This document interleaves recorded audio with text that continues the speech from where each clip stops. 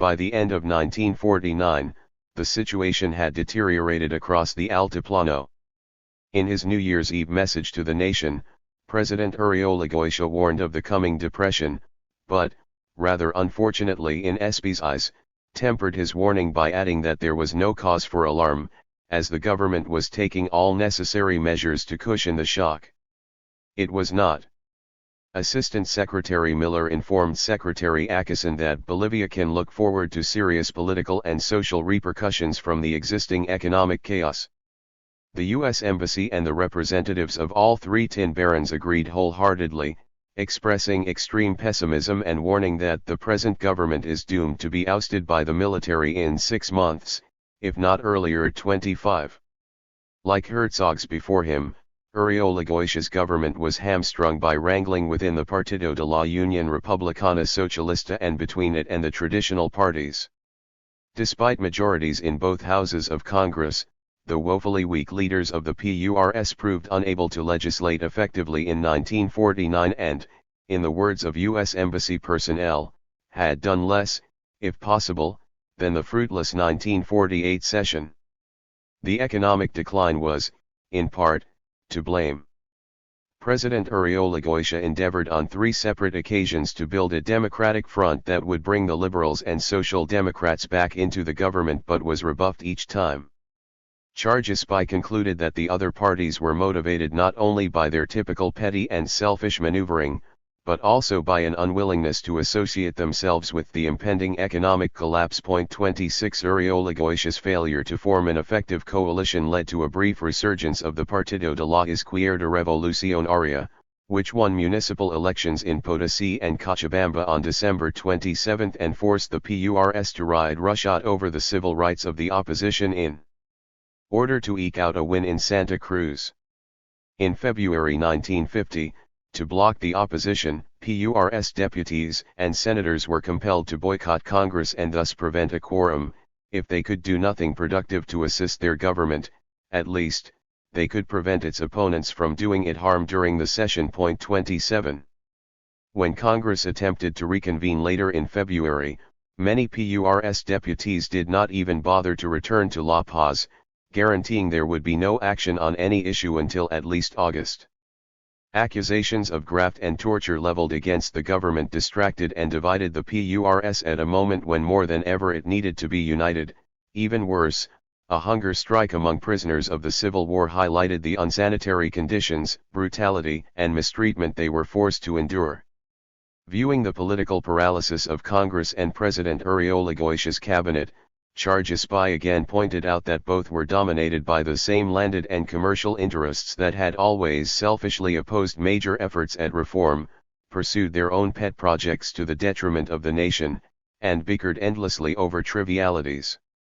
The economic crisis forced Uriolgoitia into ever more frantic and counterproductive policies.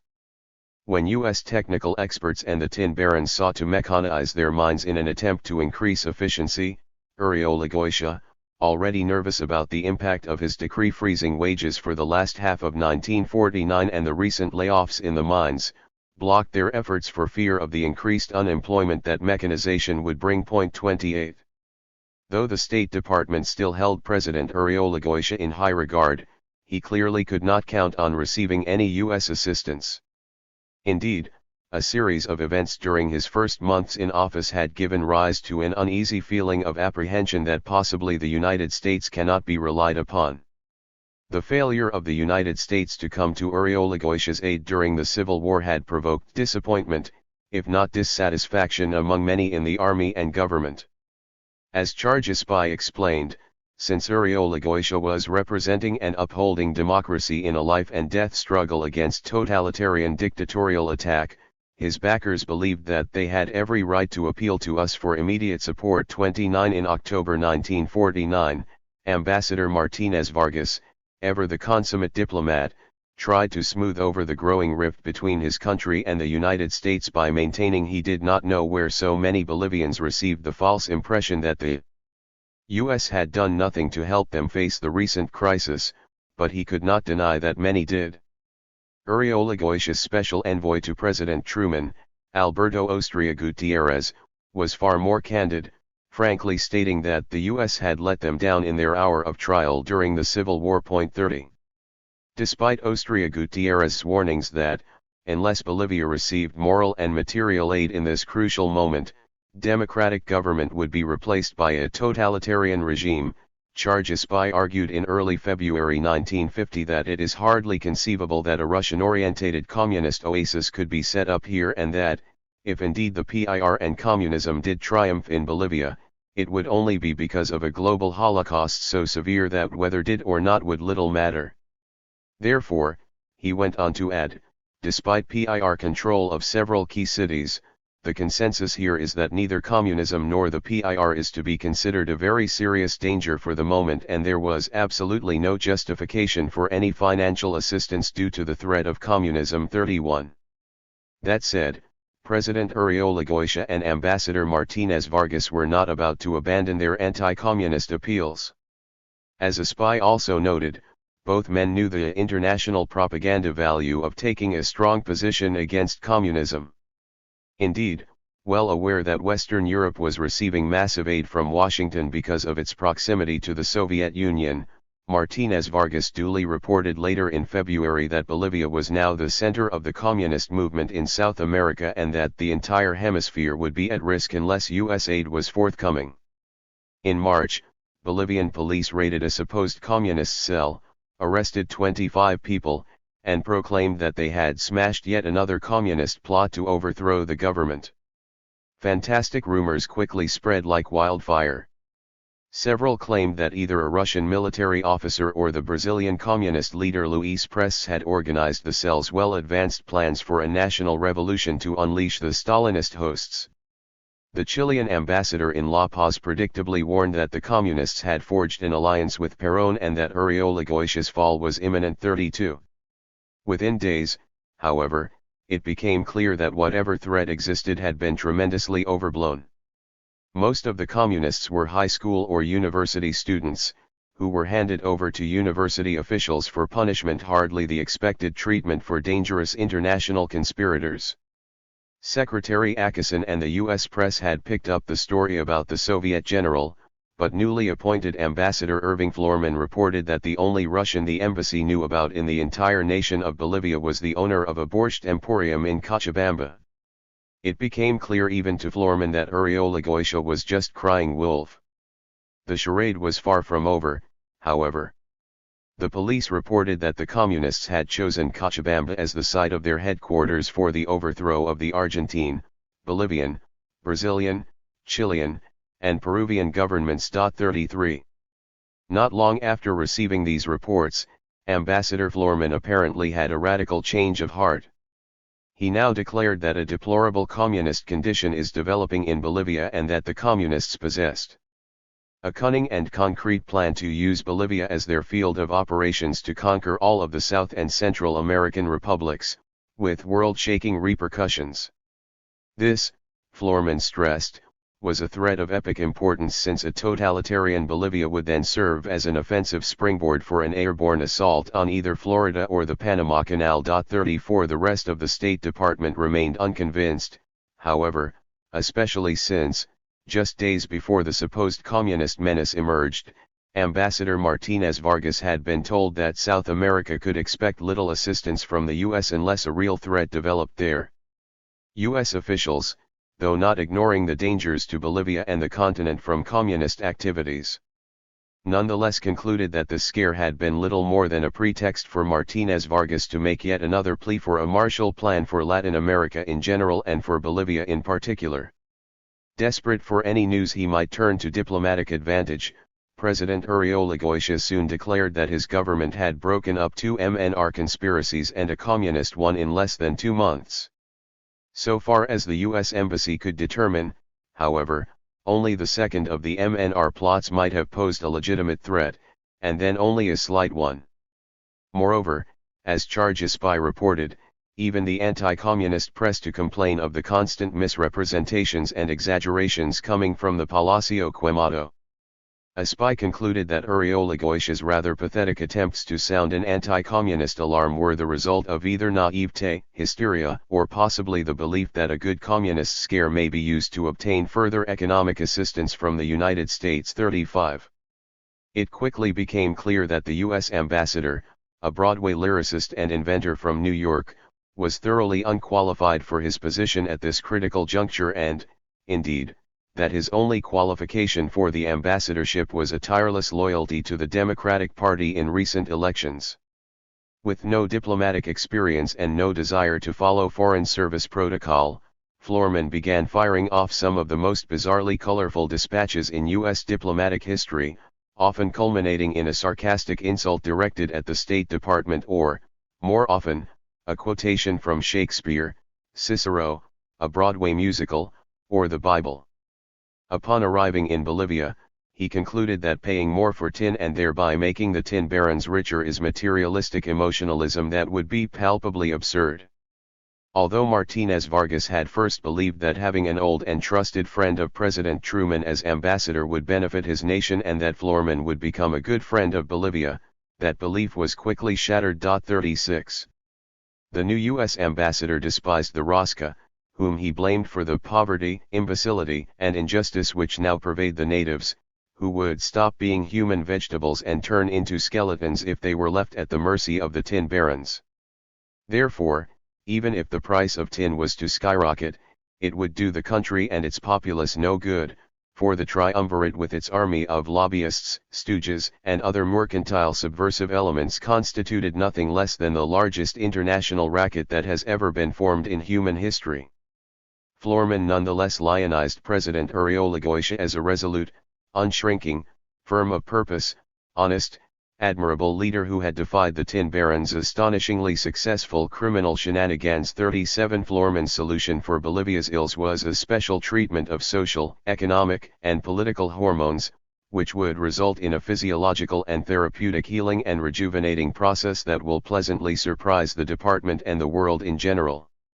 If that was not feasible, he suggested that the importation of carloads of chewing gum might at least wean Bolivians away from coca chewing. 38.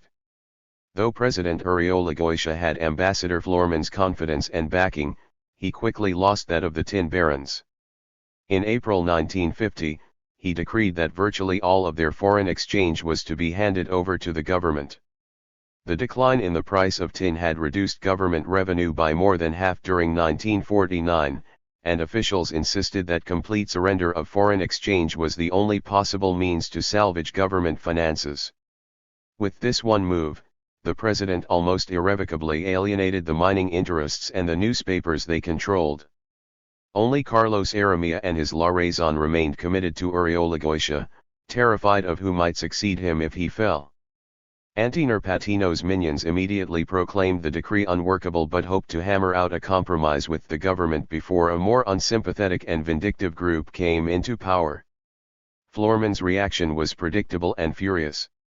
He denounced the tin barons, who consider themselves above the law of the land and show it with their barefaced hostility and who prostrate themselves with mythological grievances with a mounting chorus of vilifications against their government. 39. The tin barons managed to delay implementation of the decree, but the president had made dangerous enemies. The economic crisis was destroying President Uriol-Goitia's government before his eyes. Not only had it provoked him into alienating the tin barons, but it was also costing him his credibility and authority among his supporters and the public at large. In May 1950, his ministers of government and labor went behind his back to settle a labor dispute in La Paz, essentially double-crossing him. Workers in La Paz, facing inflation and the wage freeze, had predictably demanded raises. When Uriol-Goitia refused, the two ministers had defiantly raised wages and forced the president to demand their resignations. Unable to find competent and loyal civilians even within the PURS, he appointed a colonel and a general to their posts. Because runaway inflation continued unchecked and even charges by conceded that workers were unquestionably justified in seeking increased wages, the appointment of reactionary, possibly incompetent, military officers to key posts virtually guaranteed labor strife in the pivotal arena of La Paz. 40. Apparently emboldened by what charges SPY called President Uriolgoice's spineless appeasement of labor and vacillation, a pro-MNR coordination committee threatened a general strike unless wages were increased by 60%, all political prisoners were freed, and all exiles were allowed to return. When students rioted and burned the offices of La Razón and Tribuna, the president ordered the arrest of the coordination committee, branding them communists. For the State Department, it was clear that Uriolgoice now stands alone and that only his strong and dignified bearing was holding back the disintegration of the situation. However dignified that bearing, the president's transparent efforts to blame the strike first on communism generally and later on a communist MNR alliance showed how desperate he was. Eerily, the last days of Villarroel seemed to be playing out again. In May, a spy reported that Uriolgoice's administration may well be nearing its end. 41. If the most dramatic episode was an absurd, if not comic opera coup attempt by several Falangist officers and 300 cadets in July 1950, then a student strike in August was the most volatile. Demanding amnesty for political prisoners, La Paz students mounted machine guns on university buildings, marched on the Plaza Murillo in force, and even shot several police officers. Ambassador Florman attributed the upheaval to a laundry list of MNR, PIR, Communist, Trotskyite, and Falangist demagogues and believed that the lightning is so close that it may strike at any moment and there are no lightning rods. Asserting that narrow-minded fanatics and subversive, tyrannical hypocrites were on the verge of ousting Uriolgoice and igniting a destructive conflagration beyond Bolivia's borders, he vaguely requested spiritual assistance from his superiors. 42 Although President Uriolgoice had at first used kid gloves, not wanting to make martyrs, he tossed them aside when the President of the Senate, Waldo Belmonte Poole, was crippled by machine gun fire, issuing a stern ultimatum that ended the strike and led to the surrender of 80 students and about 120 professional thugs. 43. The strike had, as others before it, a palpably anti-U.S. cast to it. On August 21, 1950, a large group of students had approached the U.S.-run Centro Cultural Boliviano Americano shouting, "Down with Yankee imperialism." Strike leaders had entered and courteously demanded the closure of the building and cancellation of classes, threatening to damage the facility if their demands were not met or if the police were called. The director had complied, and the U.S. Embassy, fearing the spread of anti-U.S. sentiment, had recommended that the tin companies evacuate the families of their U.S. employees. Secretary Acheson, loath to yield to the pressure of anti-American minorities in Bolivia or elsewhere, had simply called for heightened security. 44. Declaring, on the one hand, that Bolivia was creeping to a precarious explosion, Ambassador Florman was nevertheless confident, on the other, that there had never been such friendship from the Bolivians toward the United States as there was at that moment. He was equally confident that this amity was all of his doing. "I reached the hearts of the innkeeper and the tailor and the miner and the priest and the farmer and the Indian and the soldier," he proclaimed, but then warned that without immediate assistance in kind, we will unwittingly shake the foundation of a nation and of all the goodwill the ambassador has built here. Just a day after warning of a precarious explosion, the mercurial Florman announced that the Bolivian sordid past is in the background and that the nation faced a brilliant future in which bachelors and newlyweds in the United States will continue to enjoy life with a minimum of effort by using Bolivian tin-lined canned spaghetti with meatballs, Camel's tomato soup and Portuguese sardines. 45 The 1950 tin negotiations would reveal a harsher reality, however. U.S.-Bolivian relations had never been worse, and Washington was not inclined to provide assistance of any kind. The 1950 tin contract. As the price of tin plummeted throughout 1949 and economic chaos gripped Bolivia, President Uriolgoice grasped at the last straw available to him, the tin contract to be renegotiated at the beginning of 1950. Ambassador Martinez Vargas's opening discussions with the Reconstruction Finance Corporation boded ill. Because the RFC now permitted private importation and natural market fluctuations, the agency would be purchasing only the quantities necessary for government use, to maintain the tin stockpile, and to supply the Longhorn smelter in Texas City. Although Ambassador Martinez Vargas was instructed to request a restoration of the 99-cent price and a decrease in Texas City smelting costs, an unsympathetic RFC announced that it was going to demand higher smelting fees. 46 All of the pieces were in place for another protracted and bitter negotiation. The State Department understood all too well that the long-term tin situation from Bolivia's standpoint looks bleak and that the United States alone was to blame for keeping what controls remained in place. The Combined Tin Committee, which every producing nation now wished to disband, continued to operate, limiting Bolivian options. U.S. planners favored retention of the CTC to keep the Soviet Union from acquiring anything more than insignificant quantities of black market Asian tin and to prevent a return to the extreme prices that would otherwise have prevailed in the past few years. Though U.S. diplomats expressed a keen interest in Bolivian economic progress, they asserted that it was too late to argue for a free market, although they conceded that this might have been done with considerable advantage to Bolivia about a year ago. U.S. stockpiling would bolster demand for a time, but the increase in the world supply meant that prices in the future might well be considerably below current quotations. 47. Even worse, the Reconstruction Finance Corporation was planning a new offensive. In July 1949, RFC officers acting at the behest of Patino's general counsel, Alexander Royce, compiled a two-page list of new taxes that Herzog had imposed on the tin industry in violation of the 1947 tin contract.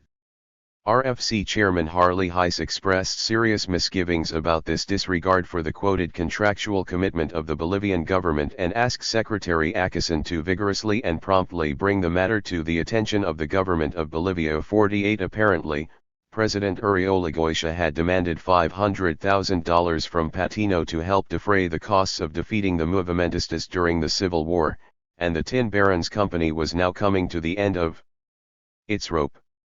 Patino claimed that it was currently losing 3 cents per pound of exported tin and would soon be losing 8 cents per pound. With that in mind, Royce proposed that the United States exert direct pressure on the Bolivian government. Because Patino's company was incorporated in Delaware, Royce argued that the State Department was obligated to protect it. 49 At the very moment the State Department was looking for a way to salvage the Bolivian political economy, Patino and the RFC were urging it to court disaster by intervening directly in Bolivia's internal affairs. Government revenue had been so low that Uriolgoitia had risked openly challenging the tin barons in April, and now Patino and the RFC sought to reduce that revenue even further. The State Department refused to take up the gauntlet. Economic expert Willard Thorpe argued that a vigorous protest to another government must be based on indisputable grounds. He deftly sidestepped Chairman Heiss by asserting that further analysis is needed and suggested a meeting between state and RFC officials to discuss the issue. Deaf to Patino's protests, President Uriolgoitia announced a new tax of 2 cents per pound on the tin producers to finance the Cochabamba, Santa Cruz Highway and the La Paz, Beni Railroad in December. 50 Although the State Department was willing to stand against the tin barons and the RFC on this matter, the upcoming tin contract negotiations were for much higher stakes. Martinez Vargas's dream of 99 cents per pound had died stillborn when the world price of tin had dropped to 78 cents a pound. The tin barons cut off shipments in the hopes of reacquiring some leverage, while Director Canedo Reyes and Ambassador Martinez Vargas launched a new barrage of eloquent appeals. Canedo Reyes argued that Bolivia was owed preferential treatment for its wartime sacrifices as well as compensation for the $150 million in profit that the RFC had robbed from his government in the post-war period. He expressed his confidence that Bolivia would receive equitable treatment because the greatness of the United States is not only material but moral. 51 Martinez Vargas presented Assistant Secretary Miller with a detailed memorandum outlining what State Department functionaries called the time-worn arguments that the U.S. held down the price of tin unfairly during the war and post-war years while the cost of machinery, equipment, foodstuffs, and manufactured articles Bolivia imported from the U.S. rose precipitously. The ambassador further blamed the United States for assisting in the restoration of Malay Straits tin production because Marshall Plan credits to Belgium, Holland, and Great Britain had allowed these nations to rebuild more rapidly, to Bolivia's detriment. In short, due to the profound repercussions of the closing of the free market, the very life of Bolivia was threatened. 52. Although Assistant Secretary Miller conceded that President Uriolagüe's government was earnestly endeavoring to follow democratic procedures and was perhaps as good a government as could be expected under the circumstances, the State Department cast diplomatic niceties aside when it responded to the Bolivians. One officer advised Ambassador Martinez Vargas not to overemphasize his argument that Bolivia had made great sacrifices during the war, as they could not be compared to the cost of war in lives and property to the nations which participated actively in military operations against the totalitarian forces. 53. Even the U.S. Embassy staff, ordinarily the Bolivians' best ally, was indignant, pointing out that Bolivia was protected from Nazism without sacrificing a single soldier or spending one Boliviano. Labeling Canedo Rey as a strong spokesman for a certain sector of Bolivian opinion which either believes or finds it to its bargaining advantage to mention a U.S. moral obligation to subsidize the Bolivian tin industry, embassy officials sharply noted that the tin barons had quite likely made the richest profits in their history during the war and immediate post-war years. 54. The Bolivians were going to get no support from the State Department this time. Far from it. The department had approached the Munitions Board and the National Strategic Resources Board to determine whether there was indeed a strategic interest in maintaining Bolivia as a source of tin. The Munitions Board replied that no one tin-producing area is considered absolutely essential to the defense of the United States. Even if the Bolivian mines were closed, they could always be reopened in case of a war, and the current stockpile would last until that could occur. Therefore, even if the tin industry in Bolivia collapsed, it did not mean that heroic efforts are necessary to sustain it, and the Defense Department was therefore not prepared to underwrite with stockpile funds any subsidization. The National Strategic Resources Board concurred and hoped that the State Department's response to Ambassador Martinez Vargas would be sufficiently blunt to awaken the Bolivians to the realization that the divine intervention of the U.S. could not be counted on to alleviate their difficulties. 55. Although President Truman was willing to meet with Uriolagüe's personal envoy, the State Department asserted that the tin contract was not of sufficient importance or urgency for Secretary Acason to discuss it further with the President. Having surveyed the Bolivian economy in 1949, the U.S. Embassy in La Paz had found the primary cause for Bolivia's shortage of foreign exchange to be the importation of costly non-essential and semi-luxury merchandise by elites, and that if the Bolivian tin industry did indeed collapse, it would be largely the fault of the Bolivian administration, which had failed to curb the tin producers' costs or make needed reforms. In short, the embassy concluded, there is no reason to expect the U.S. to subsidize the industry to enable operation at an abnormal rate and continuation of current administrative chaos. Though conceding there was good reason for aiding Bolivia if one consider only concepts of fair play and justice, the Truman administration made it abundantly clear that our consistent policy was not to do so. 56. Assistant Secretary Miller then frankly informed Ambassador Martinez Vargas that no immediate solution or special assistance to Bolivia was in sight and that the Munitions Board did not consider continuous access to Bolivian tin to be of great importance. Lacking hope of rendering effective assistance, the State Department had chosen to startle the Bolivians into doing something for themselves, an approach suggested by the Defense Department and completely endorsed by the Reconstruction Finance Corporation, which believed it might facilitate negotiations. As the agency noted tersely, the Bolivians would be well advised to sign up with the RFC immediately and attempt to put their economic house in order rather than asking for more U.S. help. 57. The State Department was essentially abandoning President Uriolagüe to his fate. Observing that it is questionable whether the present pro-democratic administration could make sensible and effective reforms and remain in power, Assistant Secretary Miller declared that time is running out for President Uriolagüe to make a deal with the RFC, which was planning to find an alternative source for tin if a deal was not struck soon. 58.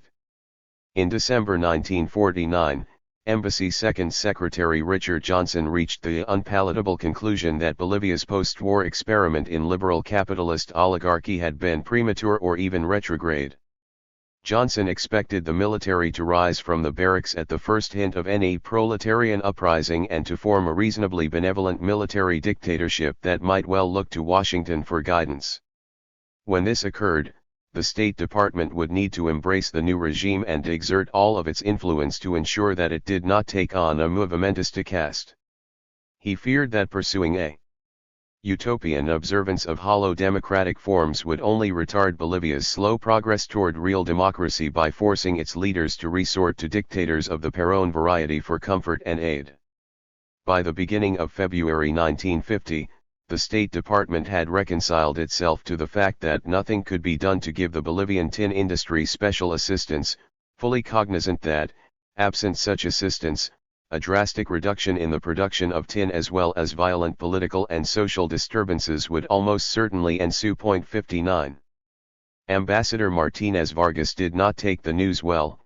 Indeed, he delayed forwarding the State Department's frank formal statement to his superiors for as long as possible.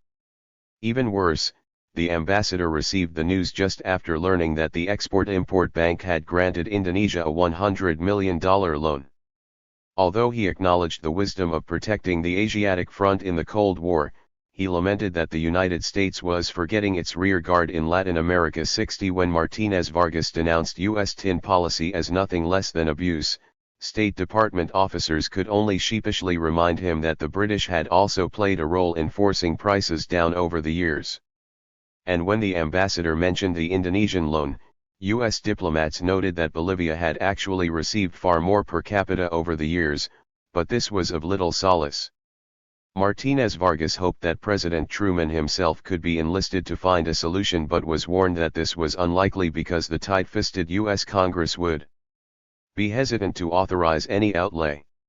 Nonetheless, with his hopes high and counting on the support of Ambassador Floorman and the Department of State, Martinez Vargas proceeded to seek both an end to the impasse and a loan from the United States. 61. With options dwindling rapidly, the ambassador and the tin barons again enlisted retired Assistant Secretary of State Spruce Braden in March 1950, in the hope that Braden, a former miner himself, might convince U.S. diplomats of the errors in their approach. But when Braden argued that, from a technical standpoint, it would be next to impossible to quickly reopen mines that had been closed, the State Department was unmoved. Neither was it impressed by Bolivian appeals for fair play or for an Export-Import Bank loan to cover food imports for the next 5 years. Indeed, the only concession the Bolivians were able to obtain was a reduction in shipping costs to offset the increased smelting fees the RFC hoped to impose. 62. With no hope of compromise, the Bolivians dug in for the long haul. Antonio Patino continued to ship his tin to Great Britain. Carlos Aramilla and Mauricio Hochschild took out loans from U.S. banks to maintain their operations and to continue paying their taxes.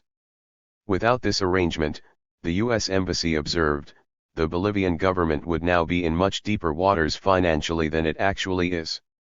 For the State Department, the only positive aspect of this crisis was that the actual economic hardships that Bolivians were enduring would have a sobering effect and convince the political parties to attack their problems vigorously and realistically. As it was, however, President Uribe had little choice but to hope the Bolivian saying that often when things are at their worst, a surprising development occurs which keeps the country from falling into the abyss would prove true once again. 63 Even as Ambassador Martinez Vargas urged his superiors to simply give in to the Reconstruction Finance Corporation, the tin barons continued to hold out for a miracle. They got one on June 25, 1950, when North Korean forces crossed the 38th parallel to invade South Korea. Within weeks of the outbreak of the Korean War, the price of tin on the international markets rocketed from 74 cents to more than $1 per pound and showed no signs of stopping there. Suddenly, conditions were near perfect for a complete turnaround in Bolivia's favor. Bolivian tin production was down, the British had sold off their reserves, banditry in Malaya jeopardized production there, and accidents took several dredges out of production in Indonesia. Anticipating that the United States would be trying to acquire tin at any price to increase its stockpile, speculators and tin brokers responded to rumors of a return to price controls by driving the price even higher. The Munitions Board's complacency evaporated when it determined that the United States now needed to acquire all possible tin regardless of cost. For the Bolivians, the crisis has passed 64. The 1950 tin contract, signed within a month, was everything the Bolivians could have hoped it would be. The Reconstruction Finance Corporation agreed to purchase all non-Patino tin at the current market price. The 6 months of Bolivian tin shipments sitting on the docks of Antofagasta would be sold at the price prevailing on the day of the signing. The Bolivians insisted that the British even pay that price to Patino for all of his shipments over those 6 months. The only possible bone of contention between the negotiators was Bolivia's commercial treaty with Argentina. RFC officials were concerned that the Argentines might demand their 8,000 tons of tin concentrates under the provisions of the still unratified Pact. 65. Once assured that the treaty was dormant and extremely unlikely to ever go into effect, the RFC signed the new contract.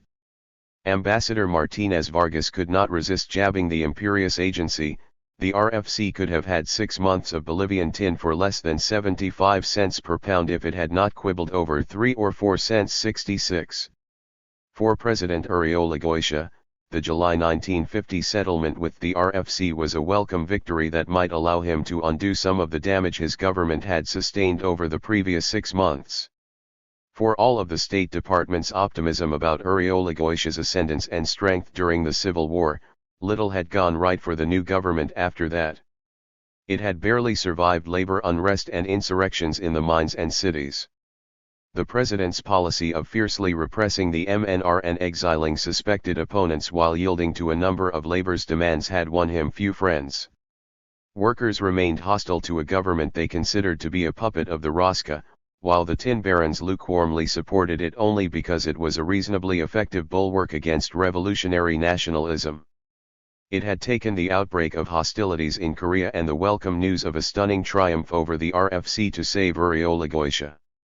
Though the State Department heaped praise on the Bolivian president, it had failed to provide any meaningful support for Uribe during either the Civil War of 1949 or the tin negotiations of 1950. U.S. leaders had maintained the good neighbor non-intervention pledge but had apparently been willing to risk both an MNR takeover and an economic collapse to do so. This became all too clear during the tin negotiations when U.S. policymakers explicitly conceded that Uribe would most likely not survive without State Department assistance. Hoping to teach the Bolivians self-reliance, U.S. diplomats had offered them only a cold shoulder, although they had done so with some remorse and trepidation. The defense planners and the RFC technocrats had no such qualms, nor had the State Department's Edward Miller, Willard Barber, and James Espy, who at times matched them in their callousness. The Korean War had brought Uribe a badly needed reprieve, but nothing more. In Bolivia, opposition to the mine owners is traditionally the most popular cause of all. The government, by its repudiation of the August 11 decree and the adoption of the decree of October 30 providing a better deal for the mine owners than had existed for several years, became, in the eyes of many, supporters of the Rosca. The MNR was the only prominent party opposed to the mining interests and as such benefited from the natural tendency of these voters who also opposed the Big Three.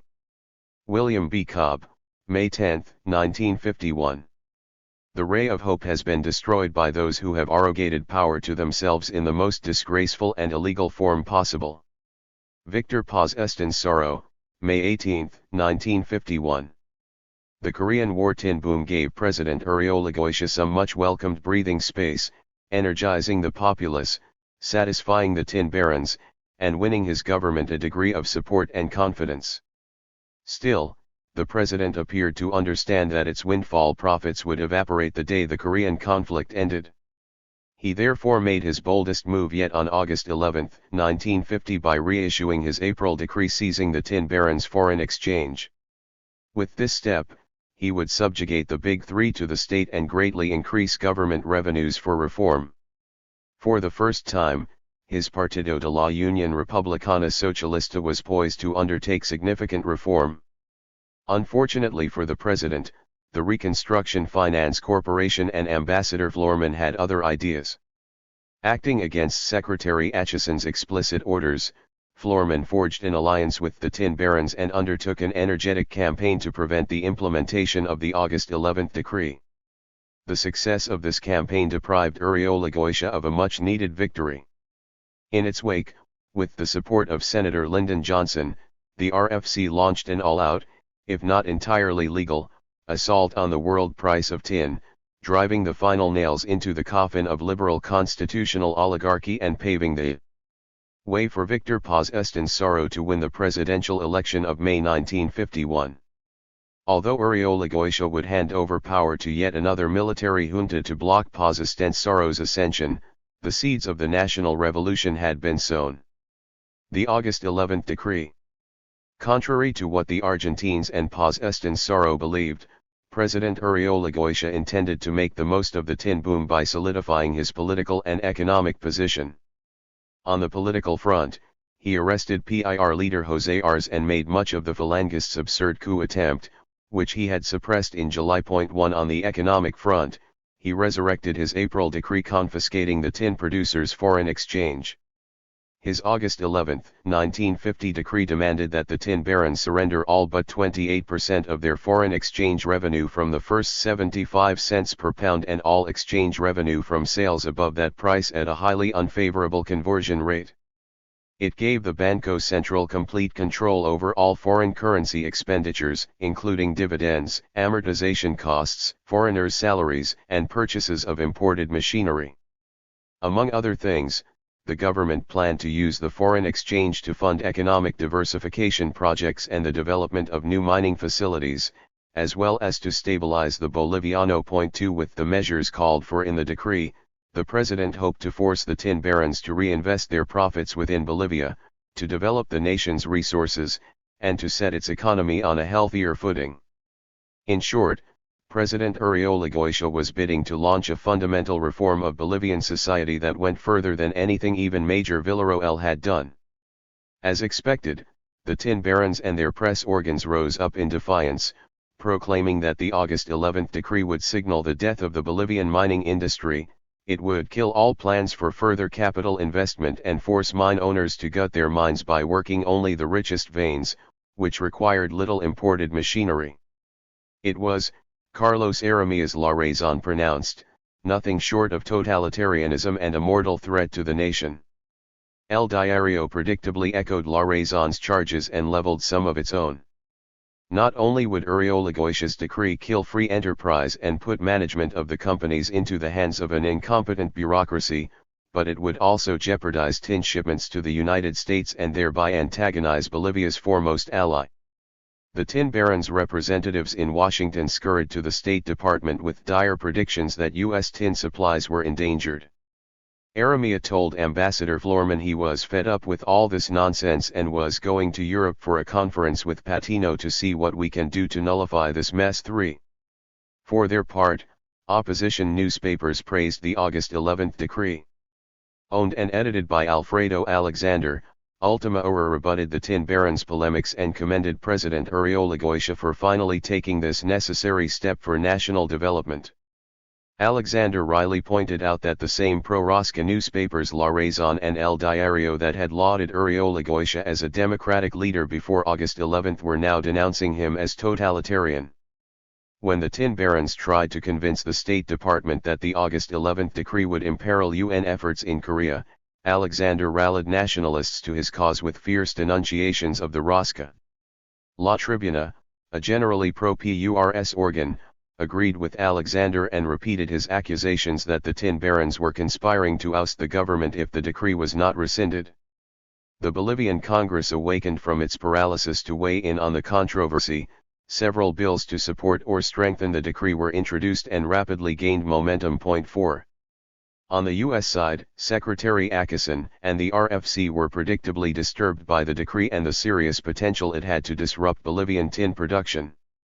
State Department officers informed Ambassador Martinez Vargas's lieutenant that it would be unfortunate if a government that was receiving U.S. loans and other assistance were to take actions that would assail private capital and risk depressing tin production.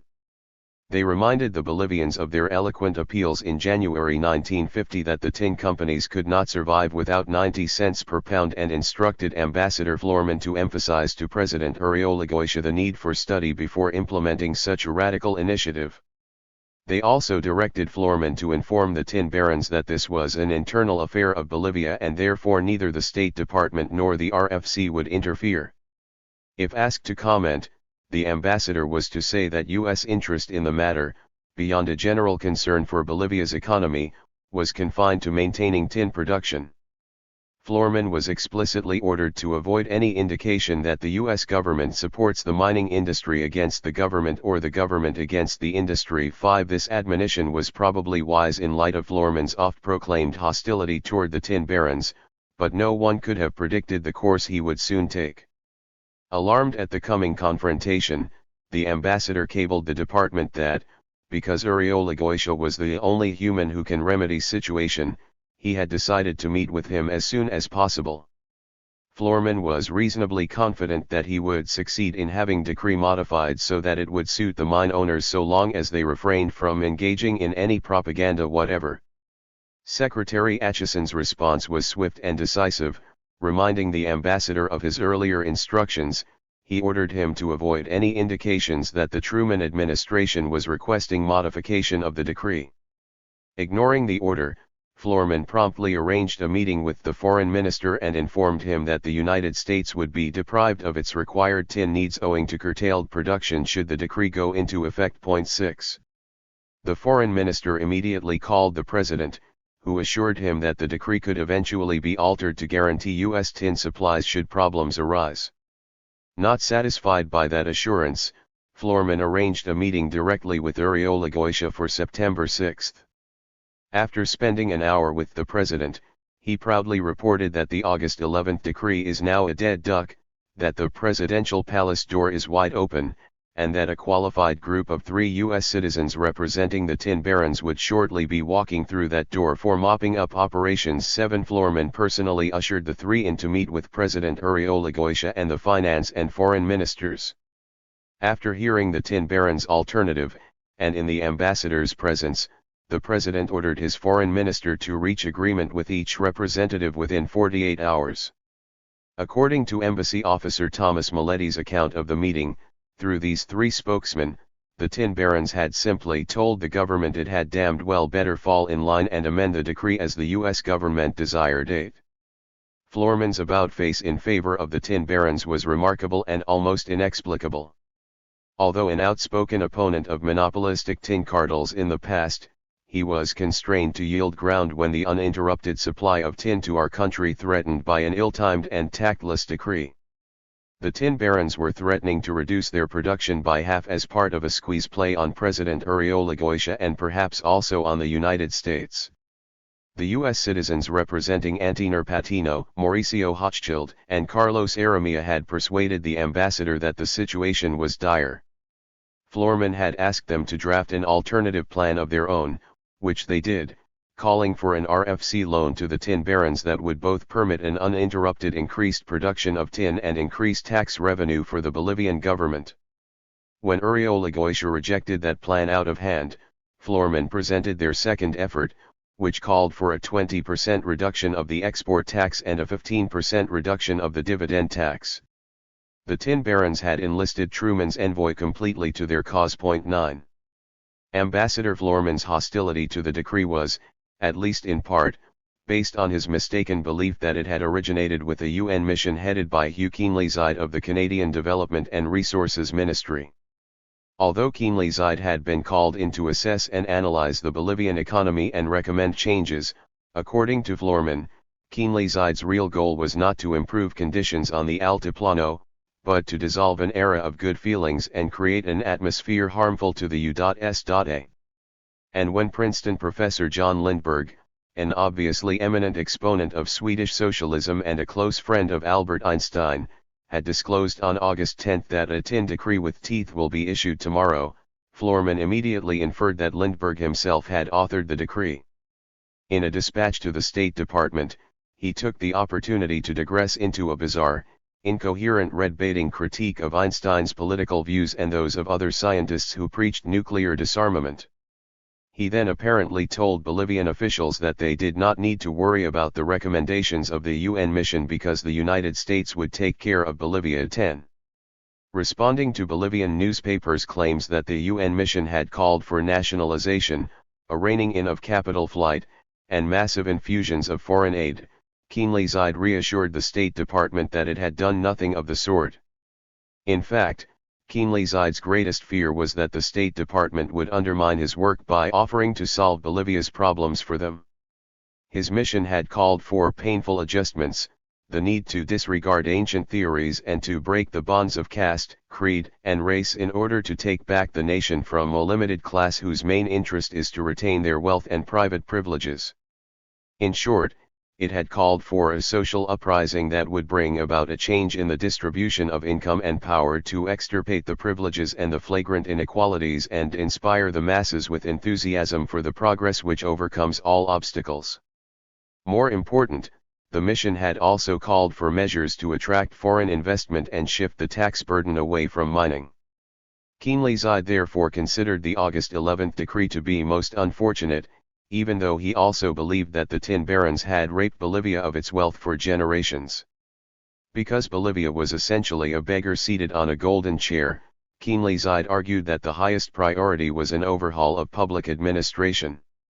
When embassy officer Maletti later pointed out that such an overhaul would entail the United Nations assuming trusteeship of the country, President Uribe actually agreed, at least in principle. 11.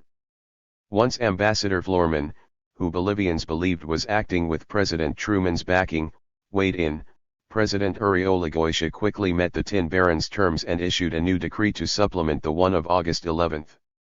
Although portions of the earlier decree were retained, under the new decree, the tin barons would actually receive 14 cents more of foreign exchange per pound of tin than they had before August 11. The Big Three would have been more than pleased to retain 1/3 of their foreign exchange, but Florman's deal allowed them to retain 42%. In return, the tin barons pledged to expand production over the next year, something they were obviously going to do anyway with the tin price at historic highs. Thanks to Florman, what had started as a measure to give the government greater control over foreign exchange had handed the tin barons a major victory that would drain government coffers even further. Florman boasted that his intervention had been decisive. On at least one occasion, he had prevented the finance minister from walking out in disgust over the tin barons' duplicity. La Razón and El Diario were naturally jubilant over the new agreement. La Tribuna predictably supported the government, while a furious Ultima Hora fumed over the suspected U.S. interference.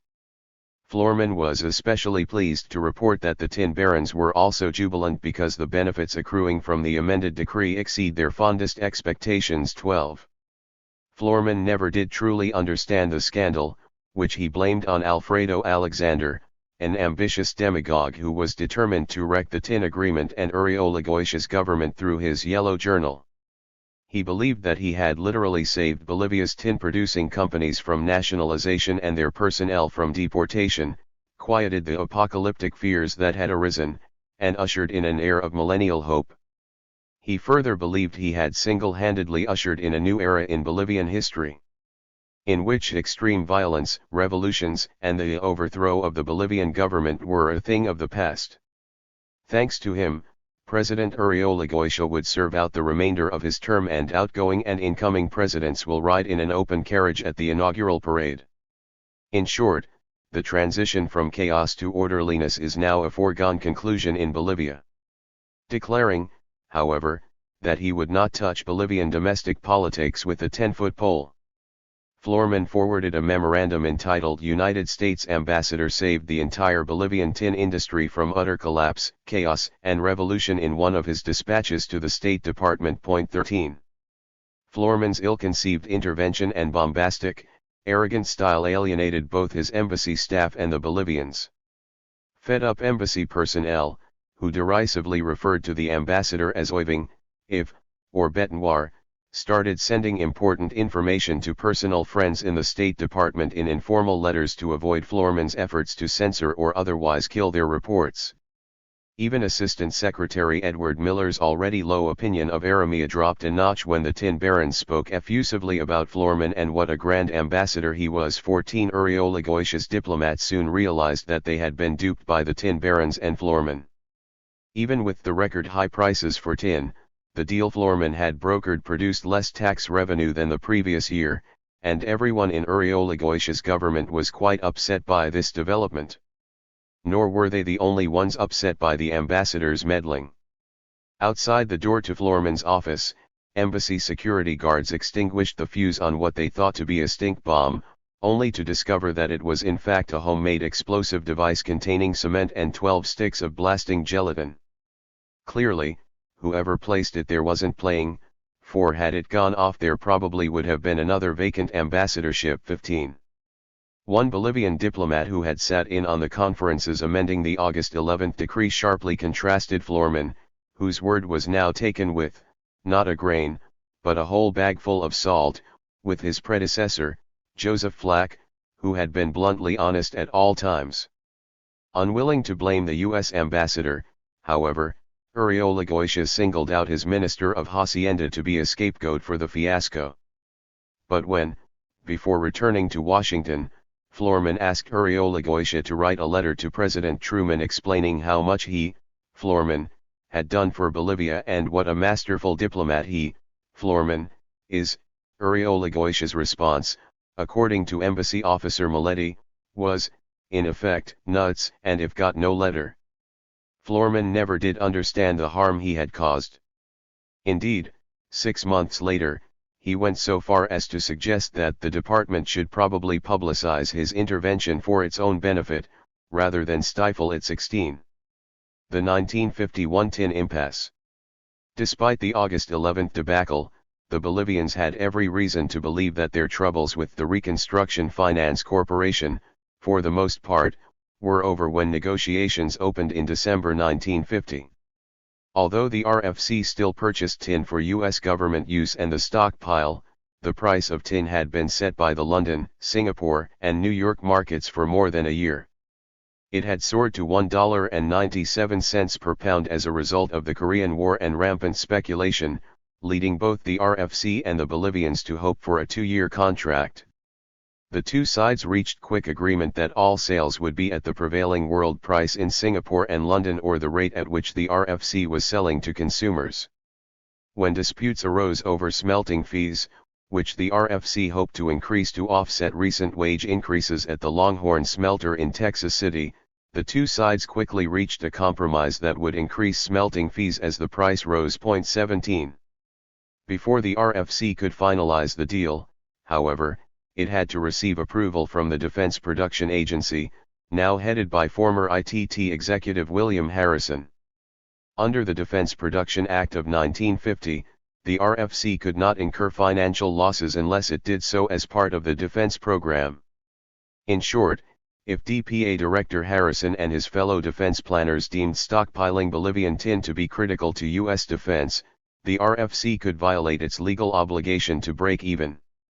Declaring that the stockpile objective for tin is far from fulfilled and that we must endeavor to acquire all the tin that can be acquired in the foreseeable future, Director Harrison offered his tentative approval. 18 Although Ambassador Martinez Vargas was operating under the assumption that the most serious problem the tin producers faced was the traditional 3-cent differential between the Singapore and New York prices, a far more serious problem was on the horizon. RFC Tin Division Chief Wiley F. McKinnon and Assistant Secretary Miller had both warned the ambassador in January that the RFC was developing a plan to bring the price of tin down substantially, but no one could have anticipated how successful that plan would be. 19. In February, Lyndon Johnson's Preparedness Subcommittee of the Senate Armed Forces Committee issued its findings on tin prices and set the tone for the next 2 years. The report concluded that the tin cartel was secretly still in existence, gouging the weary American taxpayer, but that the subcommittee intends to do whatever it can to put an end to it. It further condemned tin producers for tacitly supporting communism, enraging the Malayans, whose miners were being killed daily by communists. The Bolivians were perhaps the only ones who could take heart from the report. It concluded that, because of geographic factors, we should, therefore, rightly expect the price for tin originating in Malaya and Indonesia to be lower than for tin from Bolivia at 20. Essentially, Johnson's subcommittee was giving the RFC a mandate to do whatever it could to drive down the world price of tin. Anticipating such a mandate, the RFC technocrats and defense planners had for months been developing a plan that constituted nothing less than an active resistance to the present market price of tin, the no one problem in importance of the strategic materials. Spurred by the Preparedness Subcommittee's condemnation of government tin purchases at the exorbitant prices prevailing on world tin markets, the RFC put its new mandate to cause a lower foreign price for tin into effect. On March 12, 1951, with only the State Department dissenting, the Defense Production Agency ordered that the New York tin market be closed, all stockpile purchases suspended, and the RFC re-established as the sole U.S. tin importer and distributor. 21 These steps alone brought the price of tin down almost 50 cents to $1.34 per pound, but it rose again in less than a month to $1.51. Keenly aware of the danger, the RFC, which had traditionally sold its tin to industry for the price of tin concentrates plus smelting and processing costs in order to break even, took the radical step of selling its accumulated reserves of tin to consumers and industry for just $1.34 per pound in order to drive the world price back down. 22. Only two constraints bound the RFC.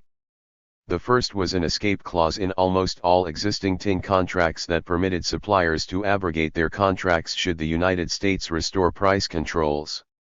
Since RFC Chairman W. E. Harbour acknowledged that he was establishing an unnaturally low price through what is in effect a monopoly, he fully expected every supplier to exercise its escape clause should the RFC persist in selling its tin at $1.34 per pound, which, the chairman went on to say, was indeed a serious problem because the agency might lose up to 90% of its tin supply. The RFC was able to gain British support for tin price controls by promising U.S. assistance to Great Britain for its purchases of zinc, sulfur, and cotton, but other suppliers were not so easy to appease. The Bolivians, in particular, refused to ship a single pound of tin at $1.34 or to finalize their contract with the United States. 23.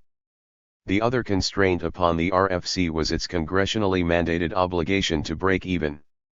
The RFC's tin program, which had reaped significant profits since 1946, was about to incur significant losses. Because it was still selling inventory it had acquired at a much lower price over the previous 10 months, it could temporarily absorb the loss of selling at $1.34 per pound. Indeed, it had actually managed to turn a $24 million profit over the previous few months. 24 The RFC had not, however, been able to drive the world price below $1.50 even by selling tin at $1.34 per pound, although this undoubtedly had been an effective drag on the upward trend. DPA Director Harrison therefore determined that, unless the Defense Production Act was amended, the RFC had to increase its selling price to at least $1.50. Though willing to countenance RFC losses when the goal was the simple but critical acquisition of tin, Director Harrison had to admit that the government-owned tin held by the RFC was not intended for use in controlling market prices.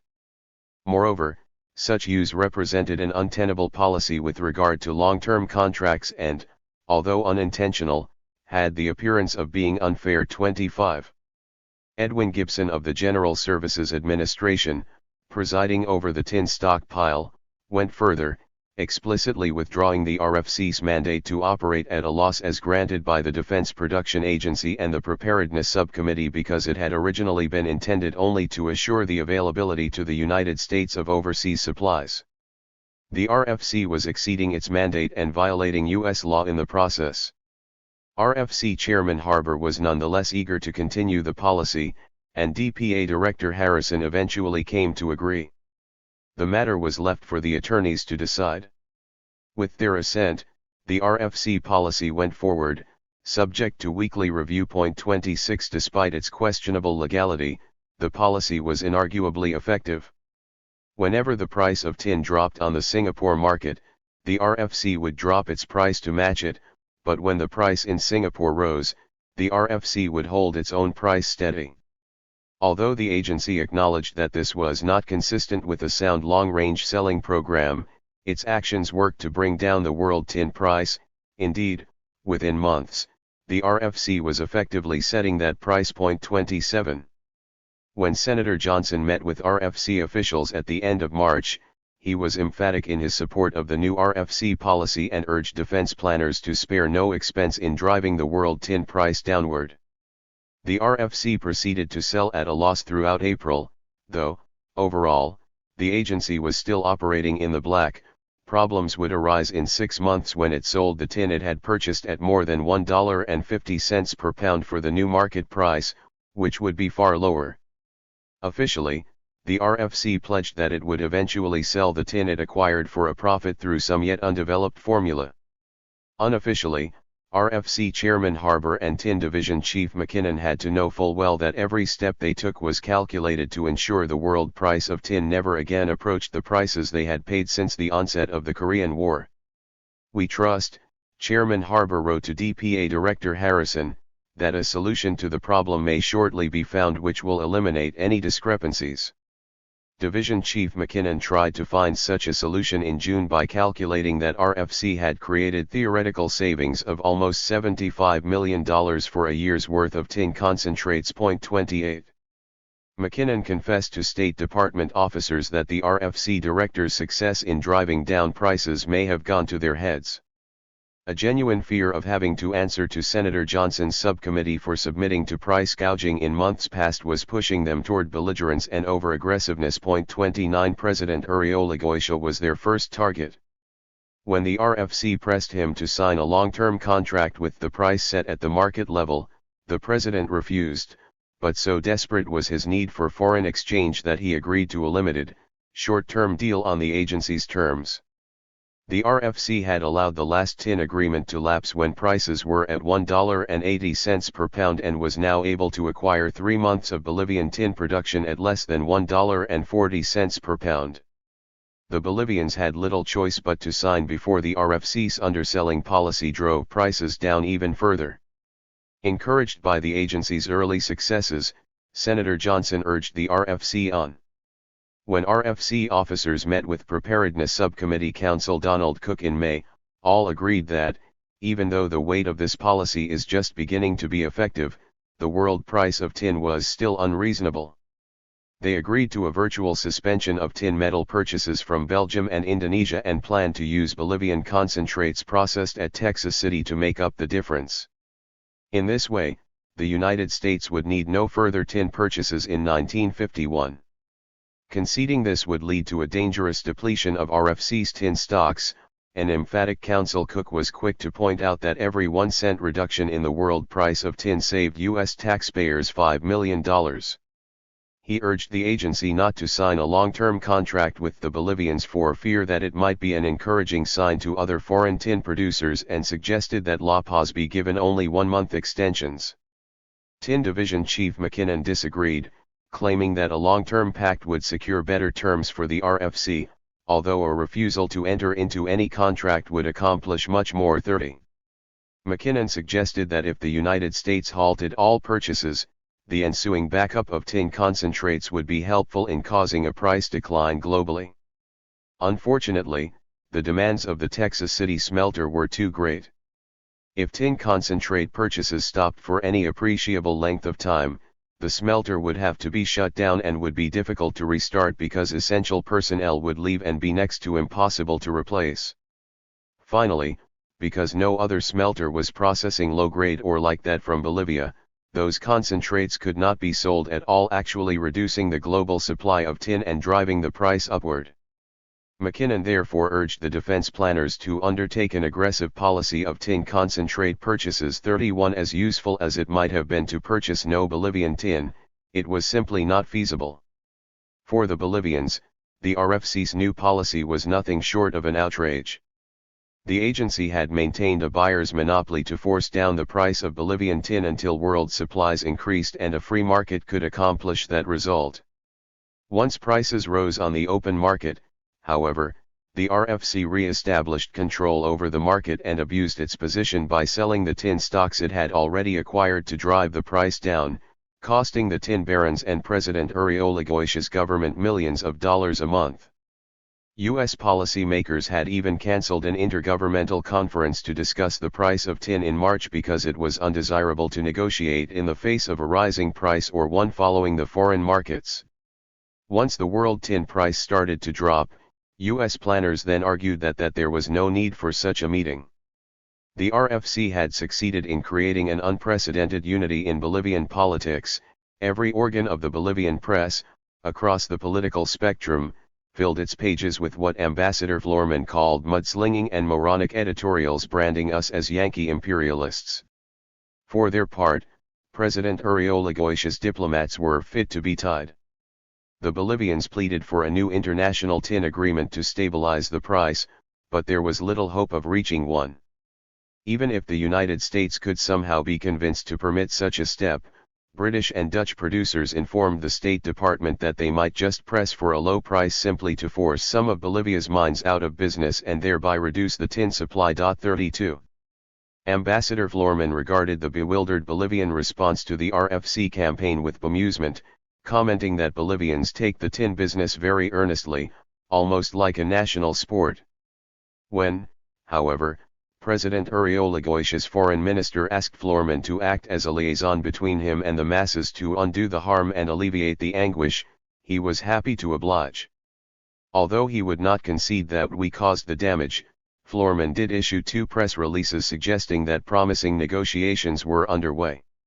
Such lies, he believed, would work like magic to ease Bolivian lamentations and would lead Bolivians to become more respectable and stop pretending to be experts in international finance and mineralogy. 33 Florman's delusions aside, Uriolagüe had become thoroughly disenchanted with his erstwhile U.S. ally and its envoy.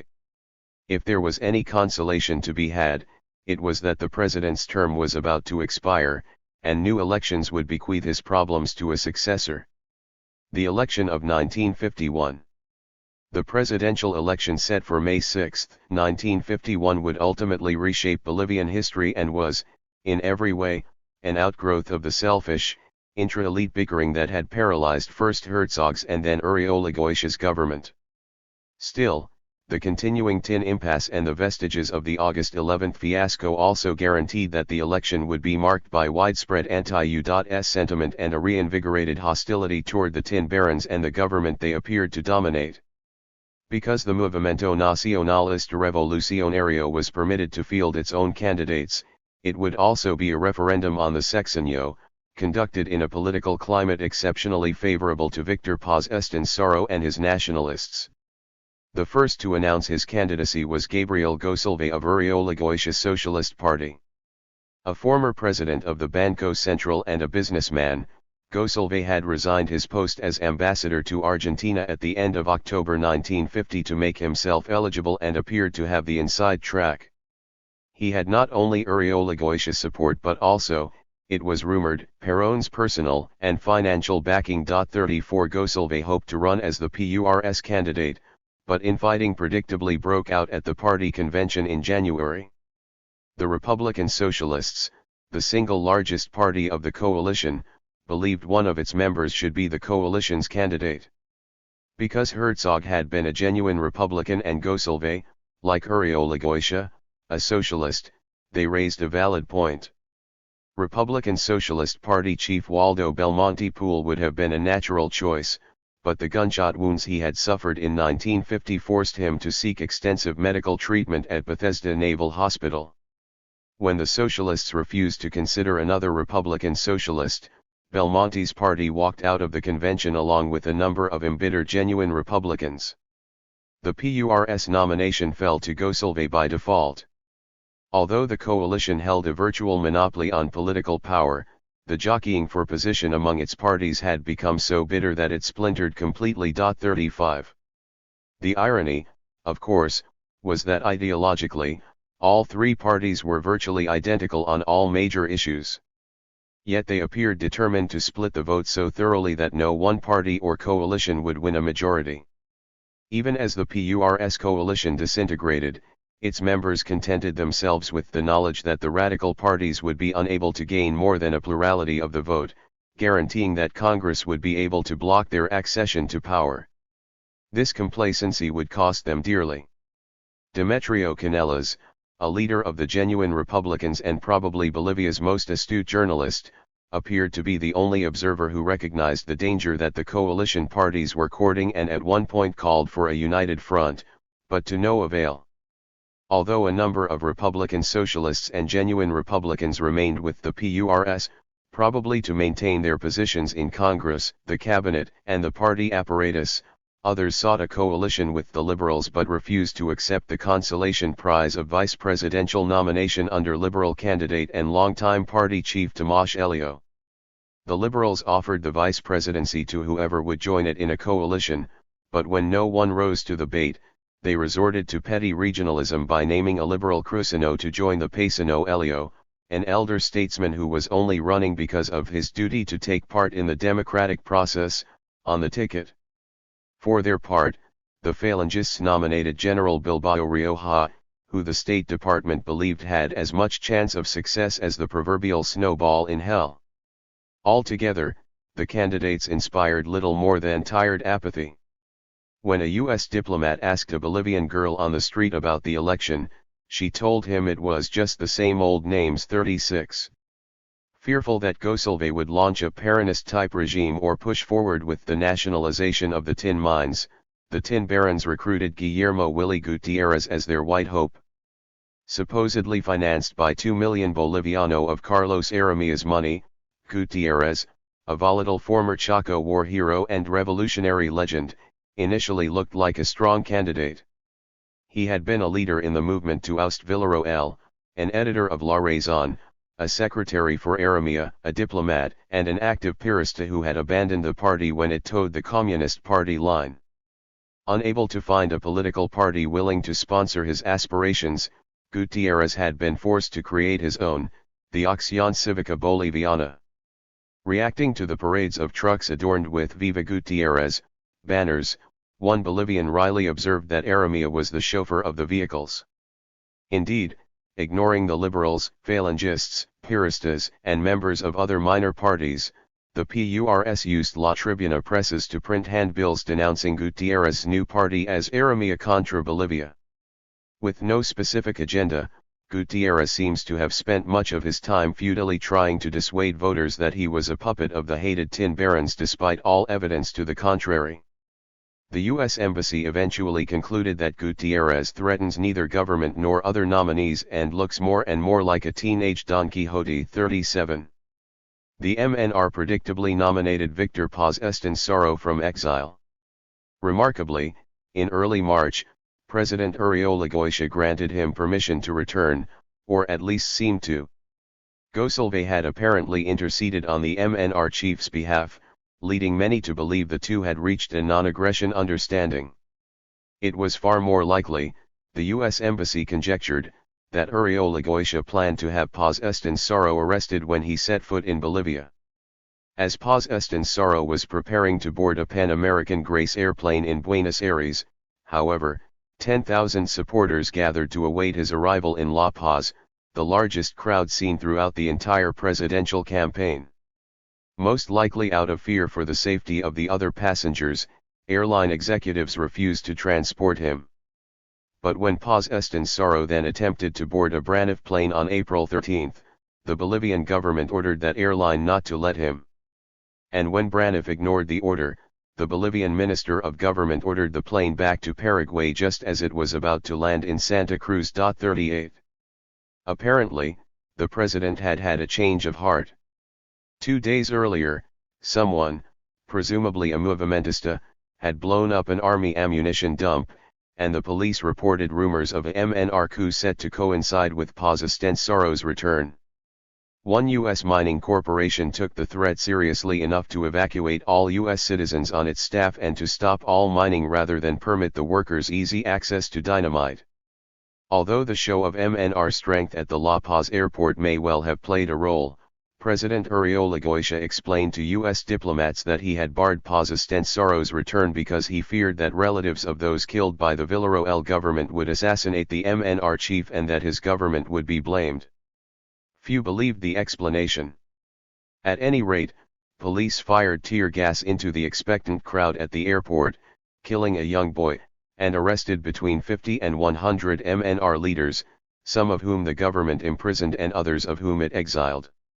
Though Paz Estensaro denied any revolutionary plans and indeed claimed that launching a revolution weeks before an election he planned to win was inconceivable, he remained out of the country as the election campaign reached its final stages. 39. Meanwhile, Paz Estensaro's vice presidential candidate, Hernan Siles Zuizo, and FSTMB leader Juan Lechin had managed to sneak back into the country to rally the movimentistas. Although they did not appear in public for fear of arrest, their presence in the country was an important boost for the party, as was President Uribe's sudden mass arrest and deportation of MNR leaders on charges of planning to overthrow the government and assassinate the president. If anything, the U.S. Embassy reported, the persecution only aroused public sympathy for the MNR. 40. In a development almost as helpful as the split within the intra-elite parties, the Movimiento Nacionalista Revolucionario would not have to share workers' votes with the Partido de la Izquierda Revolucionaria.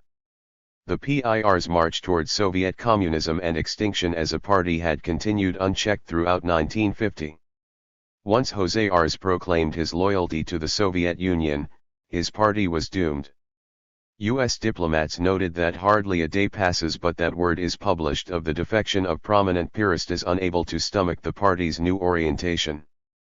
With many of its leaders exiled, its members facing the threat of excommunication from the Catholic Church, its meetings suppressed by the government, and the rank and file abandoning the party en masse, the PIR's position was hopeless. Though Arz was running for president and had sought an alliance with the MNR, to no avail, his impact on the election would be negligible. 41.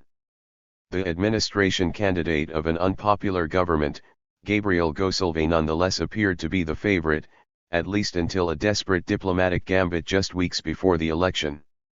In an effort to prove that the Bolivian government was a true friend of the United States and to win President Truman's support for a new tin contract in April, Foreign Minister Pedro Zilvedi had publicly promised that a division of Bolivian troops would be sent to Korea to fight alongside U.S. forces. The backlash in Bolivia was immediate and fierce. Students, veterans groups, movimentistas, phalangists, union members, and even pro-Rosca candidate Gutierrez joined a wave of protests against the PURS in general and against Zilvedi in particular. El Diario pronounced that we do not have meat to eat but we offer meat for the cannons of the North Koreans. 42. Ambassador Martinez Vargas pleaded with the State Department for a quick resolution to the tin contract to save Zilvedi and the PURS and to show the Bolivian people that he had obtained something in return. Deputy Assistant Secretary of State Thomas E. Mann was unsympathetic. When Martinez Vargas told him of violent protests in La Paz against the government's promise of Bolivian troops, Mann suggested that the ambassador remind his people that if they were complaining about spilling their blood for the Yankees, a lot of Yankees were also complaining about American blood already being spilled in Korea for Bolivia and other countries in this hemisphere. Foreign Minister Zilvedi had expected his pledge of troops to win him friends in Washington, and he remained in the United States in the hope of getting something to take home to show his people. He was to be disappointed, and it is quite possible that his delay in returning to La Paz was a mere pretext to avoid the violent protests that undoubtedly awaited him there. 43. For Ambassador Florman, the May 6, 1951 election was little more than an opportunity to permit a host of impudent illiterates under the tutelage of intellectual fakers requisite powers to push their subjects around for reasons which they deem worthy, which include the denial of personal rights to individuals whose virtuous principles make them offensive. For Bolivians, however, it was an opportunity to install Paz Estensaro in the Palacio Quemado. With only one significant disturbance, the election was perhaps the quietest in recent Bolivian history, and U.S. observers applauded the absolute orderliness of the event. By 5 p.m. on election day, the La Paz results were in and showed that Paz Estensoro had won almost half of the votes, more than twice as many as Gosilve there. That trend continued as results filtered in from Cochabamba, Oruro, Potosí, and Santa Cruz. Gosilve only came close to Paz Estensoro in Sucre and Tarija, with the MNR outpolling the PURS by more than 10-1 in the mining districts.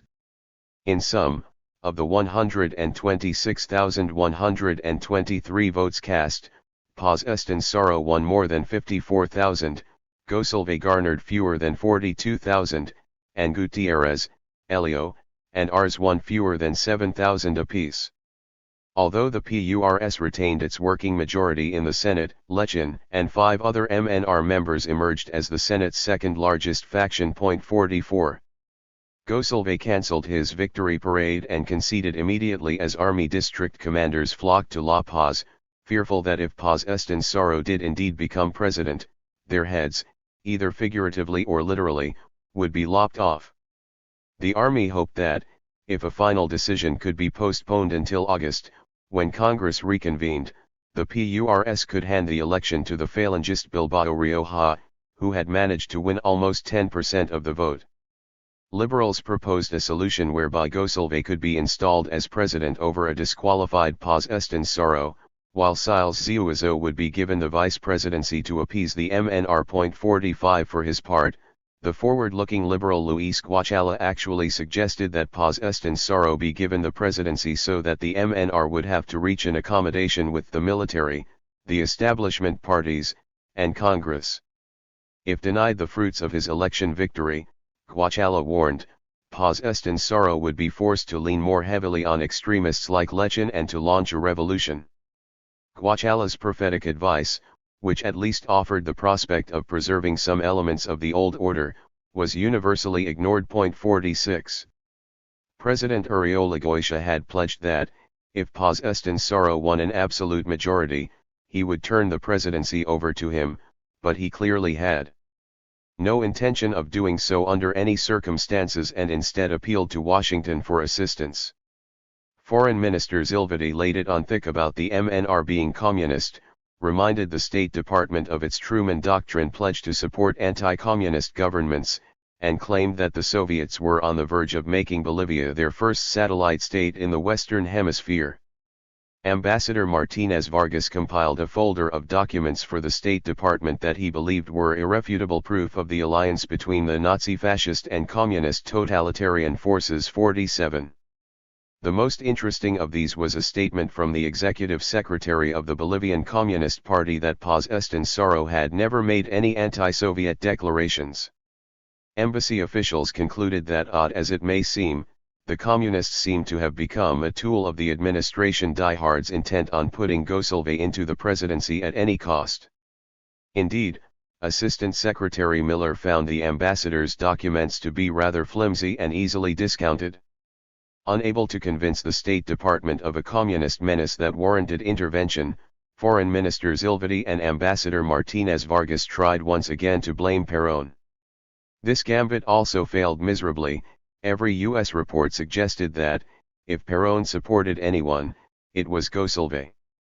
Zilvedi reminded the U.S. Embassy staff of Paz Estensoro's pledge to nationalize the mines and of his supposedly rabidly anti-Yankee stance, hoping, in Embassy Officer Miletti's words, to hang on us the onus for disqualifying Paz. 48. Foreign Minister Zilvedi's plan was simple. In theory, since no candidate had won an absolute majority, Congress would select the winner. It could deny Paz Estensoro the presidency just by arguing that, because he was out of the country, was not registered to vote, and was still wanted for crimes committed during the Villarroel years, he was ineligible to be president. Embassy Officer Miletti believed the Bolivian minister was sounding him out to see how these anti-democratic steps would be received in Washington and warned that if we fail to come up with something by which to eliminate MNR, the PURS would simply declare Paz legally ineligible. The U.S. response was simply that the election was a domestic Bolivian matter and therefore not within the purview of the Department of State. As Assistant Secretary Miller put it, much as I detest what the MNR stands for, U.S. diplomats could not possibly become participants even indirectly to a deal of this kind. What Zilvity did not understand was that U.S. diplomats had written off Bolivian liberal constitutional oligarchy more than a year before. 49. The election results did not particularly surprise U.S. policymakers. Embassy officers had reported months earlier that Uriolagüe's tireless persecution of the MNR, far from crippling the party, was producing a backlash in its favor. Assistant Secretary Miller believed that Foreign Minister Zilvity had tried too hard to be pro-US and that his promise to send Bolivian troops to Korea was responsible in part for the defeat of the PURS. Every Bolivian and US official understood the implications of the election. Either the established parties would have to conspire to deprive the clear winner of the presidency in August, or Paz Estancaro would be installed. Rejecting both possibilities, President Uriolagüe created and exercised a unique third option, the Mamertizo. He resigned the presidency on May 15, handed the reins of power over to a military junta led by General Hugo Bolivian, and immediately boarded a plane for Chile. 50. For the State Department, Uriolagüe's departure marked an unwelcome but not unexpected transition in Bolivian history. The U.S. Embassy had anticipated both the Mamertizo and the bloodshed must follow. Paz Estancaro bluntly informed a U.S. diplomat he would have no qualms about starting a civil war if the election was stolen from him. He predicted he would be ready to take over or revolt by August. 51. Though the Truman administration welcomed the presence of the army as a stabilizing influence and as a buttress against the MNR, it was also certain that Paz Estancaro and the MNR would not take the theft of their electoral victory lying down. Anticipating immediate violence and fearing that this may be it, the U.S. Embassy requested that airplanes in Panama be made available for the evacuation of U.S. citizens. Antonio Patino moved more quickly and evacuated the wives and children of his managers from the mining camps. Still living in a cheaply furnished Buenos Aires apartment and wearing frayed clothing, Paz Estancaro announced that, even though he did not blame the United States for the Mamertizo, he considered himself the rightful president of Bolivia despite Uriolagüe's evident psychotic disturbance. 52. President Uriolagüe's farewell address, delivered from Chile, was a sad and ironic commentary. He recalled his continual efforts to guide the political struggle into peaceful channels but lamented that he could not quell the existing animosities.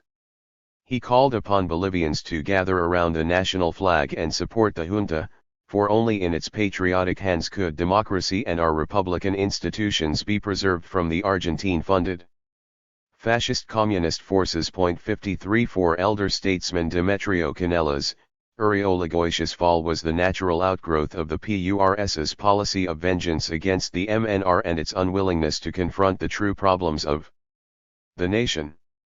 Whereas the State Department had seen Presidents Herzog and Uriolagüe as quixotic reformers, valiantly if futilely attempting to chart a middle course, the legendary Canelas boldly and publicly pronounced that few governments have caused as much damage to the country as theirs or created such vengeful feelings.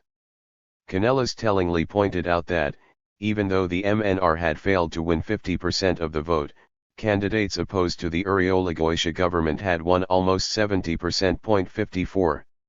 General Bolivian, General Antonio Salome, and the other officers of what many critics called the junta usurpadora immediately, and predictably, promised that their stay in power would be brief. Their first statement reiterated much of Uriolagüe's farewell address and rehashed the oft-repeated accusations of a MNR communist alliance. Bolivian declared that his junta was merely a necessary step to re-establish harmony among Bolivians and repress attempts to Sovietize the nation. 55. Because the Mamertizo had been so sudden and unexpected, the first days of military rule were quiet. Anticipating the inevitable MNR response, however, the junta declared a state of siege, outlawed strikes, imposed censorship on the newspapers, banned public gatherings, and established a curfew. MNR leaders, journalists, and union chiefs were rounded up and detained. U.S. managers and engineers in the mines evacuated their families. Although all of Uriolagüe's ambassadors tendered their resignations, only 2 were accepted, the generals made it clear that they were not going to deviate too far from the PUR's agenda. Point 56. On May 21, the junta solidified its position and ended a situation fraught with danger when it finally succeeded in capturing Juan Lechin and putting to rest any fears of a general strike. Although Siles Siuazo escaped into hiding, other MNR leaders were arrested daily. Point 57. The U.S. Embassy reported that, whereas Uriolagoitia and the PURS had been thoroughly discredited for their weaknesses, Bolivian and his compatriots had brought a feeling of relief from political turmoil. Still, it did not take long for the junta to commit its first mistake by arbitrarily arresting Canelas.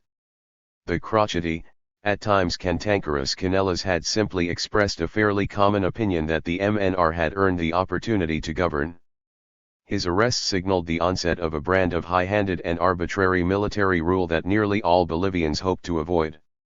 The United States nonetheless recognized the junta within 2 weeks. Point 58. For the State Department, supporting the junta was a foregone conclusion. Put simply, the only alternative to the present government in Bolivia seems to be the MNR. Since Bolivia's government was entirely friendly to the United States, supportive of private enterprise, and anti-Argentina, whereas the MNR was intensely nationalistic, anti-U.S., and pro-Perón, our narrow self-interest was clear. Embassy officer William Hudson's apologia even credited the junta with the defending democracy, since any weakening of it would lead to a MNR coup that would eliminate the opportunity for the election which the junta sincerely intends to hold. General Bolivian had clearly established his authority over the nation, pledged to honor Bolivia's international obligations, and had not assumed power as a result of external influences. Because a number of conservative regimes in South America had already seized the opportunity to repudiate the MNR, the United States had moved swiftly to accord the junta recognition. Point 59.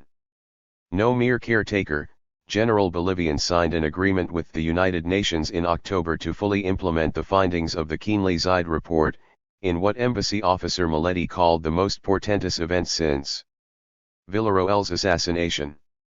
UN technical personnel would be insinuated into the agriculture, finance, labor, and public works ministries to do what no one, Bolivian or outsider, had been able to do: give the Bolivian economy a planned overall orientation.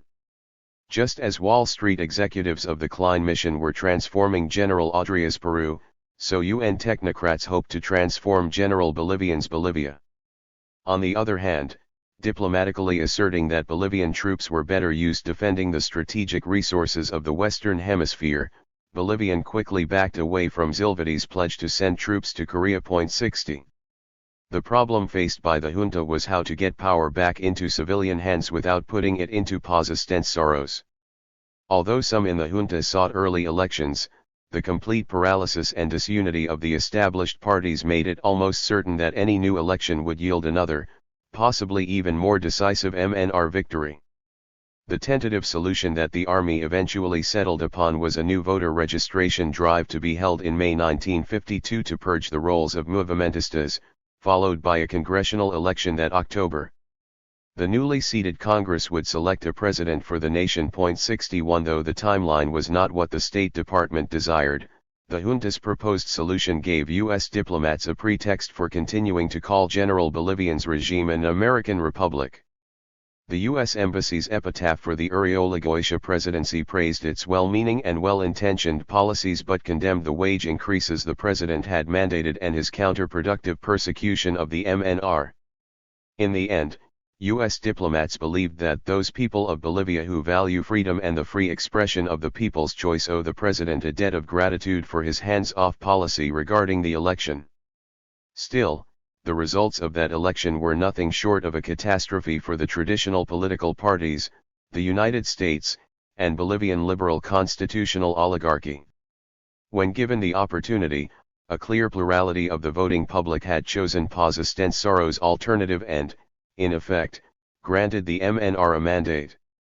If President Uriolagoitia had earned praise for permitting the election to go forward, his response to it had made revolution, if not civil war, all but inevitable. U.S. diplomats also found fault with his inability to curb Bolivia's high inflation and especially with his campaign against the MNR, which had managed only to arouse great sympathy for Paz Estenssoro, a man who had had little contact with the average Bolivian voter for almost 5 years. 62. The Truman administration, however, must also bear a share of the blame for the president's failures. Uriolagüe's one bold effort to reform the national economy and preserve the vestiges of the old social order by overturning a central aspect of the economic one had been derailed by an unlikely alliance of the tin barons and the U.S. ambassador, Irving Florman. Embassy officers believed that, when Uriolagüe knuckled under to the Rosca, his PURS lost almost all of its legitimacy with the masses, paving the way for Paz Estenssoro's remarkable electoral victory. Assistant Secretary Miller could only lament that he no longer had Ambassador Joseph Flack's steady hand at the tiller down there during those critical moments. 63 Moreover, the policy that the Reconstruction Finance Corporation pursued in March 1951 seemed calculated to infuriate Bolivians of all political stripes. At a time when President Uriolagüe should have been celebrating a tin boom, earning increased government revenue to promote reform, and winning credit for both, he was instead besieged, not just by Paz Estenssoro and the tin barons but also by the United States. Of course, your assurances of cooperation with our program are greatly appreciated. In our opinion, that cooperation will be most effective if we do not confuse the importance of tin to the American defense program with the problem of maintaining a satisfactory level of economic welfare in Bolivia. Stuart Symington, July 6, 1951. As is well known, Bolivia has cooperated in the past with the grand nation of the North. I know the admirable people intimately, their virtues cannot be dimmed by the activities of a minor government agency playing with pennies. I am sure that the country of Washington the unblemished, of Lincoln the liberator, of Roosevelt whose equal in the annals of democracy must be sought in the Greek classics, of Truman the staunch opponent of communism, understanding perfectly the scope of our problems, must perforce stop those hostile persons who would condemn us to economic starvation. Hugo Bolivian, January 3, 1952. General Hugo Bolivian Rojas entered office on May 16, 1951 with no clear agenda or mandate other than to forestall a takeover by the Movimiento Nacionalista Revolucionario. General Bolivian, himself a member of an upper-class family, headed a junta of officers who had been handed the reins of power by President Uriolagüe in an act of political desperation. The army had long been the final resort of the Rosca, and so it was again. Yet, speaking of the newly installed junta, the chief of the federal police remarked that he never in his life had run across a more inept group politically. The generals and colonels faced two nearly impossible situations, and it took less than a year to prove that they were incapable of dealing with either of them. The first was the looming national revolution. The Movimentistas, spurred by their election victory and outraged by its theft, gained strength and momentum with each passing day. Promising new elections, Bolivian permitted most of the exiled leaders except for Victor Paz Estenssoro to return, hoping to channel MNR discontent into at least partial restoration of liberal constitutional oligarchy. But the Movimentistas would have none of it.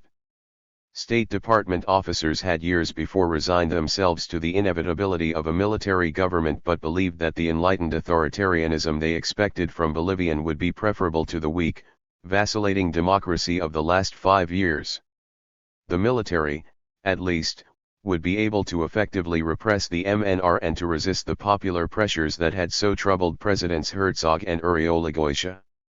General Bolivian would need the full support of the Truman administration if he was to have any hope of averting revolution.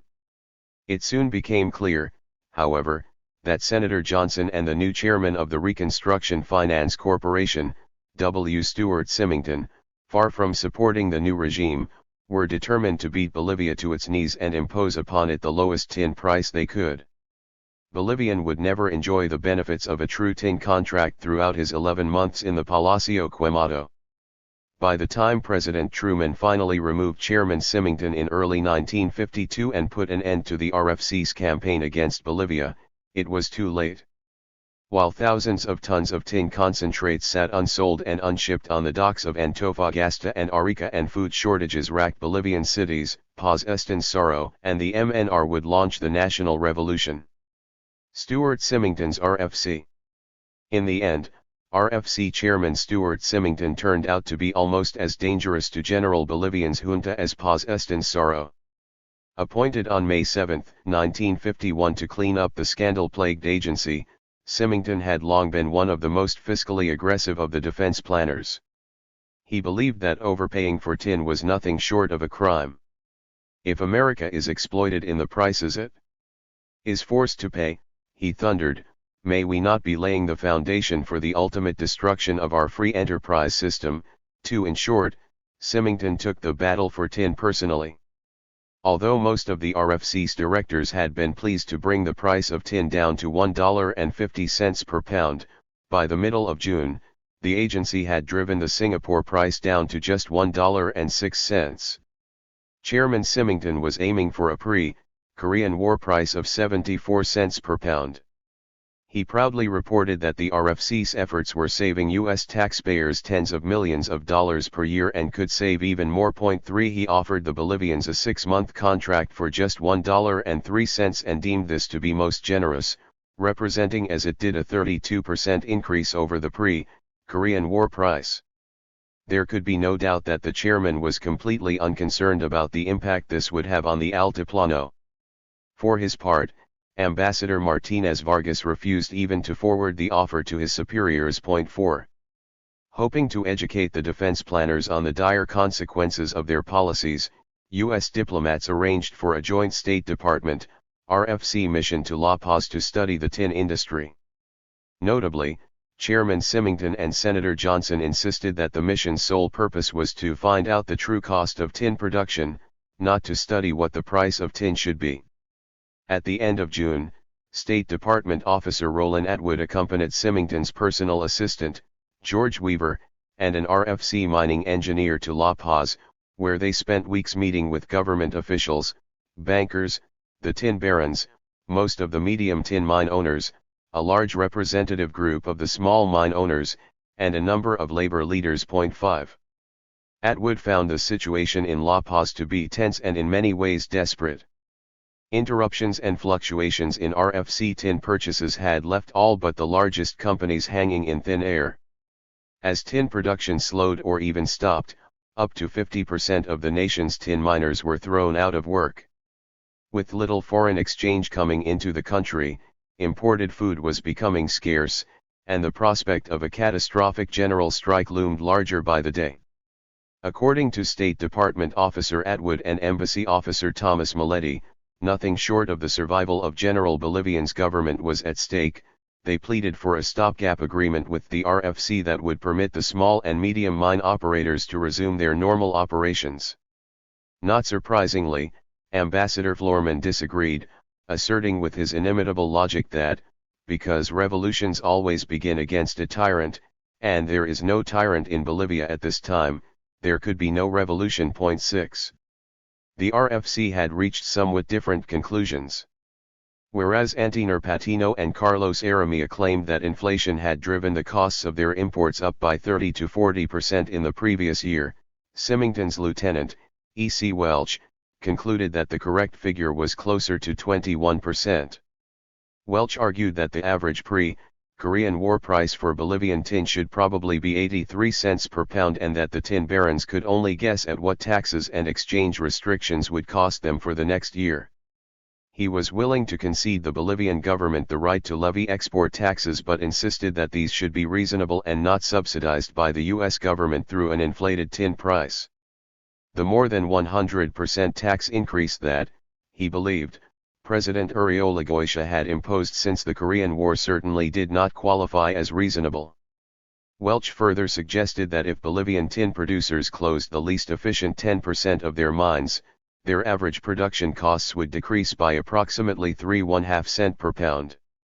In short, average costs of production were $1.10 per pound, but should have been 99 cents if export taxes were reduced to reasonable levels and 10% of tin miners lost their jobs. It did not help the tin barons' cause when the RFC learned that they had paid high dividends and that in some cases profits had amounted to a 100% return on the invested capital during the previous year. 7. Nonetheless, after conducting a close analysis of the Bolivian economy, U.S. Embassy personnel disputed Welch's conclusions. The Bolivian producers claimed that Patino could break even at the RFC's $1.03 per pound, Aramia and Hochschild required $1.20 per pound to do so, and the small and medium mine owners required at least $1.40. Because of global inflation, devaluation of the Boliviano, and recent wage increases, the producers' claims were at least plausible. Like the still classified Keenly-Zide report, the embassy report attributed much of the critical artificial exaggeration of the degree of marginality of Bolivian tin production to the striking tax immunity that landowners and the wealthy enjoyed. It concluded that, at a price of $1.15 per pound, the junta might be able to keep the economy on an even keel but would require $1.30 per pound to gain the elbow room it needed to effect necessary changes without provoking a political crisis caused by economic factors. The State Department and most members of the Vital Materials Coordinating Committee agreed that the price should fall somewhere between $1.10 and $1.25 per pound. On the other hand, even a price of $2 per pound would be meaningless unless the junta was willing to lift the tax burden on an industry that may even now have been taxed out of existence. Ambassador Florman, of course, concluded that all Bolivian producers could profit at 80 cents per pound and that if the price of tin were $10 a pound the Bolivian people would derive no benefit. Although the RFC officers in La Paz were apparently convinced by the statistical evidence that it would be impossible for the Bolivians to accept $1.03 per pound and that the small and medium mine owners could not operate at less than $1.30 per pound, Chairman Symington seemed determined to pull the rug from under the mission. He met with Ambassador Martinez Vargas and made accusations that could only be described as insulting. He continued to publicly condemn Bolivian participation in a tin cartel he somehow believed was still in existence. The Bolivian embassy responded by publicly denying it was a part of any cartel and by calling for fair treatment for the nation whose tin had been critical for the final victory of the Allied armies, lest Symington destroy the community of interests and the complete solidarity between the two nations. 9. The only thing that is saving the situation, State Department officer Atwood reported, was a widespread feeling within the junta that Atwood and his fellow officers were sincere in our endeavor to find a solution. Deputy Assistant Secretary Mann politely tried to muzzle Chairman Symington, suggesting that, in order not to increase the risk of misunderstanding, the RFC should refrain from making any public statements at this time. Symington countered by asking if the Bolivians believe they will receive a more sympathetic reaction from state, might this not be a reason they defer signing a contract on terms which would appear to be fair to both countries. 10. While Symington and the State Department debated, General Bolivian took matters into his own hands. He first offered to step up production of tungsten, which defense agencies want badly, in return for a more reasonable tin contract. Chairman Symington considered the issues of tungsten and tin to be unrelated, but Assistant Secretary Miller noted that, for the Bolivians, the two cannot be dissociated. The general's second gambit was more dramatic. As the U.S. mission was preparing to return to Washington with its final report, he dispatched Alfredo Alexander, one of the original negotiators of the 1947 commercial treaty with Argentina, to Buenos Aires to finally implement the pact, which would grant Perón the right to purchase all of Bolivia's tin for 1951 and 1952. As even Ambassador Florman conceded, implementation of the treaty would be a public relations coup. Alexander had been arguing in the pages of his newspaper, Ultima Hora, that negotiations with the Reconstruction Finance Corporation were hopeless and that Bolivia should turn to its neighbor Argentina. Moreover, the reopening of treaty negotiations put the issue of an Argentine loan back on the table. General Bolivian, State Department officer Atwood explained, was willing to give consideration to any solution which might ameliorate the present desperate situation. 11.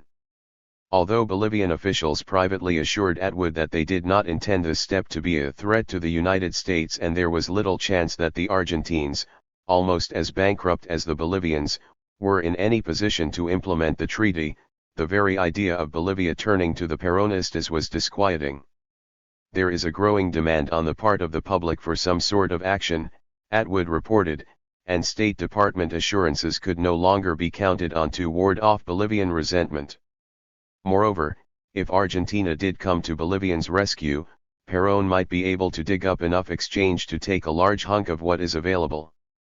If he did, the RFC would have to pay through the nose to get it. 12.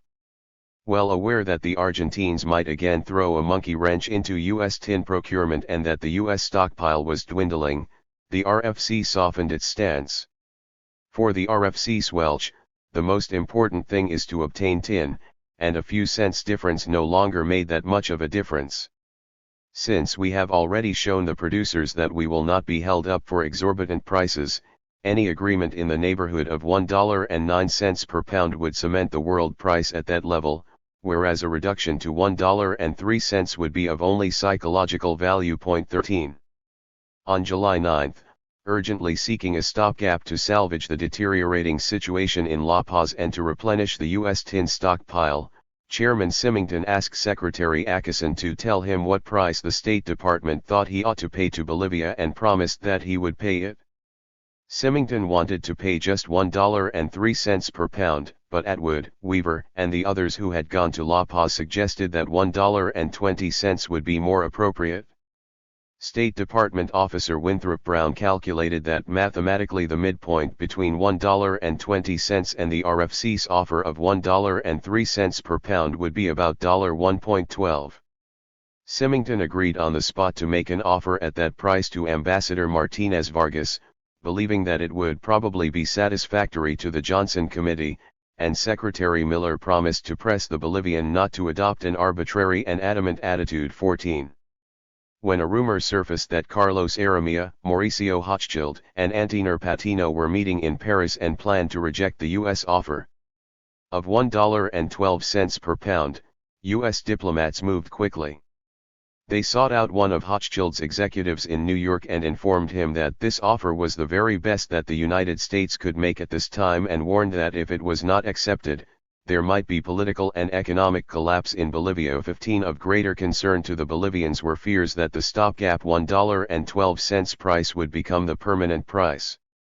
U.S. diplomats in La Paz and Washington offered their assurances that this was not the case and that the stopgap would have no bearing on the long-term rate to be negotiated later, based on the reports of the mission. They reminded Ambassador Martinez Vargas that, even though the United States was under attack throughout the world, its highest officers had turned their attention to Bolivia to formulate a generous offer. Arguing that this offer represented a beginning and that the price negotiated in the long-term contract would be applied retroactively to the tin delivered during the stopgap, State Department officers asked the ambassador to make the best of the present difficult situation by accepting the offer. 16. The Bolivian Foreign Office, relying on good faith, authorized Martinez Vargas to accept the inappropriate and impractical price but hoped that the final agreement on price would be more fair. The Bolivians immediately shipped 1,700 tons of tin concentrates, and mining resumed. 17. The fiercest criticism of the stopgap proposal came from Whitehall. British officials complained that they had not been informed of the RFC's plans despite the obvious implications for them. Under the U.S. proposal, British smelters processing Patino tin would be obligated to pay at least $1.12 per pound for nearly half of Bolivia's tin.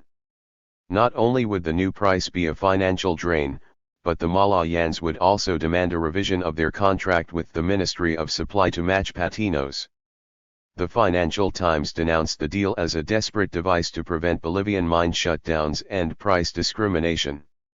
It even argued that the stopgap was incompatible with normal concepts of business conduct, as if the RFC, Ministry of Supply monopoly was. 18. State Department officer Brown explained to his British counterpart that, when the Bolivians had incontinently rejected the offer of $1.03 per pound, The RFC had offered a higher price to break the impasse and get some money moving into Bolivia in view of its extremely dangerous political situation.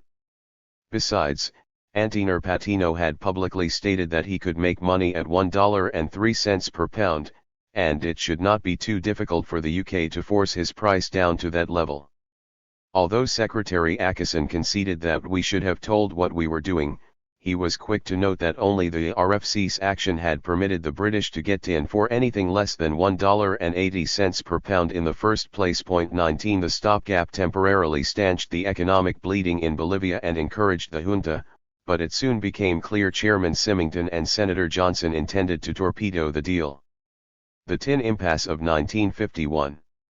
On July 24, 1951, the day the Bolivians provisionally accepted the stopgap, RFC Chairman Symington testified before Senator Johnson's subcommittee. Symington began by boasting that, with the mandate received from the senators to drive down the world price of tin, his agency was saving U.S. taxpayers $500 million. He then explained that the goal of the joint mission to La Paz had been to get the facts on tin production costs and establish their relationship to the Bolivian economy and the world tin cartel. Presenting no evidence, Symington related that our own experience confirmed the findings of this committee that a cartel still existed despite the formal dissolution of the International Tin Committee in November 1946. The United States, he declared, will not pay any more than $1.12 a pound for tin, even if no beer or dog food is packed in tin next year. 20 For the Bolivians who had believed that $1.12 per pound was a provisional price that would eventually be retroactively increased in a long-term contract, this was nothing short of a betrayal. That betrayal was made all the worse, Ambassador Martinez Vargas told Secretary Miller, because all tin shipped to the United States under the provisional stopgap had only put the RFC in a stronger position to sit out the fight. 21. Chairman Symington went on to pronounce that it probably would not help Bolivia much, even if they did receive an exorbitant tin price. Indeed, it might perpetuate the worst handicap to a healthy Bolivian economy. He condemned the tin barons for living outside their country, failing to invest any foreign exchange at home unless it is necessary to do so in order to protect their Bolivian mining interests, and hoping to soak the American taxpayer and the American consumers.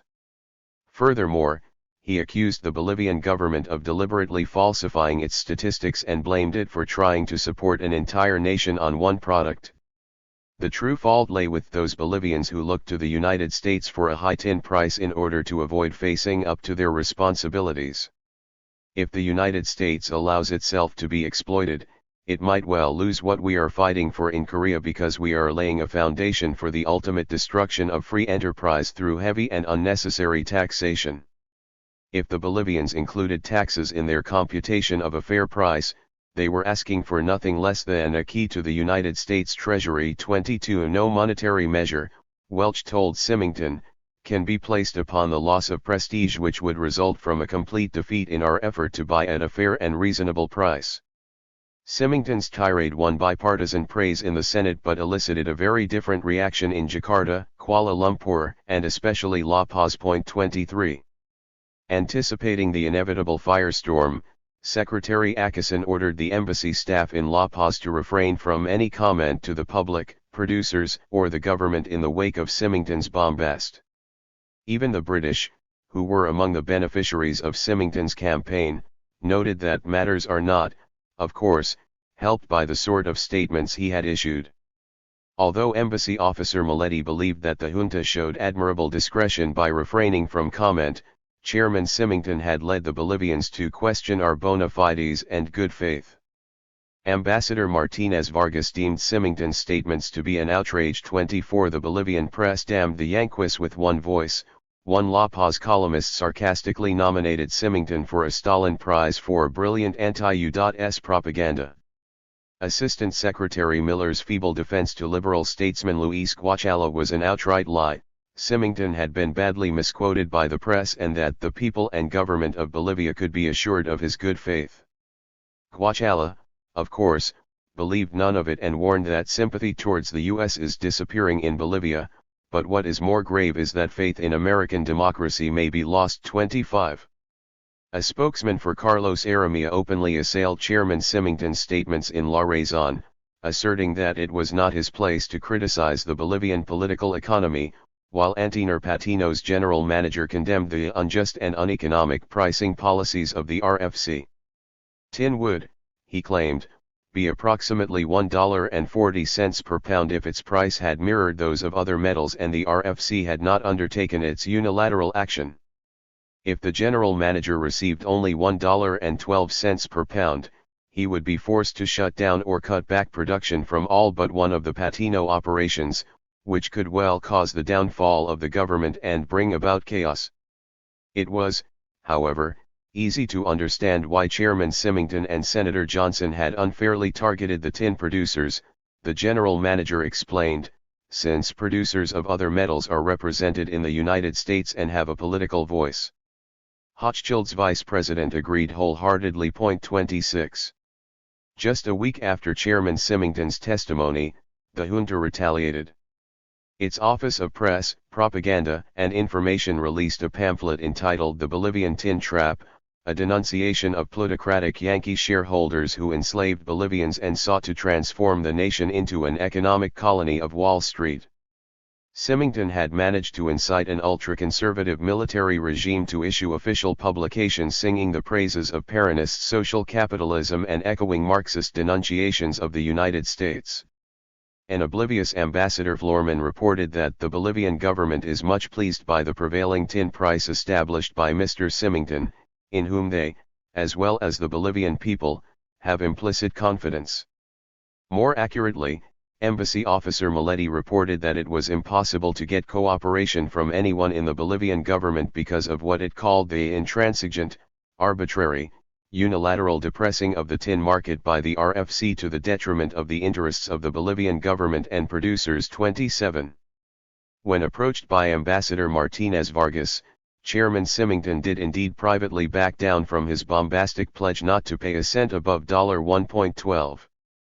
Still, the ambassador quickly came to understand that Symington was now determined to pay the Bolivians only their cost of production.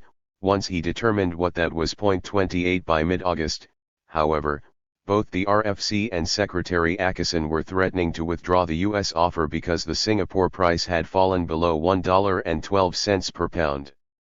Having driven the world price below $1 per pound, Symington was now provoking complaints from Belgium, Great Britain, and Indonesia with his higher offer to the Bolivians. The longer we hold open the offer, he told Secretary Acheson, the more trouble we will have. 29. The Bolivians eventually yielded to necessity, formally accepted the stopgap, and opened negotiations for a long-term contract.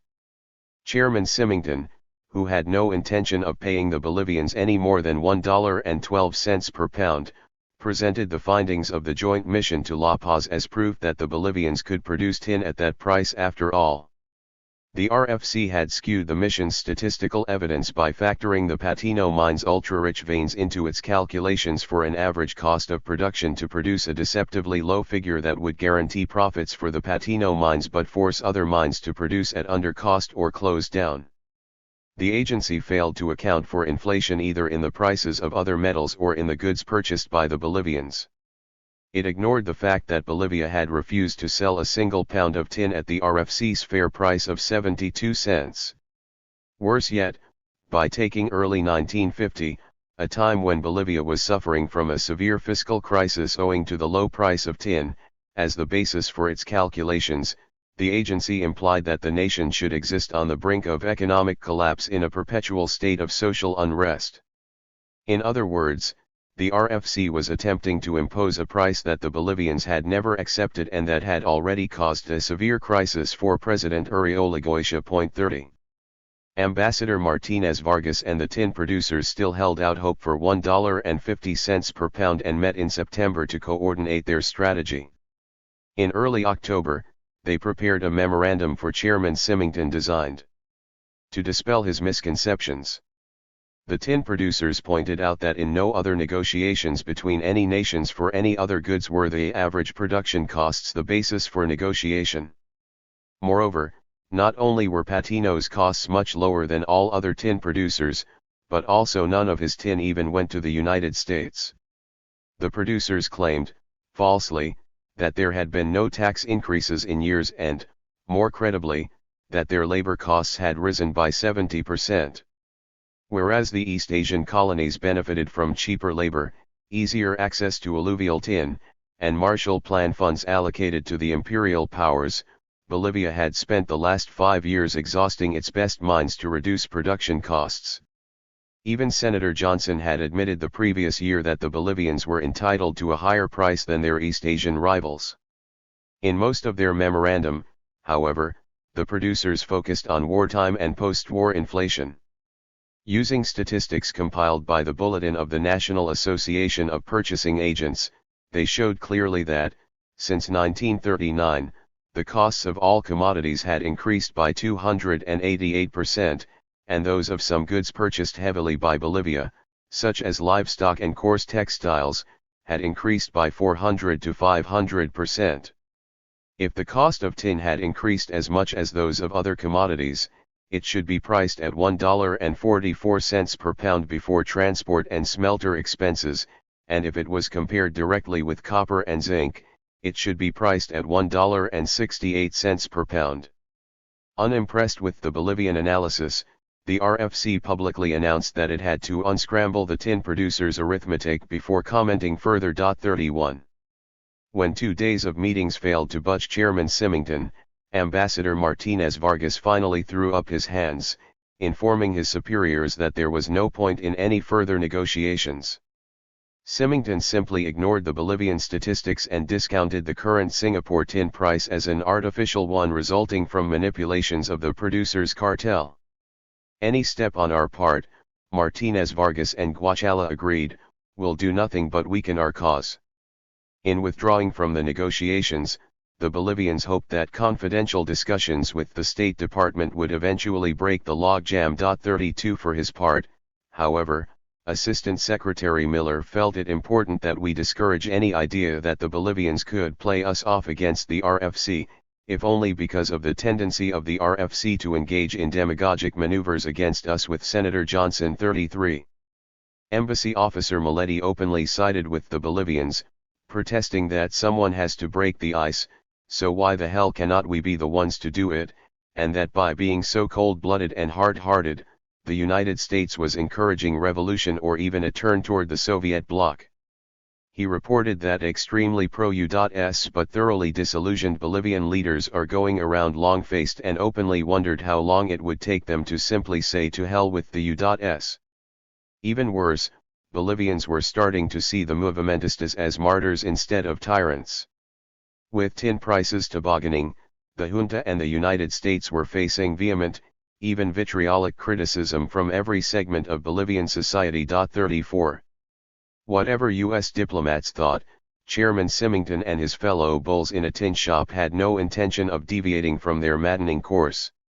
Although the chairman claimed he had to take into account reasonable Bolivian taxes when considering a price of tin, he deemed most to be unreasonable and insisted that taxation in Bolivia had increased by 100% in the previous 2 years. Even worse, in a radical new proposal, the chairman offered to compute the average cost of Bolivian tin production and allow the Bolivian government to distribute the profits to meet each company's individual costs. Symington's new proposal left the State Department aghast. Not only did it run counter to almost every tenet of U.S. foreign policy, but it would also encourage nationalization and would certainly be used against U.S. corporations across the hemisphere in the future. 35. In many ways, Chairman Symington was taking his cues from Senator Johnson's subcommittee, which had accused tin producers of gouging and even murdering the United States. Whereas the State Department hoped to convince the chairman to find a mutually satisfactory price, he vowed that his boys could deal with the Bolivians and could really make things tough for them. Although the Munitions Board was urging new purchases and a replenishing of the tin stockpile, Symington had concluded that the United States could live on the present stockpile for a long time and should do so. 36 To soothe fears of a shortage, the chairman had publicly stated that the United States had enough tin for 7 or 8 months, but, in fact, the RFC only had sufficient tin to keep the Texas City smelter in operation for that time. Meeting U.S. industrial needs would require use of the stockpile. This did not stop Symington from ceasing all RFC stockpile purchases and reintroducing conservation measures in November to bring additional pressure to bear on La Paz. At the same time, the chairman announced that, because the tin stockpile was very large, the RFC would only make purchases in Bolivia that would be considered reasonable by American taxpayers. 37. The Defense and Interior Departments joined the State Department in protest. Selling off the tin stockpile, as Senator Johnson and Chairman Symington proposed, would be a perversion of the stockpile's purpose. Not only was the political situation in the Far East so serious that we cannot rely on Malay Straits tin, but selling off the stockpile would impede any future stockpiling because producers' fears that we will use it as a commercial weapon against them will be confirmed. Nothing would please the Russians more than to have us do this, one diplomat claimed, because they would have chapter and verse to quote against us in support of their constant propaganda theme that the United States is using its economic strength to force down the standards of living of underdeveloped peoples. Still, the State Department understood that Senator Johnson and the RFC did not take its arguments seriously and hoped that they would heed those of the Munitions Board, which also opposed Symington's plan. They did not. Tin Division Chief McKinnon argued quite simply that President Truman could legally release the stockpile during a state of emergency, and one had already been proclaimed for the Korean War. Between us, Chairman Symington informed Assistant Secretary Miller, Defense Mobilizer Charlie Wilson told me that we could tap the stockpile. Symington was clearly planning to do just that, regardless of the consequences. 38. For the State Department, it was now clear that Chairman Symington's obsession was a threat to U.S. diplomacy. His plans to raid the stockpile and essentially force the nationalization of Bolivian tin were, it turned out, only the first of his radical ideas. The chairman also intended to have his agency purchase no Bolivian tin whatsoever but purchase the entire Indonesian surplus to maintain the Texas City smelter. Even though this would thrust the RFC into competition with Dutch smelters and increase the world price of tin in the process, the State Department had no doubt that Symington would do it. Apparently, the chairman even contemplated sanctions against Malaya, Indonesia, Bolivia, or Great Britain should they not cooperate. 39 Still, U.S. diplomats remained hesitant to challenge him openly. Symington had once blamed the State Department for Bolivian intransigence, and there were rumors that officers of the department were being strongly influenced by a lobbyist representing tin interests. Several of the tin barons' managers and representatives had met with State Department officers over the previous 6 months, as had the U.S. born public relations expert hired by all three companies. Moreover, Assistant Secretary Miller had accepted a dinner invitation from Carlos Aramilla that virtually invited charges of corruption. Although Miller had paid for his own meal and had warned Chairman Symington in advance, the most distressing part of the meeting was the Assistant Secretary's admission that I agreed 100% with Aramilla in practically all respects, but I was not in a position to say so. Thus, even though the State Department understood that Symington was courting disaster and engaging in what amounted to economic warfare with the Bolivians, it could not confront him directly or even openly question his desire to get the best price for U.S. taxpayers for fear of Senator Johnson's righteous indignation and the likelihood that his subcommittee would launch an ugly investigation. 40. If the State Department was timid, U.S. labor unions were not. In August, Bolivian unions complained to the American Federation of Labor, the Congress of Industrial Organizations, and the United Mine Workers in the hope of enlisting them in the fight against the Reconstruction Finance Corporation. Their appeals were successful. The foreign policy leaders of all three unions, Serafino Romualdi, Ernst Swartz, and Thomas Kennedy, sent concurrent letters to Assistant Secretary Miller, pleading for the State Department to end the impasse before it led to the establishment, in Bolivia, of a communist or fascist totalitarian regime. The tin barons naturally agreed and launched their own protest. At the 6th meeting of the Tin Study Group, Carlos Aramilla and Mauricio Hochschild openly accused the U.S. representative of economic aggression, and the meeting degenerated into a producer's assault on RFC discrimination. 41. When talks on the 1951 tin contract finally resumed, the price of tin on the London Exchange was down to $1.20 per pound, Guachala, and Ambassador Martinez Vargas demanded $1.50 per pound, and Symington refused to budge from $1.12. And when neither side yielded an inch, negotiations broke down entirely at the end of October. The RFC proposed putting aside negotiations on the long-term price and discussing smelter fees or another stopgap price, but to no avail. The Bolivians were counting on a tin shortage to drive the RFC to the bargaining table in earnest. Ambassador Martinez Vargas continued his tireless efforts to show Chairman Symington the errors in his analyses, holding as a last recourse an appeal to Secretary Acheson and President Truman for the restoration of an open market. When he presented yet another refutation of RFC statistics in mid-November, hoping that Chairman Symington would see reason before unprecedented damage to U.S. Bolivian relations was done, Symington and his boys opted instead to get tough. 42. Speaking for the RFC, E.C. Welch gave an interview to the New York Herald Tribune in which he, according to Ambassador Martinez Vargas, declared an economic war on Bolivia in the most inaccurate, tendentious, and unjust terms yet. Welch condemned the U.S. banks that lent money to the tin producers to allow them to sustain their operations during their embargo and proclaimed that the struggle over tin was obviously nearing a climax because Bolivia can't hold out indefinitely. He even questioned Bolivia's contribution to the war effort by pointing out that only half of Bolivian tin helped the U.S. war effort. When confronted, Welch claimed that he did not make several statements attributed to him and retorted that the tin producers had made distasteful comments about the United States as well. The Bolivians reminded him that, unlike the tin barons, he was a government official. Although Martinez Vargas had always been under the impression that the problems of tin were located in a terrain of friendly cooperation and American spirit, Welch had disgracefully turned the negotiations into simple extortion and the starvation of a small and less developed nation.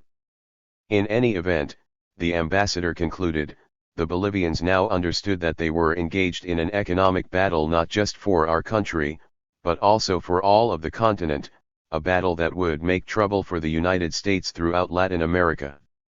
Embassy officer Maletti could only lament that it will take a long time to recover goodwill already lost. 43. Symington's removal and the National Revolution. By December, Assistant Secretary Miller's wing of the State Department was finally ready to move against Chairman Symington and the arguments he has been making for months with such tiresomeness and demagoguery.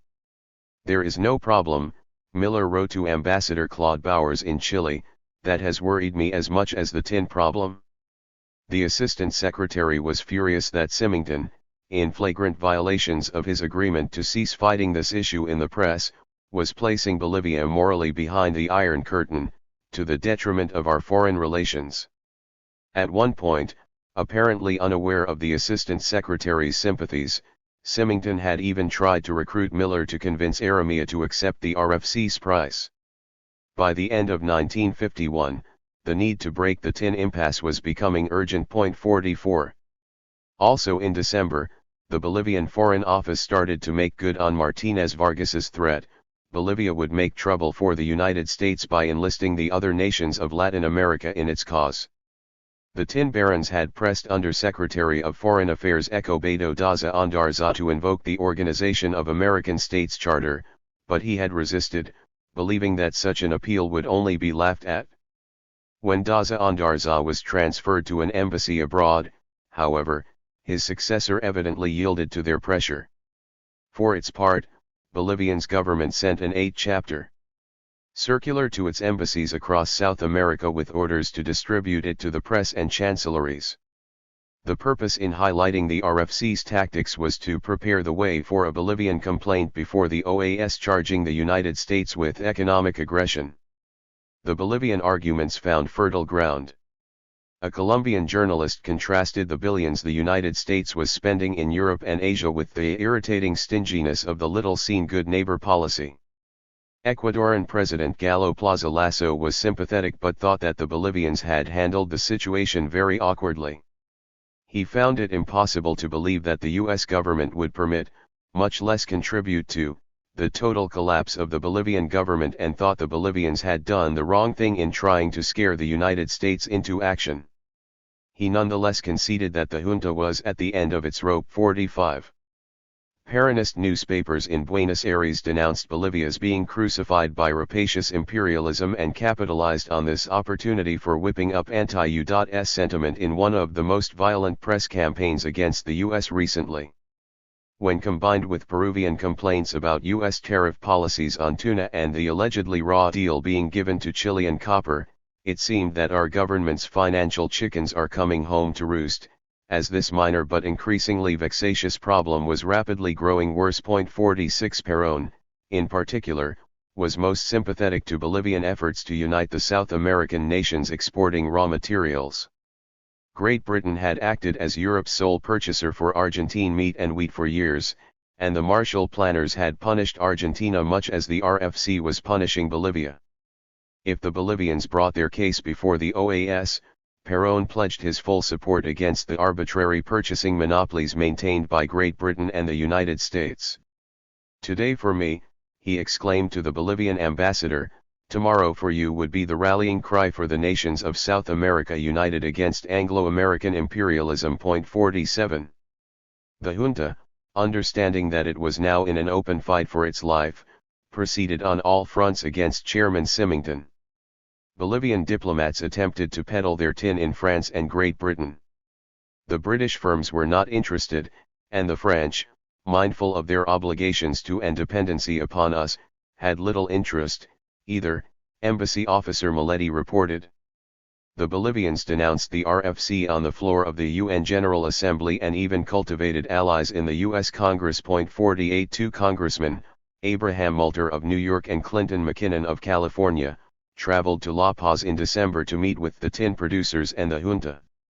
Representative Moulter reported that everywhere he had gone in Latin America he had been greeted with complaints about United States policy on tin, and he vowed to fight on Bolivia's behalf.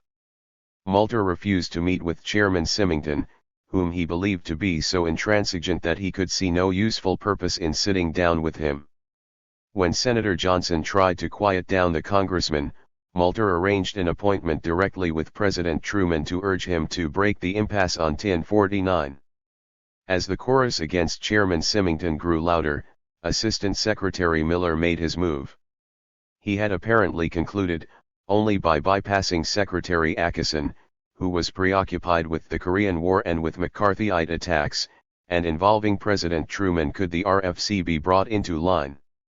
To that end, Deputy Assistant Secretary Mann and State Department Officer Atwood had told Truman's aide David Stowe in November that the inability of the RFC to reach agreement with the Bolivians was creating ill will and resentment toward the U.S. not only on the part of government officials but with the rank and file of the Bolivian people. They had wanted to alert the president to the fact that Chairman Symington was about to raid the tin stockpile, not for defense, but in order to drive down the price of tin, and that Bolivia, alone or in concert with other Latin American nations, might soon launch an open protest in the Organization of American States or the United Nations. Mann had avoided criticizing any individual. He had raised the issue in view of the president's personal interest in good relations with the Latin American republics. 50 This first step had paved the way for the State Department's Latin American experts to bypass Secretary Atchison and to present their case directly to President Truman himself. Assistant Secretary Miller's masterstroke, however, was enlisting Chilean President Gabriel González Videla, who had privately pledged to support a Bolivian OAS protest, to write a personal letter to President Truman in early December pleading the Bolivian case. Noting that the tin war had been conducted in an almost violent manner, the Chilean told Truman that no one doubted that the United States would win any conflict but that victory would have very grave political consequences. He defended the Bolivians as only endeavoring to obtain the necessities of life and warned that others would condemn the United States for freezing prices when it needs to buy in times of scarcity and for only eliminating control in times when prices fall by themselves. González Videla's letter had a good preliminary effect in Washington, Miller reported. Perhaps inspired by the letter from Ecuadorian President Plaza, which he had forwarded to President Truman, Miller had asked González Videla to write a letter to a certain presidential colleague. The Chilean had agreed at once. 51. In the meantime, U.S. diplomats needed to convince the Bolivians they would be doing themselves more harm than good by causing trouble in the OAS at this juncture. They were loath to ask Ambassador Martínez Vargas to deliver the message because it might seriously damage his position with his government, and his superiors might not pay attention to him. Although Embassy Officer Miletti enjoyed considerable personal prestige with the Bolivian foreign minister, it would be difficult to authorize him to give the junta sufficient information to justify a suggestion that a slowdown would be in Bolivia's interest. It seems that Assistant Secretary Miller found another messenger in Ecuadorian President Plaza, who told the Bolivians that, in Miller's words, "It is not going to help their situation to fight this matter out in the press or through pressure tactics which only play into the hands of our enemies." The Bolivian diplomats agreed to ride along a while longer before considering any step which might be distasteful to us, in the hopes that President Truman's interest will bring about a settlement. In La Paz, Embassy Officer Miletti urged the Bolivians to keep their fingers crossed and say a flock of Hail Marys in hopes that the Miller's plan would produce the long-hoped-for break. 52. The appeal from his stalwart Cold War ally Gabriel González Videla seems to have finally spurred President Truman to get involved. He instructed Secretary Ackerson to meet with Chairman Symington, and he pledged to settle the matter himself if the Secretary could not reach an agreement with the chairman. When informed of the Chilean appeal, a seemingly penitent Symington rushed to meet with Ackerson and promised that if he were wrong in his stand, he wanted to do something about it. 53. When Symington and Ackerson met on December 20, however, it quickly became clear that the RFC chairman was far from repentant.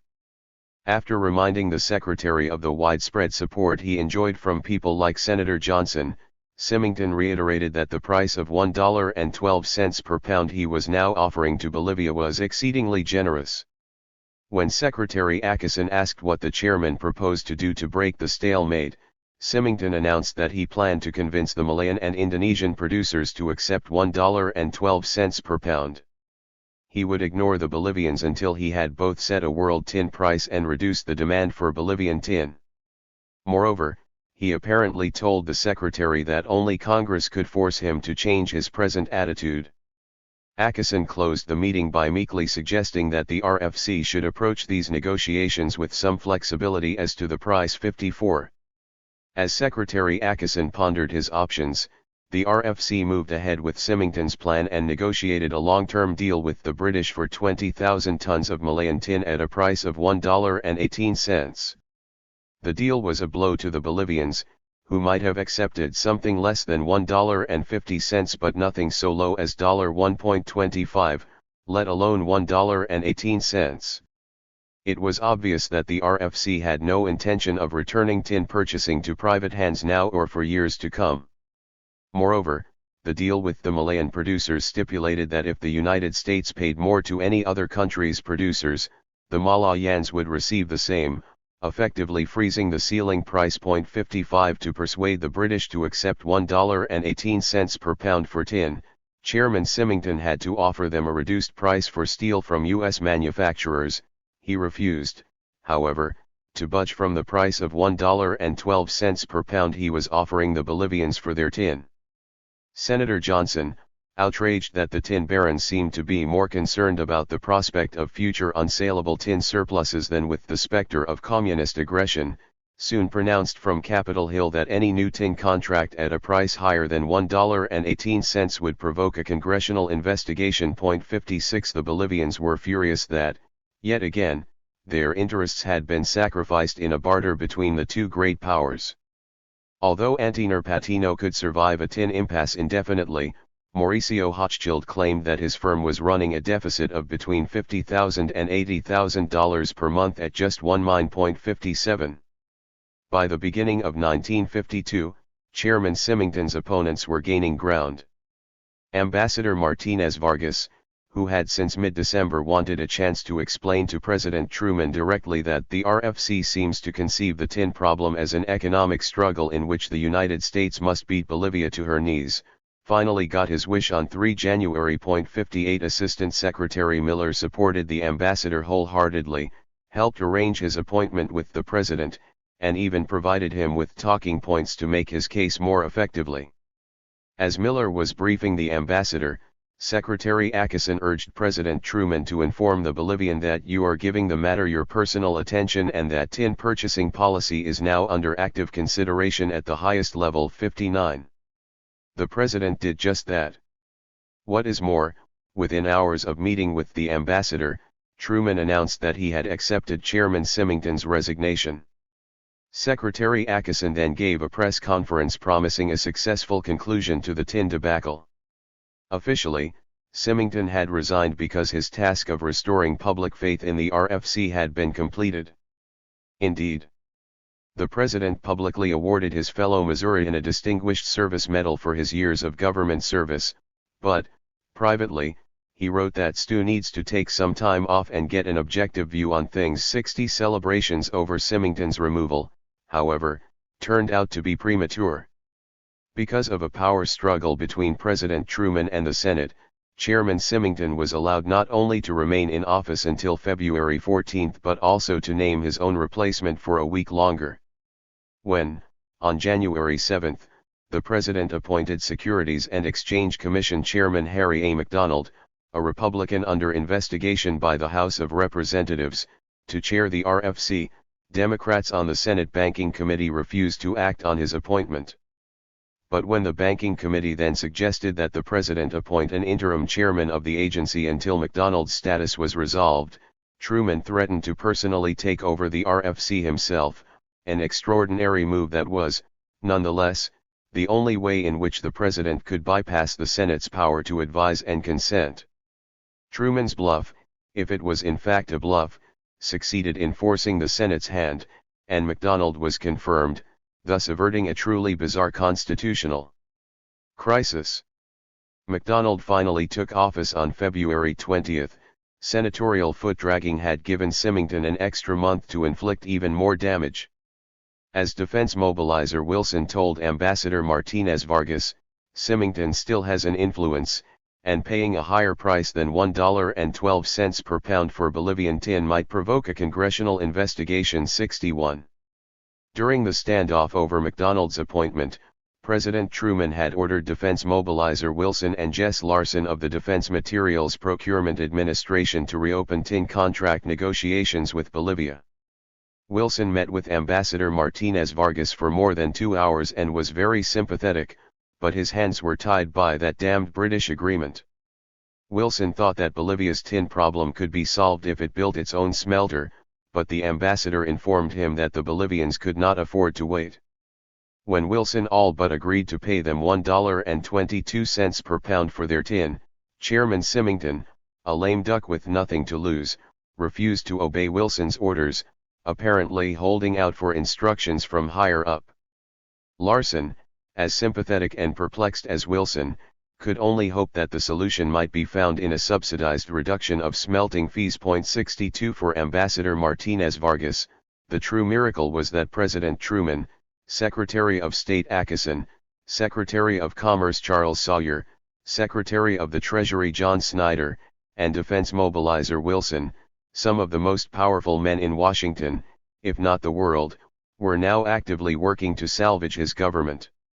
Moreover, they were dedicating important time to this issue even as a steel strike was threatening the entire U.S. national security procurement program.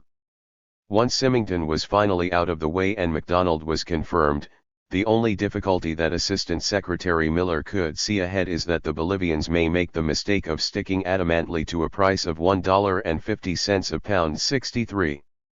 Although Ambassador Martinez Vargas believed that the goodwill of President Truman and the defense planners boded well, his superiors had run out of patience. Over the ambassador's objections, they renewed their push for a Bolivian protest before the OAS. In an appeal to the people of Peru, published by the major Peruvian newspapers, Bolivia's ambassador in Lima explicitly condemned Chairman Symington and his hostile and mercantile tactics and requested support from the Organization of American States. Bolivia's ambassador in Buenos Aires did the same. This was particularly annoying to the State Department because it gave Perón additional damaging propaganda which will be exploited here and in the OAS. Other messages sent to Rio de Janeiro, Santiago, and Mexico City, claimed that the junta would no longer act as a beggar at the door of the powerful and would put the matter before the OAS 64. Secretary Acason immediately ordered his embassy to confront General Bolivian and warn him that nothing would be better calculated to make U.S. negotiators' difficult position impossible than public statements playing into the hands of Senator Johnson. The secretary was stunned by the immoderate language of Bolivians' envoys and surprised that the Bolivians would undertake such provocative action now that President Truman had personally intervened to find a solution in the spirit of mutual respect. The Reconstruction Finance Corporation was actually contemplating elimination of most favored nation clauses in its contracts with other tin producers to allow Bolivia an increase in the price of tin, and Bolivian aggressiveness did not sit well with men who were now bending over backward to break the impasse over tin. Neither did Bolivian diplomat Alberto Ostria Gutierrez's assertion that giving Bolivia a fair deal would only cost the United States the value of 2 or 3 bombers, which, painful to say, are being lost almost daily to Korea. Assistant Secretary Miller warned an obviously embarrassed Ambassador Martinez Vargas that the ill-conceived campaign of continental publicity was prejudicial to the success of the delicate current tin negotiations. 65 When Embassy Officer Miletti presented the State Department's protest directly to Bolivian, the general was exceedingly regretful and said that no one was more pro-US than he. He blamed the move on overzealous foreign ministry officials and denied that he had any intention of pursuing the OAS protest now that preliminary talks were underway. He concluded by assuring Miletti that he will see to it that nothing else is done to annoy the United States.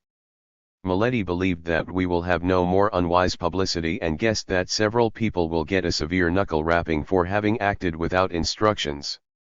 The most notable aspect of the episode, the U.S. Embassy believed, was that, even though the Bolivian Foreign Office realizes the affair got out of hand, not one newspaper article or editorial in Bolivia offered an apology or mentioned a need for moderation. 66. By mid-March, understanding both that the Texas City smelter would be forced to close by May if a new supply of tin concentrates was not acquired and that the U.S. tin metal stockpile was down to 10% of its desired level, RFC Chairman McDonald, Defense Mobilizer Wilson, and the DMPA's Jess Larson were ready to get down to brass tacks and hoped that this round would be free from any legacy of feeling from what might have happened in the past. Mauricio Hochschild, now leading the Bolivian negotiating team himself, finally abandoned his demand for $1.50 and was prepared to accept $1.35, which would cost the United States only $20,400,000. He was willing to take less if smelting fees were reduced, but Tin Division Chief McKinnon pointed out that the RFC was already losing money on the Texas City smelter at its current rates. Hochschild's outbursts did not make a good impression on Larson, who expressed great regret that the Tin Baron would compromise no further at this desperate hour. 67. If Hochschild was doing nothing to facilitate an agreement, Senator Johnson and his subcommittee seemed determined to ensure that there would be no agreement at all. During the course of the meeting, Larson received a telephone call and a long lecture from Johnson's subcommittee counsel Donald Cook, demanding that the DMPA pay no more than $1.18 per pound. Cook guessed that Larson was getting lots of heat from the State Department and urged him not to yield to it. Larson told him he was not getting any heat from the State Department that he was not also getting from President Truman or Defense Mobilizer Wilson. State Department officers promised that if Larson and Wilson could improve their offer slightly, Assistant Secretary Miller would pressure La Paz for acceptance. 68. When negotiations resumed the next day, however, Wilson shot down Hochschild's offer outright. Hochschild countered with a proposal to sell 12,000 tons at $1.18 per pound, but only if the RFC restored tin purchasing to private enterprise. Wilson refused. The Bolivians were to be even more disappointed when, days later, it was announced that the Indonesians had accepted an RFC offer of $1.18 per pound for almost 20,000 tons of tin. Senator Dennis Chavez suggested that on the face of it, It might seem that $1.18 was, in fact, a fair price, except that the Export-Import Bank granted the government of Indonesia a $22,770,000 loan the same day. The Bolivians had suspected that the Indonesians would be offered some special financial assistance to induce them to sign at the RFC's price, and, despite emphatic State Department denials, they evidently were. This tricky concealed subsidy, Senator Chavez asserted, was exactly what the RFC had resisted for years in its dealings with Bolivia. Although the Indonesian deal and a subsequent deal at the same price for 9,000 tons of tin from the Belgian Congo were a blow to the junta, Embassy Officer Mileti reported that the press and public were waiting to see if the good neighbor policy could pass the coming test. If the RFC did not make a better offer, another continental press campaign was likely, as was the fall of the junta. 69.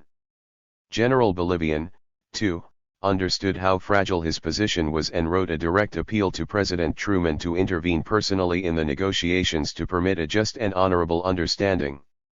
The general had not launched a campaign of wide recrimination, which many other leaders might have, Embassy Officer Mileti reported, and his personal appeal obviously indicates the urgent need for immediate action.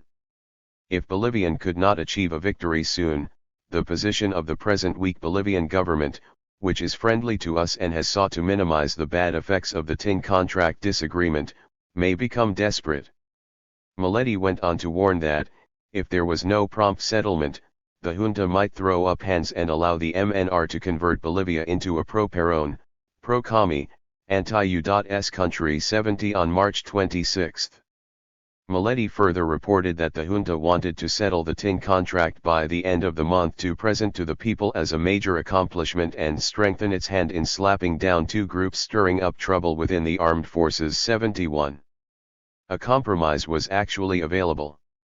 The foreign minister had already conceded to Embassy Officer Mileti that, if a few cents could be obtained somehow, Bolivia would sign up at $1.21½ The DMPA's Jess Larson and defense mobilizer Wilson were willing to do so, but Hochschild again held out, insisting on $1.30 per pound plus a reduction of smelter fees that would effectively cost the RFC more than $1.35 per pound. When Wilson asked if this was the best the tin baron could offer, Hochschild claimed that it was, and the meeting broke up. The State Department representative closed the meeting by stating that no one should have any reason to be optimistic. 72 Hochschild was single-handedly blocking an agreement that the U.S. government hoped would save his government from revolution and, in the end, his company from nationalization. If there had been any cause for optimism in the face of Hochschild's obstinacy, Senator Johnson seemed determined to squelch it. On April 4, he wrote an open letter to Chairman MacDonald, Secretary Atchison, and President Truman, urging them not to pay the Bolivians any more than they were paying the British, Belgians, or Indonesians. He claimed that the United States had already acquired sufficient tin for 1952, implying that the Bolivians should again be given an ultimatum. Most important, however, he retracted his subcommittee's oft-cited conclusion that the Bolivians should be paid more for their tin than Malay Straits producers. Senator Johnson also urged President Truman to not accept the recommendations of the State Department to grant the Bolivians a higher price. Paying more than necessary was a waste, for there was no chance of it trickling down to the Bolivian people. Since there is no danger that the tin producers will espouse communism, we do not favor creating another crop of tin millionaires at U.S. taxpayers' expense. 73. Not surprisingly, the reversal in the position of a committee whose pronouncements had dominated U.S. tin policy caused a great furor in Bolivia. The large and medium miners' associations immediately retorted that this unprecedented statement made it clear that Senator Johnson was acting in a mistaken effort to spare the RFC from embarrassment. Although the senator may have believed he was taking an expedient step out of a difficult situation, he had instead created intense pressure for the Bolivian producers, labor, and government. The associations ominously warned that if the contract was not settled fairly and swiftly, many damaging consequences may ensue. 74 Even though Bolivian subordinates had maintained an admirable attitude and kept their mouths shut, the U.S. Embassy reported widespread disillusionment across Bolivia. Although RFC Chairman McDonald and the DMPA's Jess Larson were not too worried about Senator Johnson's bombshell. This was only because they believed they were on the verge of breaking the tin impasse themselves. 75. For Larson and McDonald, it was clear that any agreement would have to bypass Hochschild. Larson therefore contacted Ambassador Martinez Vargas, Luis Guachala, and Enrique Peñaranda on April 7 to present a new offer. Larson had already authorized a $5.5 million loan to the government of Bolivia and, with McDonald, was prepared to go to President Truman to request an additional 2 cents per pound if this did not produce an agreement. Moreover, the Export-Import Bank was on the verge of approving more than $8 million in loans for petroleum extraction, tungsten mining, aviation development, and the construction of a meatpacking plant in Bolivia. 76. It was, of course, too late. On April 9, 1952, the day the national revolution broke out in La Paz, Chairman McDonald was preparing to present his new offer, most likely $1.21 plus the loan packages, which he was certain would have been acceptable. On the day the sexenio ended, a deal that might have saved liberal constitutional oligarchy was imminent. 77. As MNR militias stormed into the streets and Lechin's forces poured out of the mining camps to overthrow General Bolivian, U.S. policymakers could only wonder whether they could have averted the national revolution. Hochschild might well have wondered the same. For the State Department, Bolivian diplomats, and even the Chileans, there was no doubt that much of the blame for the revolution should be placed at the feet of Senator Johnson, RFC Chairman Symington, and the U.S. attitude on tin.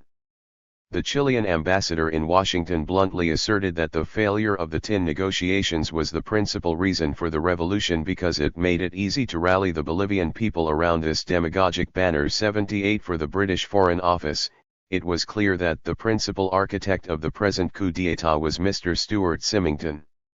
The State Department argued, and newspaper comments seemed to bear out, that the revolution may well have been tripped off by the chain of events that culminated in Senator Johnson's open letter. Truman's advisers urged the president to reprimand Senator Johnson for having complicated the task of the executive agencies. They hoped that it might lead the senator to give more thought to the long-range implications of his public statements and provide a much-needed reminder that the office of the president and not the preparedness subcommittee has the basic responsibility for implementing the policies set forth in the acts of Congress. President Truman's reproof reflected very little of this, instead praising the invaluable contributions and excellent work of Senator Johnson's committee, but asking that the senator in the future not unnecessarily complicate the implementation of the very programs he oversaw. 79. Senator Chavez, too, let Johnson off the hook by accusing Chairman Symington of violating the mandate the Preparedness Subcommittee had laid down for the RFC. Nowhere in his venomous 18-page statement did Chavez hint at Johnson's role in fueling the conflict or spurring Symington on to his worst excesses. Just days before the onset of the national revolution, Chavez had warned the Senate that the possibility of crisis for the Bolivian government is a grave actuality. For this, he blamed Symington and his overbearing and heartless, mendacious and too clever, stupid and disastrous, stubborn and asinine campaign, hell-bent to prove to the world that we would get what we wanted. 80. State Department Officer Brown's critique of Senator Johnson's role was, however, the most damning. The department and the Bolivians had heard Chairman Symington boast of his Senate support again and again and believed that his determination to raid the stockpile came straight from Senator Johnson. According to Brown, Johnson's subcommittee created an attitude of bitterness and hostility that never dissipated, and Senator Johnson and Subcommittee Counsel Cook's strong support for Chairman Symington only made him even more inflexible. The subcommittee's report had been cited continuously by Symington as evidence of a tin cartel and by the Bolivians as evidence that they should be paid more than the Malay Straits producers, encouraging intransigence on both sides. Then, when Johnson retracted the report's second principal conclusion, this retraction had become one of many factors triggering the national revolution. The tragedy of this whole matter, State Department Officer Brown concluded, is that we could have settled with the Bolivians at $1.21½ or less 6 months ago, with good feelings on both sides and without bad repercussions all over Latin America. Instead, this tin episode has become a running sore in our entire relationship with Latin America, which will not soon be forgotten. 81 Senator Johnson, of course, was thoroughly unrepentant. Months later, his subcommittee fired another shot at the Bolivians, condemning them for shipping Patino tin to Great Britain instead of the United States. Assistant Secretary Miller could offer no defense except to meekly comment that the executive branch of our government does not necessarily acquiesce in all of the points made by the Johnson Committee report. Heedless of all criticism, Senator Johnson and his subcommittee continued to voice their accusations about a tin cartel for at least another year, outraging tin-producing nations. 82. The final irony of the national revolution was that the Bolivian elites and even junta members had pleaded for direct U.S. intervention against the supposedly pro-communist and violently anti-American MNR. They had invariably been told that any such action would be entirely contrary to the non-intervention policy of the United States. 83. This had not stopped Senator Johnson and Chairman Symington from assailing the junta for almost a year. Although the State Department privately conceded its role in the coming of the national revolution, it publicly resisted efforts by the tin barons to place blame at its feet by pointing out that 2 MNR rebellions launched when the tin difficulties were at their worst had failed, but the one that had succeeded had done so at the moment when a new contract was imminent. It is impossible to know whether a tin contract would have saved General Bolivian's government, but the financial crisis and constant pressure from Washington had certainly done nothing to help his last-ditch efforts to salvage liberal constitutional oligarchy. As Deputy Assistant Secretary Thomas E. Mann later lamented, "We felt very strongly that haggling over a few cents difference in the price of tin might set in motion forces which would lead to the overthrow of a friendly, middle-of-the-road government and precipitate nationalization." He was not glad to say our predictions came true. 84. The age-old revolution is finally busting forth. This revolution, which I'm afraid has its elements of Indian racialism as well as everything else, is not something we can stop. We can ride with it and try to guide it, but we will be foolhardy indeed if we try to break it or break it. Robert Alexander, May 16, 1952. The United States is sympathetic to the desire of the new MNR government to provide a better political, economic, and social life for its people, and relations with the new government have thus far been good, despite the numerous problems of common concern. The hardest problems remain to be solved, but it is hoped that with goodwill on both sides they can be settled in such a fashion as to prevent any damage to the traditional friendship between the two countries and to make possible an even closer relationship. William Hudson, September 29, 1952. The National Revolution of April 1952, which Demetrio Canellas called the greatest political and material victory in all of our history and Waltraud Cuisar Morales called a replay of the 1949 Civil War but with more good fortune and fewer mistakes, was over in a matter of days, but its implications lasted for decades. 1 Although stopping the Movimiento Nacionalista Revolucionario had been the cornerstone of almost a decade of U.S. policy in Bolivia, the MNR's victory proved to be far less damaging to U.S. interests than anyone imagined. Indeed, U.S. diplomats, who had expected to find the party to be monolithic and radical, quickly discovered that it was in fact quite divided. On the one hand, Juan Lechin Oquendo headed a leftist wing of unionists and mine workers committed to radical syndicalism and a swift, thorough cleansing of the old order, but, on the other, Victor Paz Estensaro and Hernan Siles Zuazo headed a rightist wing of upper and middle-class intellectuals committed to gradualist reform, compatible in many respects with the State Department's vision for Bolivia. With the army and every other political party thoroughly discredited by the events of the sexenio, U.S. policymakers had little choice but to support Paz Estensaro and his conservatives against Lechin's radicals. Still, President Truman's State Department never could completely reconcile itself with the MNR. The department joined forces with the Reconstruction Finance Corporation to use the tin contract as both lever and cudgel against the new government in its efforts to promote moderation, block nationalization of the tin mines, protect U.S. shareholders in the Patino mines, and minimize the damage the national revolution might do to U.S. interests across the hemisphere. In essence, U.S. policy drifted, its makers apparently dumbstruck by the national revolution and nursing a seemingly ineradicable antipathy toward the MNR. The national revolution and its aftermath. By early April 1952, the economic crisis had reached a peak, thanks to the tin impasse and the incompetence of the junta. Markets in La Paz had been unable to acquire either meat or bread the week of Christmas 1951, and the situation had improved only slightly over the next several months, when the junta managed to acquire short-term loans from U.S. banks to keep at least some foodstuffs flowing into the country.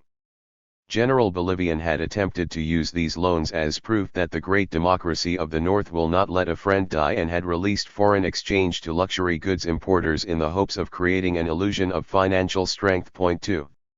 The junta urgently sought a means by which it could leave office and return power to civilians so long as those civilians were not movimentistas.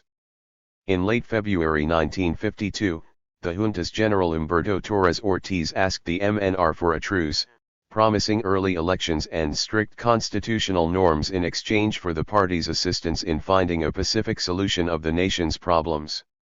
Within days, however, the junta responded to a new round of food shortage protests by arresting movimentista leaders and organizers.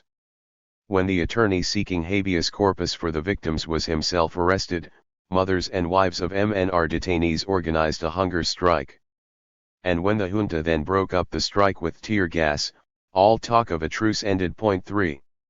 The harbinger of the national revolution turned out to be the junta's General Antonio Salome Vargas, a most unlikely revolutionary. When General Torres Ortiz had opened discussions with the MNR, General Salome was among the fiercest opponents of any compromise.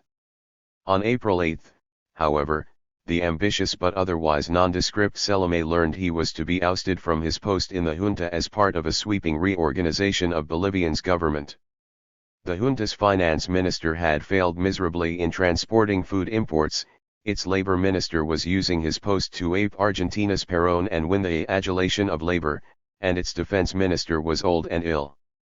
For his part, Salome had ignored direct orders to disband most of his police units and thus undo President Uribe efforts to maintain a force sufficient to counter the army. 4 Whereas all other ministers in the cabinet submitted their resignations to Bolivian, Salome secretly cut a deal with the MNR Siles Ziuazo, pledging the support of his police troops in return for both military command of the revolt and the presidency until elections could be held in October.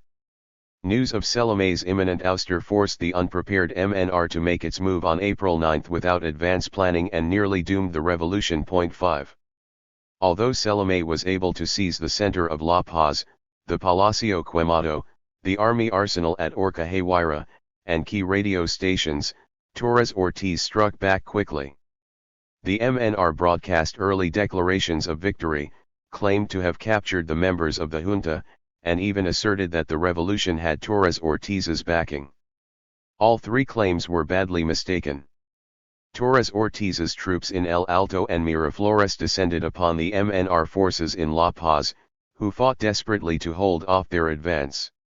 In what U.S. diplomats later came to believe was a clever ploy by Siles Ziuazo to get Salome out of the picture, the MNR leader supposedly told the general that the fight was lost and silenced MNR radio broadcasts for 2 hours to confirm it. In any event, as soon as Salome gave up and sought asylum in the Chilean embassy, the call went out over the MNR's radio stations, "It is today or never." 6. The masses of La Paz answered the call. MNR militias, union members, and disorganized workers took to the streets, joining police and sympathetic military units to battle the junta with every weapon at their disposal. They transformed Salome's crude barracks coup into a genuine popular revolution. Siles Ziuazo, supported by ex-Villarolistas, coordinated the furious MNR counterattack. Cut off by miners who seized the Oruro rail line and attacked El Alto, Torres Ortiz's forces were overwhelmed. The general surrendered the next day and fled the country, as did most of the junta's other officers. The MNR had finally triumphed.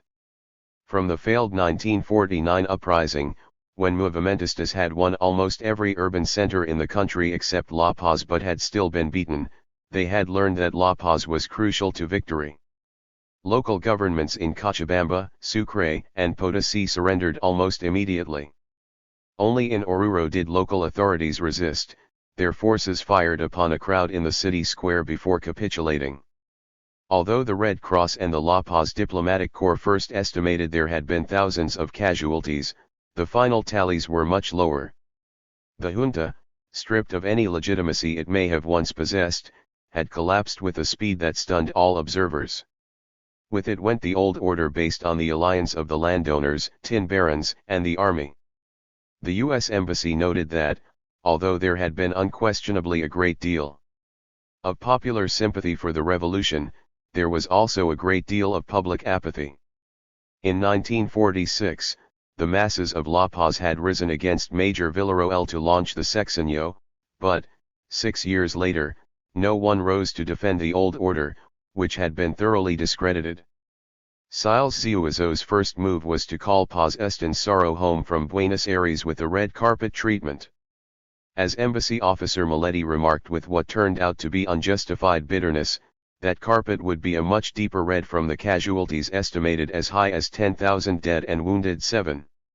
Unlike in 1946, the U.S. Embassy reported no rioting or mob violence and, more important, even though the Bolivian army had abandoned U.S. citizens in the mining camps, there had been no hint of violence against them by the victorious MNR. Although the movimentistas appeared united, it quickly became clear that the very nature of the national revolution was in dispute. So long as the MNR was a repressed opposition party, movimentistas had been able to paper over their deep ideological differences. 8 With victory, however, came the need to govern and make difficult choices. Whereas Hernan Siles Ciuizo, Walter Guevara Ars, and the intellectuals who had founded the party sought stability and evolutionary changes, Juan Lechin, the miners, and the MNR militias who had bled for the revolution demanded immediate and radical restructuring of the country.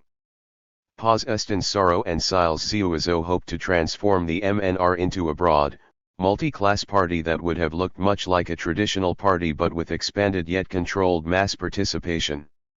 In sharp contrast, Lechin and the MNR's labor faction aimed for a syndicalist state with the lion's share of power resting in the hands of their new, all-encompassing labor federation, the Central Obrera Boliviana.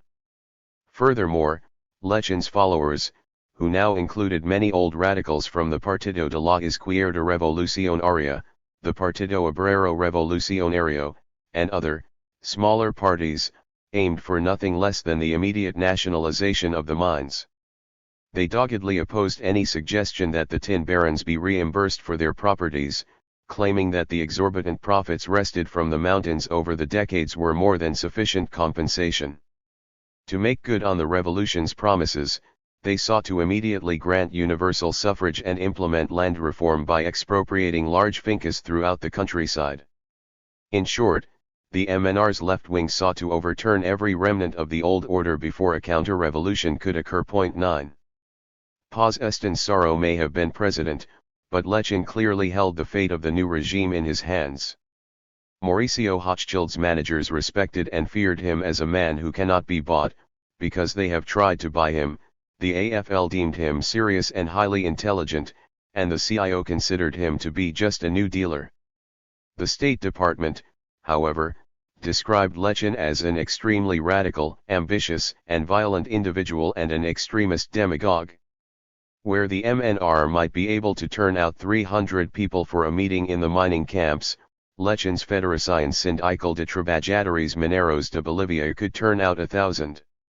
Even worse, the department believed Lechin harbored a personal vendetta against the United States, crediting an old, unsubstantiated rumor that an American mining engineer had debauched Lechin's Chola woman years before. 10 The unquestionably magnetic and ruthless Lechin was so horrifying to U.S. policymakers that Richard Nixon, having received very disturbing reports as a junior senator on the Labor and Public Welfare Committee, asked for a State Department briefing on him. 11. The conflicting demands of Lechin's roles as head of the COB and MNR Minister of Mines induced what U.S. observers would call political schizophrenia. With the army discredited and chastened, Lechen's miners, MNR militias, and other civilians retained the almost 20,000 rifles they had been handed during the revolution. Clearly, their voice would dictate who controlled the nation, and if their loyalty to Lechen and the Cobb outweighed their loyalty to Paz Estensoro and the MNR, then the new president had a tiger by the tail. Ironically, Paz Estensoro could probably count on the support of the same police and army that had mercilessly harassed the movimentistas for 6 years, for they despised Lechen above all else. To Secretary Akison, hinting that extended non-recognition might lie ahead, the mere presence of Lechen, let alone his possible dominance, creates doubts about whether the new government could maintain order and honor its international obligations. 12. The situation was even more complicated than it first appeared. Lechen was hardly in complete control of the unions making up the Central Obrera Boliviana. He had, for years, relied on the skills, loyalty, and organizing strength of the Trotskyite poor within the FSTMB, and the Porristas' power within the Cobb now equaled that of the movimentistas. Lamenting that the right wing is winning out in the government, Juan Sanjins, head of the Cobb's Railroad Workers Union, warned that this government and the MNR are transitory and that the workers are going to take power and set up socialism. Lechen also believed that the right wing of the MNR was not particularly friendly to the labor movement but that it would desert the party once his agrarian revolution was launched in the countryside. Another labor leader all but likened Paz Estensoro to the Rosca and proclaimed that the labor movement is a living challenge to the right-wing elements in the government. Bolivian labor leaders understood quite well that President Paz Estensoro and Vice President Siles Ziuazo sought to use the Central Obrera Boliviana to bring workers under the control of their government. Indeed, the labor leaders saw the MNR as only a slightly more progressive version of the PURS.13. Although the State Department feared Lechen might break with the MNR to launch a true social revolution, it was just as likely that, tainted by his movimentismo, he might lose control over his own Cobb if revolutionary changes did not occur rapidly enough. Once Paz Estensoro was installed in the Palacio Quemado, he appointed Lechen Minister of Mines and Petroleum and Lechen's ally German Buttron Labor Minister. Together, Lechen and Buttron would rewrite Bolivian labor and mining laws to suit the workers.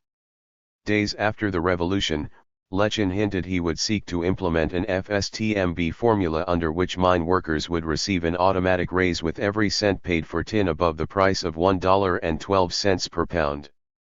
Indeed, at the first meeting of the new ministers, he pounded the cabinet table for immediate, outright nationalization of the mines. The State Department could only hope that cooler heads would overrule him, and they did.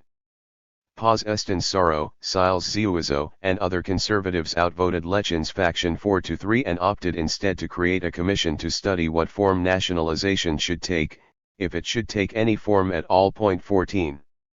This good news for the State Department was somewhat offset by news that all factions of the new government had agreed to do without the moderating influence of the United Nations and the technical experts proposed by the keenly eyed mission. 15 Still, an unwillingness to yield sovereignty to the United Nations did not mean that reform was not going forward. On July 21, as a first step toward incorporating indigenous Bolivians into the national polity, literacy requirements for voting were abolished. As for land reform, the new president suggested it should wait until nationalizing the tin mines provided the funds needed for its implementation. Justifiably suspicious of the loyalty of the federal police, who had helped carry the MNR to power in April, President Paz Estensoro formed escort regiments in Oruro and La Paz and honor groups of MNR militias in the countryside, armed largely with weapons taken from army arsenals. 16 Although the president counted on the army to protect him from Lechen and the militias, he was not willing to risk a military counter-revolution by disarming the popular forces. For all the MNR's delicate balancing act, the early months of its rule strongly suggested that the movimentistas were not going away anytime soon. U.S. recognition. For the State Department, the crucial question was recognition of the new regime. U.S. pledges made at the 1948 Bogotá Conference seemed to preclude the use of non-recognition as a weapon against a new government, but the State Department nonetheless contemplated doing just that. Indeed, there was considerable support for indefinite non-recognition of the MNR regime, not just among the Rosca, but also among Bolivia's neighbors to the west.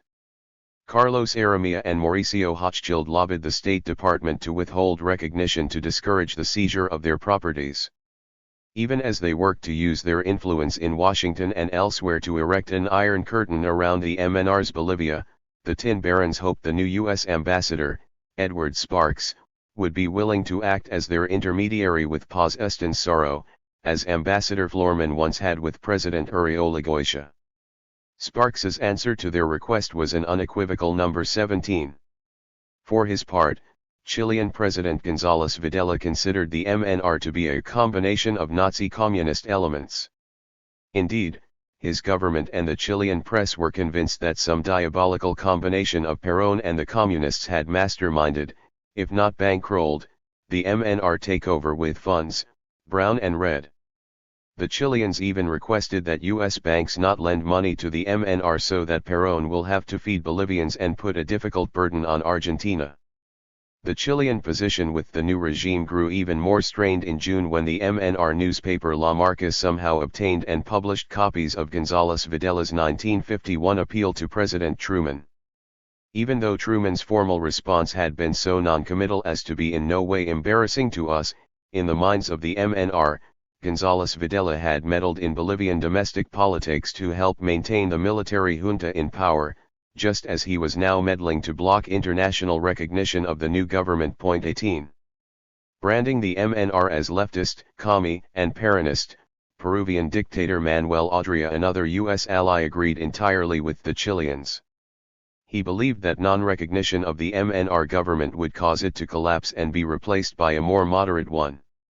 Indeed, Austria would support recognition of the new regime only to prevent the catastrophic contingency of Lechins taking over. 19. Barring that contingency, Austria and González Videla believed that recognition of the MNR government would be fatal for Latin American governments fighting communism and hoped the United States would follow their example indefinitely. Peruvian and Chilean opposition to the national revolution was predictable. As Latin Americanist Robert Alexander would later explain, what is going on in Bolivia is likely to be contagious.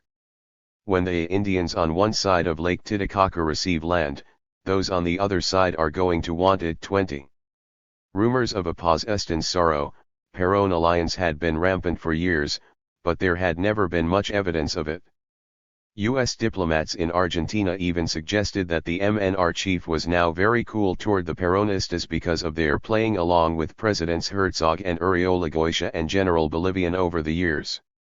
On the other hand, Argentine aid, which could be furnished immediately by Perón without strain, would be invaluable for quickly putting food on Bolivian tables. Indeed, Eva Perón's personal airplane, carrying doctors, nurses, and medicine, landed in La Paz even before Paz Estenssoro's. 3 more planes carrying propaganda, more nurses, and 8 tons of food took off the next day as Argentine trucks broadcast, "Misery knows no frontiers," through the streets of La Paz. That said, as Assistant Secretary Miller made perfectly clear, even though adoption of too stiff a policy by the United States might drive Bolivia into the Argentine camp, there was simply no credible evidence of any Peronist intrigue in the national revolution. 21. This did not, of course, stop either Enrique Herzog or Mamerto Uriolgoitia from approaching U.S. diplomats with dramatic warnings that Bolivia had been lost to Perón and the Communists. Secretary Acheson dismissed their claims as inaccurate or exaggerated. Indeed, U.S. embassy officers observed neither communist influence nor communist tactics. There was no shouting of "down with Yankee imperialism," and certainly no appeal to the Soviet Union. Although Cobb Publications did take an anti-U.S. slant soon after the revolution, it was difficult to determine whether the source was Peronism or communism because Perón's tactics had become hardly distinguishable from the communist line. Forced to choose, the embassy officers leaned toward Peronism because Argentine Unionists had advised their Bolivian counterparts in the establishment of the COB, but they attached little importance even to that. 22. For true communists and Peronistas, the MNR takeover presented something of a poser. After denouncing Paz Estenssoro and his party as a reactionary fascist machine for years, Latin American communists were forced to concede that the movimentistas had successfully staged what could only be seen as a people's revolution of liberation. According to one U.S. diplomat, the possibility that the movement has support and guidance from the anti-communist Perón had only compounded this dilemma. On the other hand, the MNR had no qualms about attacking the PIR. Movimentistas, well remembering Major Villarroel's fate and the central role Piristas had played in it, violently broke up PIR rallies with shouts of "Away with the hangman." 23. Even if Paz Estenssoro was clearly no communist, the State Department did have questions about Lechen. Still in Washington, liberal statesman Luis Guachala observed that, even though Lechen's vision of people's militias was an exceptionally dangerous one, the Union leader's fondness for fine clothes, big cars, and flashy women precluded him from being a communist. The State Department ultimately concluded that Lechen is not a doctrinaire Marxist but rather an opportunist who would follow any line he thinks beneficial to the workers' interest and his own. For their part, the MNR conservatives worked to deny the Cold Warriors in Washington any fodder for red baiting. Without publicity or fanfare, Paz Estenssoro was discreetly replacing Lechen's followers in influential posts with conservatives. As Union leader Sanjins proclaimed to U.S. Embassy officers, "We leftists are being weeded out." 24. On the one-year anniversary of the MNR's 1951 election victory, Movimentista leaders hosted a massive rally predictably featuring much damning of the Rosca and praise for those persecuted during the Sexenio. President Paz Estenssoro gave a speech reiterating the need for nationalization of the tin mines, but, according to the U.S. Embassy, he left a loophole by failing to state just what form nationalization would take. Of greater interest were speeches by labor leaders Juan Lechen and José Lucio Quiros. Embassy officer Maletti, having somehow acquired the original drafts of the speeches, noted that someone had made changes to both in longhand. To Lechen's speech, someone had added boilerplate anti-communist declarations, and in Lucio's, someone had revised two references to foreign imperialist influence to clarify that the imperialists in question were communism and the Stalinist PIR. Since references to foreign imperialism would ordinarily be interpreted by the man in the street as meaning the U.S., someone, presumably from Paz Estenssoro's wing of the party, was working to tone down whatever anti-U.S. sentiments the radicals may have held. At the May Day parade, the MNR forbade any flags other than the Bolivian and forcibly evicted from the ranks anyone wearing a red armband. For U.S. policymakers, the absence of the communist clenched fist and the overwhelming presence of the two-finger V for Victor Paz salute made clear that there was no red menace in Bolivia. In short, the State Department concluded, the commie and Argentine threats seem relatively remote at present. 25. If the State Department could not present evidence of outside interference in the national revolution to justify withholding recognition, it would have to argue that the MNR did not truly control the nation and could not keep the peace. Although certainly not anticipating a reign of terror, the embassy conceded that men who have been sought, persecuted, and beaten for 6 years are not likely to turn the other cheek. Still, no one could legitimately fault the MNR for its protection of U.S. citizens and property. When workers had plundered the home of one Hochschild manager during the revolution, Lechen sent personal representatives to the mines to ensure the safety of the property and of all foreign employees. And when embassy officer Maletti informed the Minister of Mines that disappointed union members at the Coro Coro mine had dynamited all roads to the facility and were taking a menacing attitude toward company officials, Lechen, heretofore the workers' god, intervened to send the men back to work, at some cost to his own prestige. Just weeks after the revolution, even the State Department had to concede that the MNR had effectively restored order in several situations that might have developed into bad incidents. 26.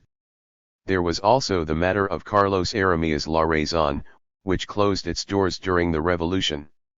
Although Aramia's henchmen in New York and Washington attempted to portray this as a parallel to Perón's infamous closing of La Prensa, and U.S. diplomats suggested that the issue adds an authentic Perón-like touch to the situation. There were important differences. The MNR never forbade La Razón from publishing. Instead, the Movimentistas had simply refused to furnish police protection and publicly announced that police would not fire upon anyone assaulting La Razón's offices or facilities. With that in mind, Siles Zuazo had apparently suggested that it might be in the paper's interest to refrain from controversial topics or postpone publication until order was assured. Because the pro-Rosca newspaper had spearheaded every assault on the MNR for more than a decade, had called for the lynching of Major Villarroel, and was so intimately linked to Aramia, Secretary Acason chose to ignore its closing and hope the situation would work itself out. It eventually did when President Paz Estenssoro simply converted the La Razón building into a new Ministry for Mines and Petroleum. 27. The Truman administration quickly realized that, for want of any viable alternative to the MNR, it had to support and encourage Paz Estenssoro's faction in the hopes that his conservatives could reign in Lechin and avert what Washington saw as the worst excesses of revolutionary government. The Paz Estenssoro government was repeatedly compared to the Kerensky government in revolutionary Russia. If it falls, embassy officer William B. Cobb observed, there seems to be no alternative for Bolivia but communism, some radical variant under Lechin, or a general disintegration through which neighboring countries might be sucked into an international conflict. Calling Paz Estenssoro the white hope against the indigenous masses, Assistant Secretary Miller argued that it might be necessary to meet him halfway in order to prevent his losing control over the more fanatical and hostile elements in his own party. 28 Embassy officer Maletti reported that, even though the MNR conservatives seemed to control the cabinet, there was every evidence that they did not dare to meddle in Lechin's domain of the Cobb. Indeed, some of the more pessimistic conservatives had told him they were nearly certain that Lechin and the radicals would push the government into an anti-U.S. posture and transform the country into an Argentine province. 29.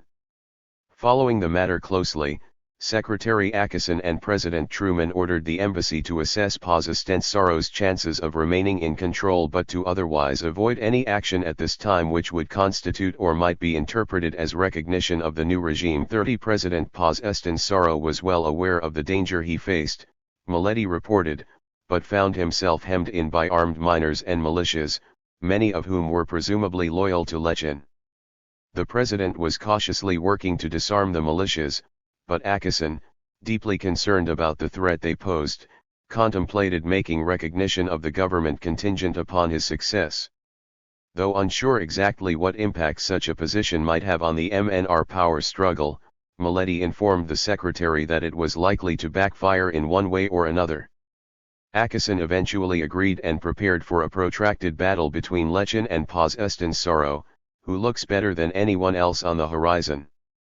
The secretary concluded that our tin policy offers the most flexible, effective, and appropriate available instrument for influencing decisions in Bolivia. 31 As President Truman's inner circle deliberated, Embassy officer Maletti was told only to remind President Paz Estenssoro of his earlier statements regarding private property and the MNR's independence from Perón.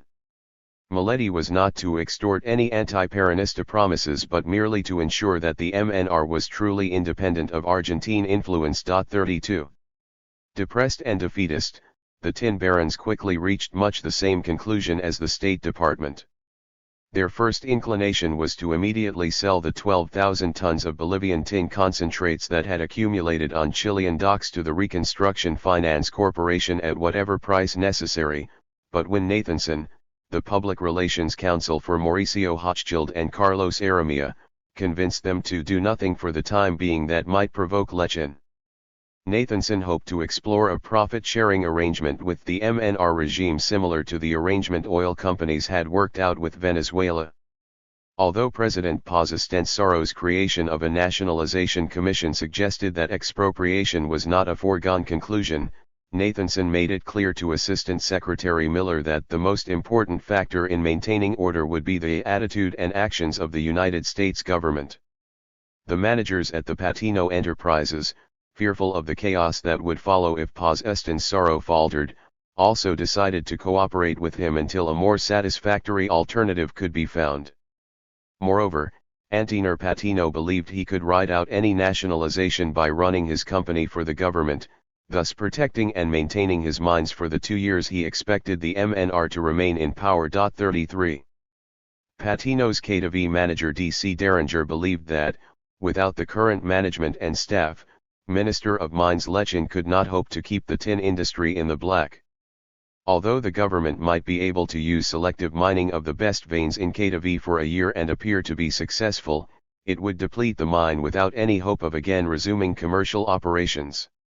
He further believed that the MNR simply did not understand how complex the operation of the tin mines truly was and seemed determined to drive off the foreign technicians and engineers who had the essential expertise. He explained that patriotism might well lead miners to work harder in the nationalized mines, but endemic Bolivian graft would more than undo any gains from that quarter. And even if Patino employees did help run the government-owned mines, Lechin might then turn a profit, proclaim victory, and emerge even stronger. 34.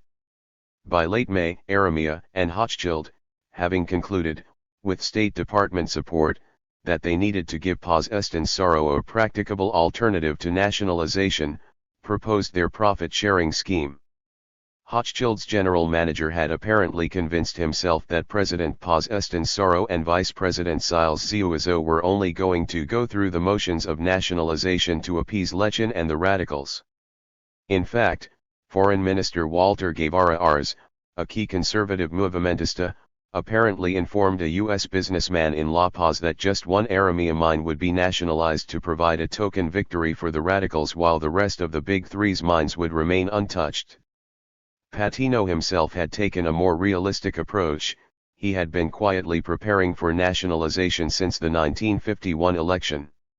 He had deftly guaranteed U.S. interest in the tin mines by quietly selling U.S. citizens shares in his Bolivian facilities and canceling an order for a $2.5 million sink and float plant for KTV to prevent it falling into the MNR's hands. 35. Also by late May, the State Department had concluded that continued non-recognition would not assist Paz but would rather have the effect of strengthening extremist elements in the government, encouraging nationalization, and pushing the government more in the direction of Perón. Assistant Secretary Miller had argued that we are acting like ostriches with our heads in the sand and that the United States would have to face the reality of Paz Estensoro's presidency sooner or later. Since Paz looks better than anyone else on the horizon, President Truman had agreed that recognition was probably the right course of action. This in no way implied solidarity with the tin barons, who are in large part responsible for their present predicament. It was instead an acknowledgement that the nationalization of the mines would be a bad precedent for the rest of South America, encouraging the Chileans to nationalize copper and the Venezuelans to nationalize oil, and would make U.S. tin purchases from expropriated properties problematic. The embassy had reported that, though the political situation leaves much to be desired, it was not greatly abnormal for Bolivia, and the State Department had informed U.S. allies that it would recognize the new government within a week. 36. The nationalization of the Big Three. Although President Truman had been compelled to recognize the MNR regime to avoid strengthening Lechin and the leftists, he was not about to give up his true leverage, a long-term tin contract, until the issue of nationalization had been resolved.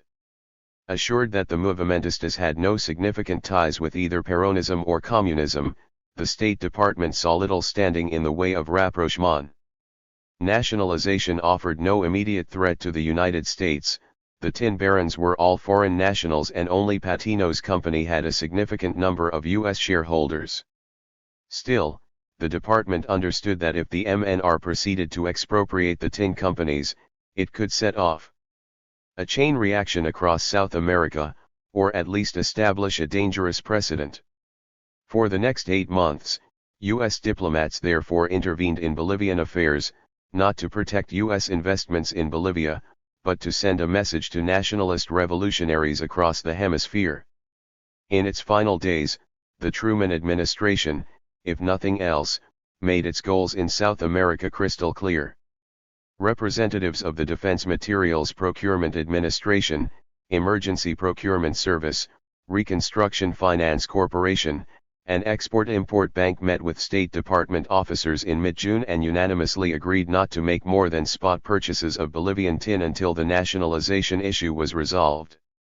Although both the State Department and the RFC realized that such purchases would cause the flow of Bolivia's foreign exchange to be spasmodic and unpredictable, there was simply no alternative.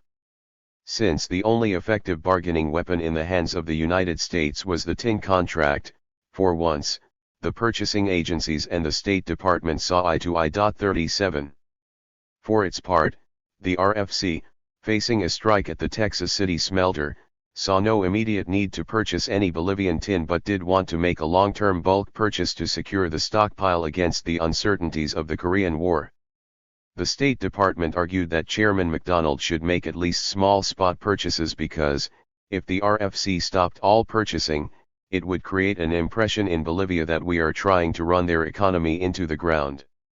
The Truman administration hoped to avert nationalization by exerting economic pressure, but feared doing so openly. The department explained to the Bolivians that the RFC could not sign a long-term contract until the nationalization question was resolved because doing so might create questions of ownership of the ores involved. Victor Andrade, once again Bolivia's ambassador to the United States, apparently did not realize that the fear of lawsuits was merely a pretense. 38. Regardless of the final outcome of the nationalization study, President Paz Estensoro was certainly going to exert much closer control over the tin industry than his predecessors. On June 2, 1952, he decreed that all mineral exports from Bolivia would be handled by the Banco Minero.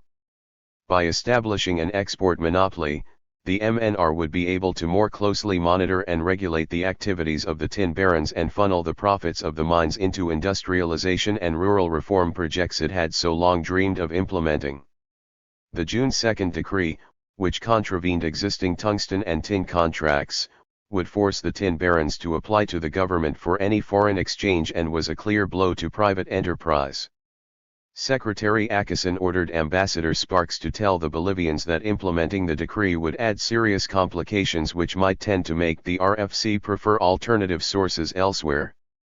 Sparks was to advise the Bolivians that nationalization was unwise economically and to suggest that, if problems with the June 2 decree were worked out satisfactorily, U.S. loans for small and medium mine owners contemplated in March might still be considered. 39.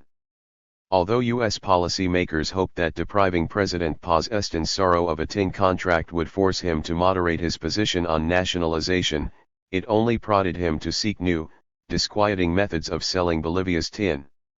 The day after establishing the Banco Minero monopoly, the president apparently authorized two foreigners, Hans Thietheisheim and Leon Henderson, to sell all tin produced in Bolivia over the next 2 years at as high a price as they could negotiate.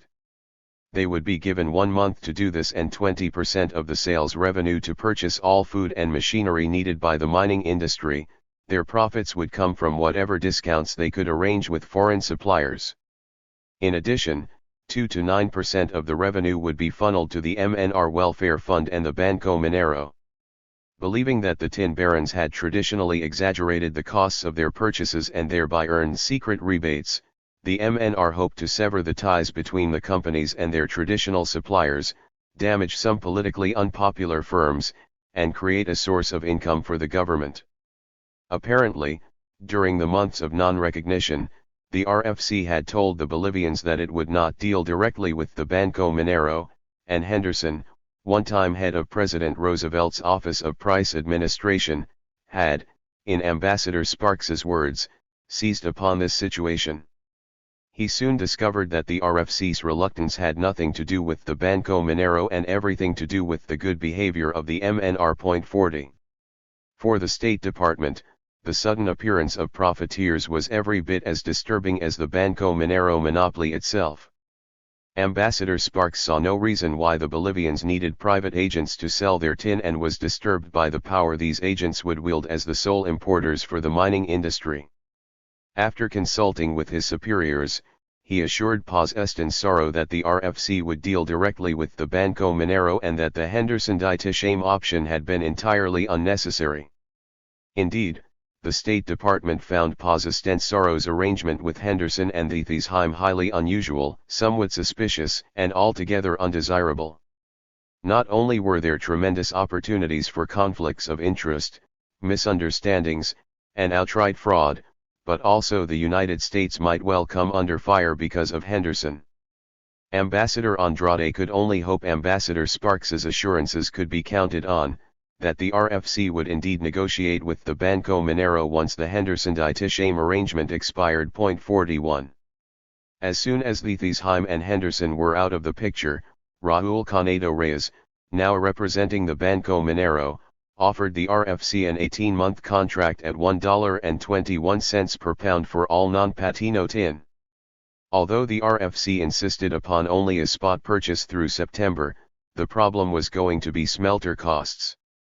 The Longhorn smelter at Texas City had sufficient tin to operate through next spring, and the stockpile was adequate. Great Britain's Capper Pass smelter was offering to pay only $1.19 per pound. The RFC had no reason to offer more than that. 42 Canedo Reyes accepted that the RFC needed an increase in smelting fees to offset higher labor costs, and even acknowledged it as fair, but feared the political consequences of the increase taking effect in the first transaction of the MNR government. He was not alone. State Department officers and even U.S. bankers associated with Mauricio Hochschild and the Banco Minero found it politically unfortunate that this step, which could easily breed ill will, had to be taken. Nonetheless, the RFC's first offer was just $1.17 per pound. Ambassador Andrade protested that it would appear to the Bolivian public that they were being discriminated against, but to no avail. In fact, since the market price of tin had already dropped below $1.17 per pound, State Department officers were surprised that the RFC had offered as much as $1.17 and suggested that Andrade accept the offer before it was withdrawn. 43. Though the ambassador warned his superiors that there was little or no chance for a better price, Andrade complained to U.S. diplomats that he had no option but to appeal to the sense of equity of the United States since no foreign banks were eager to finance a Bolivian holdout. He asserted that the MNR would find it hard to explain to the Bolivian people why they not receiving fair treatment at the hands of the United States, yet continued to combat Argentine propaganda to the effect that the U.S. was not fair to Latin America. Even though the difference between the U.S. and Bolivian offers was now only 1/2 cent per pound and Andrade understood that he had little choice but to accept the RFC's offer, he continued to plead for a 1/2 cent per pound reduction in smelting charges for political and psychological reasons. Because Paz Estensario was radically cutting military spending and eliminating the tin barons as middlemen, he could afford to take 1/2 cent less without going into bankruptcy, but the psychological effect might be disastrous. State Department officers were unimpressed by Andrade's eloquence. 44. With a return to the familiar take-it-or-leave-it days, Ambassador Andrade understood that he had no alternative and recommended to his superiors that they accept the RFC's offer. He had other motives, as well. He personally needed to conclude this negotiation to freeze the THIRD-WORLDISM out and to convince his government that a private businessman could not have gotten a better deal from the RFC. Within a week, however, the Bolivians had optioned their tin to a U.S. company, Mercantile Metal and Ore, this time for an unprecedented 3% commission. President Paz Estensario was clearly desperate. RFC experts had never before seen a tin sales commission larger than 1/8 of a cent per pound. Although Assistant Secretary Miller immediately sought to put an end to this sort of contracting, which would take money from the Bolivian economy and open the U.S. government to charges of discrimination or collusion, how the State Department was going to avoid giving Paz Estensario a tin contract yet dissuade his government from engaging in increasingly reckless efforts to get one remained unclear. 45. Indeed, still fearful that signing a long-term tin contract would effectively give a green light to confiscatory nationalization, the State Department was now the only obstacle to finally achieving one. After years of being ignored by the RFC, U.S. diplomats were finally able to exert their influence on the agency, only they were doing so to deny a long-term tin contract that would help stabilize the Bolivian economy. What Assistant Secretary Miller now sought was a convincing pretext for the United States to refuse such a contract without openly admitting it was. He could no longer use the RFC as a pretext because the defense planners had all but conceded they would have signed a long-term deal with the Bolivians if the State Department had not objected. State Department and RFC officials discussed several options but ultimately found all transparent or ineffectual. 46. By mid-August, Sparks thought it was time for straight talking about nationalization because the present situation is likely only to deteriorate with the passage of time. He believed that President Paz Estenssoro, Vice President Siles Ciuizo, Ambassador Andrade, and others had shown sincerity and a genuine desire for close, cooperative relations with the United States. However, failure to nationalize the tin mines would be political suicide for the movimentistas, inevitably leading to the downfall of the government. Sparks therefore urged the State Department to resurrect the aid package it had contemplated in the days before the revolution and to offer it to Paz Estenssoro. If U.S. assistance could help the president step up mining, agriculture, and petroleum development, the department might bolster the conservatives and swing the scale to a solution short of outright nationalization. Earnestly seeking to avert actions which would be disastrous for Bolivia, create unfortunate precedents in the Americas, and strain U.S. Bolivian relations, Ambassador Sparks was calling for the United States to openly embrace the MNR. 47. His superiors refused. Because of the confused situation in La Paz, Secretary Acheson and Assistant Secretary Miller were unwilling to use even an implied promise of assistance as a bargaining point at this stage, but they did permit Sparks to inform the Bolivians that, if nationalization were handled satisfactorily, we would be willing to work out with them a broader program of economic cooperation. Miller, Deputy Assistant Secretary Mann, and State Department Officer Atwood reaffirmed to Ambassador Andrade that the United States fully supported the MNR's plans for economic diversification and would assist them in resolving the grave problems of Bolivia, but made it clear that there would be no long-term contract until the issue of nationalization was resolved. When Secretary Acheson warned yet again that nationalization would create an environment that would discourage private investment, Ambassador Andrade could only retort that, despite the most liberal treatment that had been given to the tin barons for decades, there had been almost no foreign investment in his nation. 48. This was a key argument for Lechin and the radicals. Indeed, the Nationalization Study Commission report concluded that not only had the tin barons siphoned their profits out of the country, but they had also systematically discouraged fresh capital from being invested in Bolivia, lest such investments strengthen Bolivia economically and thereby weaken their own hegemony. The report went on to illustrate the countless tax evasion schemes the tin barons had used to defraud the nation. By citing the exact amounts of taxes not paid by the tin barons, the Commission seemed to be laying the foundation for an argument that the amount of unpaid taxes should be deducted from the value of the mines. Vice President Siles Ciuizo confirmed as much to U.S. diplomats. Although the tin barons valued their Bolivian properties at more than $60 million, the MNR considered them to be worth only $22 million, and it remained to be seen how that figure compared to the back taxes the government thought the Big Three owed. 49. It was not entirely unlikely that the tin barons might end up losing their properties and still owing the government. In late September, Carlos Aramilla and Mauricio Hochschild proposed that the government pay them $60 million for their mines over the course of several decades. Their companies would continue to manage and operate the mines until the government finally assumed the titles for the properties in as few as 10 years. 50. For his part, Antenor Patino proposed selling his mines to the government for $5 million down and a modest $25 million to $35 million over time, so long as he was hired to operate them. Patino refused to make common cause with Aramilla and Hochschild. His operations, both within Bolivia and globally, were much larger than theirs. Some of his shareholders were U.S. citizens and thus protected by the U.S. government. His firm was incorporated in Delaware, and the average Bolivian despised Aramilla and Hochschild far more than they did him. Therefore, the other tin barons were, as Patino put it, a different breed of cat.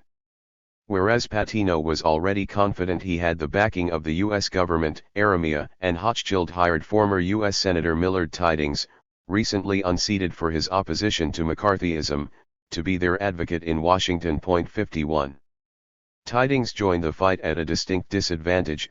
His new clients had no real connection with the United States. Unfamiliar with the situation in Bolivia, he met with TIN Division Chief McKinnon, casting about 4 possible courses of effective action. Evidently, Tydings favored either an embargo on Bolivia or an appeal to the OAS to expel Bolivia, a measure he claimed already had the support of 2 foreign governments. Lack of support from both the RFC and the State Department did not stop him from threatening Ambassador Andrade and Vice President Siles Ziuazo with a U.S. embargo. The movimentistas responded that they had survived too many far worse threats in the course of the previous 6 years to be cowed or dissuaded by Tydings's childish efforts at intimidation. 52. Lame duck diplomacy. The State Department's efforts to forestall expropriation ended on October 31, 1952, when President Paz Estenssoro announced the nationalization of the Big Three's tin mines in a ceremony at Maria Barzola Field, site of the 1942 Katavi massacre. The tin barons argued that the MNR was cutting off its nose to spite its face. A movimentista spokesman found a different metaphor: when a dog has a gangrenous tail, its master has no recourse but to cut it off. As Bolivians took to the streets in celebration, however, the question of compensation remained open.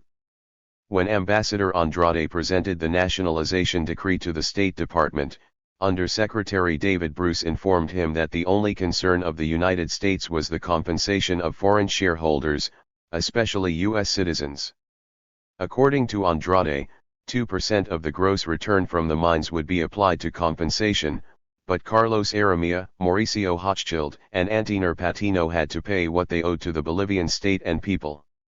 Although the MNR informed Ambassador Sparks that it might modify some of its counterclaims sufficiently to leave the companies some balance of compensation, this was hardly encouraging. 53. The U.S. Embassy's assessment was telling: the amount of compensation will largely be determined by the nuisance value which the companies are able to exert. The lower limit is that which the companies might be persuaded to accept in return for withdrawing all pressures against the government, while the upper limit will be that which the government finds politically tolerable. If the tin barons were too obdurate in their demands and successfully harassed the MNR through propaganda and foreign pressure, they might price themselves out of the market and get nothing. 54. For the State Department, however, nationalization actually changed very little. Whereas the Truman administration had denied President Paz Estenssoro a long-term tin contract to dissuade him from nationalization, now it would hold out the promise of such a contract to persuade him to properly compensate the tin barons for the properties he had nationalized. If the State Department could not have a precedent that permitted liberal capitalism to flourish, it would cut its losses and settle for one that discouraged expropriation without indemnification. Although the department was, to some extent, obligated to help Patino's shareholders win reimbursement, Tydings had to convince it to go to bat for Aramea and Hochschild as well. He urged that no Bolivian tin be purchased until satisfactory progress was made regarding compensation for his clients and begged the State Department to put pressure on President Paz Estenssoro to appoint a representative to come to Washington to negotiate with him. When Assistant Secretary Miller informed him that the department could not support his appeals directly, Tydings vowed to take the matter to both outgoing President Truman and President-elect Eisenhower. He then threatened Ambassador Andrade again with a U.S. embargo if his clients were not properly compensated.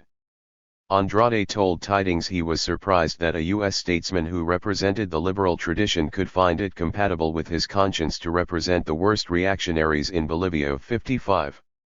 With Dwight Eisenhower's election victory in November, the State Department finally found a valid excuse for denying Bolivia a long-term tin contract.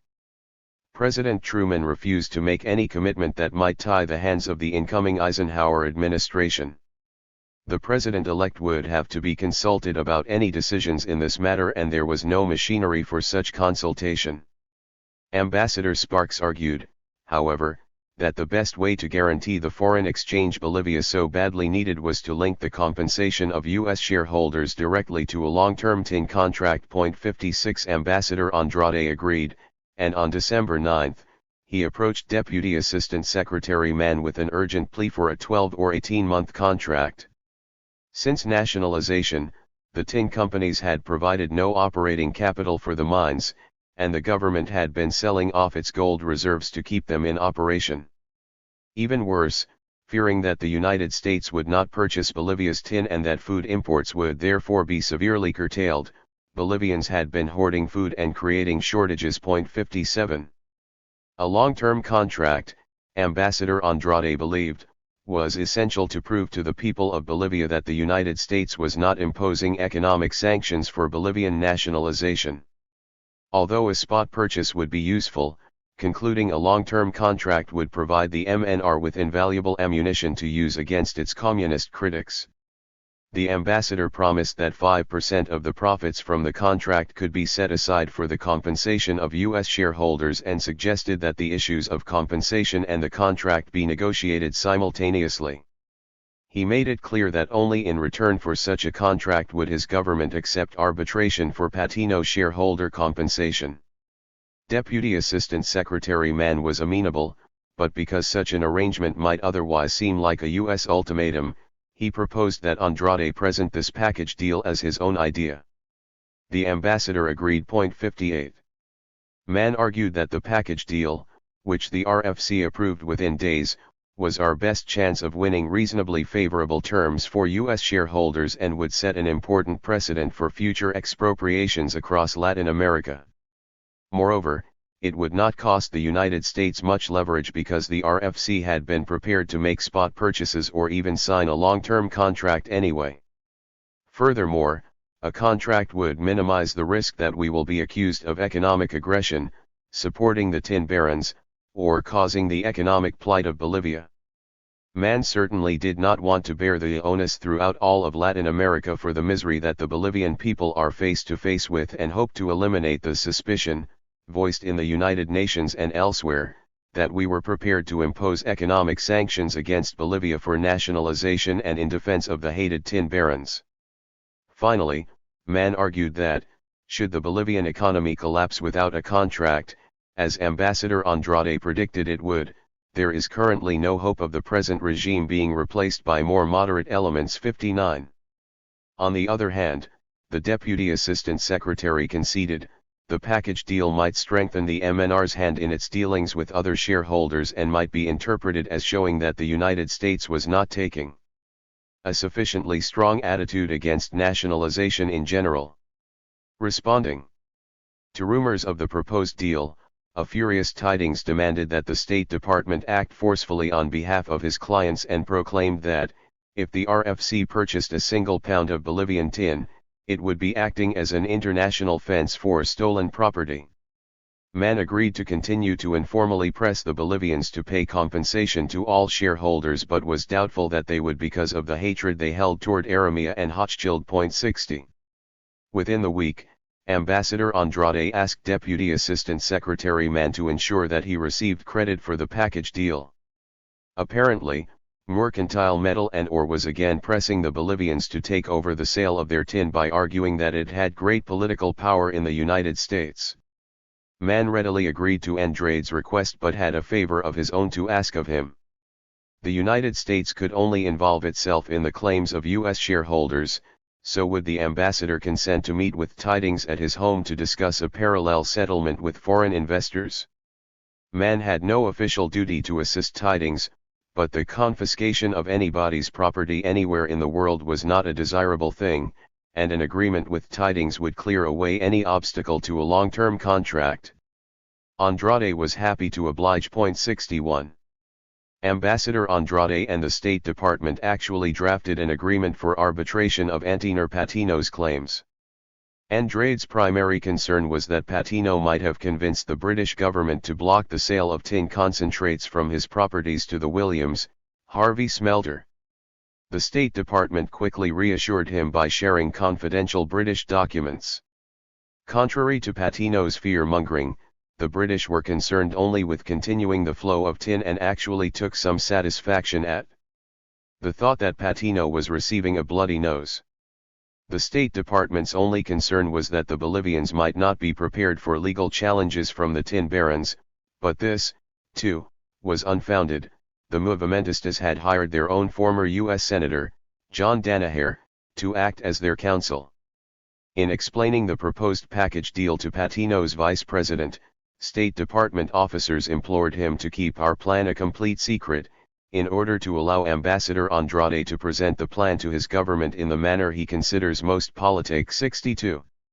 Even though Andrade had essentially drafted the package deal, his superiors found it unacceptable.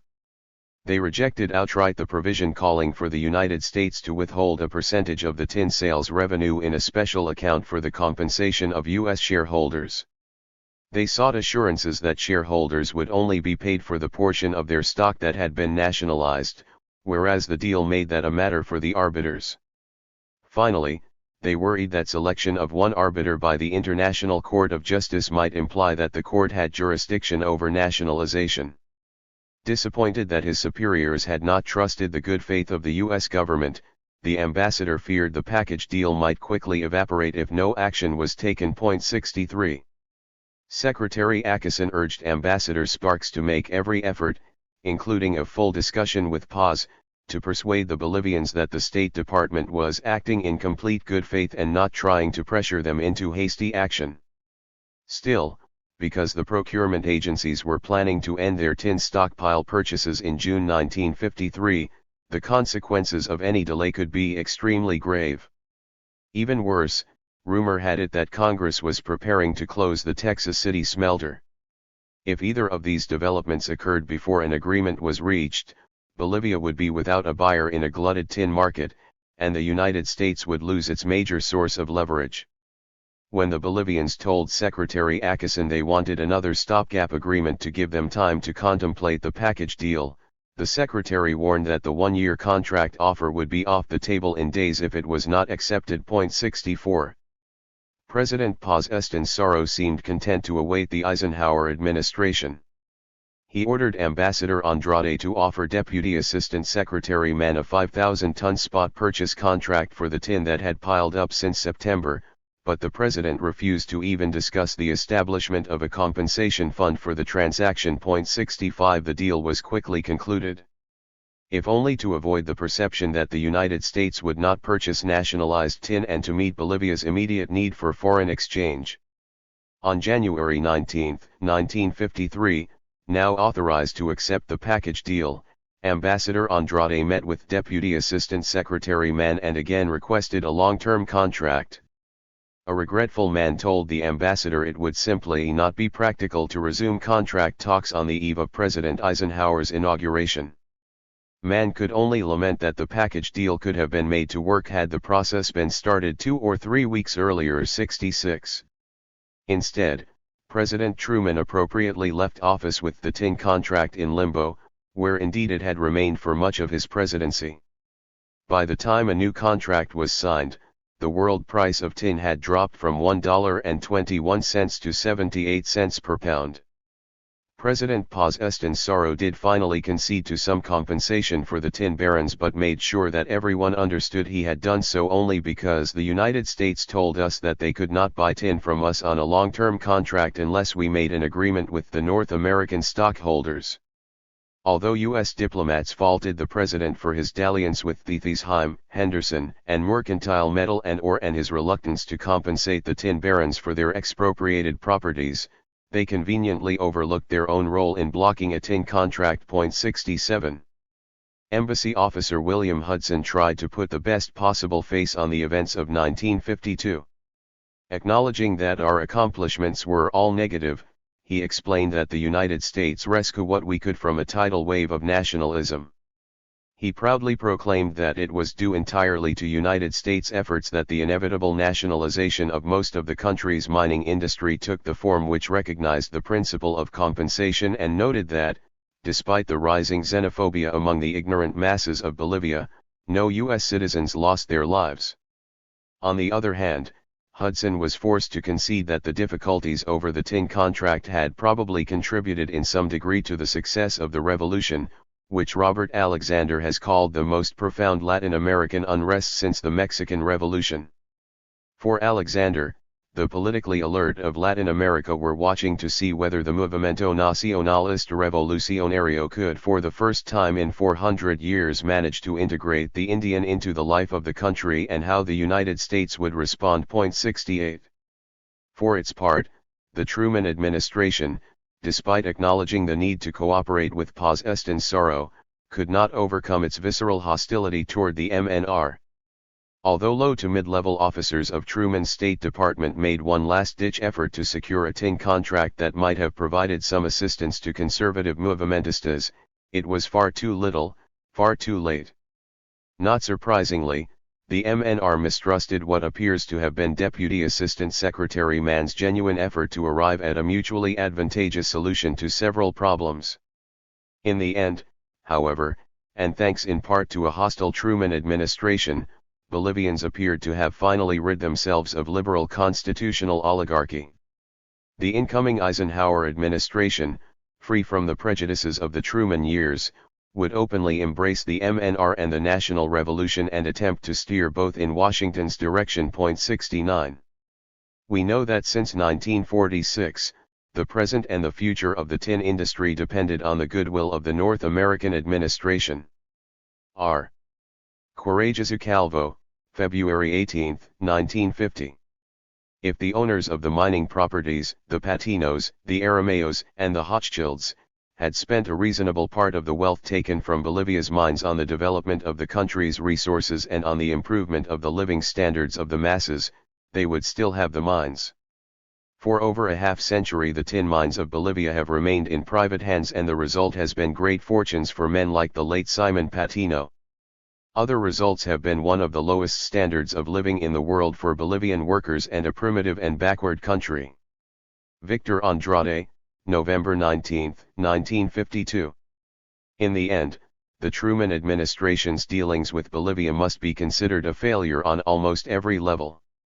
They were, however, an instructive failure, exposing many of the flaws of the early Cold War policies of the United States in South America.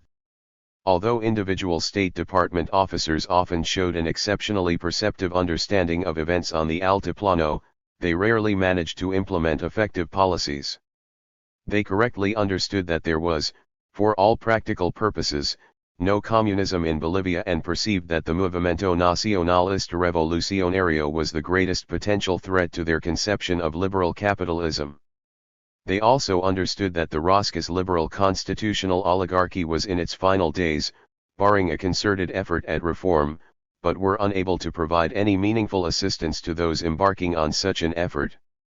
Indeed, even though the United States had the political, economic, and military power to push one of the weakest, poorest nations in the hemisphere in the direction it desired, it lacked both the will and the diplomatic acumen to apply that power consistently and effectively. The behavior and actions of the Reconstruction Finance Corporation illustrate this point perfectly. Defense planners quite understandably sought to dismantle the onerous tin cartel and to secure a resource vital to U.S. national security. They were able to do both with ease. Those planners gave almost no consideration, however, to the diplomatic implications of their actions and the long-term complications their single-minded approach risked, much less to the creation of a balanced, cohesive U.S. strategy.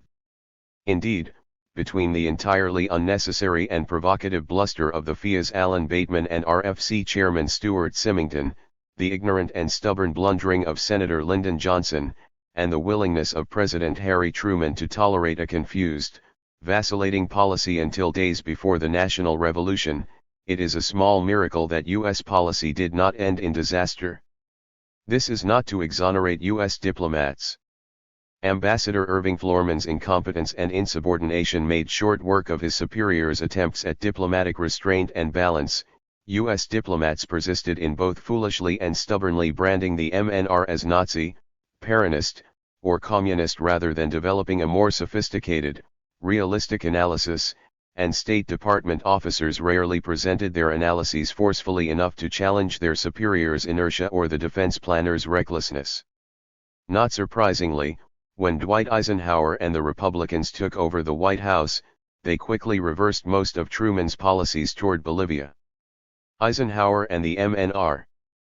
The Bolivian mess landed on the new president's desk almost immediately after he took office on January 20, 1953. Millard Tydings wasted no time in appealing to Secretary of State John Foster Dulles and the Republicans on behalf of his clients, Carlos Aramilla and Mauricio Hochschild. He asked again that the U.S. government refuse to purchase Bolivian tin until his clients were satisfactorily reimbursed for their expropriated properties, lest it contribute to the climate of moral decay and outright thievery that would eventually come home to plague us. He warned that the day after the United States signed a tin agreement, the leftist Juan Lechin would oust Paz Estensoro from power. Deputy Assistant Secretary Mann, in a non-committal response, suggested that, though the State Department was still in favor of spot purchases by the RFC, it would be a mistake to try to force the issue with the Bolivians at this time. Still, the Eisenhower administration at first seemed supportive of Tydings when, in early March and with Secretary Dulles's approval, the RFC announced that it was no longer interested in signing a long-term tin contract. The agency had been warning Bolivians for 3 months that if it filled its annual quota before securing a contract with La Paz, there would be no long-term deal.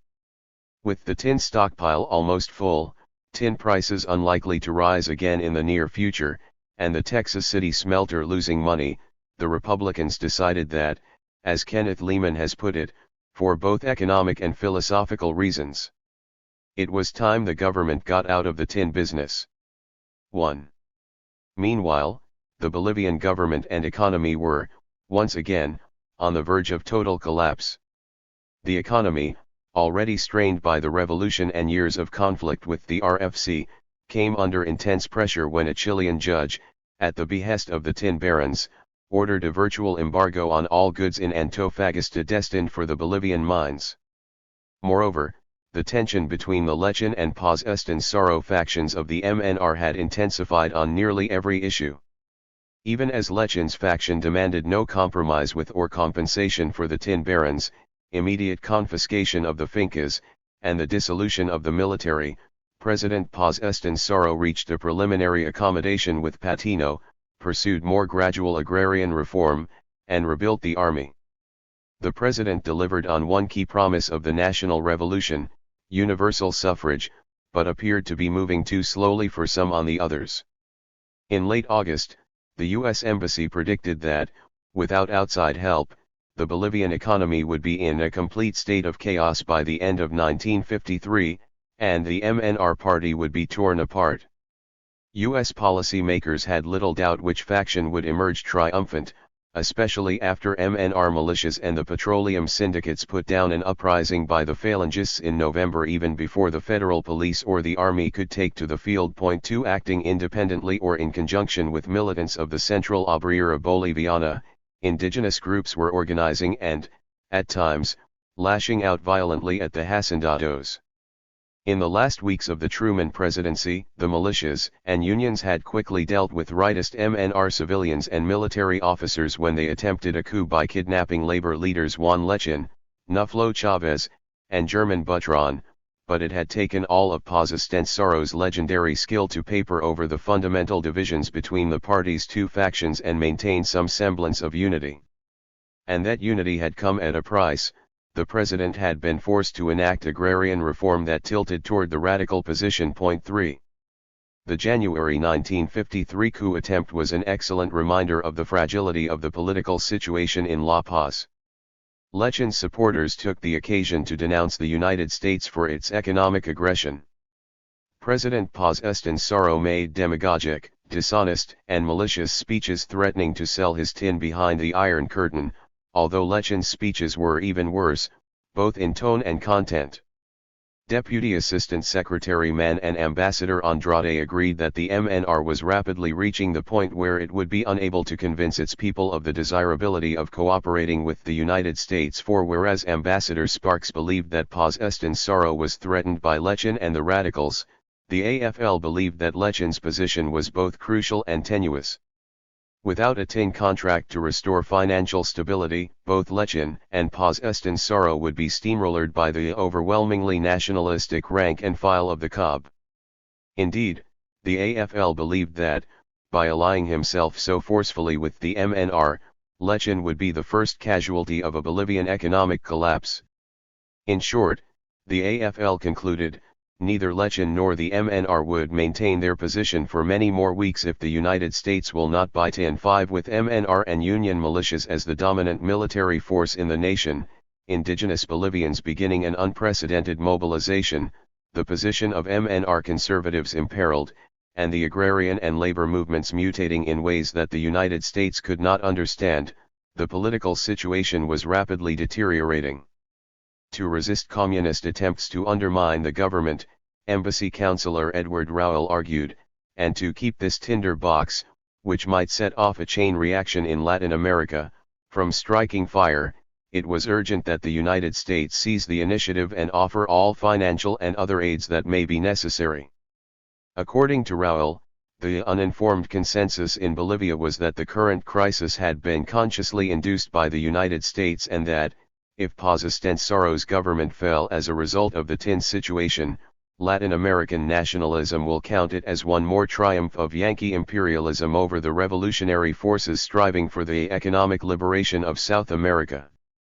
The MNR's propaganda blitzkrieg blaming the United States for the consequences of its own incompetence and irresponsibility, which had already seriously damaged our position in Bolivia, was in fact little more than a smokescreen to divert public attention from the economic chaos and political disunity prevailing in Bolivia. 6. Although Ambassador Sparks reported that neither the MNR party in the mass, nor its most important leaders, are communist or crypto-communist in spite of some obvious Marxist ideological taints and an ingrained suspicion of the United States and its motives, there was still cause for great concern. 7 Embassy staff believed that, since Villarroel had been overthrown by a coalition of the extreme left and the extreme right, the MNR was reluctant to antagonize either extreme until it was sure enough of its own strength to withstand simultaneous attack on both fronts. A sharp warning from Sparks temporarily stopped top MNR leaders from fanning the flames of anti-U.S. sentiment, but the economic crisis grew worse by the day. Milton Eisenhower, serving as advisor to his brother on Latin American affairs, entered the fray in June. He quickly came to support State Department assertions that action had to be taken to prevent a counter-revolution in Bolivia either by the exceedingly tyrannical Falange or by leftists of some kind or another. Proclaiming that the movimentistas were not communists and that even their controversial land reform program was the only way to avert violent revolution, Milton became an open advocate for Paz Estensoro. 8. By August, the Eisenhower administration had opted for a full diplomatic embrace of President Paz Estensoro to protect him from Lechen, the left-wing militias, and the prospect of Bolivia becoming a focus of communist infection as a result of our apparent indifference. Embassy officers, convinced that any collapse in Bolivia will be widely believed to be the result of pressure by American imperialism, believed that the MNR, for all of its foolishness, corruption, and other faults, was preferable to any successor which is in sight. Since it was a distinct possibility that communists might be that successor, Eisenhower's State Department opted for full support of the MNR. It decided to resume spot purchases of Bolivian tin until alternate markets could be found. Even so, as a result of recent drops in the international price of tin to 78 cents per pound and a decline in agricultural production in the aftermath of President Paz Estensoro's Agrarian Reform Decree of August 2, 1953, Bolivia was facing a shortfall of $10 million to $15 million between exchange earnings and requirements for absolutely essential imports for the year.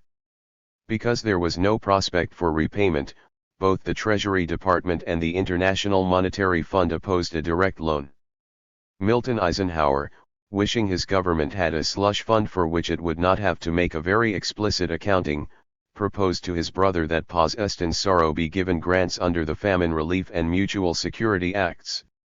In the short term, the grants would avert starvation in Bolivia, and, in the long term, their funds could be used to encourage Bolivia's agricultural development and thus reduce its crippling dependency on tin mining. The president approved. Tidings did not. 9. When the aid package was delayed, President Paz Estensoro feared that Washington was stalling in the hopes that he would be overthrown by a rightist group. His fears were entirely misplaced. Although U.S. policymakers would most certainly have welcomed a rightist coup, even Tidings conceded that there was no credible group capable of pulling one off, so the MNR conservatives won U.S. support by default. Though heaving a sigh of relief at word of impending assistance, the United States would send $9 million of famine relief aid by December, with another $1.3 million soon to follow. Paz Estensoro's foreign minister requested additional developmental loans, without which Bolivia would be able only to keep afloat and never extricate itself from the economic mire in which previous governments had sunk it. 10. In October, Ambassador Sparks had informed the Bolivians that his superiors expected to see more clearly established the dominance of the moderate elements in the government, as well as a humble written request for aid from President Paz Estensoro to President Eisenhower. He had received both in short order. 11. With unintended irony, the ambassador declared that the U.S. aid had provided the MNR with some independent security for the first time since it took power and had quieted much of the latent mistrust that has existed heretofore. It took less than a month for the Eisenhower administration's diplomatic about-face to pay dividends. President Paz Estensoro revamped his cabinet strongly in favor of the right wing and clamped down on the Communist Party, suppressing its newspapers and purging suspected communists from Bolivian government posts at the behest of the U.S. Embassy. He also supported the U.S. case against Guatemala's Marxists in the Organization of American States. In COB elections, the Movimentista slogan, "Out with the Communists," delivered huge victories. By November 1953, Bolivian communists, who had once been ambivalent about the national revolution, were denouncing it as vigorously as they ever had the Rosca, much to Washington's satisfaction. Although Ambassador Sparks could not have been happier with the developments of the previous 4 months, Assistant Secretary of State John Moore's Cabot made it clear to Ambassador Andrade and Foreign Minister Walter Guevara that aid in 1954 would be contingent upon the MNR's continued cooperation. 12. Ambassador Sparks also made it clear that at no time did he or his staff believe that an overt communist government would take power in Bolivia in the foreseeable future, but that the MNR's own more extreme elements supported by armed workers and peasants might assume power and effect a much wider collaboration with the existing communist parties. Alternatively, the right might take control of the principal urban centers but would have to endure a long period of belligerency in the rural areas and mining centers, which would destroy much of the remaining human values in Bolivia. 13. Still, President Eisenhower's approach represented nothing less than a complete reversal of President Truman's. Professing support for a series of relatively moderate oligarchs who represented the last hope of the old order, Truman's diplomats had betrayed them to the RFC agenda time and time again.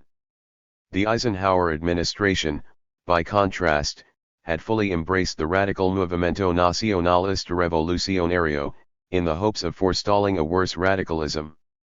In other words, explicitly anti-capitalist, implicitly anti-U.S. revolutionaries, who, in the words of a thoroughly disenchanted Demetrio Canelas, had provoked racial belligerence, supplanted a conscientious and cultivated citizenry of European extraction with an illiterate indigenous electorate, and ruined the vital forces of the Bolivian economy through nationalization, had received more support in President Eisenhower's first year than pro-U.S. conservatives had received during all of Truman's 7.14. In retrospect, Presidents Herzog and Uribe, the Partido de la Unión Republicana Socialista, and the other traditional parties were all but doomed from the start. But even though their internecine fighting would probably have ruined their efforts to preserve liberal constitutional oligarchy in any case, the United States government and its insatiable hunger for cheap tin had made that a grim certainty. They hoped to reign in the power of the formidable Big Three without directly challenging them. And, at the same time, they also hoped to de-radicalize the miners and other workers, to draw them away from the Movimiento Nacionalista Revolucionario, the Partido Obrero Revolucionario, and the Partido de la Izquierda Revolucionaria, and into the existing political structure through incremental bread and butter reform. In short, they were trying to thread a needle. Whereas Tomás Monge, Enrique Herzog, Mamerto Uriolgoitia, and Hugo Bolivian only rarely showed flashes of the skill that would have been necessary to do so, partisan infighting and RFC economic pressure were persistent, crippling distractions. To ensure that Bolivian tin continued to feed the Allied war machine, the Truman administration had from its first days been loath to confront Villarroel, Paz Estensaro, and the Movimentistas. Even Assistant Secretary of State Spruy Braden, who was fixated on ridding the hemisphere of the fascism he saw in Perón and Villarroel, trod lightly in Bolivia despite his certainty that the MNR was a Peronist, if not Nazi, puppet. U.S. diplomats were more than willing to endanger U.S. engineers, businessmen, and their families by leaving them in harm's way in the mining camps to maintain the flow of tin. Even as Villarroel hung lifeless from a lamppost and militant miners painted the names of U.S. employees on lampposts in the mining camps, the State Department urged U.S. citizens to remain in place. That the Truman administration would endeavor to destroy the international tin cartel after the war was understandable, but the evolution of that goal into a U.S. policy to monopolize the tin industry in the post-war period spelled disaster for the PURS governments. Although there was only the slightest chance that Herzog or his compatriots would have effectively used higher tin prices to diversify the Bolivian economy and wean the nation from its dependence on tin exports and food imports, the Reconstruction Finance Corporation eliminated whatever chance may have existed. The RFC mandate ensured that weak Bolivian governments would annually face the economic might of the United States at its peak. Ambassadors Andrade and Martinez Vargas and the tin barons employed every weapon of the weak that they could find and even succeeded in bringing the RFC to bay on several occasions, but this was a battle they knew they were doomed to lose and lose badly. The irony, of course, was that the cornerstone of the Truman administration's policy toward Latin America was a fierce opposition to economic nationalism, ostensibly in favor of liberalized multilateral commerce. In theory, U.S. policymakers sought the elimination of cartels and monopolistic practices to prevent the onset of another depression and a catastrophic Third World War. In practice, however, as U.S. relations with Bolivia and the retention and expansion of the RFC monopoly so clearly revealed, they were willing to countenance the very practices they so often condemned in the name of U.S. national security, to discard their supposedly cherished principles in the service of crass opportunism, and to exploit their privileged position at the end of the war. An emergency wartime measure evolved first into a post-war lever to extort low prices from a virtually helpless nation and later into a means to manipulate global markets to the advantage of U.S. military and commercial interests. There may have been no communist threat in Bolivia, but the global communist threat that spawned the U.S. national security apparatus ensured that the Cold War would leave its imprint on the Altiplano nonetheless. The State Department cannot be held entirely responsible for these developments. Its efforts to promote the good neighbor policy, shepherd Bolivia through a critical transition, and assist governments that were, from the U.S. perspective, almost ideal were effectively crushed by the juggernaut of the emerging national security apparatus. U.S. Embassy assessments of Bolivian events were often perceptive and sometimes almost prescient. If diplomats like Joseph Flack and Edward Sparks were, from time to time, unduly optimistic in their assessments of Monge's junta, Herzog, Uriolgoitia, and even Bolivian's junta, it was a reflection of their desire to see a pro-U.S. Bolivian democratic variant emerge and stabilize a deeply troubled nation. Although policy-makers like Spruy Braden, Edward Miller, and Dean Acheson periodically worked to intercede on behalf of the Bolivians, they were easily and regularly cowed by the RFC and other procurement agencies. It took the combined efforts of several South American presidents, congressional leaders, the major U.S. labor unions, and the State Department to finally goad President Truman into removing RFC Chairman Symington. Even so, Symington and his senatorial allies were able to stymie the president, defense mobilizer Wilson, and the other defense planners for months. It is little wonder that the State Department's Office of Inter-American Affairs had no success in challenging the RFC alone.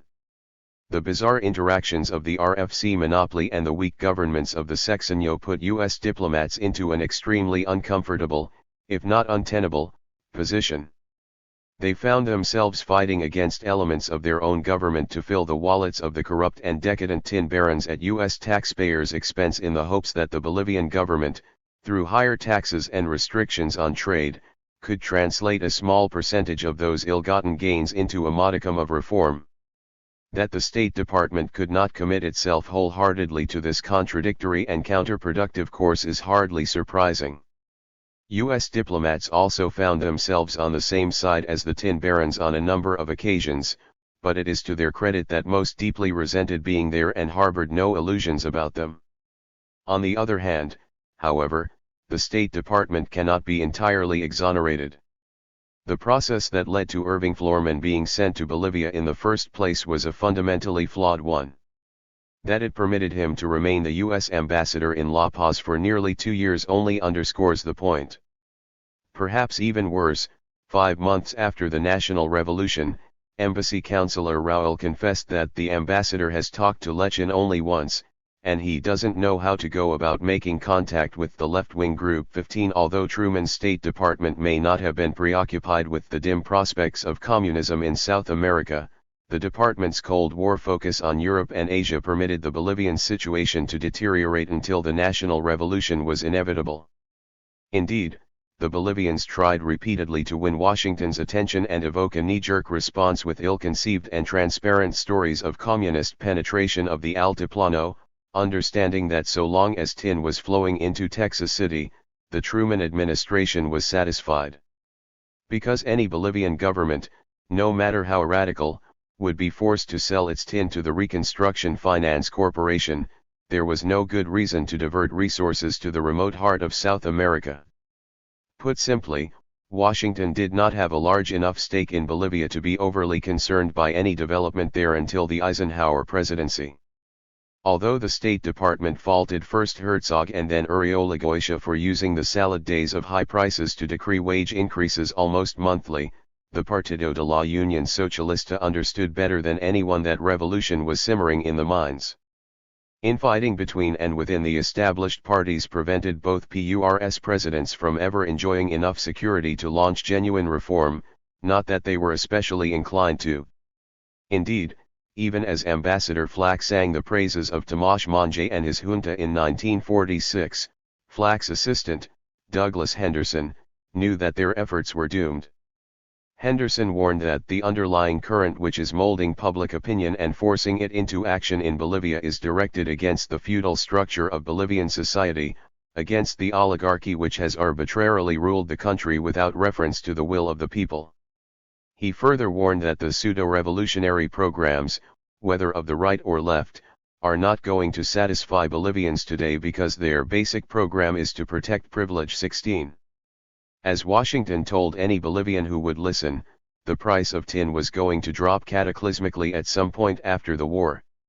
La Paz would no longer be able to count on the tin cartel to maintain high prices or on taxation of the tin barons to preserve the government. Still, at no point was there any serious discussion of reforming the tax structure, imposing a significant income tax on the landowners, redistributing land, or undertaking any sort of fundamental economic reform. Instead, Presidents Herzog and Uriolgoitia simply raised wages and saddled the tin barons with ever higher taxes. The worst symptom of this, U.S. observers repeatedly noted, was that luxury items constituted an ever greater share of Bolivian imports with each passing year of the sexenio. Indeed, the RFC and Ambassador Florman might well have been correct in arguing that no tin price would have led the PURS to make the needed changes. During the economic crisis of 1949, Embassy Second Secretary Richard Johnson offered a pessimistic explanation of what had gone wrong. The apathy of the general public had combined with the selfish attitude taken by organized minorities and regional and class selfishness and splinter party politics to paralyze the government's Point 17. Politically aware Bolivians understood all too well that their economy was hopelessly and fundamentally flawed and that the tin barons' empire was at the root of its flaws. Every dollar the Big Three funneled overseas was a dollar not being used to improve the lot of impoverished and malnourished Bolivians, develop national resources, or take any step that might avert the national revolution. This colossal capital drain amounted to hundreds of millions of dollars. To permit greater taxation and secure greater government revenue, the regimes of the Sexenio thus found themselves alongside the tin barons battling the RFC for a higher price. That this situation was untenable in the long term was clear even to the PURS. Indeed, even the timid Enrique Herzog, before taking office, contemplated nationalizing the tin mines and had Demetrio Canellas sound out U.S. diplomats regarding that possibility. This was no passing fancy. Herzog would later urge General Bolivian's junta usurpadora to nationalize the mines if only to steal the thunder of the MNR. Even Waldo Belmonte Poole, a longtime leader of the PURS, apparently said of nationalization, "I do not believe there is a person with a contrary opinion on the subject." 18. It is not enough to label the regimes of the Sexenio governments of the Gran Minoria or Urioligoitia a servant of Patinismo, as the Movimentistas and some historians have done. 19 They certainly owed their position to the tin barons and the landed elite and gave the Rosca far more benefits than the Villarroel or Paz Estensaro governments. They also sought to preserve the essence of the old oligarchic system, feudalism in the countryside, the complete exclusion of indigenous Bolivians from the political process, the reliance of the national economy upon tin exports, and a narrow version of liberal constitutional oligarchy that obeyed democratic forms. Still, Herzog and Urioligoitia recognized that, for that system to endure, urban and mining camp radicalism had to be diffused through a combination of repression and appeasement, and the government needed to establish its ascendancy over the tin barons, win a greater share of their foreign exchange, and possibly even nationalize the tin industry. As a result of government decrees and regulations, miners' wages rose 129% between 1944 and 1948 and continued to increase rapidly until the National Revolution. Moreover, according to Manuel Contreras, the cost of social welfare measures was almost half the value of those wages. 20 Although these social advances never kept pace with post-war inflation, most could be traced back to the Villarroel government. Herzog and Urioligoitia had kept them in force and even, at times, augmented them. Indeed, until Paz Estensaro enacted universal suffrage and agrarian reform, his policies were not all that different from those of his predecessors, much to the chagrin of the president's more militant followers.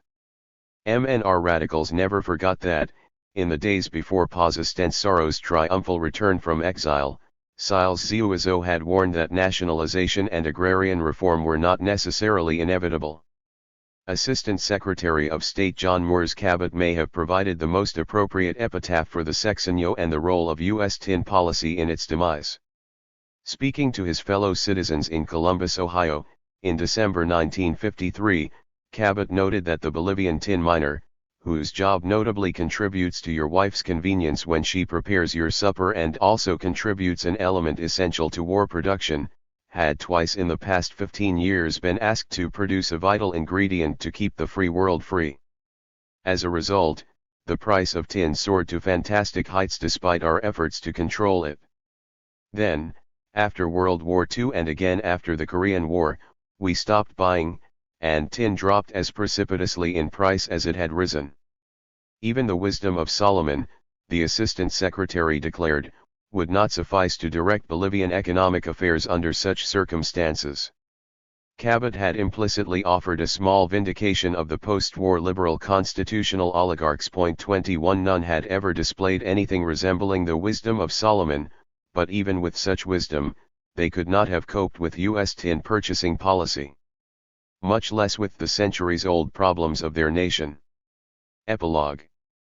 The State Department in many respects only a switchboard operator, its power to assist the Bolivians in attacking their economic problems limited, since many of the means for doing this rested in the hands of other government agencies or even of private agencies. Edward Miller, April 5, 1951. When you need help overthrowing another president, just call us. Miners and peasants leaving La Paz, October 2003. The events of the sexenio are often understandably overlooked by historians, bookended and overshadowed as they were by the controversies of World War II and the major upheaval of the National Revolution of April 1952. Still, those events shed light on several larger trends in diplomatic, Bolivian, and U.S. history, and the forces that shaped the sexenio continued to affect U.S. Bolivian relations for decades. The battle for tin of the post-war period highlights the decline of Franklin Roosevelt's non-interventionist good neighbor approach to Latin America.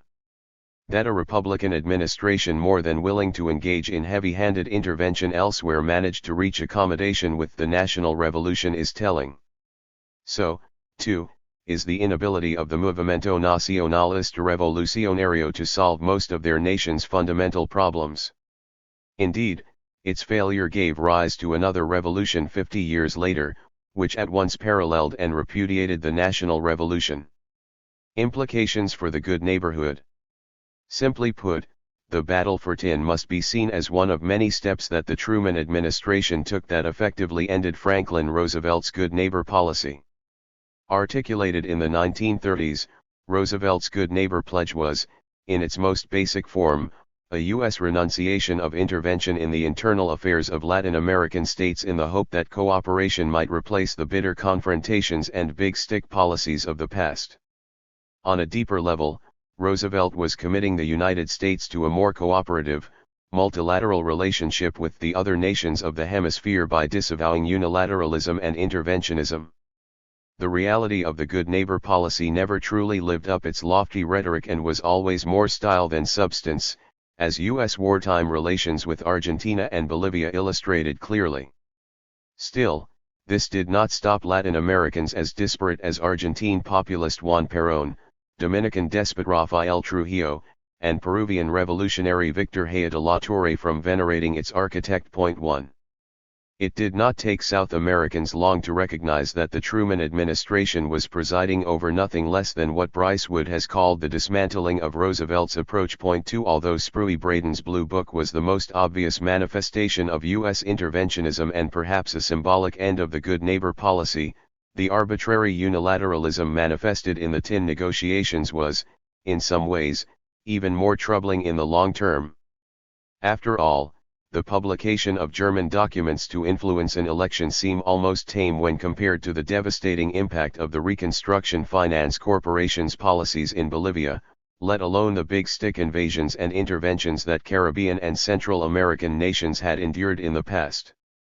Although President Truman's diplomats continued to mouth the platitudes of the good neighbor policy, these rang hollow when contrasted with the brutal realities of the tin contract negotiations. La Raison frankly stated in 1947 that Mr. Truman has apparently forgotten Mr. Roosevelt's policy since Uncle Sam has become again a hard trader, taking the best chestnuts for himself and leaving the waste for his neighbor. Even Secretary Atchison, in one of his rare discussions of the hemisphere, acknowledged that unfavorable comparisons were drawn with the days when Cordell Hull and Sumner Welles were so preoccupied with Latin America's problems. 3. He did not dispute them. Indeed, U.S. Bolivian relations illustrate clearly that the good neighbor policy had become a hollow shell by 1946. Truman's diplomats may have had no real response to Bolivian accusations of economic aggression, but they did steadfastly attempt to maintain the appearance of non-intervention on a number of occasions. Most notably, rather than take any action that might be considered intervention, U.S. policymakers were apparently prepared to accept a MNR victory in the 1949 Civil War. President Uribe Agoyes's August 11, 1950 decree seizing the tin barons' foreign exchange, and Foreign Minister Pedro Zilvadi's frenzied attempts to deny Victor Paz Estensoro the presidency in 1952. Openly taking a side in Bolivia's internal disputes would have opened a Pandora's box, leading every government, faction, and revolutionary movement in the hemisphere to seek U.S. approval for itself and condemnation of its rivals. Given the volatility and fluidity of South American politics, this would have produced resentment toward and endless complications for Washington. As it was, U.S. silence was viewed as tacit approval or hostility, even when the State Department was attempting to adhere to a policy of strict neutrality. Indeed, convinced that not purchasing Bolivian tin after the National Revolution would be perceived as intervention, Deputy Assistant Secretary Thomas Mann did his best to arrange a purchase the United States did not even need. Of course, strict neutrality did not stop U.S. diplomats from building international support for the junta that ousted Villarroel or expressing their displeasure at the National Revolution by withholding recognition for more than a month and a tin contract for much longer. Washington could easily have taken far more decisive action at any point, but understood all too well that doing so would have been counterproductive in the long term. However expedient and prudent it may have been for the State Department to attempt to rise above the fray of local politics in the name of non-intervention, this narrow interpretation of the good neighbor policy stripped it of much of its original spirit. U.S. diplomats well understood how hollow U.S. declarations of non-intervention rang in the face of increasingly aggressive and decidedly interventionist RFC policies. Yet they also understood just how much Washington was neglecting the hemisphere. If the ultimate goal of the good neighbor policy had been to assist in the orderly development of a liberal capitalist hemispheric order featuring progressive democracies, that goal had been quickly subordinated to reconstruction and the containment of communism in Europe and Asia. Indeed, as the United States' preoccupation with Europe and Asia grew, Latin American leaders and diplomats in the post-war period constantly lamented its inattention to the Western Hemisphere. U.S. neglect is perfectly illustrated by Irving Florman's continued presence as its ambassador in La Paz at the critical moments before the National Revolution and Raúl's inability to even find the very visible Lechen in the months after it. 4. Although historians have examined in some detail both the wavering U.S. commitment to non-intervention in Latin America and its growing inattention to what they called the inter-American system, there is a third aspect to the failure of U.S. diplomacy in the hemisphere. State Department proponents of the good neighbor policy simply did not have enough control over U.S. foreign policy to actually implement it. Throughout the post-war period, U.S. diplomats were frustrated by domestic actors who, in service to the growing national security apparatus, fiscal conservatism or protectionism, consistently undercut the delicate balancing of non-intervention and benevolent guidance promised by the good neighbor policy. Thus Senator Johnson's unwillingness to pour U.S. taxpayers' dollars into the tin barons' pockets added legitimacy and strength to RFC Chairman Symington's vendetta, which undermined all attempts by the State Department to assist the governments of the Sexenio. In 1950, protectionists in the U.S. Senate threatened to restrict the importation of Venezuelan oil, spawning a crisis in the Venezuelan economy that could easily have endangered major U.S. investments there. In Peru, the State Department was unable to prevent the Federal Bureau of Narcotics from recklessly maligning the name and endangering the life of the revolutionary Haya de la Torre.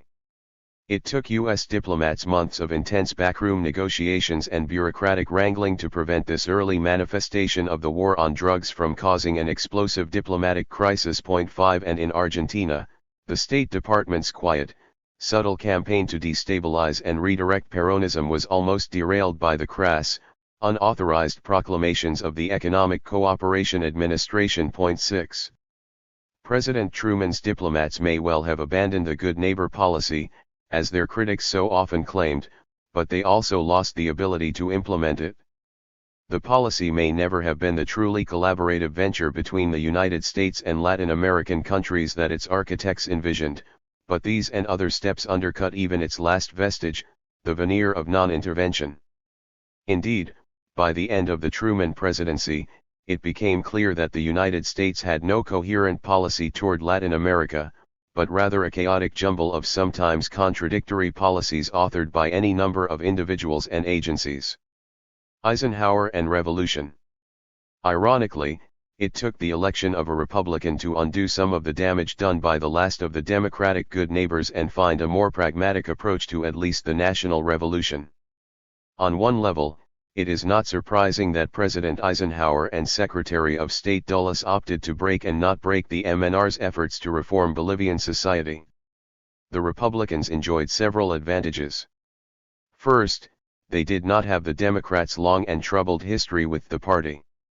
Once suspicions of collusion with Peronist Argentina caused the MNR to be labeled fascist during World War II, It became almost impossible for any member of the Roosevelt or Truman administration to see any redeeming value in anything Paz Estenssoro, Lechin, or the other movimentistas did or said.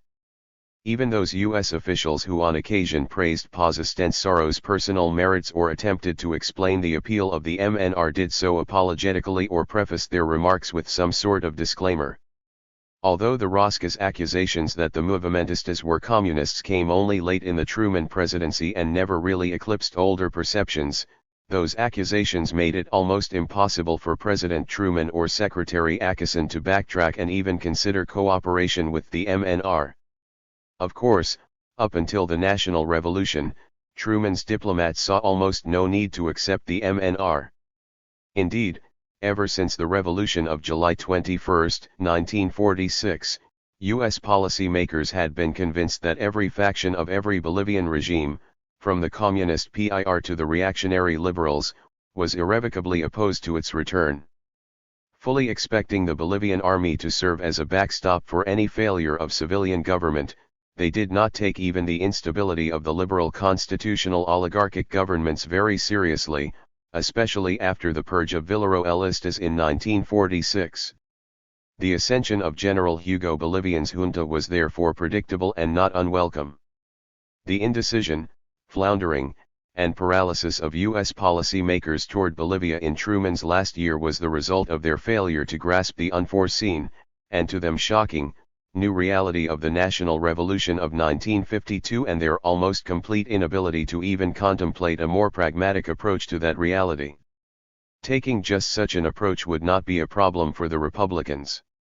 Although Eisenhower's diplomats shared their predecessors' concern about the rising tide of economic nationalism, they were able to use U.S. aid effectively to break the national revolution, as Cole Blazier, Kenneth Lehman, Stephen Raby, James Siekmeyer, Lawrence Whitehead, and others have illustrated. U.S. financial assistance was explicitly calculated to ensure that the MNR conservatives become increasingly inclined to accept United States viewpoints on fundamental issues like trade liberalization and foreign investment. According to Whitehead, Washington hoped to ensure that the national revolution evolved into another banal instance of merely political change reflecting elite opportunism and manipulation. Thus, in 1954, communists were removed from Bolivia's government. In 1955, Bolivian petroleum reserves were opened to U.S. corporations when U.S. threats to withhold food aid impeded movimentista plans for agricultural diversification. And, in 1956, redrawing Bolivian tax codes and tariffs, U.S. planners imposed rigid austerity on the nation. 7 U.S. policies may have failed to create a showcase for U.S. Latin American economic growth through collaboration in Bolivia, but they did stave off chaos that might have unleashed greater radicalism. If, by 1960, Eisenhower's planners were disappointed in the results of their venture into Bolivia, it was only because they had forgotten the prospects they faced 8 years earlier.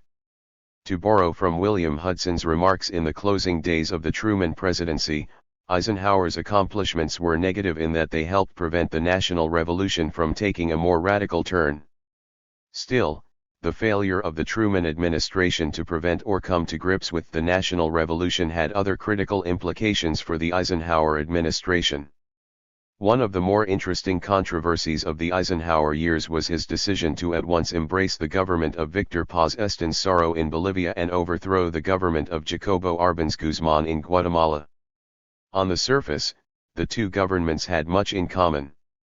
According to Lehman, both advanced similar modernizing reform programs, drew support from analogous coalitions, and rejected the political elitism, sociological Eurocentrism, and export-oriented economic liberalism of the oligarchies that traditionally ruled their countries, seeking instead to enfranchise newly rising classes, further integrate native peasants into national society, and empower the state to redirect economic development. U.S. policymakers feared that both revolutions would become models for neighboring nationalists, be they Andean or Central American.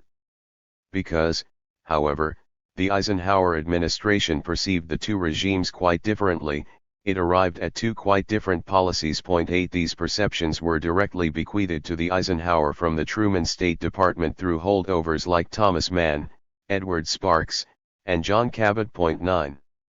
Indeed, Ambassador Sparks and Deputy Assistant Secretary Mann had been among the earliest voices for accommodation with the MNR conservatives after the National Revolution. They understood that, after the nationalization of the tin mines, U.S. policymakers needed a carrot as well as a stick to be effective. Lehman has described the process by which low-level State Department officials led by Sparks convinced the Eisenhowers that accommodation with the MNR was preferable to any alternative.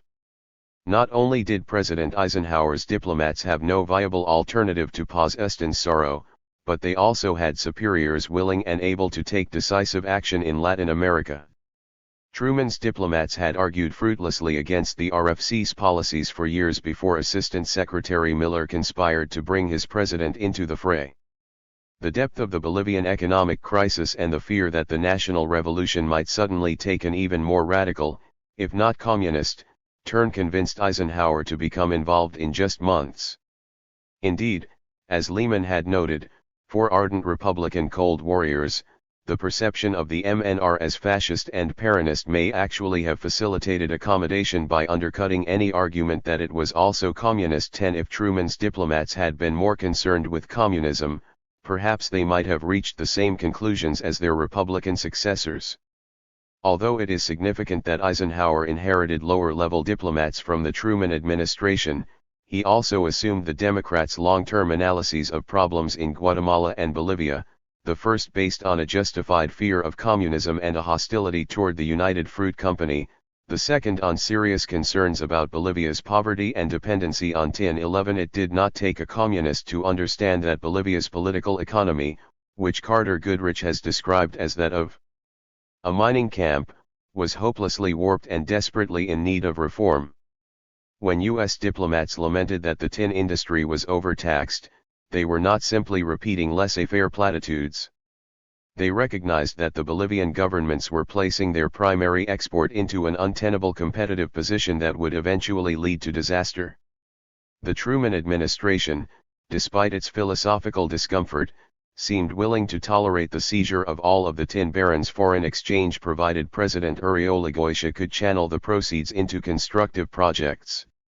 U.S. policymakers may not have endorsed the immediate incorporation of indigenous Bolivians into the national polity, but they understood quite well that Bolivia's feudal agricultural system was holding back national development, and they encouraged its diversification.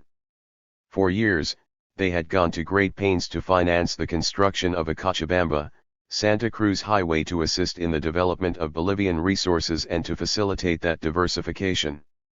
The Truman administration had only hoped that the white or mestizo liberal constitutional oligarchs of the Sexenio would be able to carry out these necessary reforms at a conservative pace and with Washington's guidance. In short, Truman's policymakers were sympathetic to a number of the movimentistas' goals so long as these could be divorced from the MNR itself.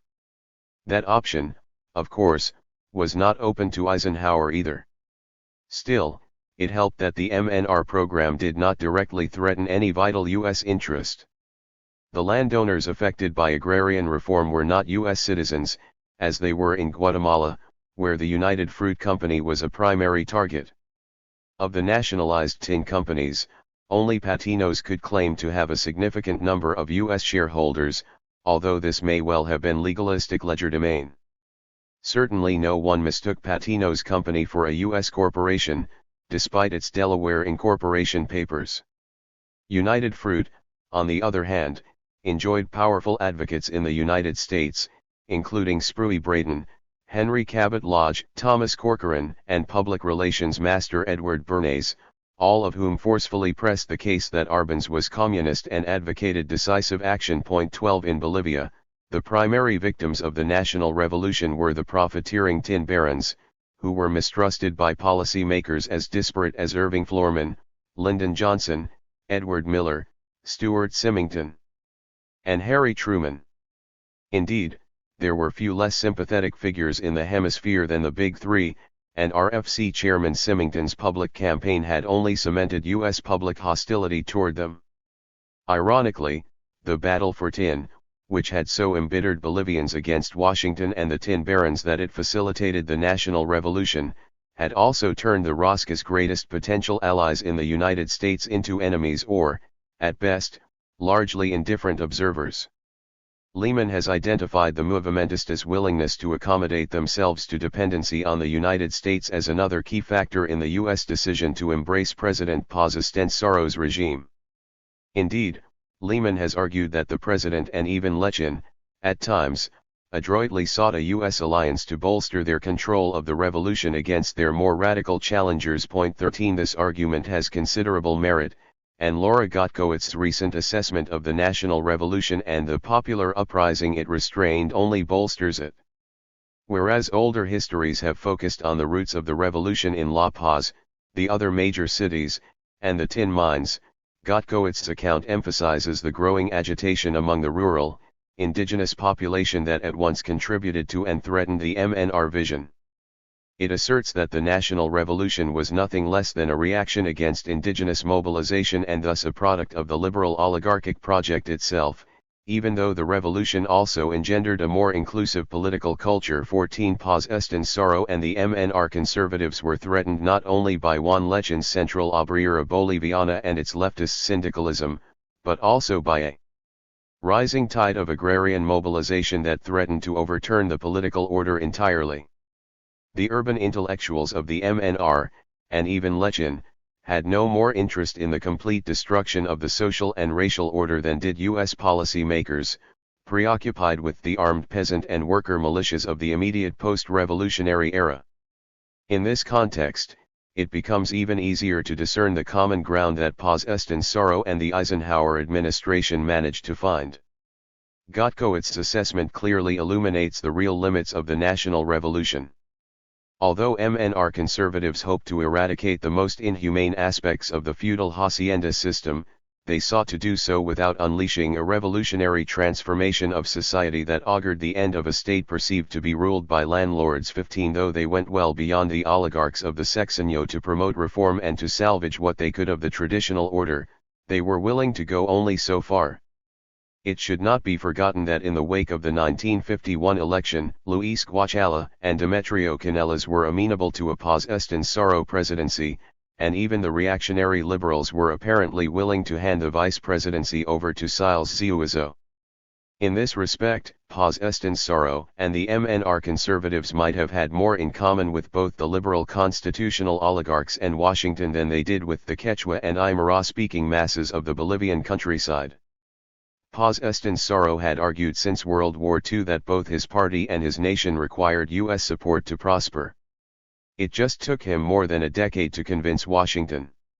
In this regard, Lehman's and Blazier's comparisons of the Mexican and Bolivian revolutions are pertinent.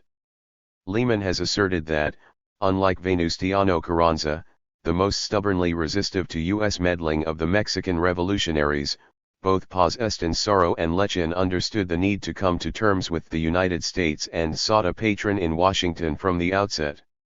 Blazier has shown how Carranza exploited and benefited tremendously from a fierce U.S. German rivalry before World War I to gain critical room to maneuver and permit his revolution to find its own course. This was not an option for President Paz Estenssoro, as Blazier has pointed out. Given both his domestic position and the nature of the Cold War, the president could neither threaten nor even contemplate a move toward the Soviet bloc. Indeed, Jacobo Arbenz's experience in Guatemala illustrates well that, in all likelihood, such a move would have been nothing short of disastrous. Eisenhower may not have given much credence to old accusations that the MNR was communist, but it certainly would not have taken much to change his mind. Whereas Carranza could shelter Mexico's revolution at its most vulnerable stage, because of the need for a tin contract, financial assistance and support against popular forces in the mines and countryside, Paz Estenssoro was forced to turn almost immediately to the United States. Lehman has concluded that the Bolivian Revolution was not broken by Eisenhower because ultimately, it proved too malleable to make that necessary. In other words, if Eisenhower did help slow the national revolution, it was only because Paz Estenssoro wanted or needed it slowed as well. That malleability may well have saved Paz Estenssoro from Arbenz's fate, but the cost was the MNR's continued dependency on and obedience to the United States. 16. The decline of tin and the Third Bolivian Revolution. Just as U.S. policy toward Bolivia was shaped for a decade by the events of the sexenio, the ramifications of battle for tin endured. In 1956, the United States, having finally filled its stockpile and acknowledged the consequences of market instability, was now amenable to a new international tin agreement. But even though it would tolerate a new ETA with export control mechanisms and buffer stocks, not needing to be a member of the resurrected pre-war cartel to influence world tin markets, it would not join until 1976, and even then only for 5 years. The U.S. stockpile, which amounted to roughly 2 years of world consumption, would serve for decades as a vehicle to keep tin prices from rising too high. The stockpile may have been conceived as insurance in case of a Third World War, but it was always available, as the Bolivians understood all too well, to serve U.S. political and economic peacetime ends as well. The RFC monopoly and campaign to lower tin prices were, in this respect, stopgap measures until the stockpile was ready to assume its functions. The U.S. decision to stockpile led to higher prices for Bolivian tin in the years after World War II, but it also gave U.S. policymakers a whip hand over the international tin markets of Europe and Asia for decades. 17. If President Paz Estenssoro envisioned using tin sales to finance the economic transformation of his nation, he, too, was to be disappointed.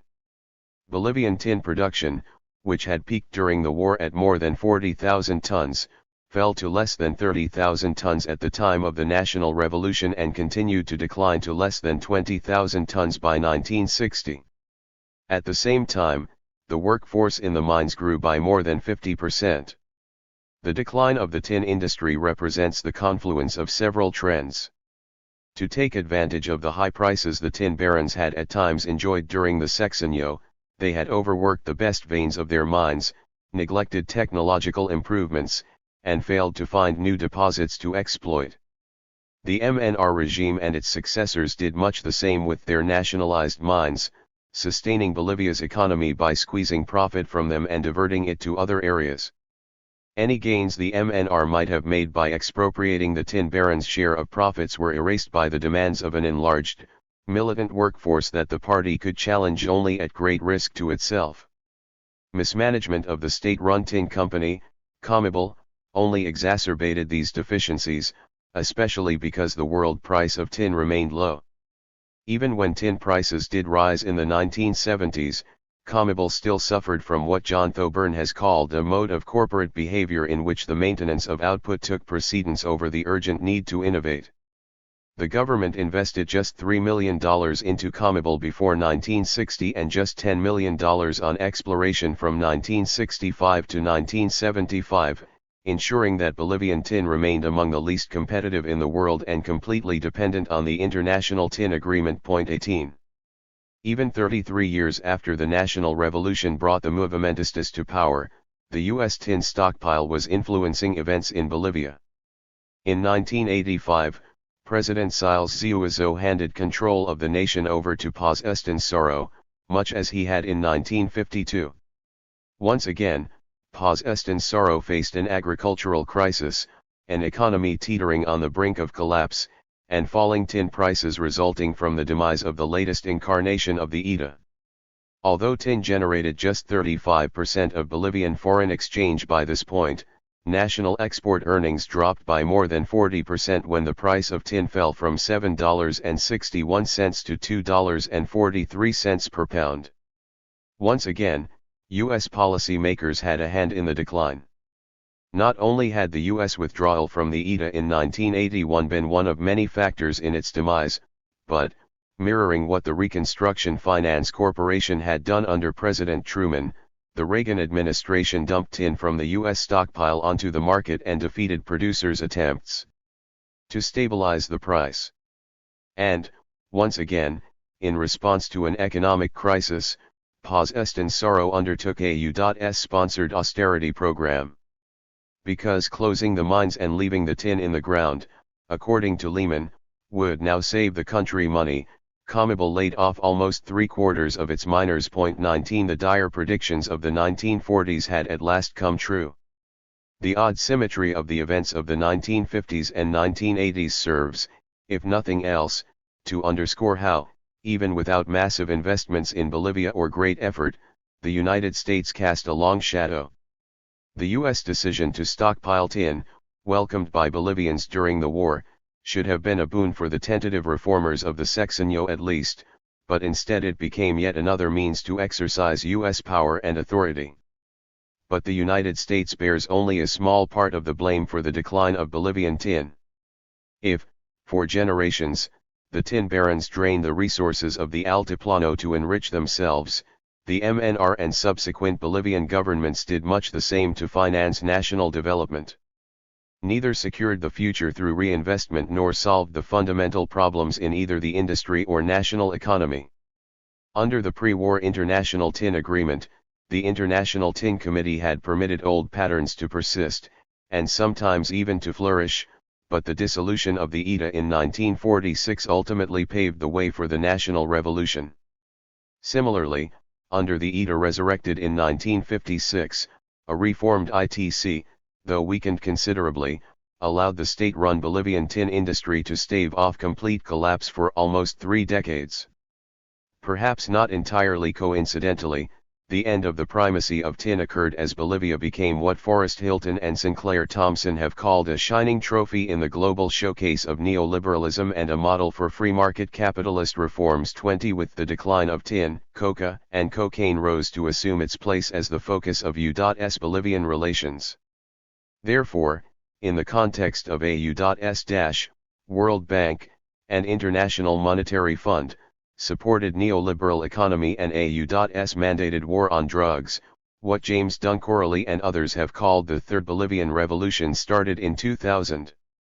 The Bolivian neoliberal experiment that was launched in the 1980s started to collapse in 2000 with the Cochabamba Water War, when popular forces arose to prevent a World Bank mandated Bechtel Corporation takeover of the city's water services. Popular protests against the Washington Consensus and the establishment's political parties that espoused and maintained it spread and worsened. Spurred on by backroom deals that promised to deliver Bolivia's newfound hydrocarbon wealth into the hands of foreigners, the water war soon became a gas war. As dissent spread and escalated, coca growers opposed to eradication schemes joined the ranks of urban protesters.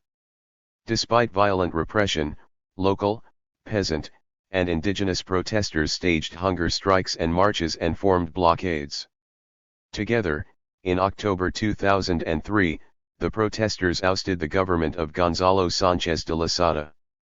In the wake of the October disturbances, the only remaining political organization with any real claim to legitimacy was former coca grower Evo Morales' Movimiento al Socialismo, an organization that, like the Movimiento Nacionalista Revolucionario in 1952, had risen to prominence through its fierce denunciations of both the corrupt, ineffectual political system of vendipatria elites and free market capitalism. Morales won a sweeping victory in the 2006 election, promising, as Paz Estenssoro once had, nothing short of the transformation of his country. 21. There are other parallels between 1952 and 2006. The reforms and privatizations of the 1980s had undone a number of the achievements of the national revolution and created a climate, like that of the 1940s, where Bolivia's natural resources were again being exploited largely for the benefit of elites and is not an unfamiliar pattern in Bolivian history. Just as Spaniards and white Creoles were enriched by the silver of Potosi, the nitrates of Atacama were ceded to Chile in the 19th century, and tin made Simon Patino one of the richest men on the planet. So, too, did Bolivian oil and natural gas seem destined to create wealth for others rather than for the people of Bolivia. If a major impetus of the national revolution was to lay claim to the nation's tin wealth, Evo Morales' movement clearly aimed to seize control of its hydrocarbons. Just as Paz Estenssoro and Lechin hoped that nationalized tin mines would provide the wealth needed to modernize Bolivian society in the 1950s, so Morales and followers hoped that control over the nation's hydrocarbon wealth might uplift the masses and break centuries-old patterns of poverty, exploitation, and underdevelopment. The images of truckloads of workers descending on La Paz to join the uprising and blockades of 2003 evoke obvious parallels with the revolution of 1952.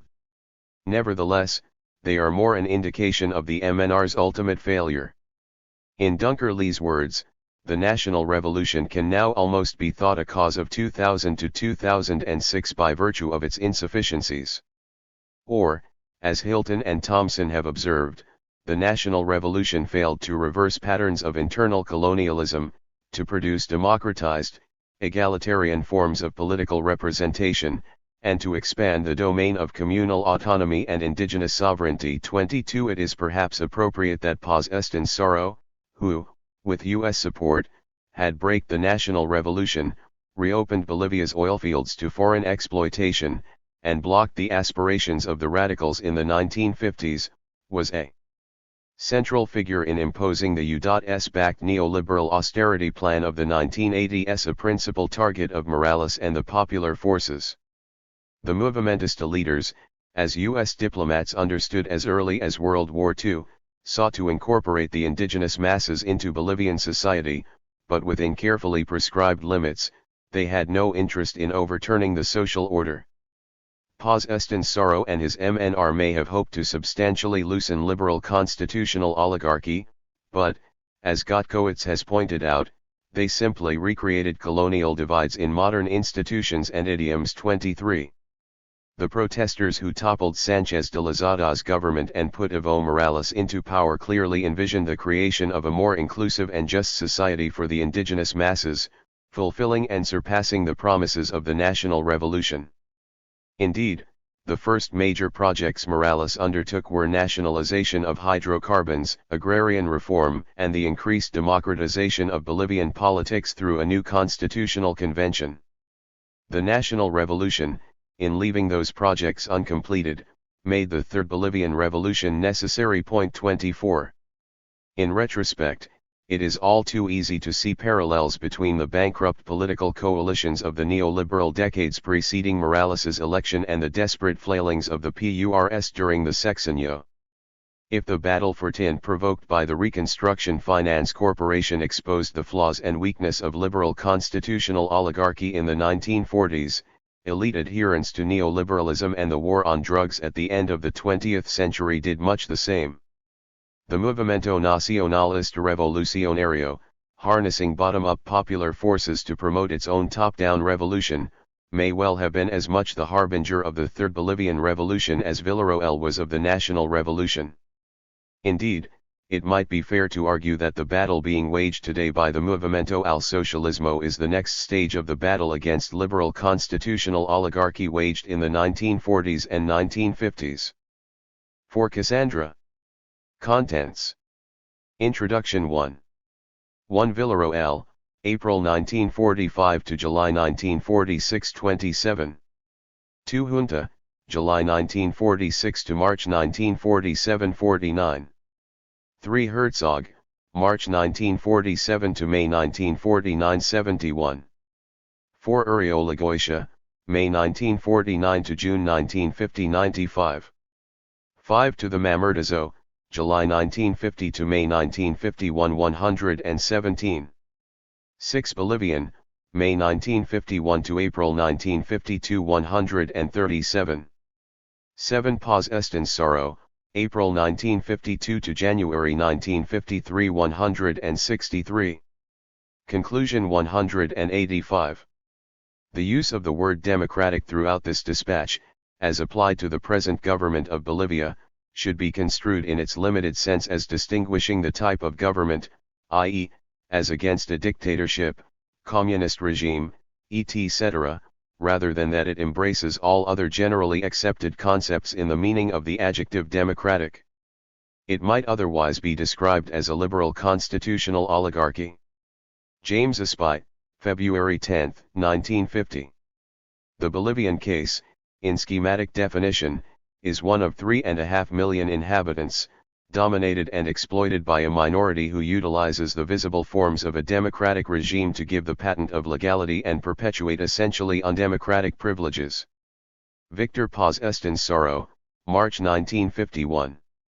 On October 16, 2003, truckloads of workers descended on La Paz, Bolivia, to help unseat an unpopular, corrupt, decadent regime, break the back of the free market economy it espoused, broaden Bolivian democracy, and seize control of the nation's subsoil riches.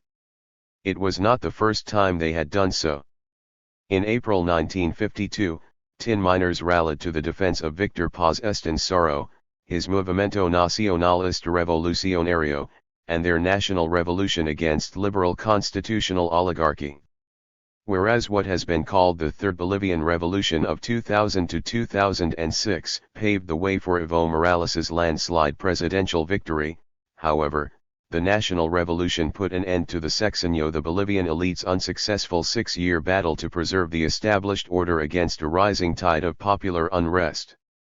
That the United States, the International Monetary Fund, and the World Bank helped set the stage for the latest revolution by encouraging the Bolivian adoption of neoliberalism and the Washington Consensus, and by militarizing the eradication of coca as part of the war on drugs is well documented. Point 1. Much less studied was Washington's role in events leading to the National Revolution of 1952.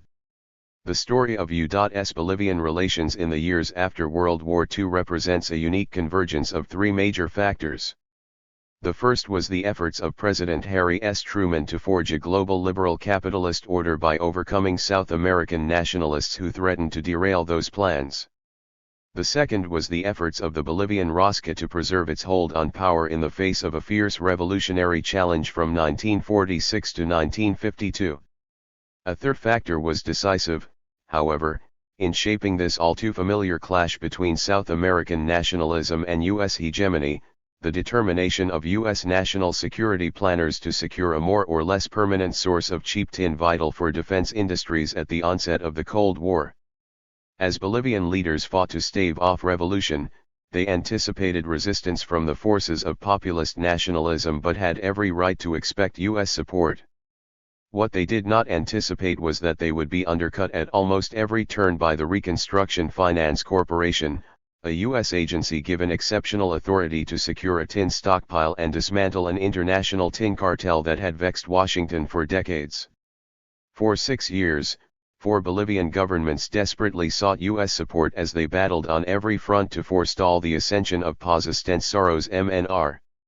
Truman's State Department, hoping that the governments of Tomás Monge Gutiérrez, Enrique Herzog Garizabal, Mamerto Uribe Agoitia Hariag, and General Hugo Bolivian Rojas could succeed in that venture, sought to provide what aid it could. U.S. diplomats, however, found themselves time and time again at loggerheads with the RFC, an independent government agency created by Herbert Hoover to assist in domestic recovery at the height of the Great Depression. With the outbreak of war, Franklin Roosevelt had turned the procurement of critical imports like tin and rubber over to the technocrats, whose primary mandate was to purchase as much Bolivian tin as possible at the least cost to U.S. taxpayers.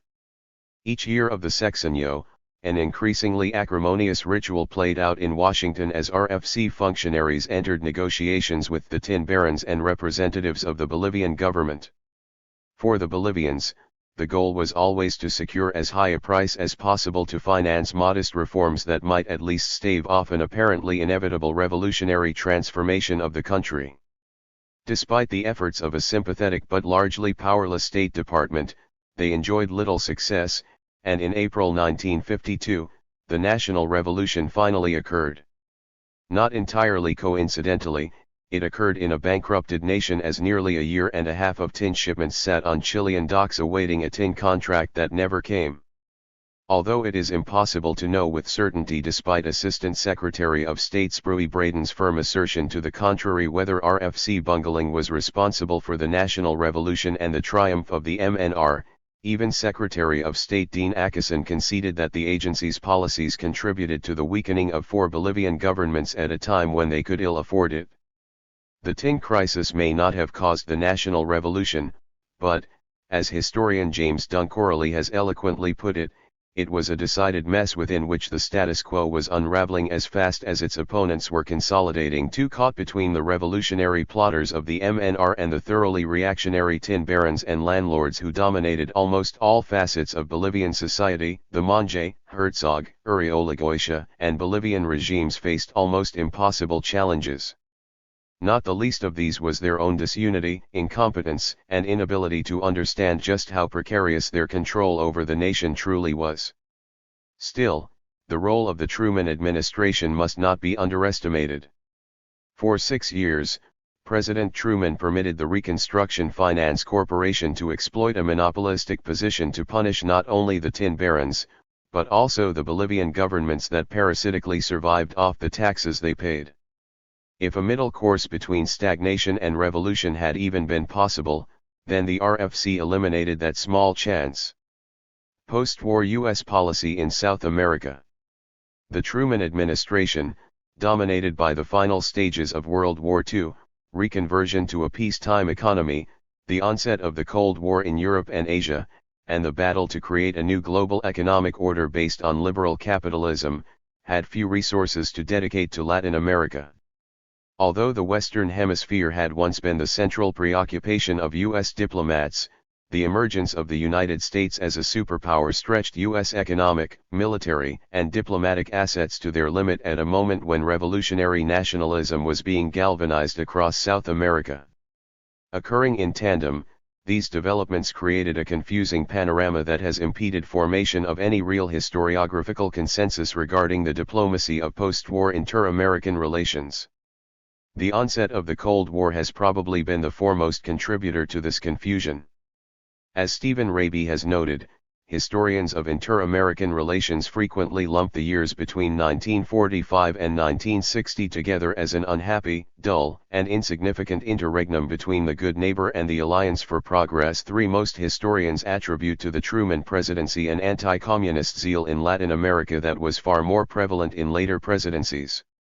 The Truman Doctrine may have called for increased anti-communist interventionism in Europe and Asia, but, if anything, it reduced U.S. interest in Latin America, an area where there was no major communist threat, without otherwise altering fundamental U.S. goals and tactics there. Although there can be little doubt that U.S. policymakers at the highest levels had been preoccupied with the Soviet Union and the spread of communism since at least 1945, there is very little evidence that this extended in any meaningful way into South America during the Truman years. Truman's diplomats wisely paid little heed to the incessant efforts of J. Edgar Hoover and his Federal Bureau of Investigation to track communism's rather feeble spread in South America through the 1940s. Nor did they pay much heed when South American leaders accused their rivals of communism, understanding that such accusations were a routine, almost meaningless feature of many nations' political discourse or, at most, a transparent ploy to attract U.S. attention and support. 4. Instead, the State Department understood quite well that the Soviets had no significant interest in the Western Hemisphere and that a foreign ideology like Soviet-style communism had little appeal in nations where fierce nationalism, Roman Catholicism, and jealously guarded independence predominated. Truman's critics may have assailed him for failing to fight global communism with sufficient zeal, but in South America, his diplomats consistently refused to be duped into a pointless red-baiting campaign against a virtually non-existent enemy. A meeting of Latin American specialists within the intelligence community in the Panama Canal Zone in January 1947 simply noted, "Communism has not become numerically important as yet except in a few countries where special factors have contributed to its growth."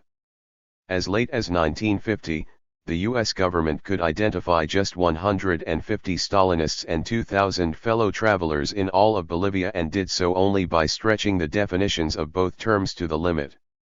Communism was so weak in Bolivia in 1953 that leftists did not even attempt to set up a united front with the Stalinists because they were not worth the trouble. Robert Alexander, perhaps the most well-informed student of labor unions in the Western Hemisphere, considered the Bolivian Partido Comunista to be the most naive communist party in the Americas. 5. Still, Scholars have perceived a Cold War shift in U.S. policy in 1947 or 1948 as U.S. anti-communist rhetoric escalated and tensions with the Soviet Union grew. In perhaps the finest example of such scholarship, Leslie Bethel and Ian Roxburgh illustrate how most nations in the hemisphere experienced greater democratization at the end of World War II, only to see those gains erased by 1950.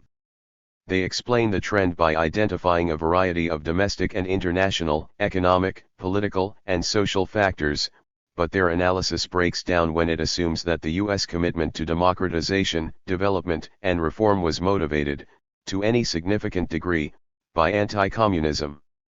Indeed, Bethel and Roxburgh show how domestic elites throughout Latin America opposed any mass movement that threatened their control, just as the United States did any movement that threatened foreign investment or the cheap raw materials it coveted. U.S. policymakers came to understand that increased democratization would increase the power of nationalist groups whose goals were, in most cases, antithetical to those of the United States. 6 Whereas communism proper has so far had little popular appeal, what U.S. diplomats called native socialist or semi-socialist parties were flourishing. As Alexander has explained, the communists do not make headway in countries where there is another popular social and political movement which has captured the imagination of the rank-and-file citizen. 7 Truman's diplomats in South America, despite their ever-vigilant efforts to ferret out communists, simply could not find all that many. What they did find, however, was a disturbing number of homegrown nationalist movements. Those movements were characterized by later generations of historians as revolutionary nationalist or populist and constituted, for Truman's lieutenants, the true menace. Thus State Department officers found themselves constantly at odds with revolutionary nationalists who were, in most cases, even more committed to anti-communism than they were. Indeed, nationalist organizations such as the Alianza Popular Revolucionaria Americana in Peru, the Acción Democrática in Venezuela, the MNR in Bolivia, and the Peronists in Argentina were the most effective bulwarks against communism. 8 These often multi-class organizations and movements competed with the anemic Stalinist, and more prevalent Trotskyite, communist parties in the all-important battle for the loyalty of working and lower-class constituencies. Had President Truman attached any real significance to anti-communism in South America, any of these nationalist groups would have been natural partners for Cold War Washington, as the MNR later became for President Eisenhower. Instead, the State Department spent 5 years destabilizing Juan Perón's regime in Argentina, committed itself to blocking the MNR's ascension in Bolivia, and formed quite satisfactory partnerships with the military regimes that ousted, outlawed, and violently persecuted both the Alianza Popular Revolucionaria Americana and the Acción Democrática. 9. Scholars following in the footsteps of pioneering historian David Green have illustrated well that, for Truman's State Department, the revolutionary nationalists were far more menacing to U.S. economic interests than the communists they had so thoroughly supplanted. Michael Gross' The Good Neighbor Policy and Authoritarianism in Paraguay uses a case study to refine and expand Green's central thesis that U.S. interests were primarily economic and dedicated to aggressively expanding what later generations would call the Washington Consensus. James Siekmeyer, however, offers the most persuasive and comprehensive illustration of U.S. efforts to derail economic nationalism across the hemisphere through case studies of Bolivia and Guatemala. Although Siekmeyer's The Containment of Latin America focuses primarily on the Eisenhower presidency, his chapter on Truman is perhaps the most cogent and effective analysis of those efforts to date. 10 Thus, even though U.S. policymakers rebuilding Europe and Asia may have found their greatest obstacles in local communist parties, the geostrategic reality of the Soviet Union, or some combination of the two, U.S. plans for South America were impeded primarily by all too independent nationalism. Epitomized by Peronism in Argentina. The focal point for the U.S. campaign to establish an order of liberal capitalism and multilateral commerce in South America under the aegis of U.S. hegemony was, of course, Peronist Argentina. Perón had swept to power, in U.S. minds, like a fascist phoenix rising from the ashes of World War II, advocating a particularly statist brand of developmental nationalism, autarky, and economic independence entirely antithetical to the U.S. vision. That he had done so through an unprecedented broadening of democratic institutions and had shattered the Argentine oligarchy in the process only made the perils of democratization more apparent. For the Truman administration, it was clear that Perón was the harbinger of the newest round of revolutionary nationalism in South America, economically committed to statist development and fully capable of triumphing through the same democratic processes that U.S. policymakers, at least in theory, had advocated for decades. 11. But Perón was hardly alone.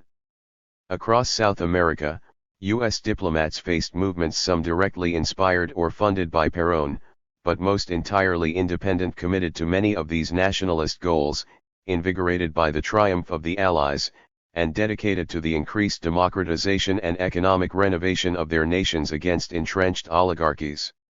Time after time, Truman's diplomats found themselves embroiled in battles between the agents of revolutionary change and elite representatives of old liberal constitutionalist oligarchy. Although U.S. envoys were often disgusted by the facade of democracy, the repression of the masses, and the stagnation that regularly characterized the old order in many South American nations, they saw little choice but to embrace and support that order.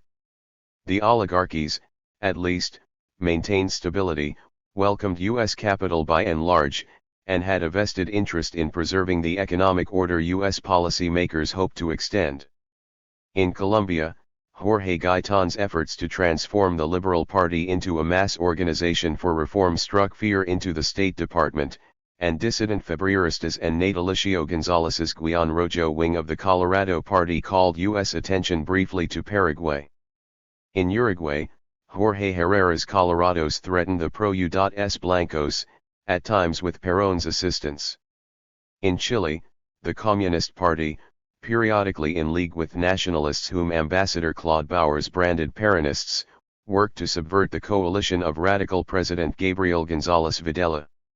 Although U.S. policymakers could tolerate both the Acción Democrática in Venezuela and the Alianza Popular Revolucionaria Americana in Peru, they could never entirely reconcile themselves with the nationalist agenda of either party. 12 More important, the State Department found it far more comfortable to work with the despotic military regimes that drove both parties from power in late 1948. Whereas, in Europe and Asia, the Truman administration fought tirelessly to build a new and lasting democratic order through the reconstruction of Germany and Japan and the restoration of prosperity in Western Europe. In South America, it found itself battling merely to preserve an old order against the onslaught of nationalist alternatives and challenges. Siegmeyer's study of Bolivia reveals that this was the case on the Altiplano as well, and the stakes for the U.S. vision were high. Not only was Victor Paz Estensaro's MNR, like Peronism, mistakenly considered an offshoot of European fascism, but also Bolivian tin was critical for both the U.S. economy and the new demands of the national security state.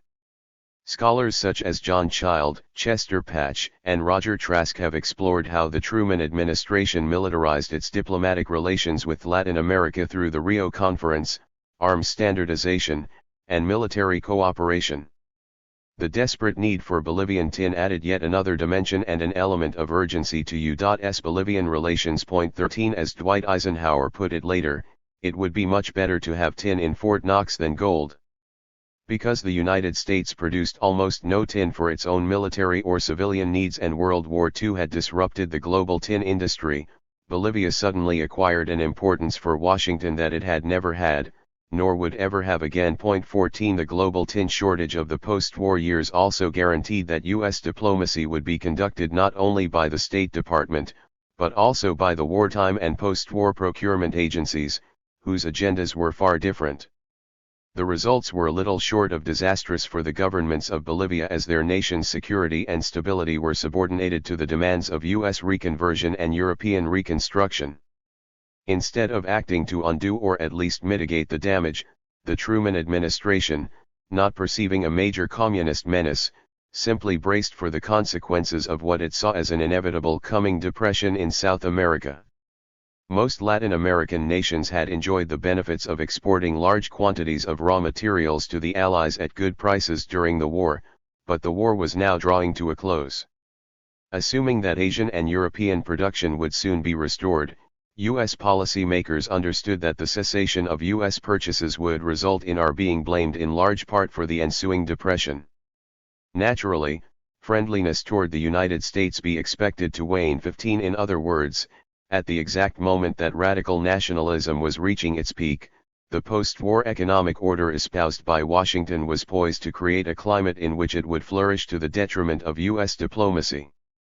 The State Department would be facing a wave of nationalist challenges aimed explicitly at the economic order the Truman administration was hoping to build.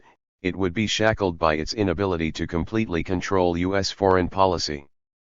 Bolivia offered perhaps the most striking example. The Bolivian political economy. Whereas the United States stood alone as the most stable and prosperous nation in the Western Hemisphere, if not the world, pre-war Bolivia had long been among the most unstable and impoverished. Landlocked since the War of the Pacific in 1879, Bolivia had endured more than 60 separate governments in its first 125 years as a nation. Its land, however, was a treasure trove of mineral wealth. The silver mines of Potosi had inexorably drawn the Spanish to the heart of South America and become graves for millions of Native Americans. The Spanish had been content to plunder what would become Bolivia, heedless of the consequences of their actions, and after independence, their successors had not deviated too far from that unfortunate example. In short, Bolivia's social and economic patterns remained disturbingly close to their colonial antecedents, with the Rosca replacing Spaniards as feudal overlords, ruthlessly exploiting the indigenous masses to tear profit from the land. 16. The two distinct groups making up the Rosca, the landed hacendado aristocracy and the enormously wealthy tin barons, had dominated all facets of the Bolivian political economy for decades. The white rural elite enjoyed almost completely unchallenged rule throughout much of the nation, dominating local politics in most departamentos and rarely needing to join the national political fray. They paid ludicrously light taxes based on their own undervalued assessments of their lands and built fortunes on the backs of their indigenous workforce with tools and practices that had changed little, if at all, in more than 3 centuries. Sharecropping colonos, almost indistinguishable from serfs, had scant incentive or opportunity to produce more. Landowners, with almost no expenses and a virtually guaranteed income, had even less incentive to risk upsetting their lucrative but stagnant system. 17 They simply rented parcels to the colonos in exchange for 3 to 4 days a week of free labor on their land, the rent-in labor system, and demanded additional personal service through ponguiage and metanage.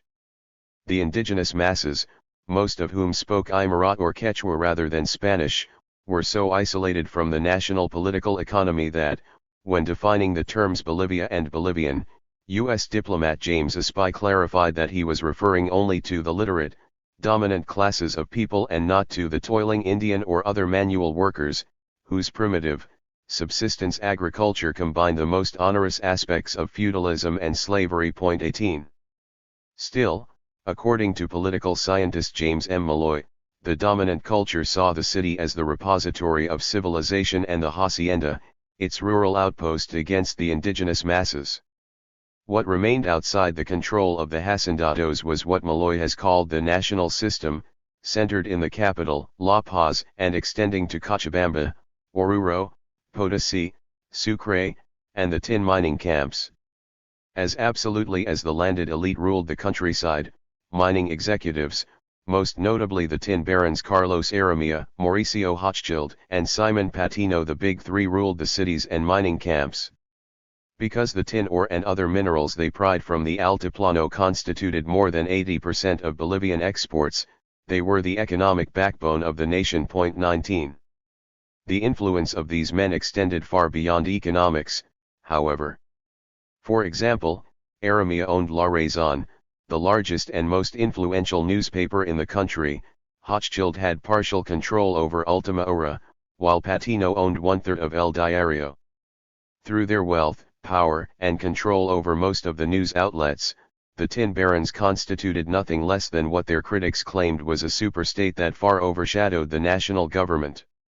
Nonetheless, because their wealth made them the most visible target of reformers, the barons were forced to pay the lion's share of taxes to support the state. Their partners in the Rosca, the landed aristocracy, paid next to nothing. 20.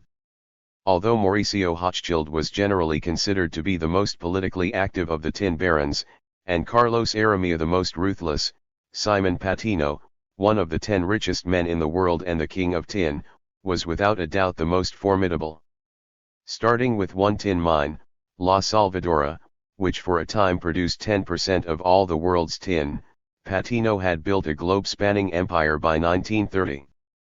He controlled the richest tin veins in Bolivia and used his profits to purchase controlling interest in the 95,000-ton capacity Williams, Harvey tin smelter in England, establishing the Consolidated Tin Smelters, Limited, in 1929. Within 5 years, his General Tin Industries, incorporated in Delaware and allied with the National Lead Company, had gained control of more than 15 British and German tin smelters and mines across Southeast Asia. His name became as synonymous with tin as Henry Ford's was with the automobile. 21 Although Patino died in 1947, his son, Antenor, followed closely in his father's footsteps, ensuring that Simon Patino's legacy would persist through the sexenio. Still, the tin barons by and large remained above most Bolivian politics. An urban petty bourgeoisie, directly or indirectly dependent on the barons for its financial well-being, constituted what passed for the Bolivian political class.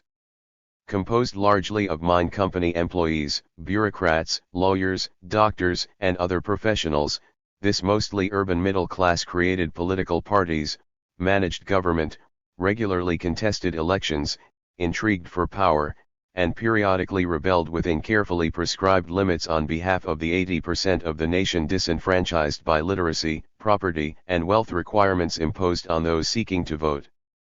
For decades, various factions and alliances of liberals, Republicans, socialists, and soldiers had jockeyed for control of the national government and periodically attempted cosmetic reform, but underlying their petty disputes was the enduring, virtually omnipotent old order of the Rosca.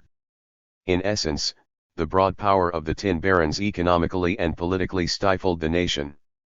Because Patino and his fellow tin barons remitted their profits to shareholders overseas or channeled them into lucrative foreign investments, Bolivian tin had an exceptionally low retained value for the nation.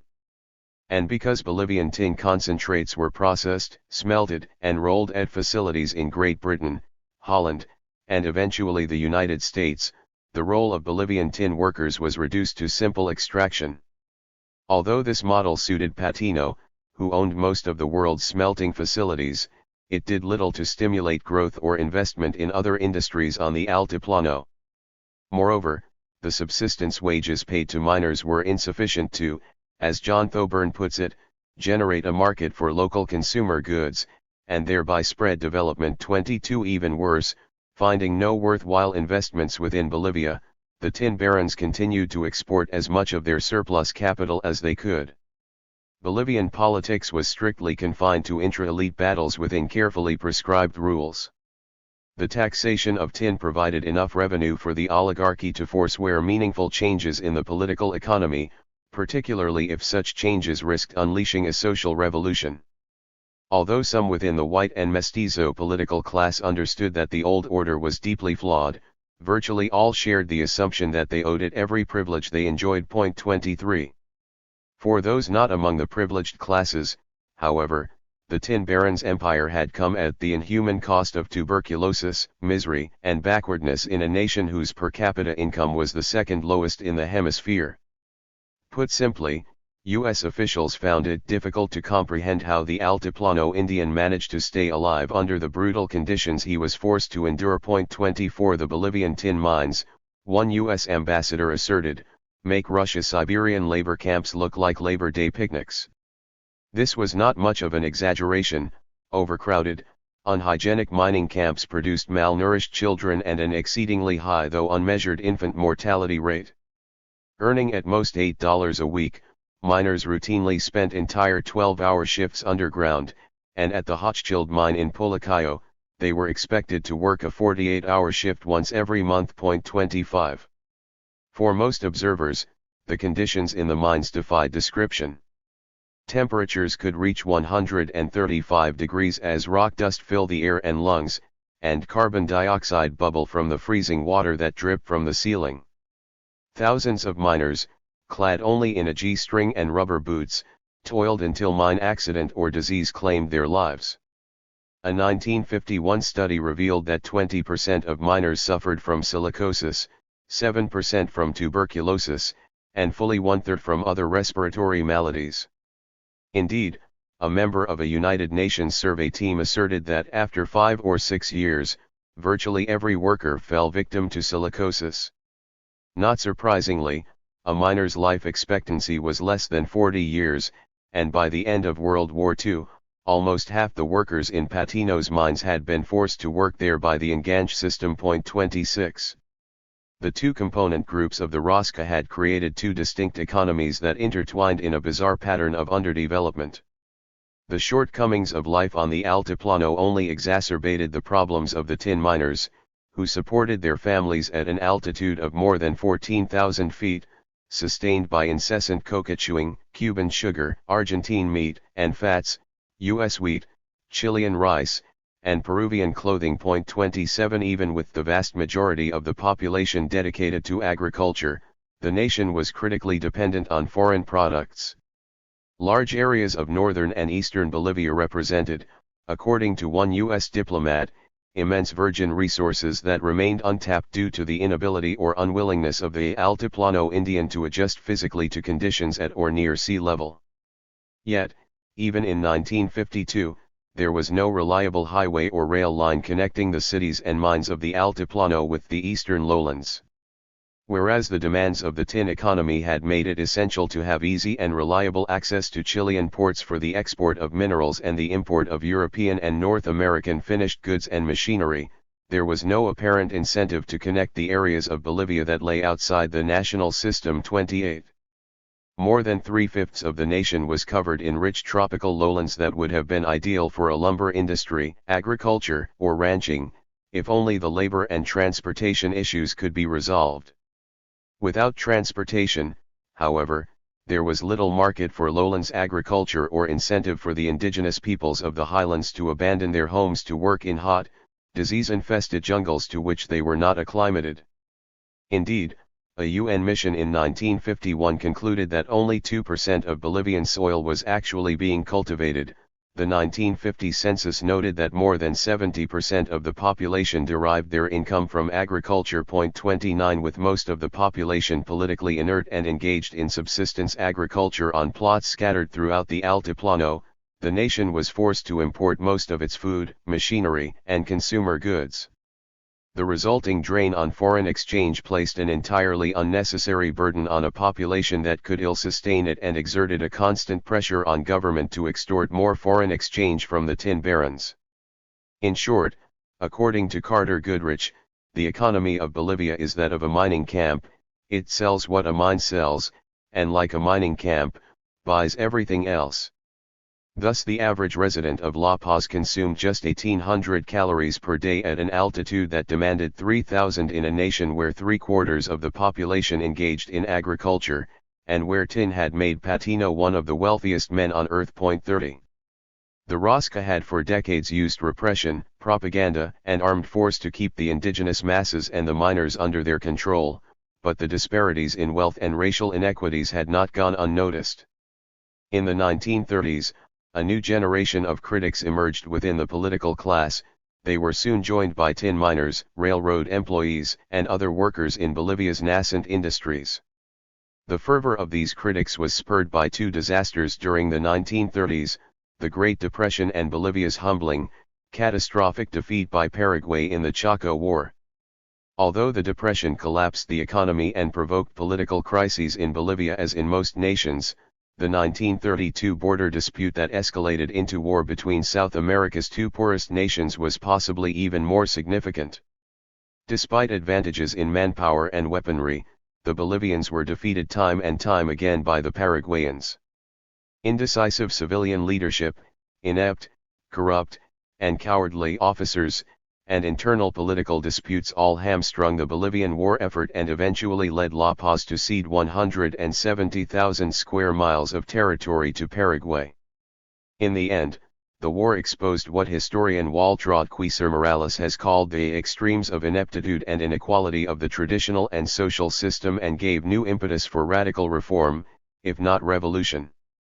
Feeding on this discontent, at least 4 major new political parties emerged over the next few years, ranging from the Falange Socialista Boliviana to the Trotskyist Partido Obrero Revolucionario. 31.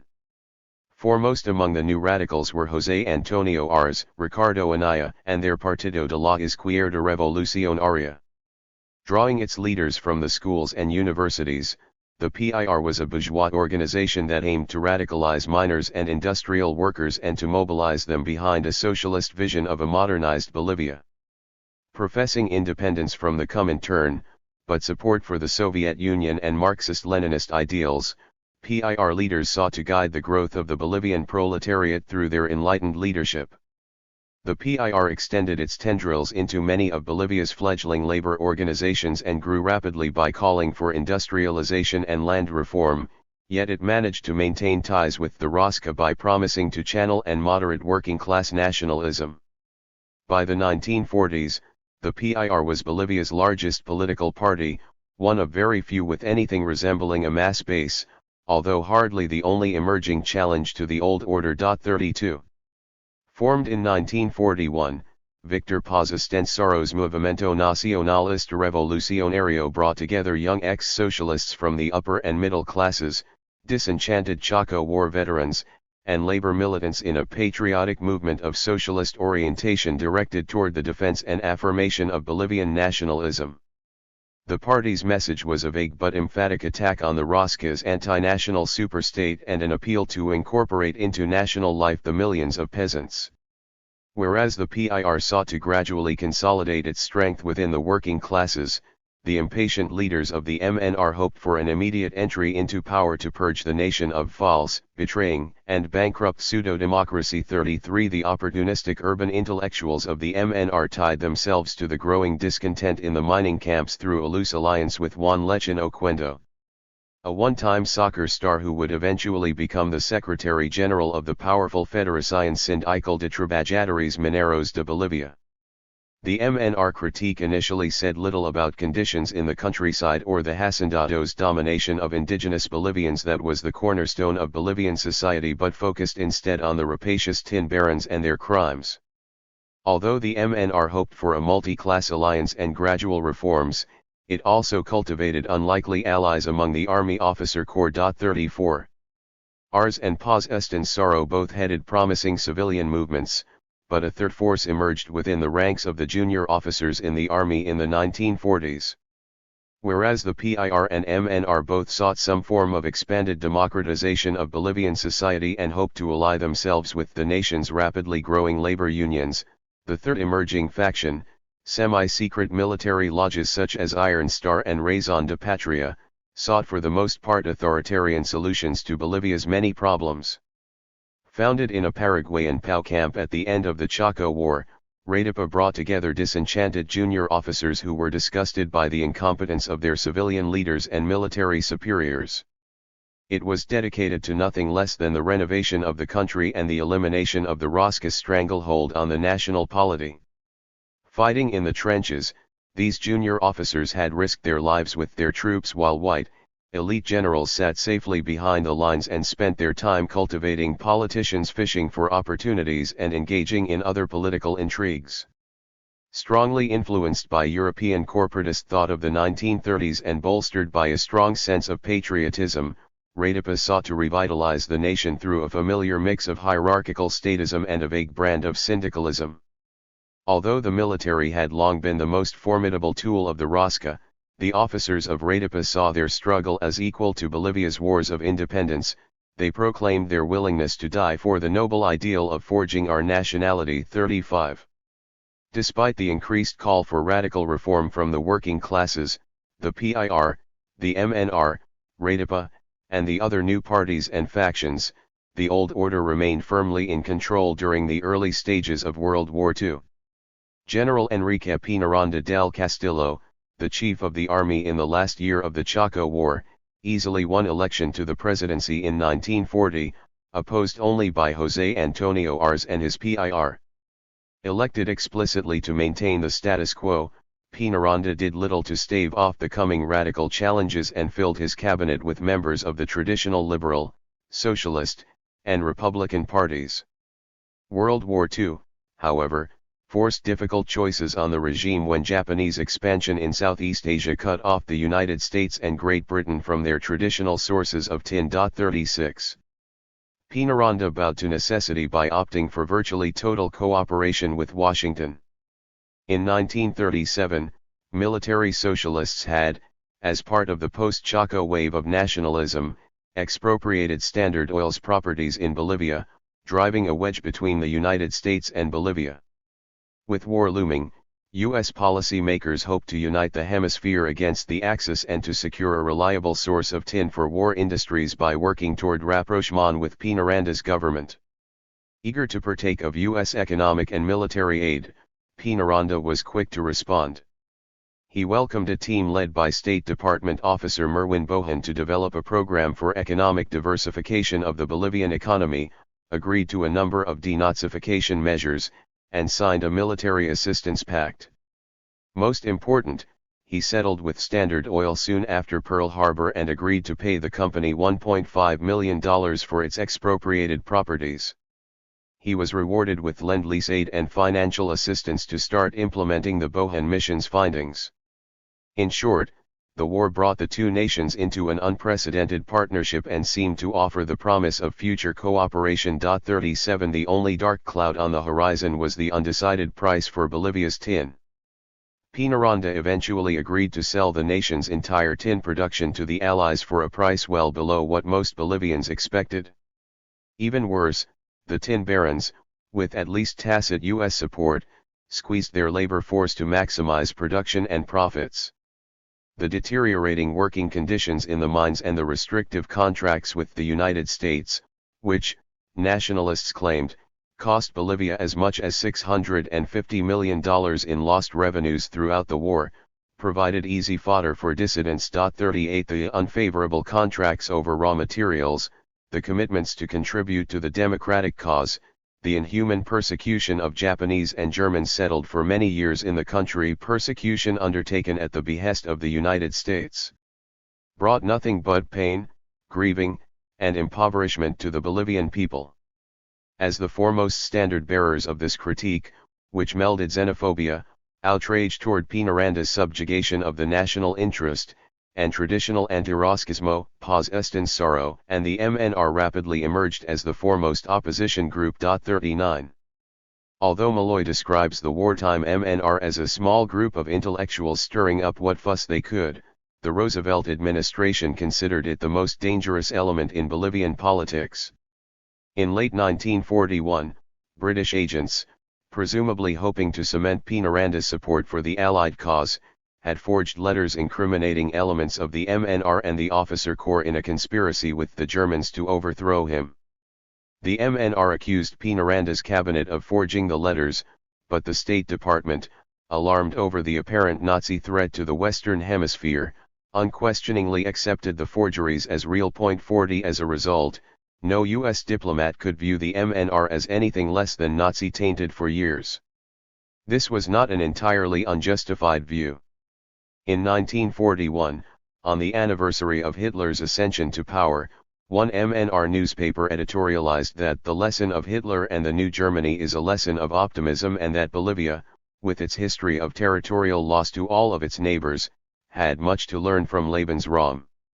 U.S. diplomats, already predisposed to view every event in Latin America through the prism of the war, became fixated on the anti-United States and anti-Jewish MNR. 41.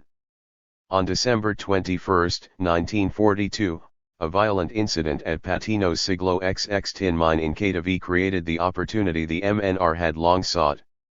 When miners assembled to protest for improved conditions and higher wages, they were earning less than $1.50 a day. Peñaranda's troops fired upon them, killing dozens, if not hundreds. The MNR and the PIR immediately escalated their efforts against the government. The leaders of the MNR branded Peñaranda a tool of the Rosca in general and of Patino in particular. For its part, Jeremías La Razón condemned the workers for seeking wages of $1.50 a day and lauded the president for his decisive action. The Cadaví massacre exposed the hypocrisy and brutality of the old order for all to see and thoroughly discredited the government, even in the eyes of its U.S. patrons. Peñaranda clung to power for another year, but his fate was sealed. The PIR worked toward a popular revolt, several generals plotted their own coups, and the MNR forged alliances with the Radipa and Iron Star lodges. The MNR and Radipa won the race to unseat Peñaranda, and their revolution of the majors seized power almost a year to the day after the massacre. 42. According to Paz Estensoro, the MNR had been involved in several plots that had been brewing for months and had even attempted to seize Peñaranda weeks earlier in Cochabamba. At one point, Peñaranda's chief of the general staff offered his loyalty to the MNR in exchange for its support, and another general, Angel Rodriguez, apparently approached Paz Estensoro to enlist the MNR's participation in a plot financed by Mauricio Hochschild.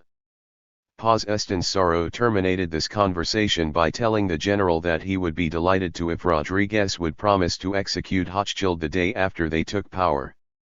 Allying himself instead with junior officers such as Major Guilberto Villarroel Lopez and the members of Radipa, Paz Estensoro understood that he had to move quickly.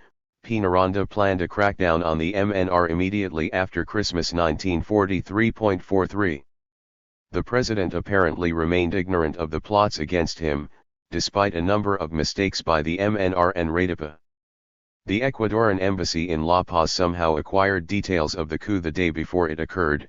Villarroel had hinted to friends on December 18 that a revolution was coming, and Paz Estensoro himself had all but announced it in a session of Congress. At the last moment, Majors Villarroel, Edmundo Nogales, and Antonio Ponce even sought what Nogales called a patriotic understanding in defense of national interests with Peñaranda.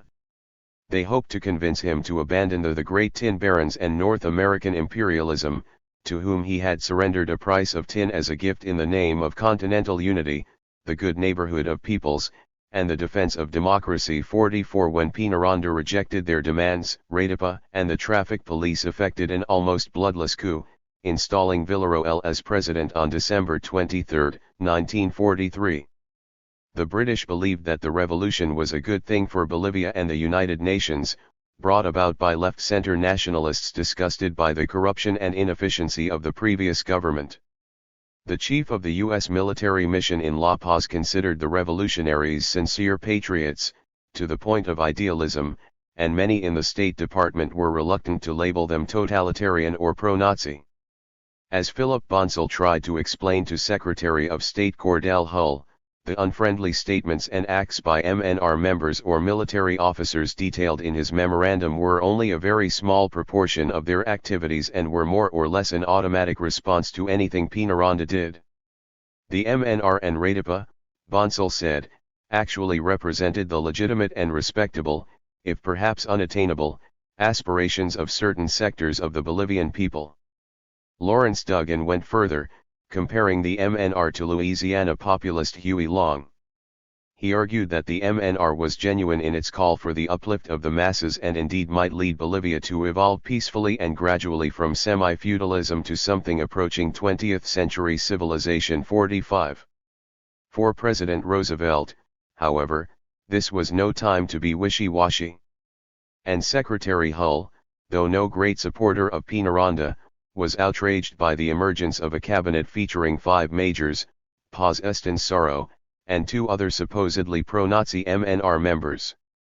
Convinced that the MNR and the military were connected with Nazi groups in Germany and Argentina and received financial support from pro-Nazi sources, Hull inaugurated a policy of non-recognition against Villarroel's government in the hopes of provoking a counter-revolution or at least the removal of the MNR. The United States was joined by the other nations of the hemisphere, but Hull refused to tell Villarroel what he had to do to secure U.S. recognition. Through veiled hints and suggestive conversations, it eventually became clear that Hull sought the expulsion of German and Japanese nationals from Bolivia and the elimination of the MNR from the cabinet. 46. In April, Villarroel removed the MNR ministers from his cabinet and replaced MNR prefects with nonpartisan army officers. In May, he complied with the U.S. demand to turn over 81 German and Japanese nationals. Although U.S. diplomats were barraged with "for God's sake don't you recognize" pleas from Aramea and other oligarchs, by June, every other nation in the hemisphere except Uruguay supported recognition of the regime. With congressional elections pending, the U.S. recognized Villarroel in the hope that this would strengthen his hand against the MNR and encourage other parties to join the government. Within months, however, Villarroel formalized his alliance with the MNR by appointing Paz Estenssoro to the post of finance minister and other party members to other cabinet posts. The MNR had won a share of power but had also earned the enmity of the Rosca, the PIR, and the United States. 47. Villarroel is best seen as a harbinger of the national revolution of 1952. When Harry S. Truman became president in April 1945, Villarroel had been entrenched in the Palacio Quemado for more than a year and a half. The tentative steps Villarroel had undertaken toward changing the status quo were a clear warning to the Rosca and the political classes. Patino, Aramea, Hochschild, and the Hacendados may have been content to preside over the hopelessly warped economy of Bolivia, but more astute observers understood that, without reform, revolution was inevitable. For the next 7 years, Villarroel and his more traditional successors sought to achieve national development without dismantling the centuries-old foundation of the Bolivian political economy. They faced the almost impossible task of finding a middle road between Paz Estenssoro's promised national revolution and the intransigent stonewalling of the Rosca. World War II tin diplomacy. Although Washington's drive for a global capitalist order and Bolivia's struggle for national development were obviously critical elements in the diplomacy of the sexenio, perhaps the most decisive aspect was the post-war destruction of the international tin cartel and the establishment of an Anglo-American tin purchasing monopoly. If the governments of the sexenio hoped to bankroll modest reforms with tin export revenue, they required high tin prices to, if nothing else, prevent a disastrous economic downturn. Because World War II had left Bolivia as the sole major producer of tin concentrates for the Allies and the State Department did indeed fully support efforts to block the MNR, there was cause for optimism. However, developments in the international tin trade quickly overshadowed all other aspects of the U.S. Bolivian relationship. Before the war, Bolivia produced roughly 1/6 of the world's tin concentrates. 2/3 came from the Malay Straits, especially the Dutch East Indies and Malaya, and 1/9 from Nigeria, the Belgian Congo, Siam, and China. The United States, which had only produced 2,000 tons of tin in the previous 60 years, consumed more than 40% of the world's total, and European nations, led by Great Britain, another 45%. In 1927, Patino's Consolidated Tin Smelters and Johnhausen's London Tin Corporation formed a producers' cartel, the International Tin Committee, to stabilize the world tin market, protect themselves from the devastating fluctuations that periodically racked the industry, and guarantee their profits. By 1931, they were joined by representatives from all the major tin producers: Bolivia, Nigeria, Malaya, and the Dutch East Indies. 48 Government officials and private tin producers united to set quotas, restrict output, and at one point even launch a 2-month tin holiday by suspending all shipments to raise prices. Consuming nations were eventually given access to the proceedings but, much to the consternation of Washington, were denied any vote. 49. For Bolivian miners, this prescient cartelization, to use Dunker Lee's phrase, had been nothing short of a godsend. Alluvial tin concentrates from the Malay Straits, far purer than Bolivian ones, were dredged from easily accessible rivers by cheap labor and would have otherwise doomed Bolivian producers. Simply put, the Bolivians could not compete. Their tin, generally of low quality, had to be extracted from the dizzying heights of the Andes hundreds of miles from the nearest port. Moreover, Bolivian workers, though poorly paid, were still better compensated than their Far Eastern counterparts. Finally, the tin barons bore the bulk of the nation's tax burden. In all, U.S. experts estimated that the cost of production in Bolivia was almost double that of Malay Straits producers. The cartel remained the only means by which Bolivian tin could remain competitive with English and Dutch producers in the Far East. 50. In June 1940, U.S. planners, weary of the decades they had spent at the mercy of the ITC, set in motion a series of events that culminated in the United States seizing control of the international tin trade in the post-war period and placing Bolivia at Washington's mercy. The U.S. military consumed massive quantities of tin, primarily for canned food and solder. Anticipating war and economic dislocations, Under-Secretary of State Sumner Welles proposed creation of a 50,000-ton tin stockpile and construction of a U.S. tin smelter designed to accommodate low-grade Bolivian tin concentrates. A smelter and stockpile, in conjunction with a massive recycling campaign, would insulate U.S. industry from the conflicts in Europe and East Asia and possibly shatter the ITC once and for all. Roosevelt agreed and authorized the Reconstruction Finance Corporation's Metals Reserve Company to construct a U.S. tin smelter. 51. Ostensibly in response to the German seizure of the Dutch Arnhem smelter and to fears that the Luftwaffe might at some point put British smelters out of commission, the Longhorn tin smelter was built in Texas City, near the port of Galveston. It cost the U.S. government $8 million but more than paid for itself during the war. It was potentially the world's largest and most versatile smelter, capable of processing any type of tin concentrate from any part of the world. The RFC contracted with the Dutch smelting giant Billiton Maatschappij, known for its experience with both Bolivian hard rock and Far Eastern alluvial concentrates, to construct and operate the Longhorn smelter. Because the urgency of its construction had mandated against using innovative but still relatively unproven techniques, the smelter itself was not the world's most modern, but it was capable of processing the entire Bolivian tin output and perhaps meeting U.S. demand. Although high labor costs and outdated techniques hurt the Longhorn smelter's efficiency, it was hoped that plentiful fuel and acid, combined with cheaper transportation costs from Bolivia, might make it competitive with European commercial smelters. 52. Still, the Longhorn smelter's construction was not entirely a response to the war. Indeed, the smelter was established explicitly to eliminate this country's dependence on the foreign tin cartel. The British, who along with Patino dominated the International Tin Committee, hoped to first dissuade the Roosevelt administration from building the smelter. Failing that, they sought to secure a commitment that the Longhorn smelter would be closed at the end of the war. Needless to say, the State and War Departments refused both requests, adamant that the United States never again be held hostage by the ITC.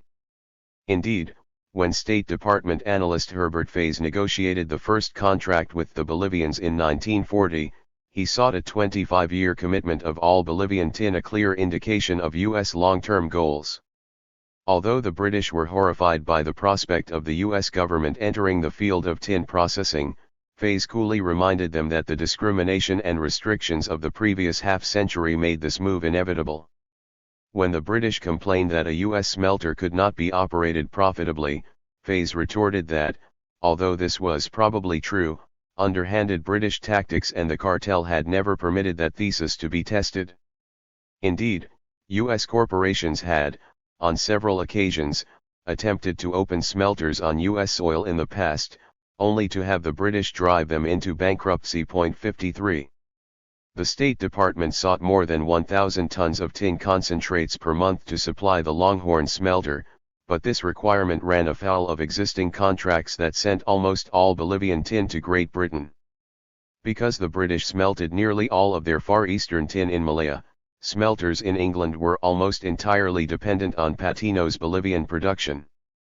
Still, after the fall of Holland, where the Arnhem smelter had traditionally processed Hochschild's and Aramea's tin, P. Naranda and Hochschild encouraged construction of the Longhorn smelter. Not only might U.S. competition break Bolivia's dependence on the British smelting monopoly, but it would also permit the tin barons and the government to acquire dollars rather than block sterling. The first U.S. offer was for 42 cents per pound, slightly more than London was currently paying, and the Japanese made their own offer soon thereafter. Within weeks, Peñaranda and the tin barons were presiding over a bidding war among the three rival nations. 54. Although Patino saw the Longhorn smelter as a means to extricate himself from restrictive British sterling contracts, and other tin barons viewed it as a way to weaken Patino's dominant position in smelting, they soon found that the sword cut both ways. 55. The Bolivians sought 45 cents per pound for all grades of tin concentrates, but the United States hoped to pay just 42 cents for only the highest grade. For the tin barons, the U.S. contract was a unique opportunity. Neither the British nor the Dutch smelters had been willing to process their lowest grade concentrates, and if they could secure a fixed price, they would now be able to export their lower grades. Washington attempted to break the deadlock by increasing the amount of tin it would purchase to 18,000 tons per year, but the Bolivians demanded even more concessions regarding smelting charges. After months of negotiation, the State Department, eager to begin operations at Texas City, finally agreed to pay a fixed price of 48.5 cents per pound, to match low British smelting charges for 5 years, and to take responsibility for the ores in the Chilean ports of Arica or Antofagasta. Through hard bargaining that even the RFC's own historian conceded meant not standing as a neighborly supporter of Bolivia in its hour of economic distress, U.S. planners were purchasing a good percentage of the tin available to the Allies at less than half of the World War I price. 56. For Great Britain, this arrangement was little short of a catastrophe on a number of levels. Patino now argued that unless the British matched the U.S. price, he would break his long-term contract with them and sell to the RFC. At one point, he even threatened to enter the bidding to construct the U.S. smelter himself. Although the British were unable to forestall the U.S. contract with Bolivia, they attempted to end U.S. involvement by agreeing to purchase all Bolivian tin production for the 5 years after the U.S. deal expired. 57. Naturally, Peñaranda and the tin barons refused, hoping to keep Anglo-American competition alive for the foreseeable future. Pearl Harbor and the Japanese offensive in Southeast Asia changed everything. As Japanese forces overran British Malaya and the Dutch East Indies, world tin markets were thrown into chaos. Both the Allies' main sources of tin concentrates and much of the world's smelting capacity were captured. The British and Dutch, anticipating Hitler's onslaught in Europe, had shifted much of their smelting capacity to Malaya and the East Indies, placing it directly in the path of the advancing Japanese. More than 70% of the world's tin production rapidly fell into Axis hands, and U.S. leaders faced the unhappy prospect of entering the war with no viable source of either raw tin concentrates or processed tin plate.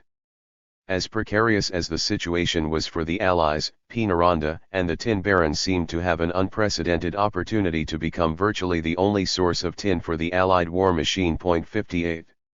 It did not take long for Patino to recognize the implications.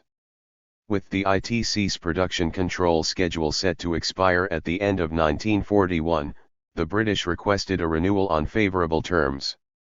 For the Bolivians, letting Great Britain, which would remain almost exclusively a consumer for the duration of the war, use the ITC to establish a low tin price seemed foolish. Instead, the Bolivian government and tin producers sought the freedom to negotiate major price increases with the United States and Great Britain in 1942. Therefore, Patino, chafing under British sterling exchange restrictions, refused to sign the ITC renewal. What he apparently did not consider was that by spurning the ITC, he was removing the only impediment to the creation of an Anglo-American alliance based on their mutual interest in suppressing the price of the tin they consumed. Whitehall, now demonstrating exceptional bitterness, proposed a common policy to Washington to prevent any attempt at blackmailing tactics. Although Patino eventually did sign the renewal, the damage had been done, and the cartel would never again exert the authority it once had. In the view of political scientist Lawrence Whitehead, By facilitating an alliance between Great Britain and the United States, Patino and the Tin Barons had, however inadvertently, shifted market control decisively from the Rosca to the U.S. government. 59. This was not immediately apparent, however. Penaranda, Aramea, and Hochschild wasted no time in requesting that the 1942 base price for tin concentrates be set at 65 cents per pound.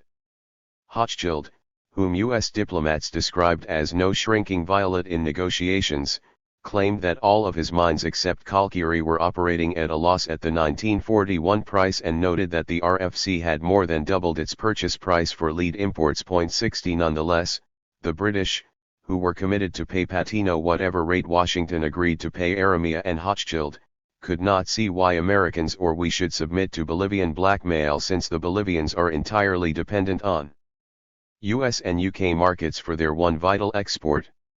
Whitehall urged the Roosevelt administration not to increase the price at all. Ultimately, the Tin Barons agreed to accept 60 cents per pound until the middle of 1943, and Penaranda agreed not to place new taxes or restrictions on the Tin Barons. 61. When the tin contract came up for renewal in June 1943, the Bolivians demanded no less than 70 cents per pound but found their U.S. counterparts intransigent. Not only had the short-sighted and avaricious Penaranda, in clear violation of the old contract, imposed new taxes on the tin producers and demanded a higher percentage of their foreign exchange, but the producers themselves had also violated the contract, by shipping the United States excessive amounts of low-grade ores and concentrates. U.S. planners therefore insisted on maintaining the current price for another year. The stalemate dragged on until December 1943, when Villarroel ousted Penaranda from power. Because the United States now possessed a tin stockpile adequate for the next 2 years of war and the Army was not greatly concerned at this time, the Department of State recommended that negotiations be suspended. 62. Villarroel and the Tin Barons had to live with the 60 cents price until December 1944, when Washington agreed to a 2.5 cent increase. Any benefit to the Tin Barons was then quickly negated, however, when Villarroel mandated a series of wage increases for workers and Paz Estensoro, reinstalled in the cabinet, this time as Minister of Finance, decreed that 60% of all foreign exchange would be retained by the government. When Washington resumed negotiations for a new tin contract in July 1945, it again insisted that the Bolivian government enact no new restrictions on the Tin Barons and that the Barons pay severe penalties for shipping exceptionally low-grade tin. Although the tin price did increase several cents per pound, the new contract called for it to decrease over the next year.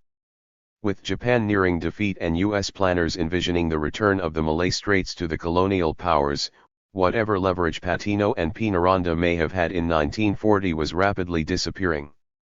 Still, there would be inevitable tin shortages until Malay Straits production became available again.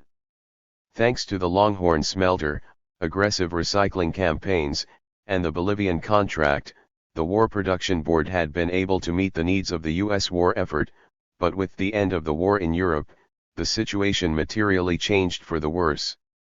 The Navy still demanded massive amounts of tin, liberated nations also demanded it for reconstruction, and domestic industries embarking on reconversion clamored for their share. These factors were only accentuated when, even after the Japanese surrender in August 1945, Malay Straits tin was still unavailable to meet the new demand. Director Erwin Vogelsang of the War Production Board's tin, lead, and zinc division speculated that it might forever remain so. 63. After a British scorched earth retreat at the onset of the war, 4 years of fighting, and intense anti-Japanese guerrilla campaigns, no dredges and only 45 mines remained in operation in Malaya. Hundreds of small European and Chinese mining companies there and in China might not ever be able to finance a full restoration of the facilities destroyed during the war. Moreover, imperial policy and the lack of foreign exchange made it unlikely that the British would request U.S. assistance to help restore tin productivity in Malaya. And, even though the Dutch government and Billiton-Maatschappij had at war's end immediately ordered replacement equipment for their tin operations in the Dutch East Indies, it did not matter, Director Vogelsang argued, because production would ultimately be determined by a restored ITC, which would not be enthusiastic about undertaking prompt and effective, yet costly, action to restore tin mining in Southeast Asia that might lead to overproduction. 64. For U.S. planners, it was therefore imperative that the ITC never be allowed to reconstitute. World War II had struck a decisive blow against the tin cartel. The International Trade Organization and the United States would now finish it off. Chapter 6 of the ITO Charter mandated that producers and consumers have an equal voice in any international commodity agreement, in effect banning price fixing, government-ordered production restrictions, quota systems, or other stabilization schemes. That being the case, State Department functionary Donald Kennedy proclaimed that the ITC no longer served any valid function. Not surprisingly, Bolivian diplomats argued that the ITC should be restored and revitalized with the goodwill and concurrence of the consumers to secure the harmonious development of the industry beneficial to all nations. They soon learned, however, that Malayan producers, under pressure from the British government, were opting out. Although delegates from Bolivia and the Dutch East Indies desperately sought a formula that would salvage the ITC, they had to tread lightly at all times, so as to not antagonize the Anglo-American alliance. 65 When the Bolivian ambassador asked for leeway to continue the ITC until the post-war transition was completed, the U.S. response was an unequivocal no. In November 1946, at the suggestion of the United States, the only institution that had permitted long-term Bolivian competitiveness was formally dissolved. 66. In the place of the ITC, Anglo-American planners formed the Tin Study Group and the Combined Tin Board as an experimental first stage in achieving an ITO-compliant commodity agreement in what they hoped would be an atmosphere of mutual goodwill. It quickly became clear that the study group was not concerned with the arrangements governing the immediate supplies of tin but was instead a toothless opportunity for a broad exchange of views and information and purely routine statistical compilations. The RFC considered it little more than a pointless and continuous round of secret meetings, veiled threats, and open accusations of bad faith. 67. The true authority over tin production and pricing was vested in the Combined Tin Committee in Washington. One of many emergency planning measures designed to efficiently allocate scarce resources during and after the war, the CTC exercised almost complete control over the commodity it monitored through firm national quotas. The Anglo-American technocrats of the CTC determined that all Bolivian tin, other than Patinos, which was committed to Great Britain, was to be sold to the United States. For the RFC, the CTC represented nothing less than a unique opportunity to acquire for the United States and Great Britain the leverage the ITC had once wielded. Once either nation negotiated a price with its suppliers, usually after months of brutal negotiations, that price became the world price, which other producers would be obligated to accept. The ITC producers' cartel was thus replaced by an Anglo-American purchasing cartel so domineering that some Bolivian tin producers found it preferable to negotiate with the potentially gigantic market of the Soviet Union. 68. The implications went even further.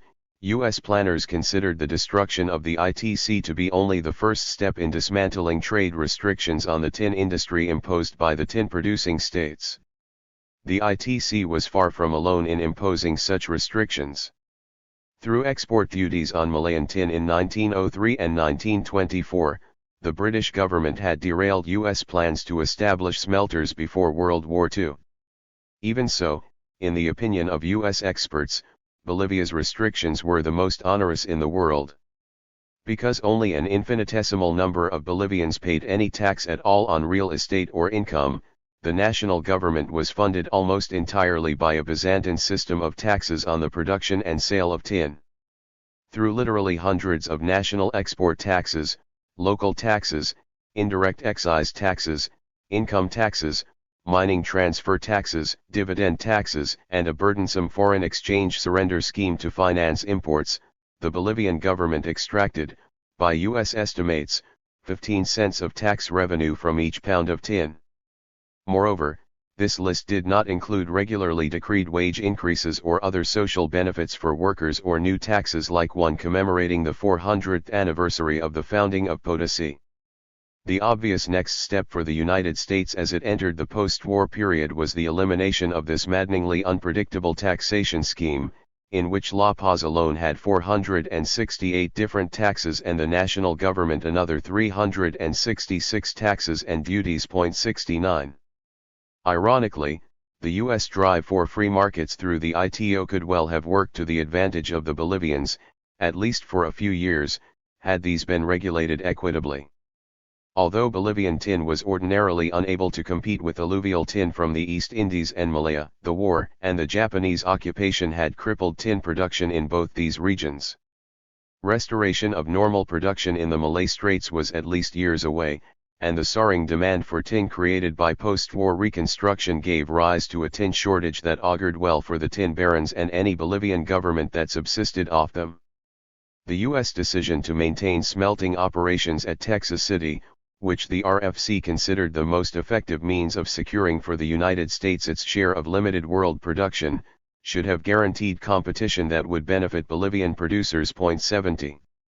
Instead, as tin became, under the RFC regime, the most controlled of all commodities in the world, Bolivian diplomats entered annual negotiations with the ruthless technocrats of the RFC having little or no leverage. The Reconstruction Finance Corporation, the British Ministry of Supply, and private Dutch smelters all benefited from combined tin committee collusion that forced Malayans, Bolivians, Nigerians, and Indonesians to sell their primary exports to a sole bidder. Although the RFC justified its monopoly by asserting that the world's three largest producers were chronically unstable and that a crisis in any one would mean a serious world shortage, it clearly worked to U.S. advantage. 71. For the Bolivians, the primary diplomatic task of the post-war period was to somehow circumvent this cunning system calculated to bring the combined might of the great industrial powers almost exclusively against the tin industry of Bolivia. Failure, they correctly predicted, would inexorably lead to the decline and ruin of the private tin industry in Bolivia, if not the political order it undergirded. 72. Bolivia found itself at a critical juncture. The old political and economic order was deteriorating rapidly, and the next several years would either see collapse, a smooth transformation of the nation into a somewhat more modernized, more egalitarian society, or revolution. Patino and the tin barons had welcomed and encouraged the U.S. intrusion into the tin markets, but these masters of manipulation soon found their would-be saviors to be as self-interested as they themselves were. What emerges from this complex interplay of powerful forces is the realization that U.S. diplomacy was unable to coherently address the coming of the national revolution, contributed to the demise of three successive governments that it sought to bolster, and inadvertently provided assistance to a movement it considered, at various points, to be Nazi, Peronist, and Communist. The needs of the national security apparatus, embodied in the Reconstruction Finance Corporation and the creation of the tin stockpile, completely overrode U.S. diplomatic priorities and, through a convoluted process, actually hastened an anti-capitalist revolution that threatened to destabilize a major supplier of the U.S. defense industries, if not the entire Andean Cordillera. The chapters that follow examine the Truman administration's dealings with 6 distinct and quite different governments of Bolivia in some detail. Chapter 1 focuses on the supposedly fascist regime of Guilberto Villarroel and his MNR allies, whose first effort at societal reform ended in the lynching of the president. Chapter 2 details attempts by the junta of Tomás Monge and the Bolivian elites to regain control of the nation and to rebuild liberal constitutional oligarchy at the beginning of the sexenio. Chapter 3 deals with the presidency of Enrique Herzog and his failed diplomatic initiatives in Buenos Aires and Washington. Chapters 4 and 5, with Mamerto Uriolagoice's efforts to suppress the MNR, rein in the tin barons, and secure a tin contract that might stave off the coming revolution. Chapter 6 tells of General Hugo Bolivian's desperate attempts to reach agreement with the RFC. Chapter 7 begins with the National Revolution of 1952 and the regime of Victor Paz Estenssoro and ends with Truman's departure from the presidency in 1953.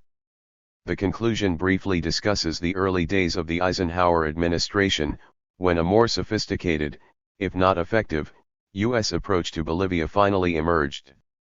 We have, of course, certain practices of party discipline and order, but the difference between them and the Goose Estepe is as great as from La Paz to New Orleans.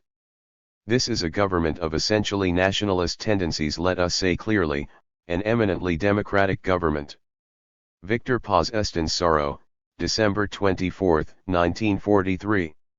One is led to suspect that though the MNR may have absorbed fascist argot and fascist ideology during its formative years, faced with the actual task of governing it will not be prepared to apply fascist methods as thoroughly as they have been applied in Europe, if for no other reason than that the social climate of Bolivia and that continent are so different that first, the MNR could not effectively absorb European fascism, and second, fascism as known in Europe is not fully applicable to Bolivian society, especially not at the present stage of its economic development. Walter Thurston, February 13, 1945. When Harry S. Truman assumed the presidency at the close of World War II, the final defeat of the Axis in Europe and Asia obviously preoccupied every branch of the U.S. government. For the heirs of Franklin Roosevelt's good neighbor policy, however, that valiant struggle extended deep into the heart of South America as well. Since December 20, 1943, when Major Guilberto Villarroel Lopez had risen from the barracks to seize control of Bolivia, U.S. policymakers had viewed issues on the Altiplano almost entirely through the prism of the war against Hitler's Germany. That fateful perspective paved the way for 7 years of misconception, misunderstanding, and deeply flawed policy making because it impeded U.S. efforts to formulate an effective response or even to fully understand events in the region. Nonetheless, by the end of the war, the State Department had discovered a far more realistic rationale for its opposition to both the Villarroel government and its MNR backers. Simply put, Villarroel's government was the harbinger and Paz Estensaro's Movimiento Nacionalista Revolucionario the driving force behind an urgently needed populist transformation of Bolivia that post-war Washington could not endorse. U.S. statesmen spent much of their time attempting to discern obscure links between the Bolivian regime and Juan Perón's Argentina, not just because both shared some imagined link with now-defunct Nazism, but also because the nationalistic underpinnings of both Peronism and the MNR threatened U.S. conceptions of liberal capitalism in South America.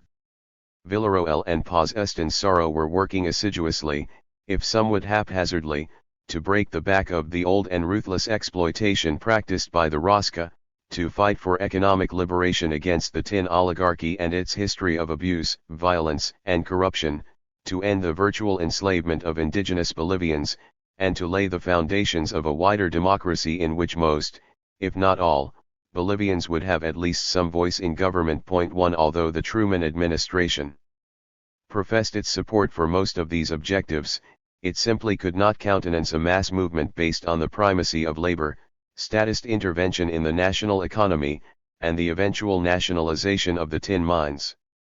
The Villarroel government. Despite their initial opposition to the Villarroel regime, by 1945, U.S. diplomats had, for the most part, arrived at a more realistic assessment of events on the Altiplano. The Movimiento Nacionalista Revolucionario had once been very much in accord with the principles of the Nazi Party, U.S. Charge Hector Adams stated, but the character of the party had changed considerably over the previous year. Functionaries at all levels of the State Department could find little fault in Villarroel's wartime record of cooperation with Washington. Indeed, as the department's Division of North and West Coast Affairs concluded, Villarroel's cooperation with the United States, though not all we could wish it to be and forthcoming for reasons other than those of affection, was far superior to General Peñaranda's. U.S. Embassy personnel agreed that the members of the revolutionary government were much more accessible, receptive, and much less obstructionist than their predecessors. Secretary of State Edward Stettinius bluntly proclaimed that Villarroel's government is cooperating in the war effort to a very full extent, as its predecessor was not and had shown no sign of collaboration or particular affinity with either the Nazis or the Colonel's clique in Argentina. Even if the Villarroel government did share with other primitive and unstable American republics a tendency toward arbitrary action, and was inept, demagogic, dishonest, and corrupt, at least it was not terroristic and totalitarian. as Ambassador Walter Thurston. No friend of the regime, grudgingly acknowledged, regardless of its insincerity and venality, its war record is not bad. 3. By the end of the war, the State Department had abandoned its claim that Villarroel was emulating European fascists by running a brutal police state.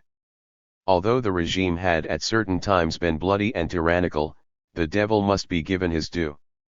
In 1945, there had been, the U.S. Embassy claimed, only one death as a result of a political measure, no political murders or kidnappings, and fewer than a dozen political prisoners incarcerated without justification. Although the documented killing of several opponents by hot-headed elements of the government in Oruro in November 1944 and rumors of arbitrary arrests continued to taint Villarroel's government, most U.S. leaders had to concede that these paled before the actions of virtually any previous Bolivian government. Ambassador Thurston himself acknowledged a tendency toward moderation and conceded that the abuses of 1945 were mere pranks by comparison with earlier outrages and far from atypical of South American politics. But, even though Villarroel had managed to partially rehabilitate himself in the eyes of most U.S. diplomats, the State Department still remained quite uncomfortable with Paz Ostensoros MNR, a nationalistic party possessed of an irrational anti-capitalistic and anti-upper-class bias. 4. Indeed, it was most likely at the urging of the MNR that Villarroel had enacted a wide range of explicitly pro-labor, anti-business policies. National unity, the movimentistas had insisted, cannot be achieved under the regime of free competition, since those who are strong, the owners, always vanquish the workers and Indians in the economic struggle to the death between the two classes. 5. Villarroel decreed that workers could not be fired without cause and that the heirs of workers killed on the job be paid 2 years of the decedent's wages. He implemented severance bonuses, pay increases, and a minimum wage, and mandated improved sanitation and health facilities in mining camps. The Ministry of Labor appointed legal advisors to counsel workers and report violations of the new decrees. The MNR even contemplated a bill barring foreigners from holding managerial positions in some industries. When the Banco Minero mandated that the tin barons nearly double the price they paid ACAs, self-employed private contractors, for the ore they mined on company land, it paved the way for the eventual elimination of this exploitative practice. The tin barons faced not only a barrage of decrees that radically increased their labor costs, but others mandating tax hikes and the seizure of their precious foreign exchange. Moreover, Villarroel's backers amended the constitution to permit the national government to monopolize all tin exports and decreed that the government had the right to seize and operate any mine closed by its owners. In short, according to one U.S. diplomat, Villarroel and the MNR had severely punished the mining industry, a stronghold of malefactors, perhaps, but the country's principal source of income, to uphold demagogic slogans. 6.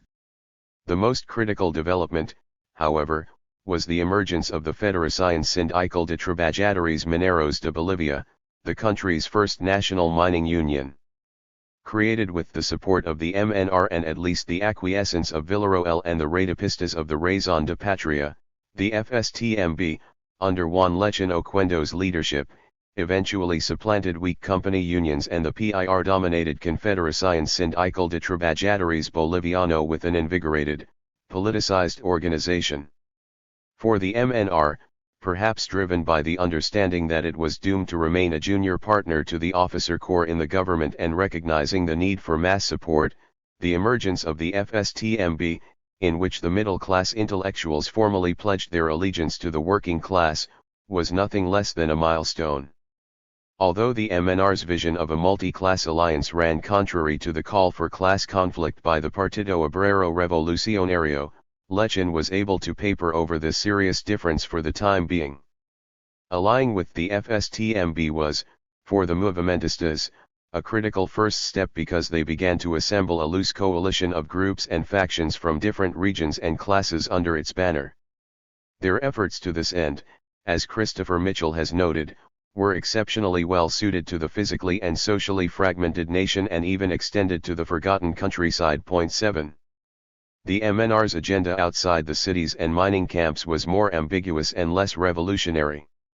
The MNR platform supported suffrage and basic rights for indigenous Bolivians but stopped short of calling for full-fledged revolution and land reform.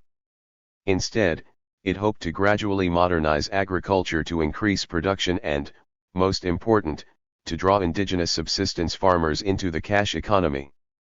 The white and mestizo members of the MNR, like their counterparts in the old political parties, feared they might be overwhelmed by the indigenous masses and determined to move slowly. The labor system would be reformed, but the large fincas and haciendas would remain in the hands of the Rosca. In May 1945, the MNR convened an Indian Congress as a cautious first step toward fundamental change in rural Bolivia.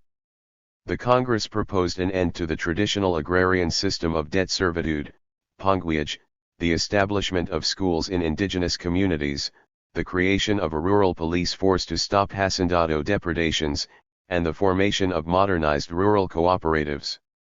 Even if implemented fully, however, the proposals of the Congress would not have eliminated the rent-in labor system or threatened the dominance of the landlord classes in the countryside. Still, as Laura Gotkowitz has shown, it was a vital step in the addressing, if not redressing, centuries-old race and class-based grievances. Point 8. Ambassador Thurston found some aspects of the MNR program laudable but was quick to point out that, for all the talk of the importance of the Indian, even MNR leaders could not overcome their ingrained feeling of superiority and conducted their policies with a paternalism that only reinforced a sense of inferiority among indigenous Bolivians. Moreover, Thurston shared the Rosca's fear that the MNR was taking a senseless gamble by lifting indigenous aspirations, one that could easily unleash lawlessness and violence across the Altiplano.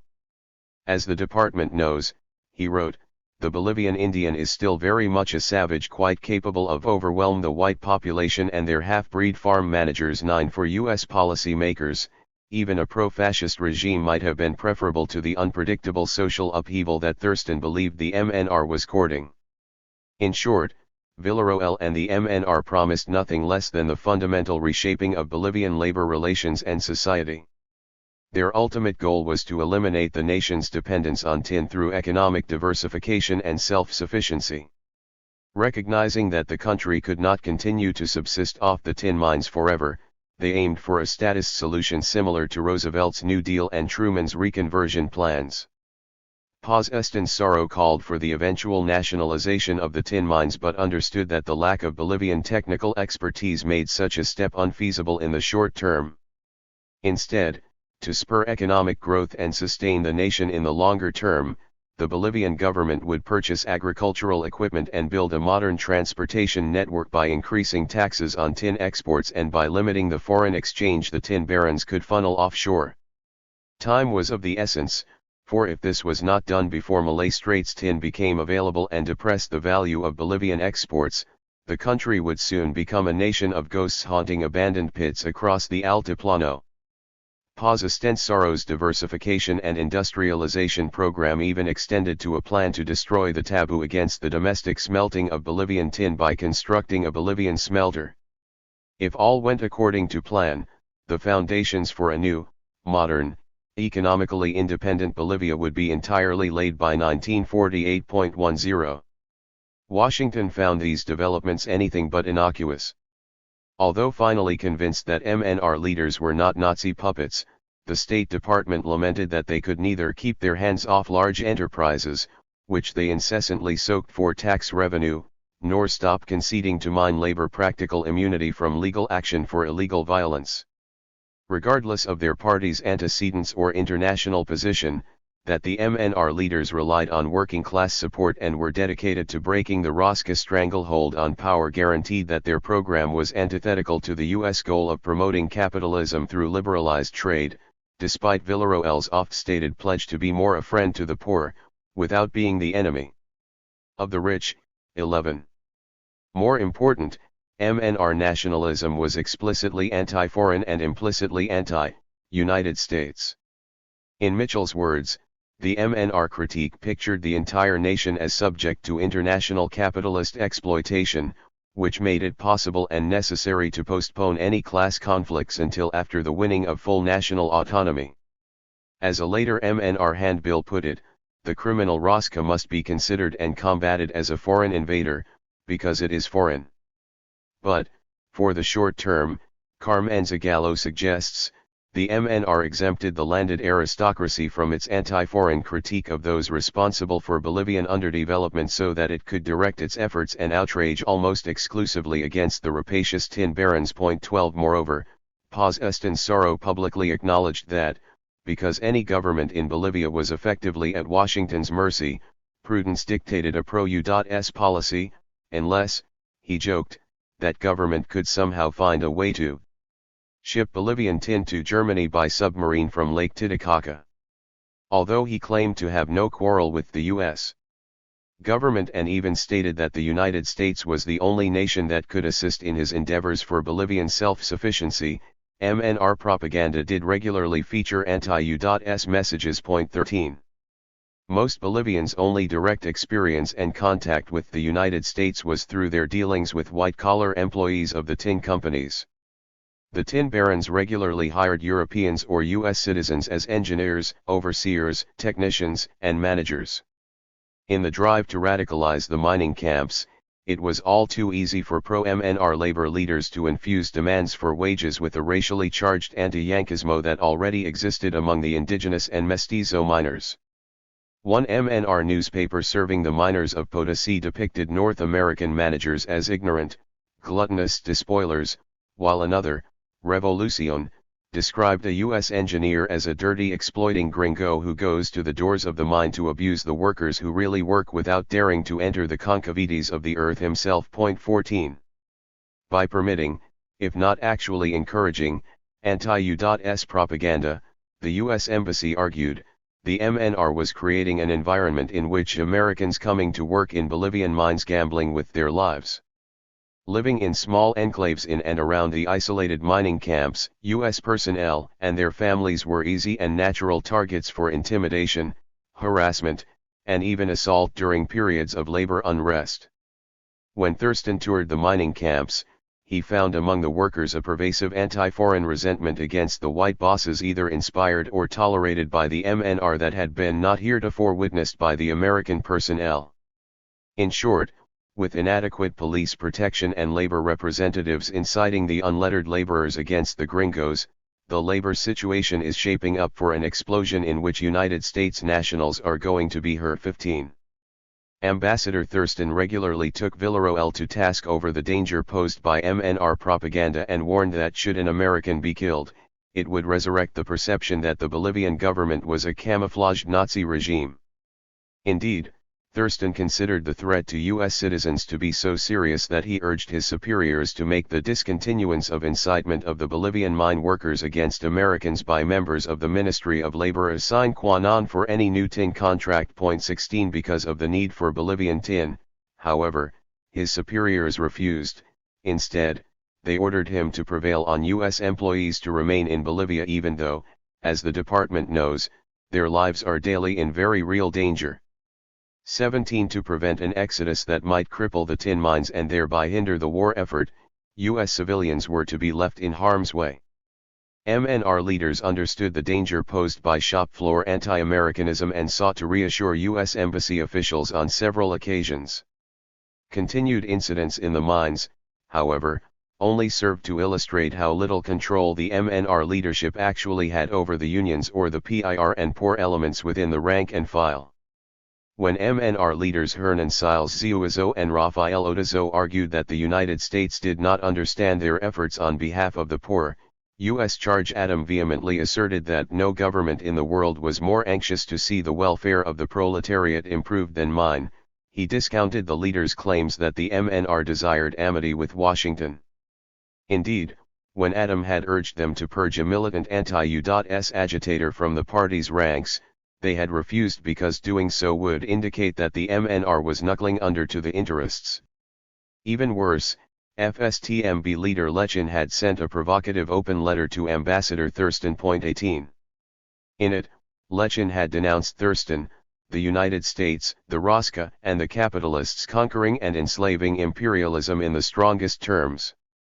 Ambassador Thurston, who had criticized Lechin and the FSTMB on several occasions, came under particular fire as a trafficker in public opinion serving U.S. and Rosca imperialism in the unequal battle between the exploiters and the exploited. Thurston's criticism of Villarroel and the MNR only gave them strength to fight against oppressors and illustrated that American democracy each day advanced more resolutely on the road to fascism. If the MNR sought to become more popular abroad, gestures like these were, Charge Adam retorted, a hell of a way to do it. 19 Clearly, Paz-Estin Sorrow was harnessing the power of working-class radicalism and nationalism by linking the MNR to the mine workers and did not dare to alienate those constituencies in the name of better relations with the Yankee Colossus. No amount of diplomacy or amicable reassurances could reconcile MNR aspirations with the U.S. commitment to liberal capitalism. Villarroel, the MNR, and the Blue Book. Despite misgivings about the MNR and the social upheaval it was threatening to provoke, U.S. policymakers soon realized that the Villarroelista government would not permit itself to be overthrown without plunging the country into, which might bring on worse instead of better conditions. Even ousting the MNR was dangerous, U.S. officials noted, because MNR leaders have stated publicly that they will not relinquish power without a fight and will bathe the country in blood if an attempt is made to oust them. 20 Therefore, the best hope rested with Villarroel himself and the more conservative elements of Radapa, who might eventually cast out the MNR and govern as a more conventional military regime dedicated to stability, rather than reform. This was no idle hope. Indeed, the U.S. Embassy reported in late 1945 that, since the overwhelming MNR victory in the 1944 congressional elections, a cleavage has existed in the cabinet between the two aggressively radical MNR and the military. Paz-Estin Sorrow considered himself to be a member of the slightly crazy faction within Villarroel's cabinet, whose task it was to rein in the crazy and half-crazy military factions who were all out for taking the wild point of view on almost any topic, but U.S. policymakers saw a more ominous split. 21. On at least two occasions, Villarroel's military backers had demanded that the president eliminate the MNR from his cabinet. On the first, when the MNR's Rafael Otazo placed the entire blame for the 1944 Oruro killings on the army, Villarroel had barely been able to turn back their demands. The second occasion involved Foreign Minister Gustavo Chacon. In October 1945, MNR deputies launched censure proceedings against Chacon in the hopes that Villarroel would replace him with one of their own.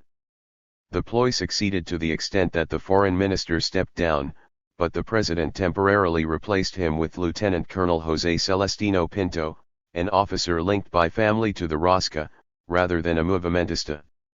Villarroel never did name a permanent replacement, doing so would have either infuriated or emboldened the MNR. The officer corps understood all too well that the MNR was strategically placing its members in office across the nation and strengthening the FSTMB to secure an independent base. 22. When Villarroel proposed a cabinet shuffle to bring in other civilian elements, presumably as a counterweight to the MNR, outraged movimentistas threatened to abandon the government and move into opposition. They called for a massive rally in the Plaza Murillo, one that Villarroel apparently told Pinto was against you and against me. Unimpressed, Pinto responded that he could fill the plaza with 14,000 troops the next day if the president so desired and asked which group's support he would rather enjoy. Whereas Paz-Estin Sorrow had once proclaimed that the army and the MNR must hang together or they would hang separately because they would all be shot if the traditional parties should return to power, Villarroel, like the State Department, understood that differences between the two groups were becoming practically irreconcilable. In Chacon's words, it is either them or us. 23. Thurston did nothing to discourage Villarroel's disenchantment. When Villarroel asked Thurston for his assessment of the MNR, the ambassador reminded him of the old pro-Nazi accusations and cited more recent disparaging references to democracy, Pan-Americanism, etc. by movimentistas. He was pleased to report that Villarroel was not particularly interested in defending the MNR.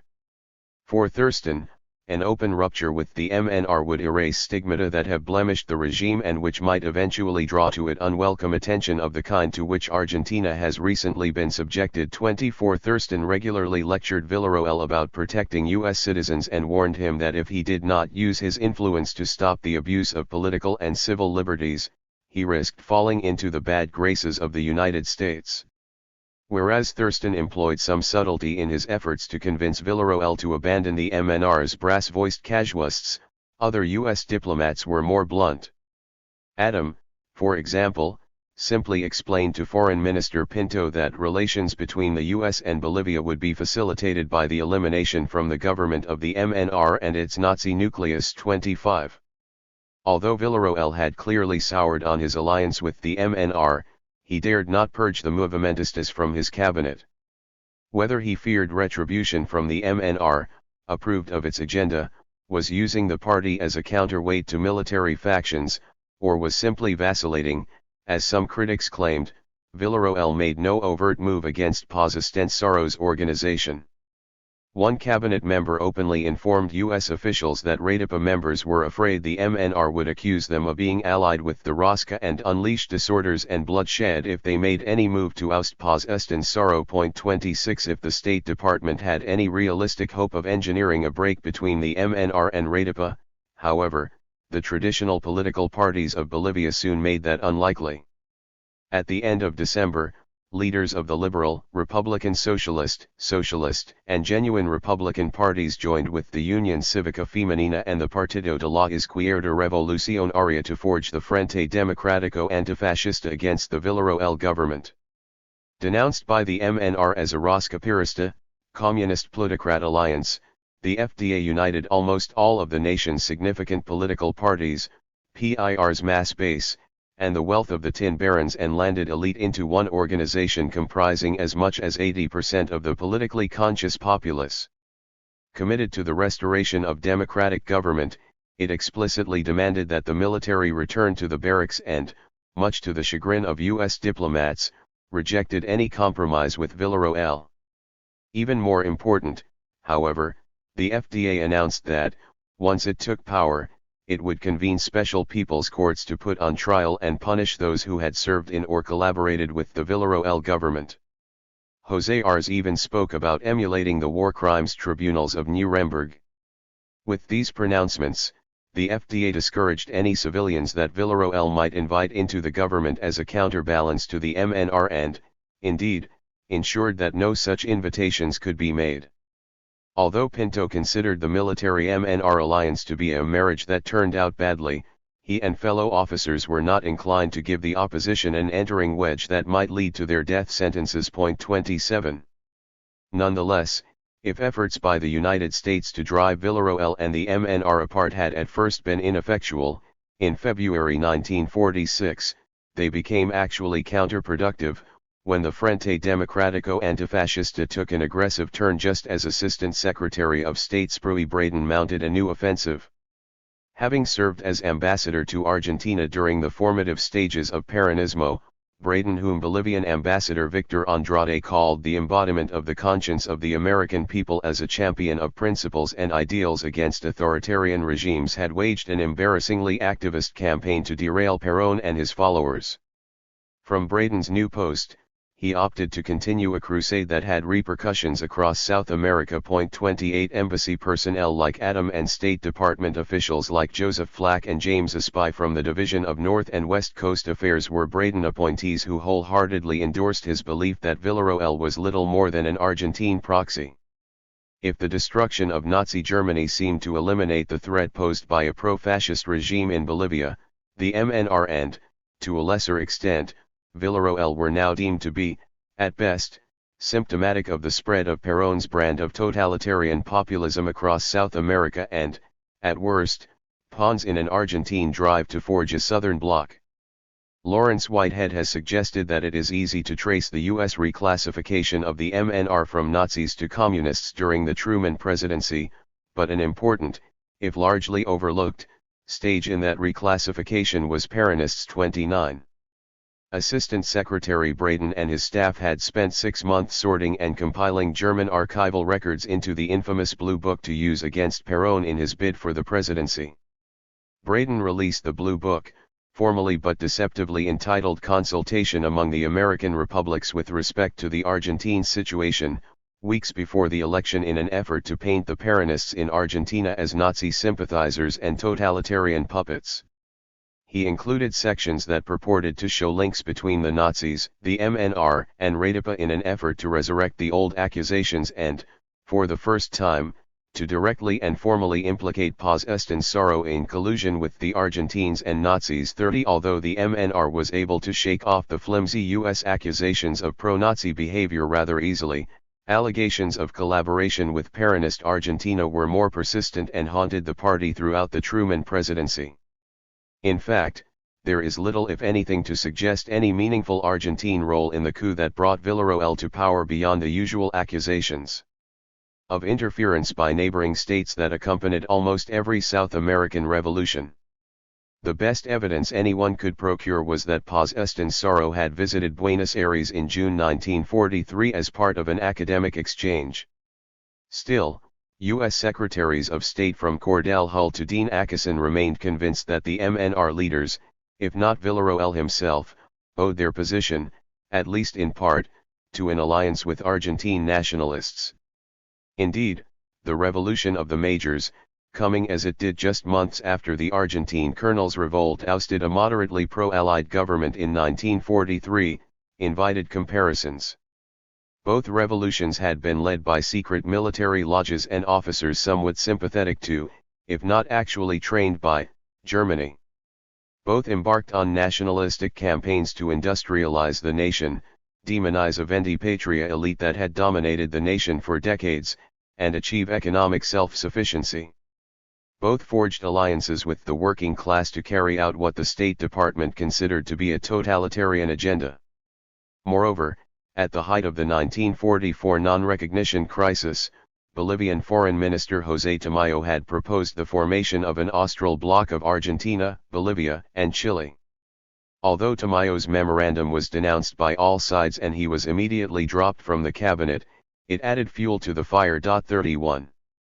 The State Department was not alone in its suspicions. Even Villarroel's first ambassador to Argentina apparently warned his president that if I find any evidence of Peronist involvement in your coup, I'll resign. 32 Evidently, he did not. The State Department never really found much, either.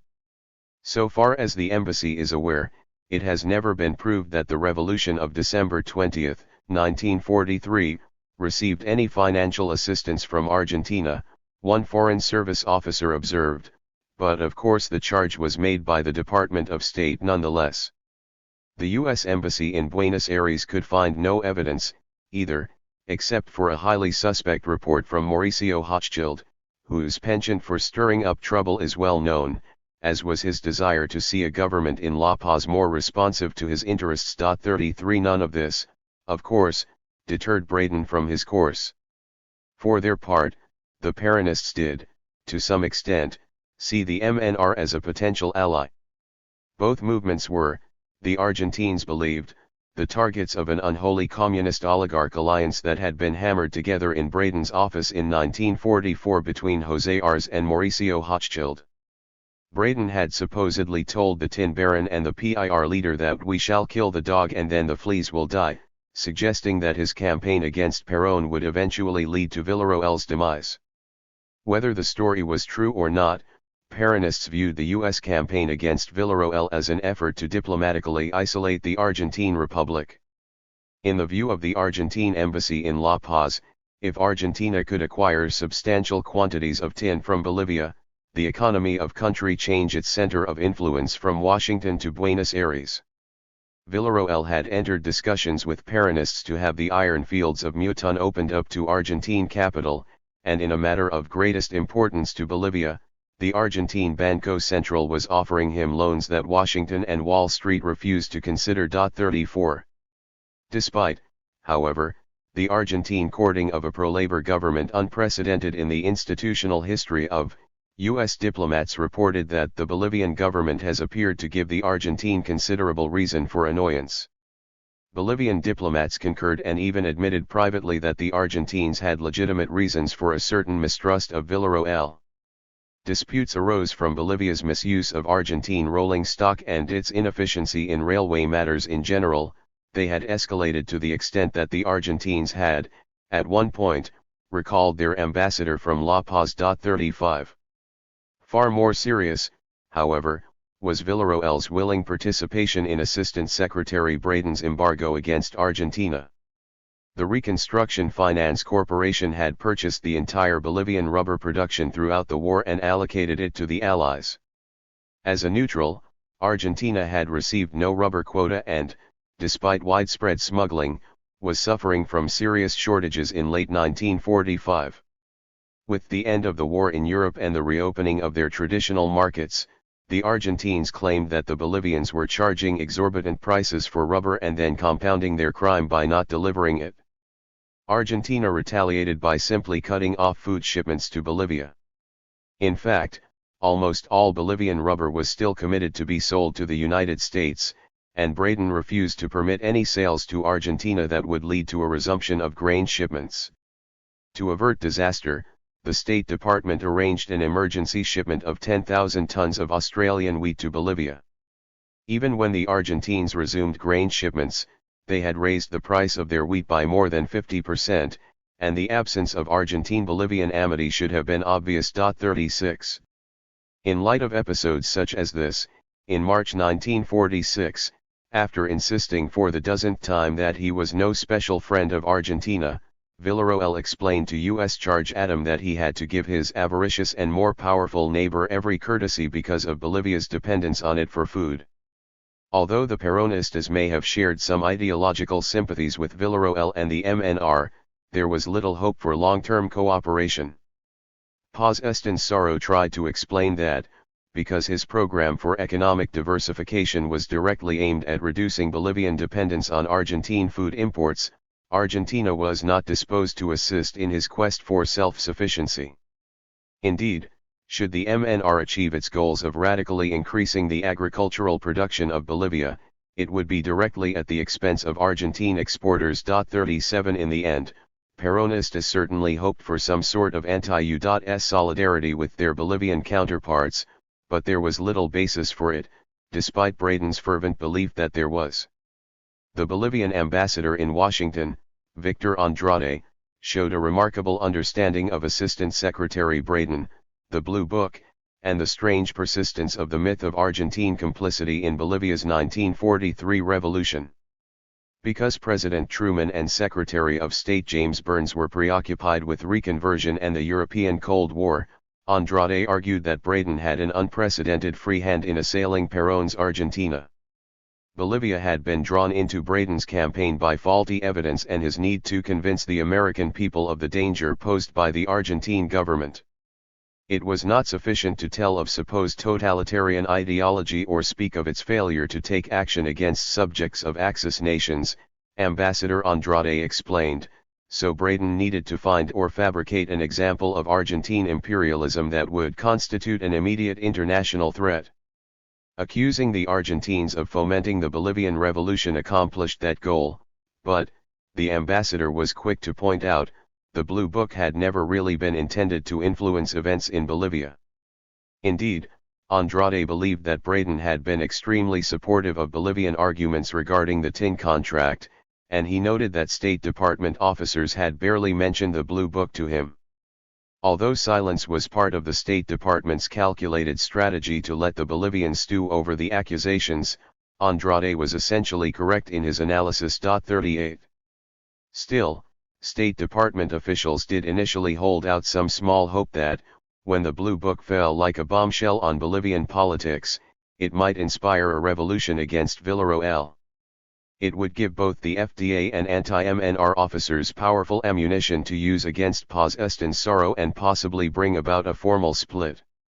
Even if this did not occur, U.S. diplomats hoped it might also provide an impetus or a pretext for Villarroel to remove the MNR from his government and to invite the FDA in, providing for an orderly transition of power back to the traditional parties and the moneyed class.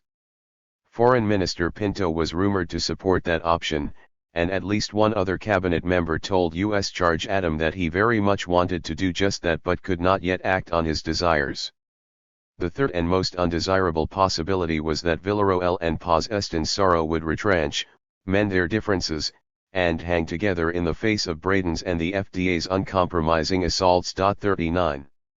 Within days after the release of the Blue Book in February 1946, that third possibility had come to pass. By strengthening and solidifying the opposition, Adam explained, the Blue has postponed the possibility of the military members of the government throwing out the MNR and substituting some other civilian group. Prior to the release, Villarroel and Pinto had shown clear signs that they were ready to throw all those accused to the wolves, with the exception of Paz Estenssoro, who, Villarroel assured embassy personnel, was innocent of the charges against him. However, the Blue Book spawned resentment that from patriotic motives, apparently across the political spectrum, as Bolivians believed that their honor and dignity been impugned by foreign intervention. It did not help that the MNR and REDIPA were able to preemptively refute much of the evidence against them even before the Blue Book had been made public. 40 Rather than weakening Villarroel and the MNR, Braden's assault had apparently bolstered their nationalist appeal. The Argentines agreed with U.S. diplomats that the Blue Book had shifted Bolivian public opinion in favor of Perón and against foreign interference. Indeed, Argentine diplomats now believed that Bolivian men of government and general opinion look upon Argentina with special sympathy as fellow victims of U.S. aggression. That reaction seemed to be fairly pervasive across Latin America. The Blue Book generated more complaints about U.S. interventionism than alleged Argentine or Bolivian fascism. Because Braden's efforts lacked international support, Ambassador Andrade argued, they were no longer of any importance or danger to either the Bolivian government or the MNR, although Braden's state of mind and position remained a cause for concern. 41 There was, in short, no likelihood at all of any governmental change being effected in Bolivia as a result of the Blue Book revelations. Although the Blue Book did not fail as miserably in Bolivia as it did in Argentina, like the FDA's assaults, it only furthered the fortress mentality that now pervaded the Villarroel regime. 42. Duly chastised, the State Department declined to take further opportunities to influence events, in part out of fear that more overt U.S. opposition might drive Villarroel completely into the camp of Argentina. Evidently speaking for the Frente Democrático Antifascista and anticipating that the Blue Book augured a more aggressive U.S. position, a liberal leader approached the U.S. Embassy in May, requesting a pledge of U.S. aid should his party succeed in toppling Villarroel from power. The liberals sought to guarantee wheat and meat supplies should Perón cut off shipments in retaliation for the removal of his supposed ally. Despite the U.S. Embassy's support for a measure that would counteract Perón's victory in Argentina, Secretary Acheson bluntly warned Adam that, to preserve the policy of non-intervention, you should refrain from any discussion whatever of the matter. Wanting to pursue a policy of discreet and patient pressure, some State Department officials hoped to use the tin contract to obtain a quid pro quo should Villarroel go ahead with his undemocratic Nazi-fascist totalitarian program in league with the Perón government and against all the principles and tenets of the inter-American system. But this was not to be. 43. The 1946 tin contract. Had Assistant Secretary Braden truly sought the fall of the Villarroel government, the tin contract would have been his best means to bring it about. In late 1945, Ambassador Andrade, Mauricio Hochschild, State Department officers, and representatives of the Foreign Economic Administration assembled in Washington to negotiate the first post-war contract. Although the intrigue that permeated these negotiations gave Braden the perfect opportunity to deal a significant blow to the Villarroel government, to the surprise of many, he remained largely neutral and, at times, even supported Ambassador Andrade. The Bolivian government needed all the support it could get as it faced off with the technocrats of the FIA and found itself under assault by Hochschild as well. The Bolivians had initially hoped that the end of the war would lead to a relaxation of the wartime controls and a 3-year tin contract that started at 63½ cents per pound.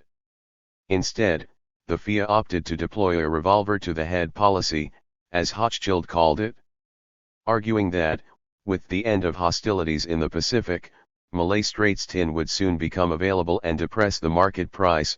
The FIA's Sharks of Wall Street demanded a price decrease over 6 months from 63.5 to 55 cents per pound. This phased reduction, they claimed, would allow the Bolivian economy time to adjust to the lower prices they believed would prevail in the post-war period.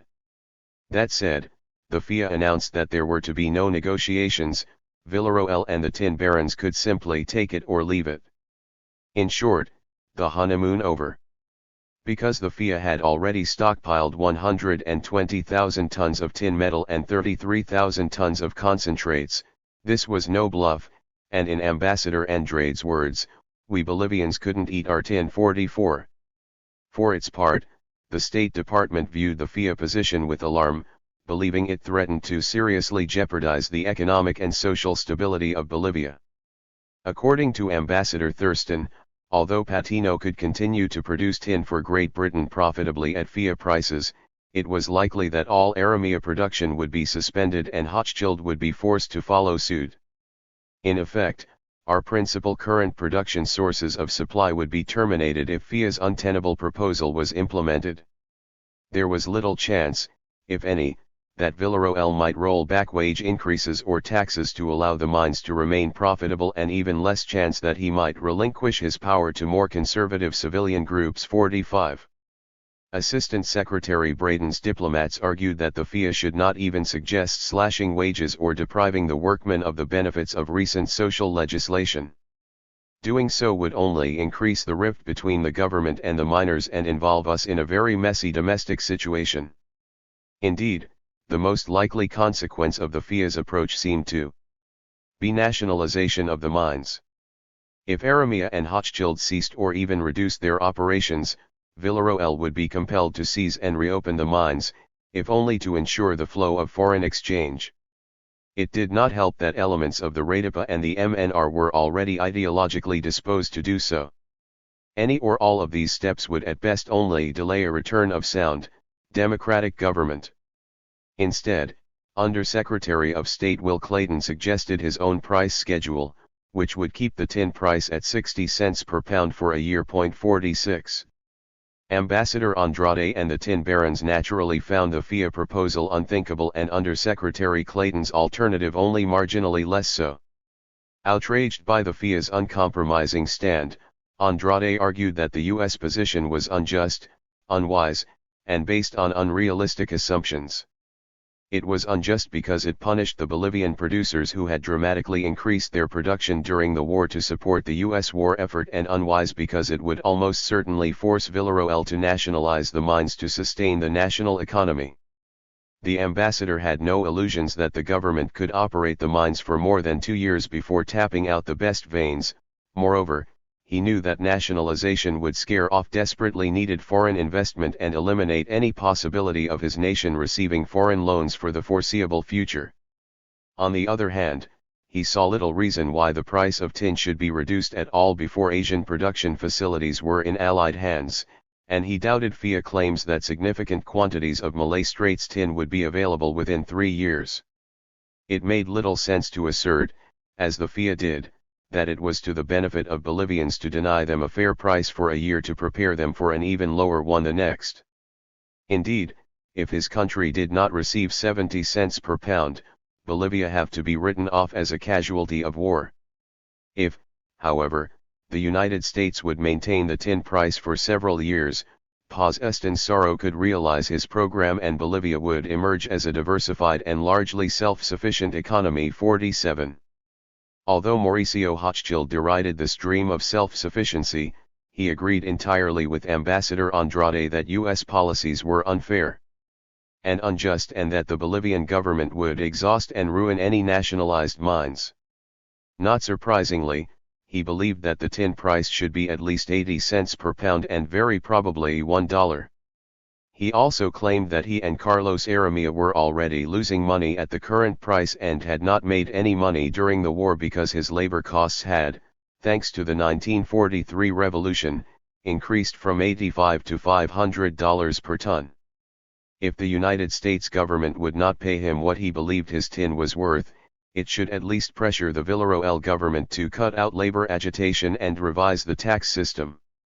When told that this would violate good neighbor non-intervention pledges, Hochschild cited Braden's campaign against Perón, claiming that although talked the doctrine of non-intervention, did not follow it. He was quick to point out, however, that this was exactly the right thing to do. Indeed, because the U.S. tin contracts explicitly stipulated that the Bolivian government not impose taxes or other charges that might impede production, he argued that the State Department was obligated to intervene on his behalf. Sidestepping his argument, the Truman administration countered that, because the Bolivian tin industry had been more productive under Villarroel than ever before, there was no basis for a U.S. protest. 48. Ignoring Hochschild's appeals, the State Department initially left negotiations to the Foreign Economic Administration. According to Ambassador Andrade, FIA Representative Alan Bateman told the Bolivians that he had set up 3 chairs outside for those who wished to dispute his terms. He then assured them that I will not occupy one of those chairs. When Hochschild claimed that Bolivia could obtain a higher price in an open market, Bateman made 3 counterarguments. The third and most compelling was simply that the US and British governments had no intention of easing their controls over tin purchases, so further discussion was pointless. The Bolivians still did not understand the lengths that the Truman administration was willing to go to guarantee tin imports to the United States and its stockpile. At the same time the FIA's Bateman was browbeating Ambassador Andrade, State Department officers were using a proposed loan to quietly blackmail the Dutch government into giving the Reconstruction Finance Corporation a 10-year option to purchase East Indian production despite its negative impact on Dutch interests. 49. Bateman did, however, take up and support Hochschild's complaints regarding Villarroel's tax and labor policies. Dismayed State Department officers were stunned by the FIA's willingness to place our government, before the public both at home and abroad, in the position of protesting wage increases to Bolivia's impoverished workers. When Ambassador Andrade and the State Department lodged protests against Bateman's brusque approach, Bateman had, according to Andrade, disappeared suddenly from the Washington scene. The FIA then reversed course and agreed on a schedule that would reduce the price of Bolivian tin concentrates to only 58.5 cents per pound.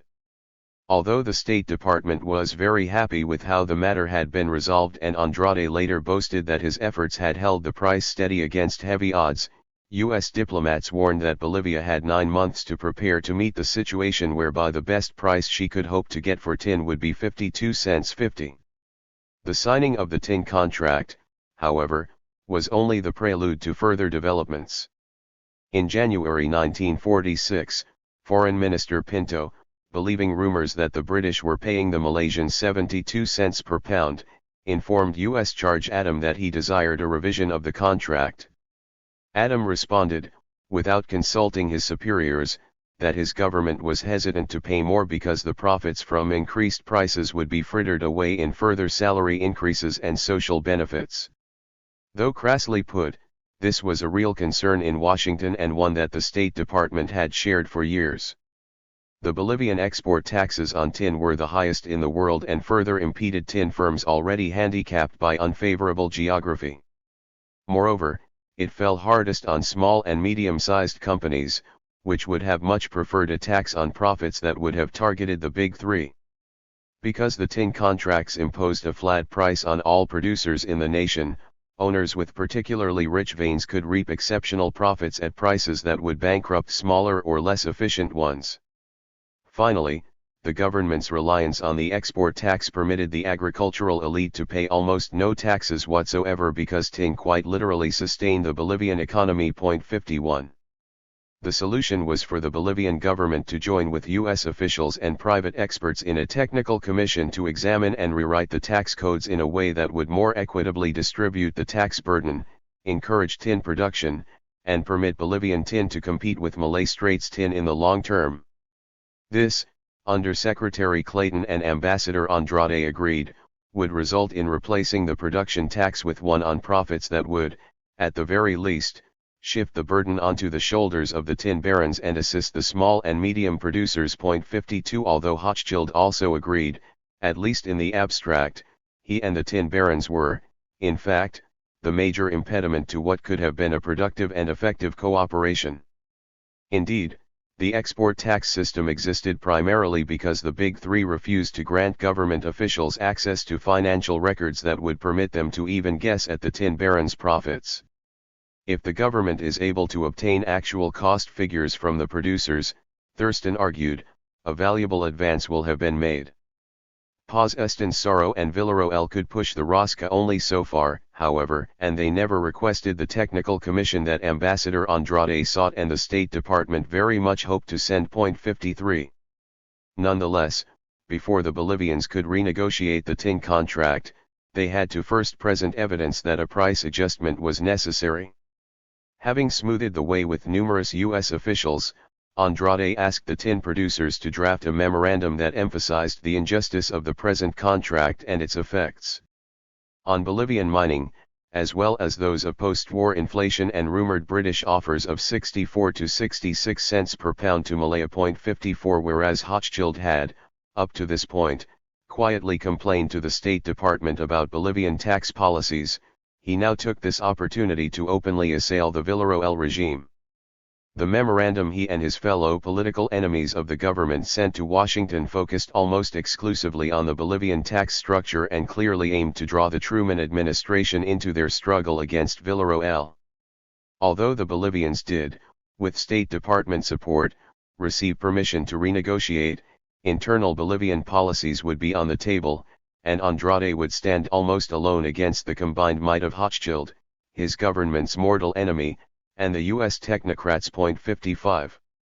When negotiations began in earnest in March 1946, the RFC's George Jewett and Jesse Johnson, standing in for the Foreign Economic Administration, immediately asserted that their agency would be willing to hold the price at 61.5 cents per pound, but only if the Bolivians would make concessions of their own through a reduction of export taxes.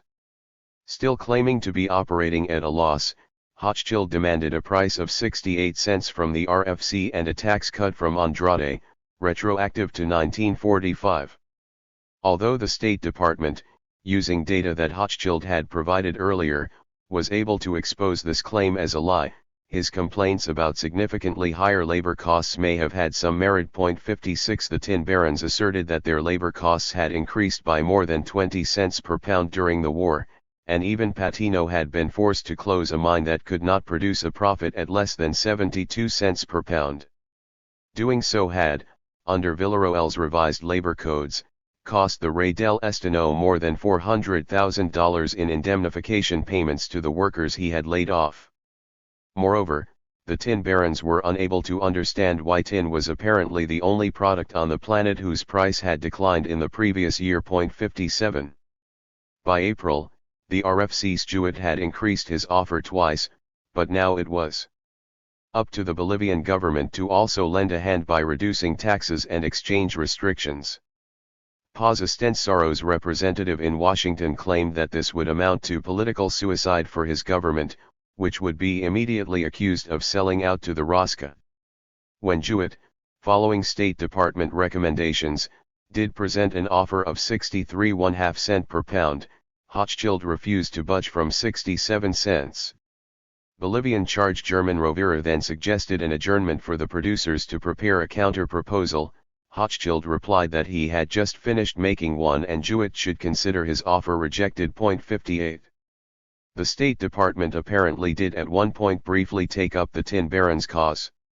At one of the sessions, Braden's assistant, James Wright, took the floor and proposed that the RFC pay 63.5 cents per pound and that the Bolivians modify their tax schedules and exchange rates to essentially grant the tin producers another 4 cents per pound of pure profit. Although Ambassador Andrade's superiors were apparently ready to make some concessions in taxation and to express the sacrifices that we are willing to make, Andrade was not. Stunned that the State Department was now openly endorsing Hochschild's position, Andrade immediately sought out Senators Arthur Vandenberg and Tom Connolly, leaders of the Senate Foreign Relations Committee, who had long been critical of Braden's penchant for intervention. With the senator's support, he approached Braden and politely but firmly threatened to publicize this most recent intervention. Because Andrade had not yet told Senators Vandenberg and Connolly the substance of his complaint or sent word of Special Assistant Wright's suggestion to La Paz, he offered Assistant Secretary Braden the opportunity to retract it quietly. To Hochschild's amazement and displeasure, the Assistant Secretary reconvened the meeting, and Wright disavowed his statement. 59 The next time Hochschild claimed that the government of Bolivia should do something about its tax policy, State Department officer Sam Lipkowitz bluntly replied, "That is your problem, I am not working there." The RFC quickly confirmed that Bolivian fiscal policy was not involved in our present negotiations. 60. During a conversation with Ambassador Andrade in May, Assistant Secretary Braden apparently said that others here had asked him to insist that the Bolivian government for its part help to reduce the high costs of production in Bolivia by decreasing taxes, the exchange rates, etc., but he had replied that he could not do so. He explained to Andrade that he had been strongly criticized for the very staunch support he had given the Bolivian side at various meetings. He was certainly remembered for years as a man known to feel the RFC treated Bolivia rather shabbily. On several occasions, Braden had argued for an increase in price on behalf of a regime he despised against a branch of his own government, and even seems to have taken a personal liking to Andrade. 61 Moreover, if Special Assistant Wright had suggested internal policy changes, he had done so with the blessing of Undersecretary Clayton, who believed that, since the Bolivians were using production costs as the basis for their arguments, all cost factors became a matter of interest. Though Braden personally believed Villarroel could easily reduce export taxes without harming social welfare measures by trimming his nation's exorbitant military budget, he appears never to have made the suggestion. Remarkably, even at the peak of the Blue Book hysteria he had unleashed, Braden remained at least neutral toward and at most supportive of Villarroel's government during the tin negotiations, if only to ensure that tin continued to flow. 62. Meanwhile, Ambassador Andrade continued his tireless efforts to secure 67 cents per pound by stonewalling and by darkening the door of every remotely influential U.S. senator, congressman, cabinet member, or journalist he could find. In mid-July, he finally made headway by demanding that, unless the RFC met his price or lifted all restrictions blocking Bolivian sales to European nations, he planned to bring this discriminatory practice before the United Nations. Even though Assistant Secretary Braden supported the Bolivian desire to sell its tin on an open market, because of quotas set by the Combined Tin Committee, no nation would permit it to purchase it. 63 Still, Andrade's threat appears to have been effective. A day after his ultimatum, the RFC gave its approval to a formula that essentially granted the Bolivians their coveted 67 cents per pound. Villarroel and Andrade had reluctantly agreed, more or less as an indirect result of U.S. protests, not to tax the tin producers on more than 62.5 cents per pound, but this bittersweet concession was soon dwarfed by political catastrophe. Villarroel's government was toppled just 3 days later, and in Andrade's words, as a result of a painful paradox, the fruit of all of our efforts served, in the end, to benefit our enemies. 64.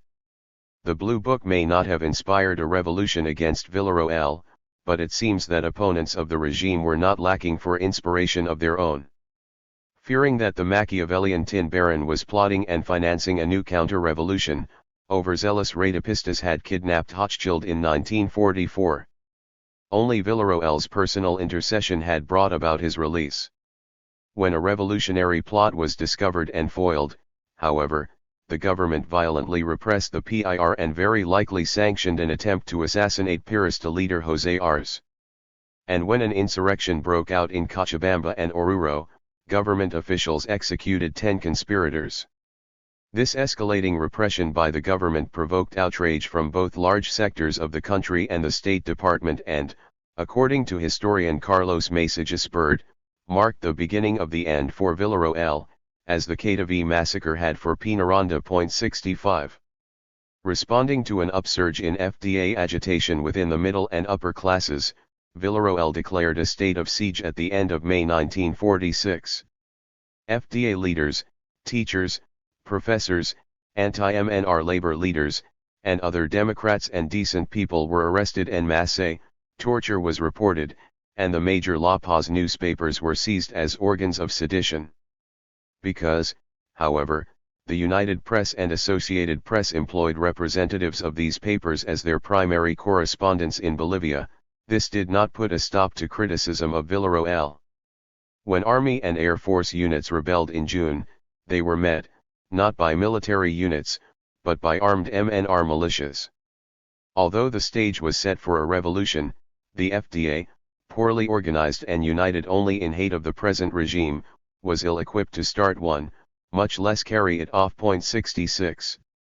Instead, the revolution began in mid-July with a student strike at the universities of La Paz, backed by PIR labor agitators. 67. When Villarroel ordered its suppression, fighting broke out in the heart of the city, and several students were killed. As marches and protests led by casket-bearing students sprang up across La Paz, PIR unionists called a general strike, paralyzing the city. Students and Piristas armed themselves to battle for La Paz and the nation. Within days, both the military and the MNR had abandoned Villarroel, who now faced an insurgent mob almost alone. On July 23, 1946, the president was dragged into the Plaza Murillo, beaten, mutilated, and hanged from a lamppost. La Mussolini. 68. Newly appointed U.S. Ambassador Joseph Flack, who had arrived just in time to witness the lynching and the fall of what he called one of the most noxious governments the country had ever experienced, was awestruck by the spectacle. The opposition had, according to Flack and other State Department officers, with their bare hands alone triggered a volcano of popular discontent to oust a Nazi-tainted dictatorship. La French Revolution. 69. As movimentistas scattered into exile and sought refuge in the embassies of La Paz, the MNR's tentative experiment in populist reform came to an abrupt halt. Contrary to movimentista and Peronista propaganda, Braden's State Department seems to have done nothing to provoke or support the revolution, although it rejoiced when the old order and liberal constitutional oligarchy were restored. For the next 6 years, the MNR plotted its return in union halls, mining camps, clandestine party meetings, and the streets of Buenos Aires, while the tin barons worked to re-establish their control over Bolivian society. Whereas the MNR considered the sexenio to be nothing more than the naked restoration of the Rosca to full power, conservative reformers, ever wary of counter-revolution, tried their best to steer a middle course between the radicalism of the MNR and the revanchism of the old elite. Their efforts, despite the full support of the U.S. State Department, were doomed to failure. This is one of the profound constitutional contradictions of Bolivian democracy. It cannot have majoritarian government, first because the majority of the Bolivian population is alien to the political life, and second because inside the nucleus of the minority that has political awareness, the majority is in violent divergence with the interests that have in their hands the vital responsibilities of the nation. Demetrio Canelas, January 5, 1952. It is true that the salaries and wages that are paid cannot furnish employees and workers a standard of living like that of the United States or Argentina, because neither from England nor from the United States have we been able to obtain prices that permit adequate increases in these salaries and wages. Gabriel Gosilve, September 3, 1949. In the aftermath of the Revolution of July 21, 1946, both the Truman administration and Bolivia's provisional junta of government optimistically looked forward to a new era of cooperation and mutual understanding. Relief, exuberance, and satisfaction characterized the mood at the State Department.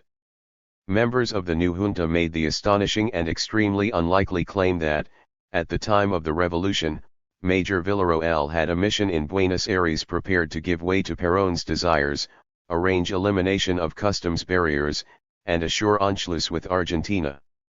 Although more sanguine observers like U.S. diplomat George Messersmith suggested that anyone who knows the Bolivian attitude on sovereignty realizes that even Villarroel would not have bartered on this point, U.S. Charge Hector Adam had nonetheless concluded that there can no longer be any doubt that Bolivia, either through fear of reprisals or genuine willingness, had signed up in a southern bloc with Argentina. 1 If nothing else, Villarroel's lynching put to rest any fears that Perón had a puppet in La Paz.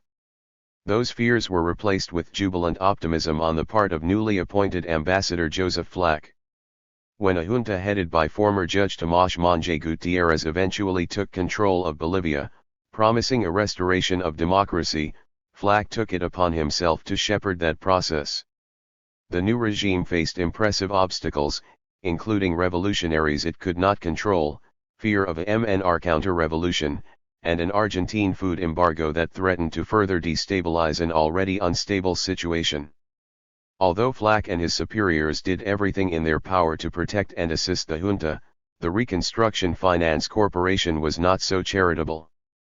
Picking up where it had left off, the RFC was determined to undo Bolivian Ambassador Victor Andrade's victory. In other words, the greatest threat to the new regime came not from vengeful Peronistas or Movimentistas, who were painting the names of the junta's leaders on lampposts in anticipation of their counter-revolution, but from representatives of the same U.S. government that had pledged its full support. Restoring order to revolutionary Bolivia. Villarroel's sudden demise and the complete collapse of his government caught the established parties and the political class entirely off guard. In the wake of the army's complete abandonment of Villarroel, chaos reigned in the streets of La Paz. Although an informal tripartite committee of students, teachers, and workers attempted to restore order to the city, it failed to curb the mob violence. Hordes of vengeful paisanos descended on the foreign embassies where members of the old regime had taken refuge. Gangs of students besieged the Argentine and Ecuadorian embassies, firing guns into the air and hurling insults at those who were sheltering Movimentistas and pro-Villarroel military officers. They even stopped and searched the car of the Peruvian ambassador, whose wife was related to the MNR ex-mayor. 2.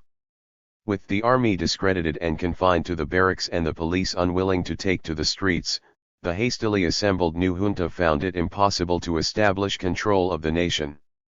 Composed largely of men employed directly or indirectly by the tin barons and former officials of the Peñaranda government who had not taken part in the uprising, it had an uphill battle restoring order to La Paz. Respected Judge Tomás Monge Gutiérrez was named head of the junta but, for almost a month, was too ill to take charge. Néstor Guillén Olmos and Monge Gutiérrez took limited steps to re-establish control but could not risk either putting uniformed soldiers on the streets or attempting to disarm the revolutionaries. New police officers were issued badges stamped 21 to symbolize their support for the July 21 uprising and to give proof that any semblance of Villarroelismo had been purged. 3 Responding to a pervasive fear within the diplomatic corps that MNR members would be killed by mobs or arrested rather than exiled, a fear that precluded any prospect of immediate international recognition of the new government, the junta made restoring order and protecting members of the old regime seeking asylum its highest priorities. For U.S. policymakers, especially Ambassador Flack, the threat of further bloodletting was the only shadow to darken what was otherwise a shining triumph. Flack had arrived in La Paz on the eve of the revolution and had narrowly missed being hit by a stray bullet. This did little to dampen his spirits. However, he immediately proclaimed the revolution to be an act of pure democracy emanating from the people and accomplished almost entirely with their bare hands, and believed that it could well produce the first democratic government in Bolivian history. He lauded the revolutionaries in the highest terms and believed that the refusal of the masses to turn in their guns actually had a salutary effect on any ideas which the military may still cherish surreptitiously of eventually trying to retake the government. For in short, Flack argued that democracy's first steps are apt to be faltering but should be supported in every reasonable and decent way by our country. The tin barons rejoiced as well, expecting relief from the troublesome labor problems of the recent past and an end to what they called Villarroel's odious labor laws. 5. Still, Ambassador Flack agreed with his diplomatic colleagues in La Paz that recognition had to be withheld until the government allowed MNR members an unmolested departure to another country because this would present a test of Bolivian adherence to existing treaties and the junta's authority to maintain order.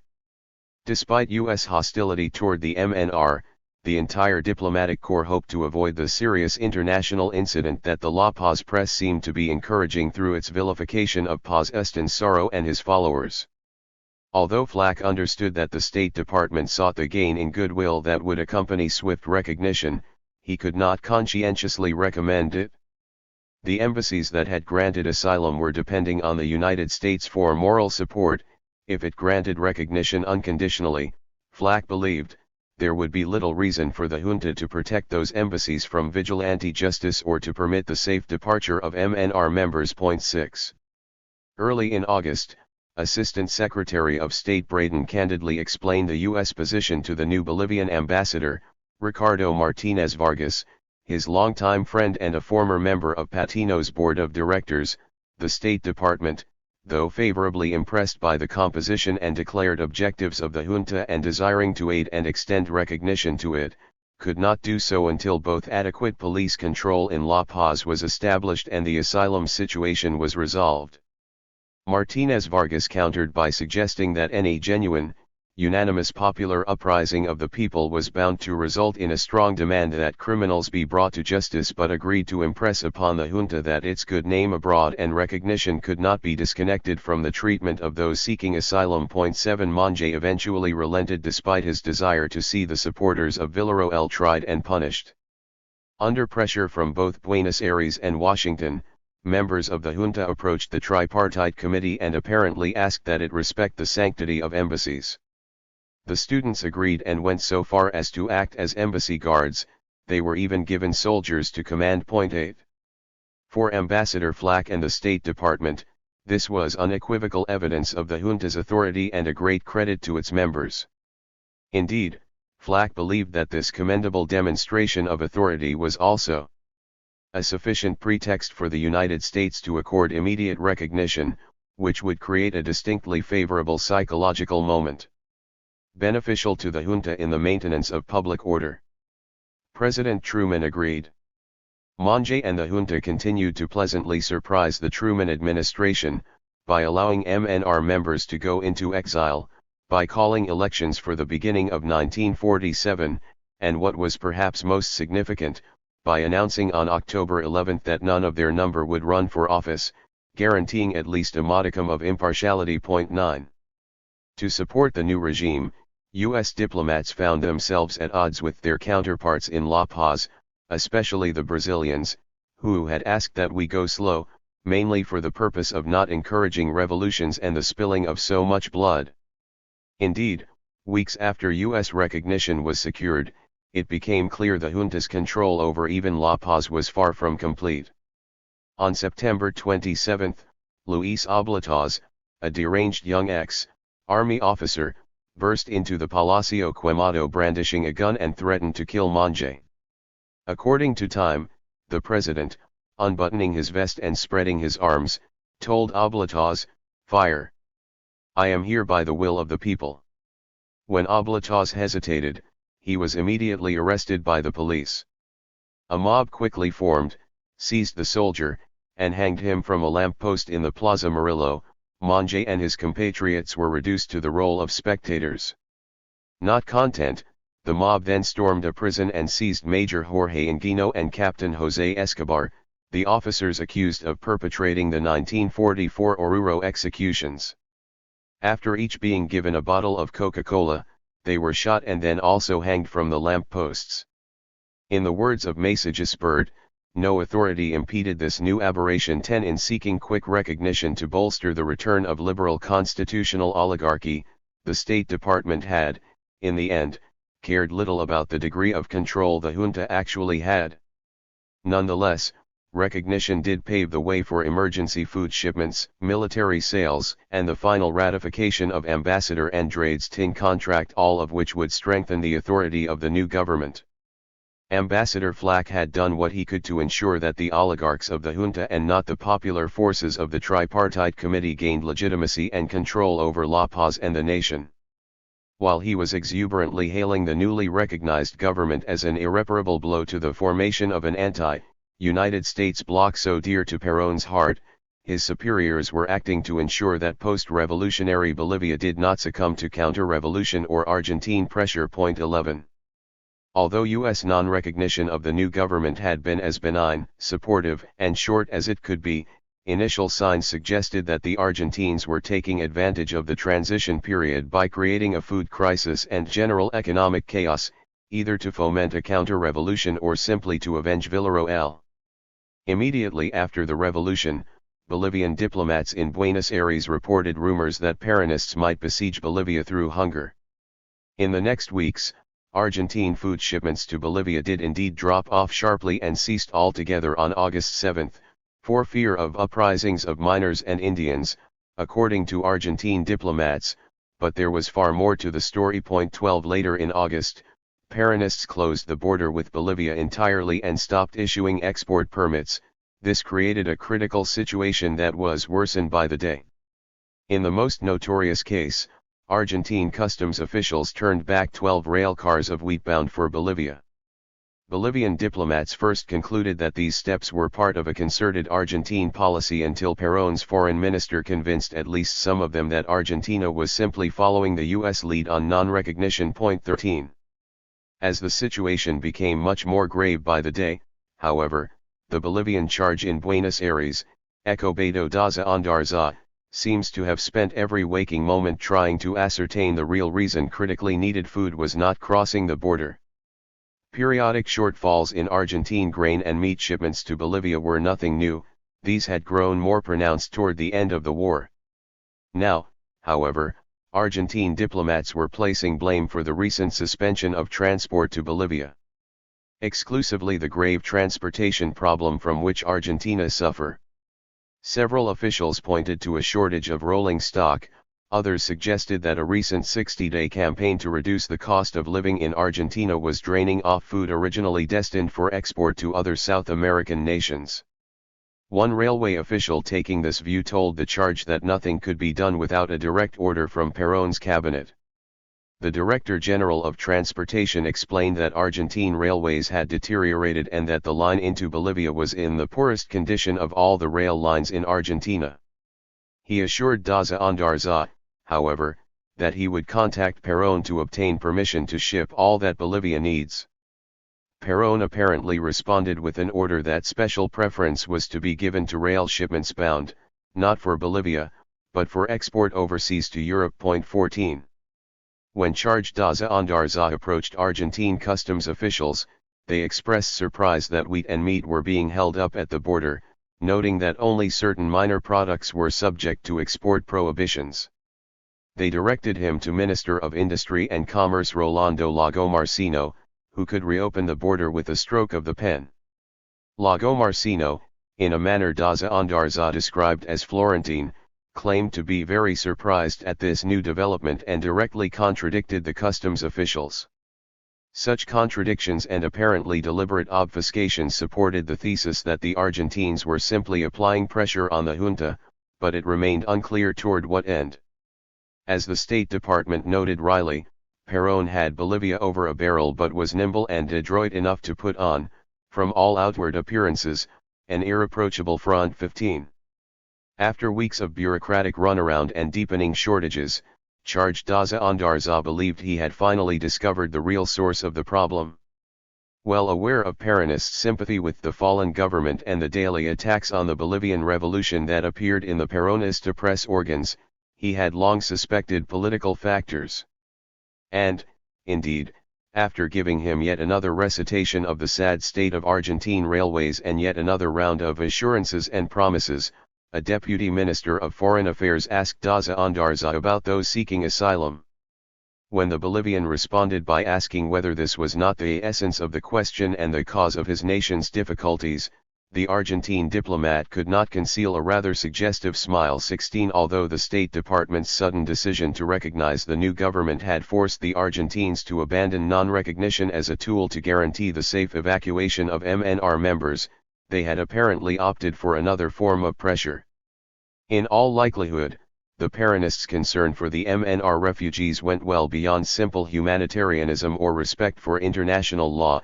They considered them to be the only Bolivian faction who could respond to our overtures for the formation of a bloc against the Yankee and Brazilian imperialisms aligned against us.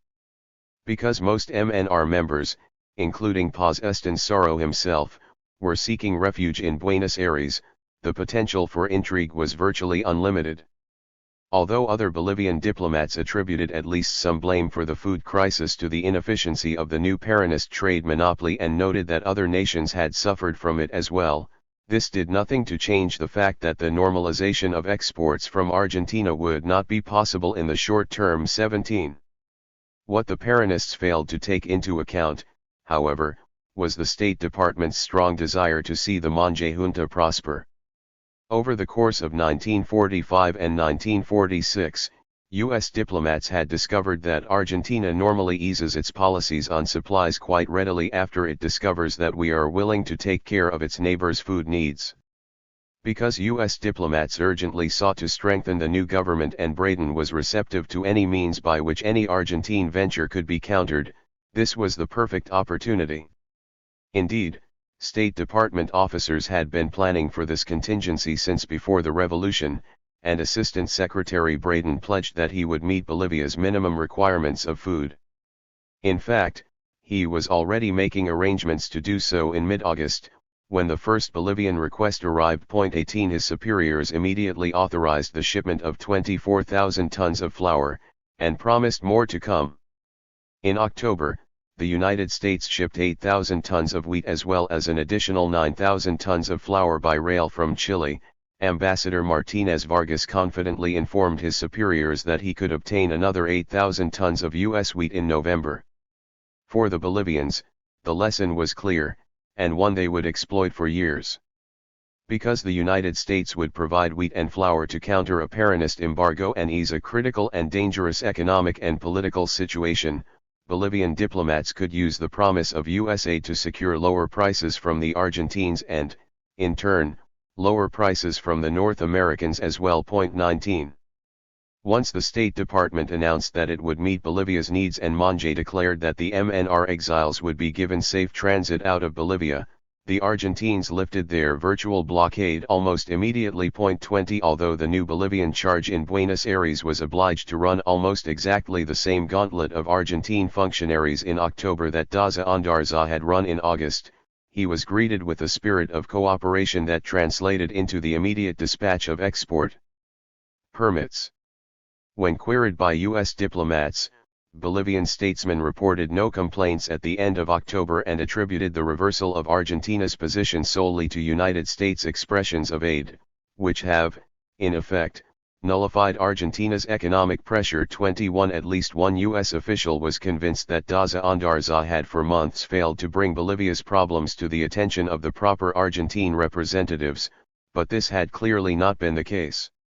Although the Peronist motivations remained somewhat unclear, one MNR leader suggested that the Argentines had been pointing a gun at the head of Bolivia to remind it that it could not afford the luxury of an anti-Argentine policy at a time when mobs in La Paz were chanting, "Perón, to the lamppost."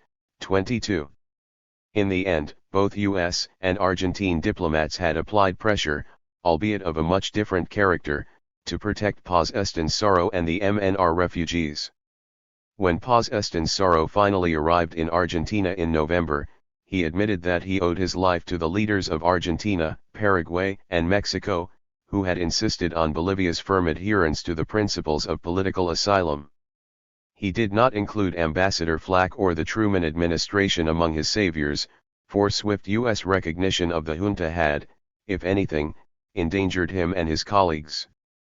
Thoroughly unrepentant, Paz Estensoro reaffirmed his support for Villarroel, whose work had been so barbarously interrupted by the Bradenist plutocracy, denounced Monge as a figurehead for vampires who sucked the blood of the Bolivian people, and lamented that his homeland was now completely asphyxiated by the overwhelming pressure of the oligarchic and plutocratic tentacles. 23 As MNR members dispersed, some fleeing to Argentina and others going underground in Bolivia, to plot their response and to reorganize in the mines, Monge and the junta had passed their first test and survived their first challenges. With Bolivia's international relations re-established and normalized, the junta's primary task was to pave the way for a restoration of constitutional rule by holding elections for the presidency, the Senate, and the Chamber of Deputies. The MNR was naturally prohibited from participating, which ensured that the competition would be among the various parties making up the Frente Democrático Antifascista. Although the election of March 1947 was, on one level, notable for the civility and relative harmony that accompanied it, on another, it was a harbinger of the factional infighting that would cripple the governments of the Sexenio. Unified only by hatred and fear of the movimentistas, the FDA had brought together the Marxist Partido de la Izquierda Revolucionaria, the rightist Liberal Party, bastion of the landed aristocracy, and the more moderate Socialist Republican, Genuine Republican, and Socialist parties into a united front against Villarroel. Dropping Antifascista from its name, the Frente Democrático hoped to present a single slate of candidates who would restore unity to Bolivia. This hope would be dashed, however, by the ambitions of José Antonio Arz and his PIR. The Piristas seemed to have believed, with some merit, that the moment had finally arrived for them to ascend to power. Theirs was the one remaining party that, through its influence in the mining, industrial, and railway unions, had anything resembling a mass constituency. Indeed, what organized support the July 21 revolution had enjoyed had come almost exclusively from PIR cells in the student federations and unions in La Paz. With the MNR being driven out of the mining camps, the Piristas had every reason to believe they would be able to fill the void and finally achieve a dominant position among the working class. Explicitly Marxist in orientation since its founding in 1940, the PIR advocated a reasonably thorough reform of Bolivian society through a 12-point agenda that called for a centralized economy, women's suffrage, education reform, the elimination of illiteracy, and action against imperialism, feudalism, and Nazi fascism. Notably, it was able to coexist with the landed elite because it did not call for immediate land reform or liberation of the indigenous masses, and with the tin barons because it did not call for immediate nationalization of their properties. 24 Confident in its own strength, however, the PIR was unwilling to sacrifice its agenda to the more conservative parties of the Frente Democrático. Its defection destroyed whatever consensus may have existed in the post-war period. Pan-American Union official Escobedo Galarza offered a different version of the breakup of the Frente. According to Galarza, the PIR was effectively purged from the FDA when the political marriage of the Rosca and the PIR proved to be a shotgun wedding with a hangman's honeymoon. Although the Piristas had great strength in the tripartite committee, the junta quickly supplanted and then disbanded the committee. Further, Monge's success in disarming the newly armed Paisanos dealt a direct blow to the PIR's ability to threaten the regime or launch a second workers' revolution. José Arz and his followers were gradually eliminated from their positions in the junta and denied the representation they believed they deserved on councils and electoral slates. They came under increasing fire from the Tin Barons newspapers. 25 Even though the other parties blamed the dissolution of the Frente Democrático on the PIR, Galarza's version of events has considerable merit. The PIR was not the only party to defect from the Frente Democrático, other defections quickly followed. When the Republicans and Socialists forged a coalition, the Partido de la Unión Republicana Socialista, to fill the void left by the PIR's departure, the Liberals made a bold move to block their old rivals, suggesting that Monge be named president by acclamation. And when Monge turned down the nomination, the Liberal Party announced its intention to run its own slate of candidates against the PURS. Ironically, this most reactionary and elitist of the major parties found itself thrust into an anti-PURS coalition with the Marxist PIR, a coalition that chose the politically moderate Luis Guachala to be its presidential candidate. 26. For its part, the PURS nominated physician Enrique Herzog Garizabal, one of the original founders of the FDA, a Chaco War veteran, and a bureaucrat who had held a variety of cabinet posts throughout the 1930s. His Genuine Republicans, generally regarded as the most conservative and pro-Rosca of the parties making up the PURS, also boasted the largest membership. The Socialists and Waldo Belmonte Poole's Socialist Republicans introduced a spirit of tentative reform to the PUR's platform. With the MNR outlawed and the PIR taking a backseat in the presidential campaign, the election of 1947 bore a distinct resemblance to the old intra-elite contests of the 1920s and 1930s between the Liberals and Republicans. Just months after what experienced observers considered the bloodiest revolution in the nation's history, Bolivian politics had degenerated to little more than pre-war personalism. 27. Although deemed to be a clean election by almost all sides, the contest could be considered democratic only in the loosest possible sense of the word. The electorate was composed of fewer than 100,000 upper and middle-class men of European or mestizo descent. That this 3% of the population was also the group with the least interest in meaningful reform or any major transformation of the status quo virtually guaranteed a bland campaign. Indeed, both Guachala and Herzog clearly represented the old, stagnant order, and both promised only modest reform. So similar were the candidates in their political views that they published a number of joint statements during the campaign on the major issues confronting post-revolutionary Bolivia.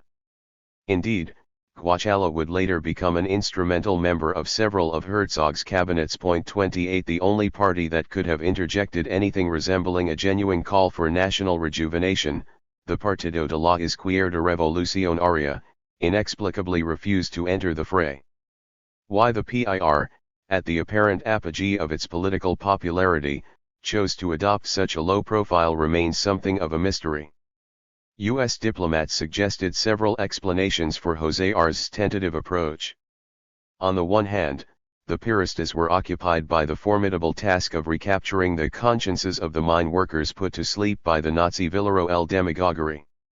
On the other, Arz might also have determined that a concerted move for the presidency by the PIR would bring the violently anti-communist and historically anti-PIR army out of its barracks in response.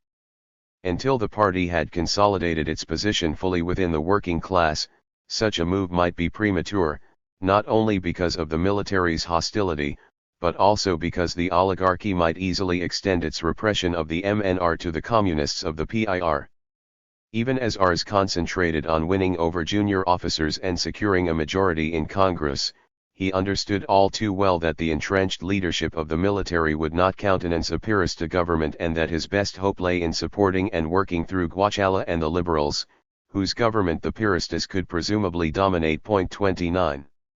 The United States and the Cold War might also have been on Arz's mind.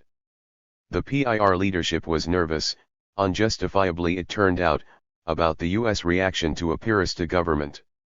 Indeed, Arz's lieutenant, Ricardo Anaya, approached Ambassador Flack in early August to broach this very subject. Anaya believed that there was strong feeling against the PIR in the United States because of the party's presumed leftist orientation and feared that U.S. aid would be cut off if it came to power. Even though opponents of the PIR routinely branded it communist, however, Flack did not. For him, the party was, at worst, perhaps slightly tinged with pink. 30 After poring through countless FBI reports, the ambassador had concluded that Arz, Anaya, and their fellow Piristas, despite effusive praise for Soviet communism and frequent rhetoric denouncing imperialistic capitalism, were generally friendly to the United States. Indeed, Arz, who had worked for Nelson Rockefeller's Office of Inter-American Affairs while in exile during the war, publicly professed his admiration and affection for the United States and understood that, without the frank aid of the U.S., Bolivia could not raise its economic level. 31 Flack estimated that the PIR had the support of more than 80% of the electorate and predicted that, in the coming elections, the PIR will get a working majority in Congress and the next president of the Republic will be a man who takes Arz's orders. Confident that the PIR was neither a communist organization nor likely to develop into one, Flack welcomed the party's ascension to power. Indeed, he reassured his superiors that a PIR victory would presage a period of harmonious United States-Bolivian relations. 32.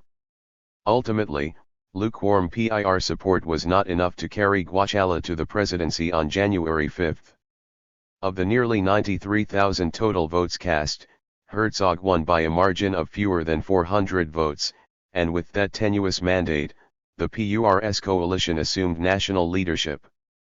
Although Paz Estenssoro predictably denounced the elections as fixed, most U.S. and Latin American witnesses could only laud them as the purest and most extraordinary in the memory of the country.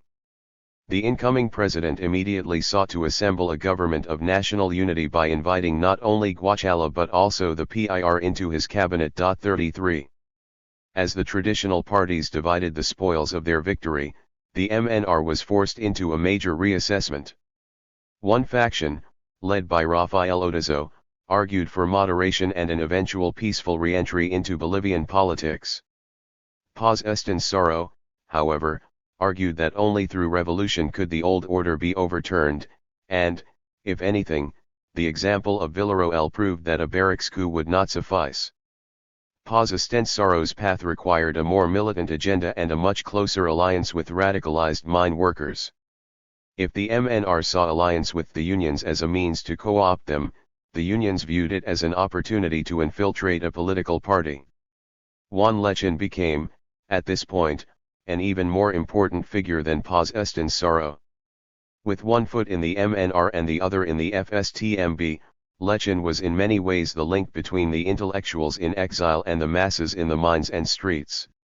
While the MNR brought organization and a path to power to the workers transformed the party from a small, tightly knit upper-class venture into a true multi-class mass organization. It would be years, however, before this strategy bore fruit, and, until then, the old parties and the PIR would have national politics to themselves. 34. In the end, U.S. policymakers could hardly have been more pleased with Bolivian developments since the 1946 revolution. The State Department's highest priority was the elimination of MNR influence, and every party now meaningfully represented in the executive and legislative branches of government was thoroughly committed to keeping Paz Estenssoro in Buenos Aires, or at least out of La Paz. Moreover, the liberals, spearheading the opposition, had a vested interest in eradicating the economic nationalism that characterized the MNR. Not even the inclusion of the PIR in Herzog's cabinet soured Cold War Washington on the new government. Ambassador Flack reminded his superiors that, despite the PIR's clenched fist symbol and a program that at least roughly paralleled that of the Communists, there was no evidence to prove any direct connection between the PIR and Soviet communism. Indeed, he asserted, at the present time there is no Soviet communism in Bolivia worthy of serious consideration. 35 Because the PIR had more to lose than any other party if the MNR did return to power, the State Department was easily able to find common ground with the closest thing Bolivia had to communism.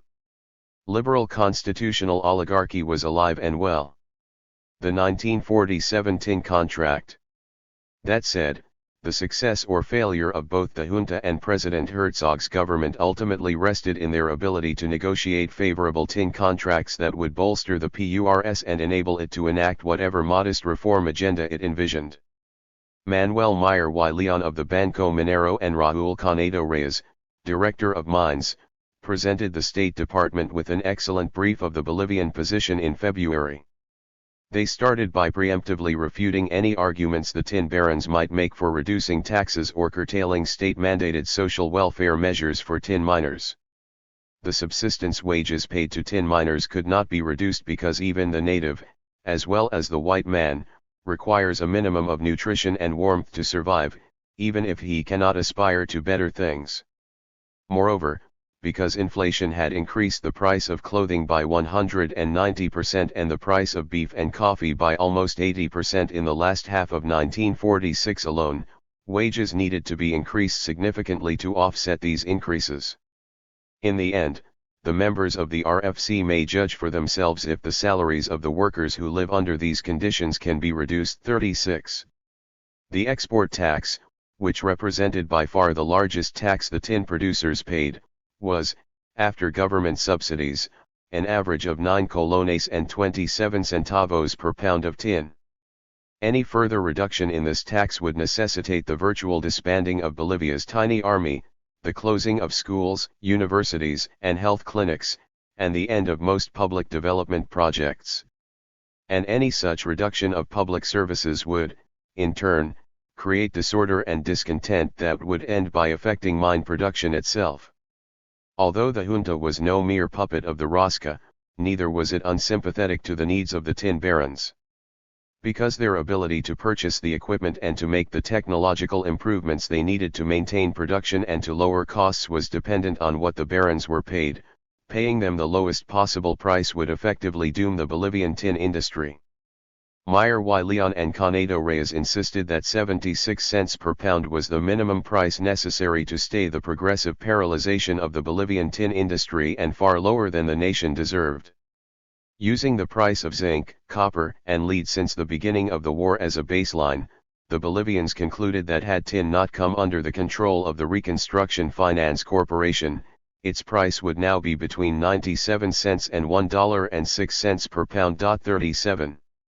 For the Truman administration, the fundamental issue in the tin negotiations of 1947 was whether it would support the junta by offering a higher price for tin or insist that the contract was an exclusively commercial transaction to be negotiated dispassionately. All Bolivians desperately hoped it would be the former.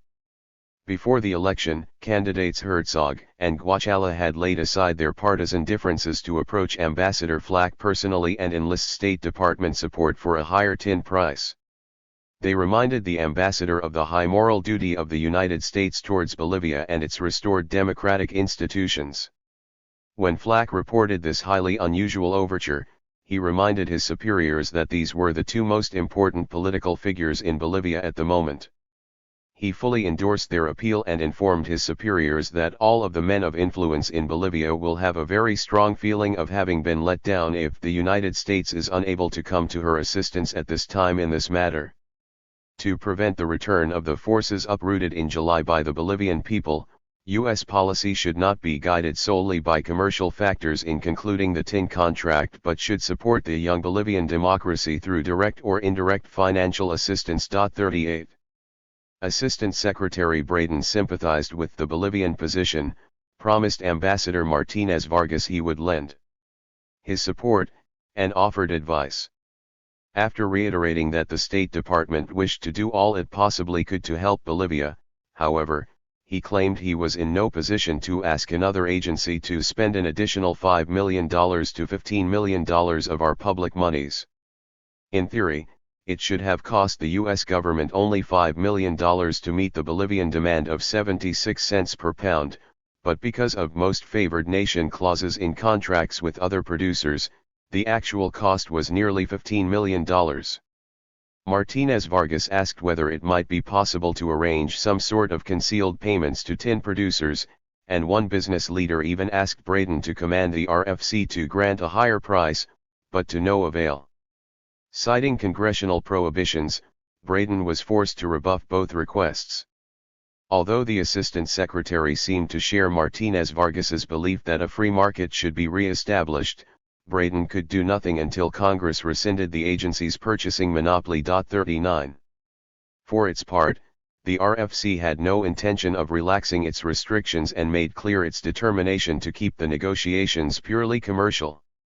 After preliminary discussions with the agency, State Department economic specialists handed Ambassador Martinez Vargas a memorandum discouraging the hope of a higher price with the stunning observation that it does not seem that any real benefit would accrue to Bolivia from an increase in the price of tin.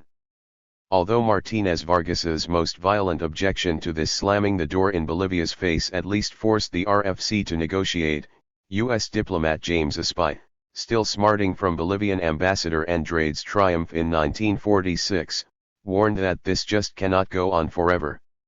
The RFC's Jesse Johnson then declared that a higher price would only make the situation worse for Bolivians by making more difficult the inevitable adjustment which may have to take place before the end of 1947, when East Asian production was expected to return to pre-war levels.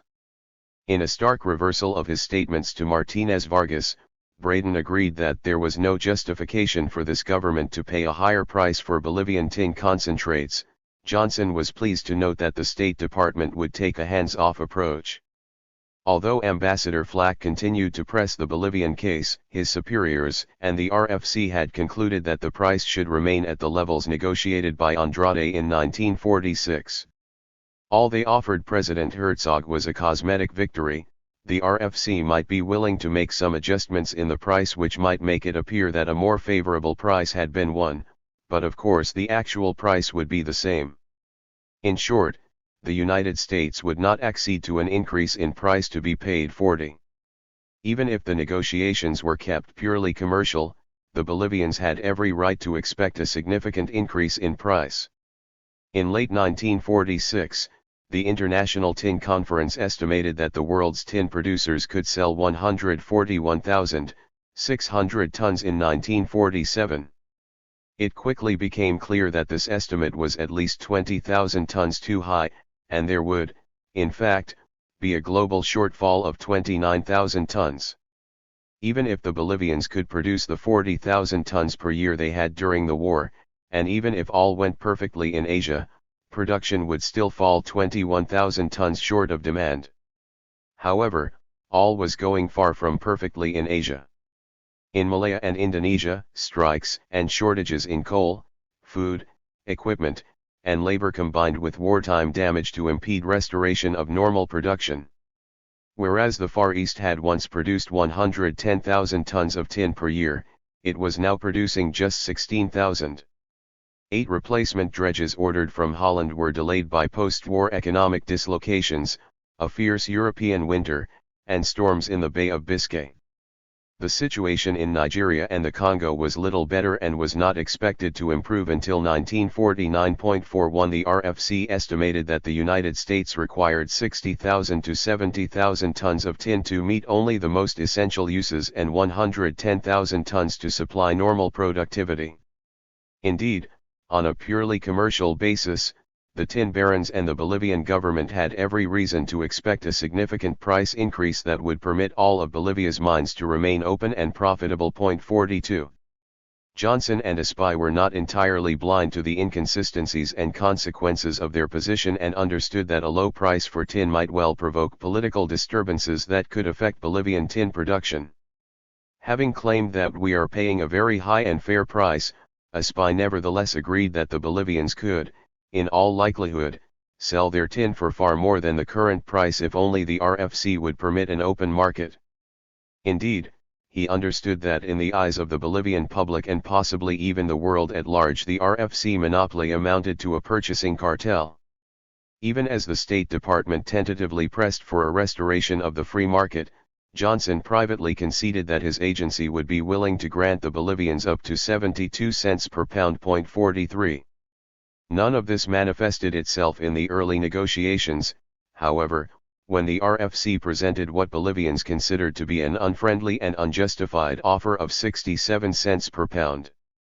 Ambassador Martinez Vargas pledged to Braden that he would enlist the Secretary of State to ensure that political factors were included and the price set at no less than 76 cents per pound.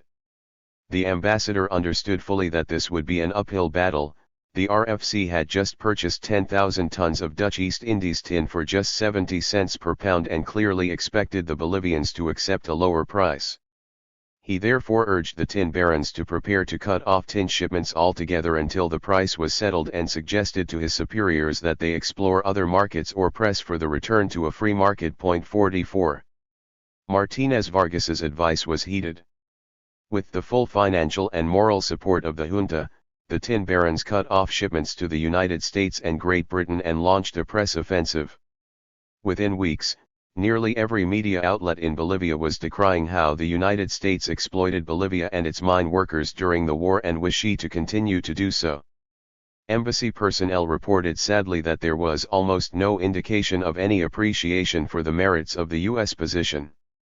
For his part, Espai argued that if Herzog and his officials were feeling pressure from the Bolivian public to press for a higher price, as Martinez Vargas claimed, it is unfortunately their own fault.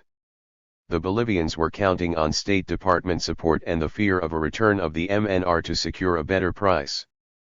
Espai strongly suspected the fine hand of one Mauricio Hochschild in this ploy because it was one Hochschild had successfully used before. Although he believed that the State Department should quietly stand aside and let Bolivia work out of it by itself, a spy feared that, this time, Hochschild, Canedo Reyes, and Martinez Vargas had stirred up a hornet's nest by elevating the hopes of mine workers for raises that would bode no good for Bolivia economically and politically. 45. Even though a spy and the State Department's economists supported the RFC's hard line, Assistant Secretary Braden did eventually come around to the view that refusing Bolivians a free market and price raise could be interpreted as an intervention in their economy that we should avoid. Whether the RFC was persuaded by Braden or by worsening global tin production forecasts, it increased its offer to 71 cents per pound on the last day of February. That same day, disappointed Bolivian diplomats opted to explore other markets, especially the British Ministry of Supply. When Bolivian Ambassador Napoleon Solares approached British private smelters, he found them greatly interested in purchasing additional ores. Unfortunately, they received orders from the Board of Trade forbidding any dealings with Bolivian producers of tin until such a time as a new contract was signed with the United States. Solares claimed that British officials feared repercussions of a political character if they defied Washington and lamented the state of quasi-dependency that Great Britain finds itself with respect to the United States. 46 Ambassador Martinez Vargas believed he was more successful, a week after he secured newly appointed Secretary of State George Marshall's intervention. The RFC increased its offer to 74 cents per pound for all non-patino Bolivian tin. The ambassador reported on March 7 that he planned to accept it with much satisfaction but was stunned to learn that his superiors would not. 47 Unbeknownst to him, the same day he reached his compromise in Washington, the Bolivian Foreign Ministry had reached its own intriguing one with the Argentines. Perón had agreed to purchase 4,000 tons of tin concentrates over the next 5 years at a price of 76 cents per pound.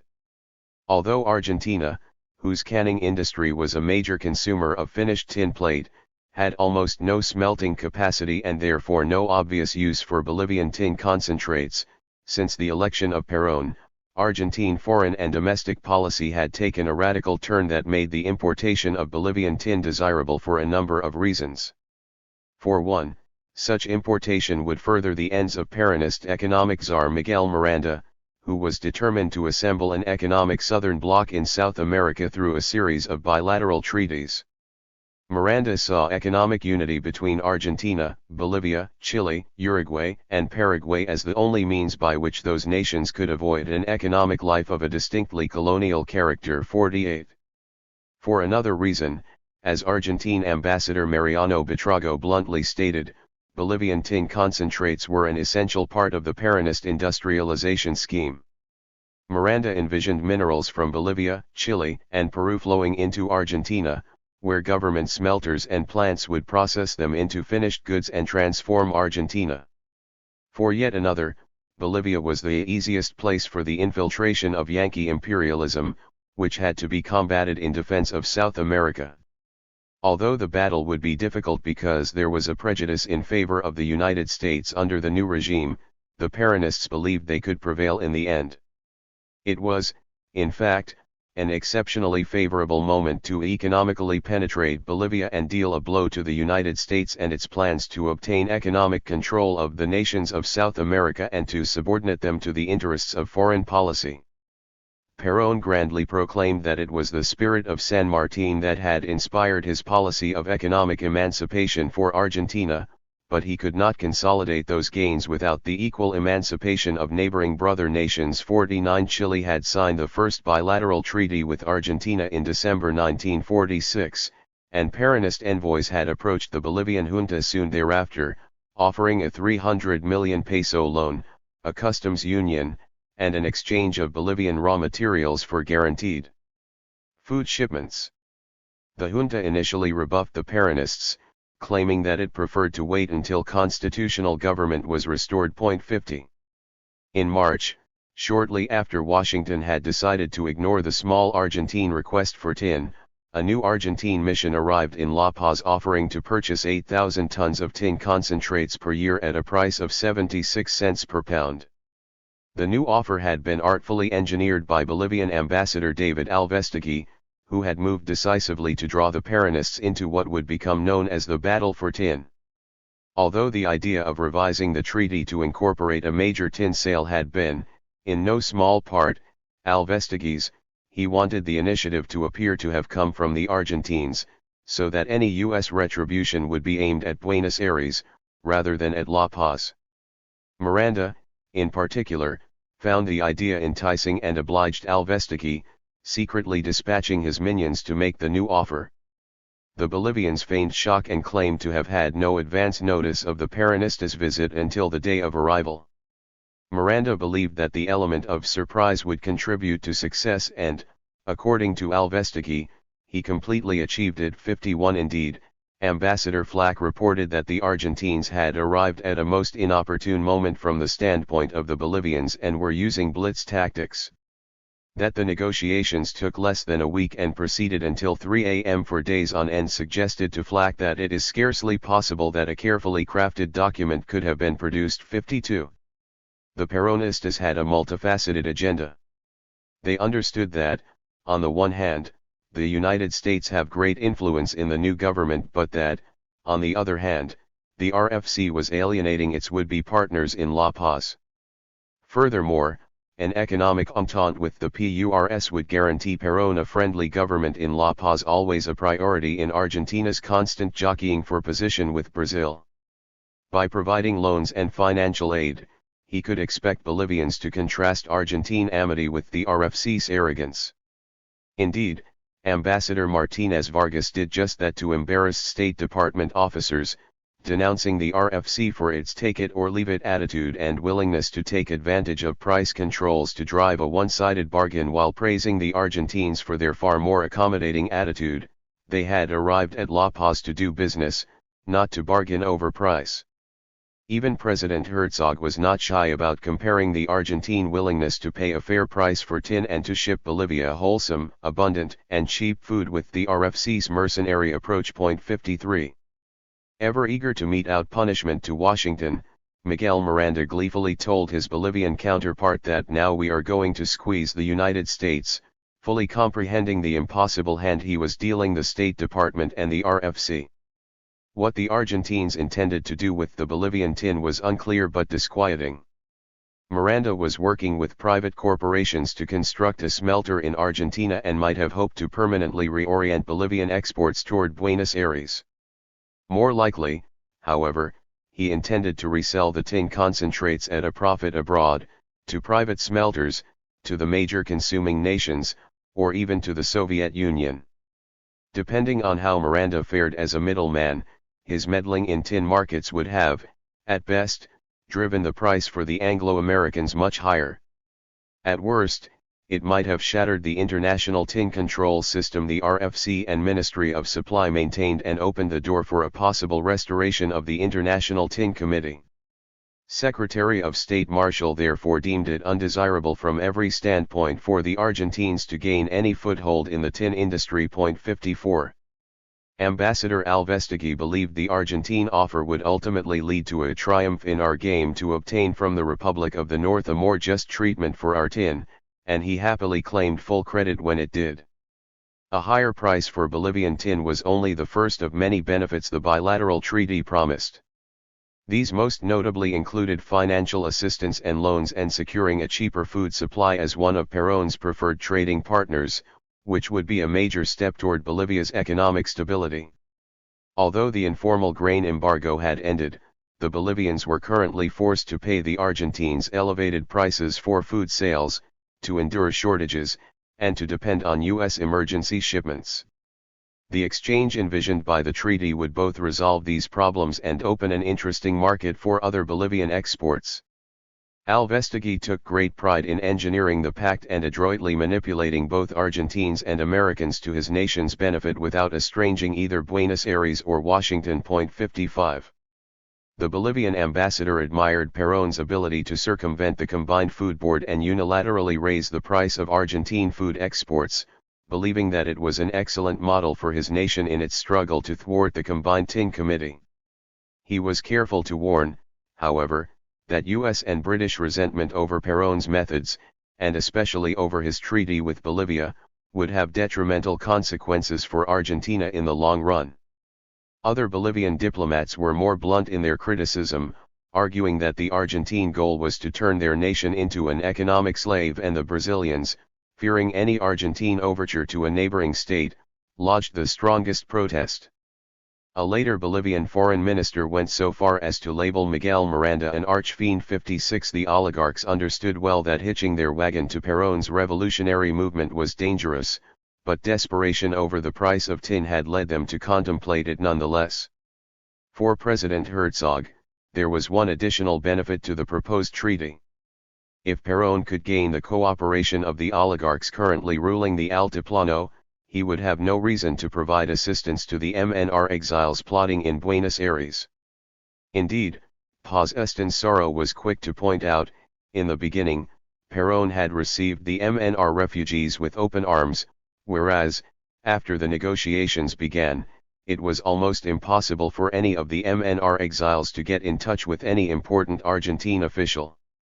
Indeed, the Argentine embassy in La Paz initially saw little reason to cooperate with Herzog and his Yankee supporters, believing that a treaty with Herzog was delivering a weapon into the hand of our enemies against the MNR, which echoes our ideals. 57. The treaty was particularly important, Ambassador Alvestegui explained, because the MNR exiles, with systematic perversity, were attempting to poison Perón's government and the Argentine people against the new junta. Indeed, the Peronist press, which still claimed Assistant Secretary Braden had engineered the July 21 revolution, launched crude and slanderous assaults upon the junta almost daily. This, Alvestegui claimed, created an atmosphere of distrust and suspicion that the junta could ill afford at this exceptionally delicate and difficult time, especially since Perón's economic centralization allowed his government to undertake works of extraordinary breadth and sustain without vacillation a defiant foreign policy. In addition to acquiring leverage against the Reconstruction Finance Corporation and securing badly needed financial support for development projects, the junta was buying Argentine neutrality in its battle with the MNR and discouraging any Peronistas who might have openly or clandestinely backed Paz Estenssoro's revolutionary ambitions. For this reason alone, Ambassador Martínez Vargas believed, the treaty should substantially improve the domestic situation. 58.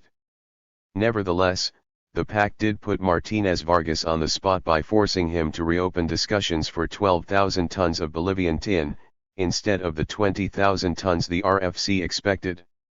The State Department and the RFC had not been concerned in January, when it appeared the Argentines were only seeking minimal purchases, as a spy then declared, under no circumstances need a higher Argentine offer for a small quantity be taken into account in determining our offer. 59. Suddenly, however, Truman's government, which had only a week before believed that we can afford to outwait the Bolivians for an indefinite period of time, recognized its error. Not only was the RFC doing immense harm to the good neighbor policy, but it was also allowing Argentina to make political capital for herself at the expense of the United States. 60. Furthermore, it had driven the Bolivians closer to entering into a customs union with Perón, the very thing Villarroel had been accused of seeking. Now certain that Argentina is not bluffing and is pursuing political motives inimical to us, and that, in Ambassador Flack's words, Bolivians with few exceptions were now convinced that the treaty offered the best promise for their nation's future, Assistant Secretary Braden's underlings pressed the RFC to settle with the Bolivians immediately. 61.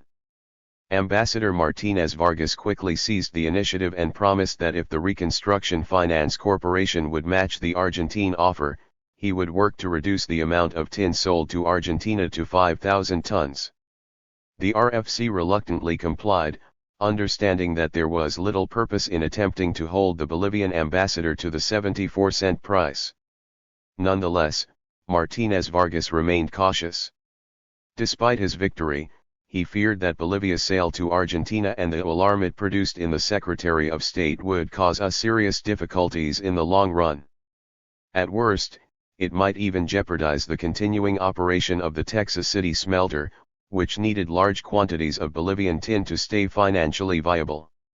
The most the Bolivian government could promise was that, should the higher price stimulate production, All excess would be sold to the United States. 62. While hoping that the amount of tin concentrates sold to Argentina might be reduced later, Ambassador Martinez Vargas confidentially promised the State Department he would work to have at least one-half of the Argentine share taken from Patino's sales to Great Britain.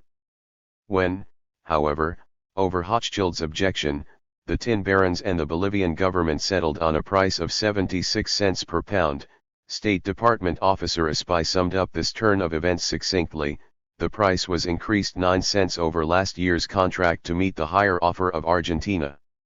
If there was any silver lining to the negotiations, it could be found in the Bolivian assertion that, at that price, the tin barons could be expected to produce at least 40,000 tons of tin concentrates per year until at least 1951.63.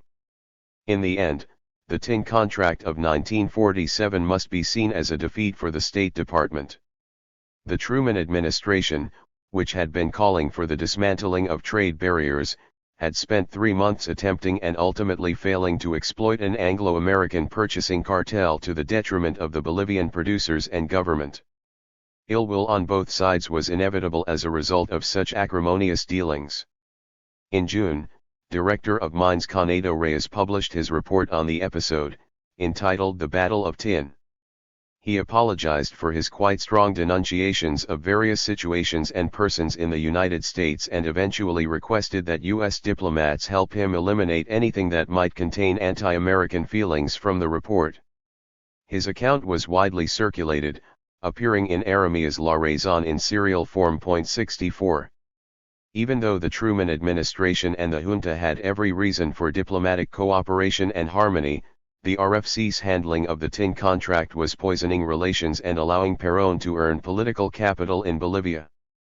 Ambassador Flack had believed that, with Villarroel's fall, the prospect of an Argentine-Bolivian entente was ancient history, but the RFC had, in effect, done all it could to drive the new government into Perón's arms.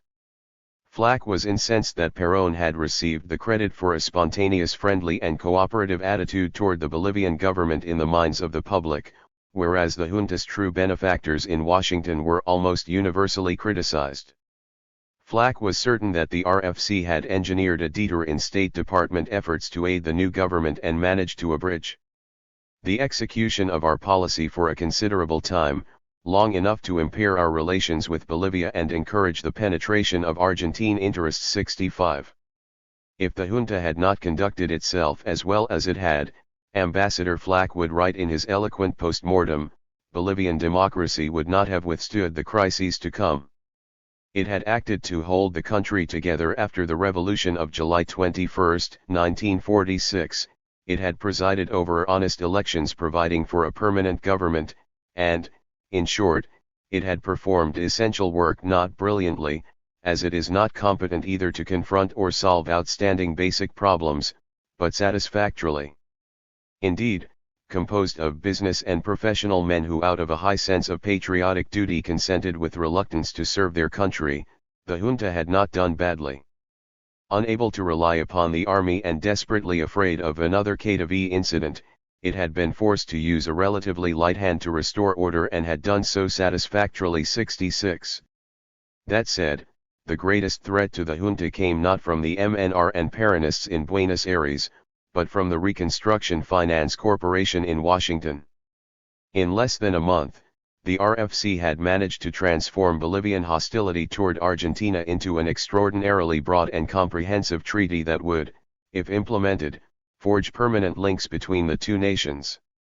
In its zeal for frugality and its willingness to exploit its dominant position, the RFC was jeopardizing the State Department's program to contain Peronist nationalism in South America.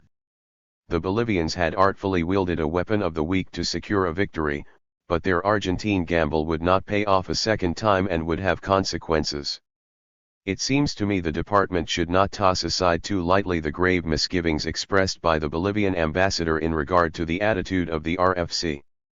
If we do not at least inform the RFC of the serious concern of the Bolivian government, and the reasons therefore, it means that the Bolivian government through its ambassador here approaches us on this important matter, gives us its views and arguments, requests our help, and then nothing happens except that one of us drafts a memorandum which is filed.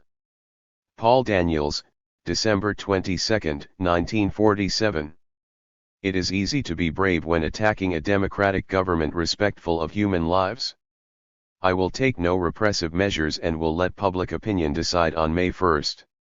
Enrique Herzog, April 1949. When Enrique Herzog Garizabal finally assumed the presidency in March 1947, it was a cause for almost unbridled optimism in Washington. Ambassador Flack viewed Enrique Herzog's ascension and the seating of a new Congress as nothing less than the rebirth of democratic government in Bolivia and a concrete expression of the freely expressed will of the people. One Herzog's Partido de la Unión Republicana Socialista articulated a moderate reform agenda that initially reunited almost all remaining major political parties in Bolivia and led to their inclusion in his first cabinet. Throughout his nearly 2 years in office, Herzog attempted to establish control over the political factions within his government, to meet the demands of labor, and to repress the Movimiento Nacionalista Revolucionario. Unfortunately, he would fail almost completely in all three of these monumental tasks. Not long after he took office, the coalition he had assembled to defeat the Villarroel government and the MNR was beset by partisan wrangling, which would destroy his cabinet, paralyze Congress, and prevent the implementation of any significant program. Still, at least on the diplomatic front, there were grounds for hope. The recently signed commercial treaty with Argentina promised significant developmental loans and credits and a guarantee of Argentine neutrality, critical to the success of the new president's campaign against the MNR. Moreover, friendly relations with the United States offered the prospect of U.S. financial support, either through loans or, more likely, an increase in the tin price, which might revitalize the industry and dramatically improve the nation's finances. But if diplomacy seemed to offer Herzog the greatest hope, it turned out to be perhaps his greatest disappointment. The treaty with Argentina was never ratified, much less implemented, badly prejudicing Ambassador Martinez Vargas's next round of negotiations with the Reconstruction Finance Corporation.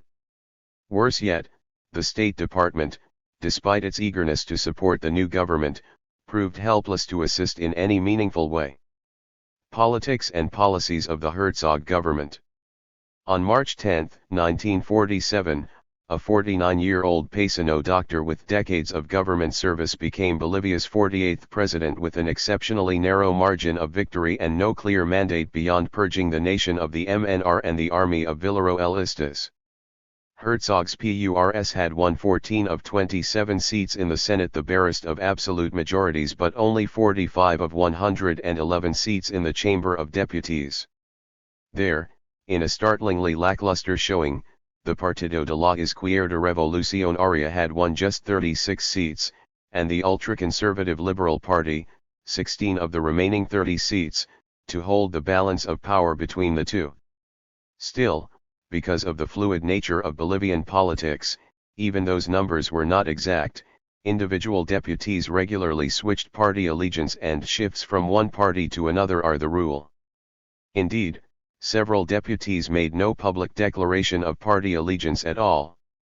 In the end, however, the Liberals and the Peronistas did permit Herzog to assume the presidency without either overt disorders or covert sabotage too. Herzog made it clear that his all-PURS cabinet was only a stopgap measure until he could form a cabinet of national conciliation. By May, the PURS, the PIR, and the Liberal Party had agreed to an acceptable formula. The PURS received 5 portfolios, the Liberal Party and the PIR, 2 each. The coalition ministers were joined by a lone independent.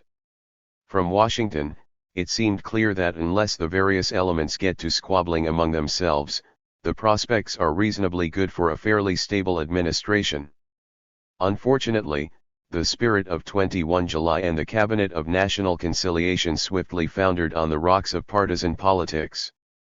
Herzog's PURS first split over whether 2 MNR deputies should be allowed to take their seats and whether the MNR should be permanently outlawed.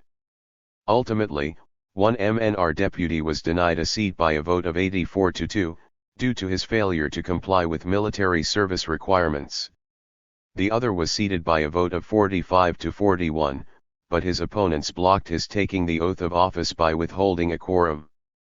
Moreover, when a petty internal dispute between the local leaders and national directors of the Liberal Party caused a rift, its leadership resigned en masse, and the Liberal ministers lost whatever guidance they had. 3 As Herzog battled with chronic poor health, his cabinet of national conciliation crumbled around him.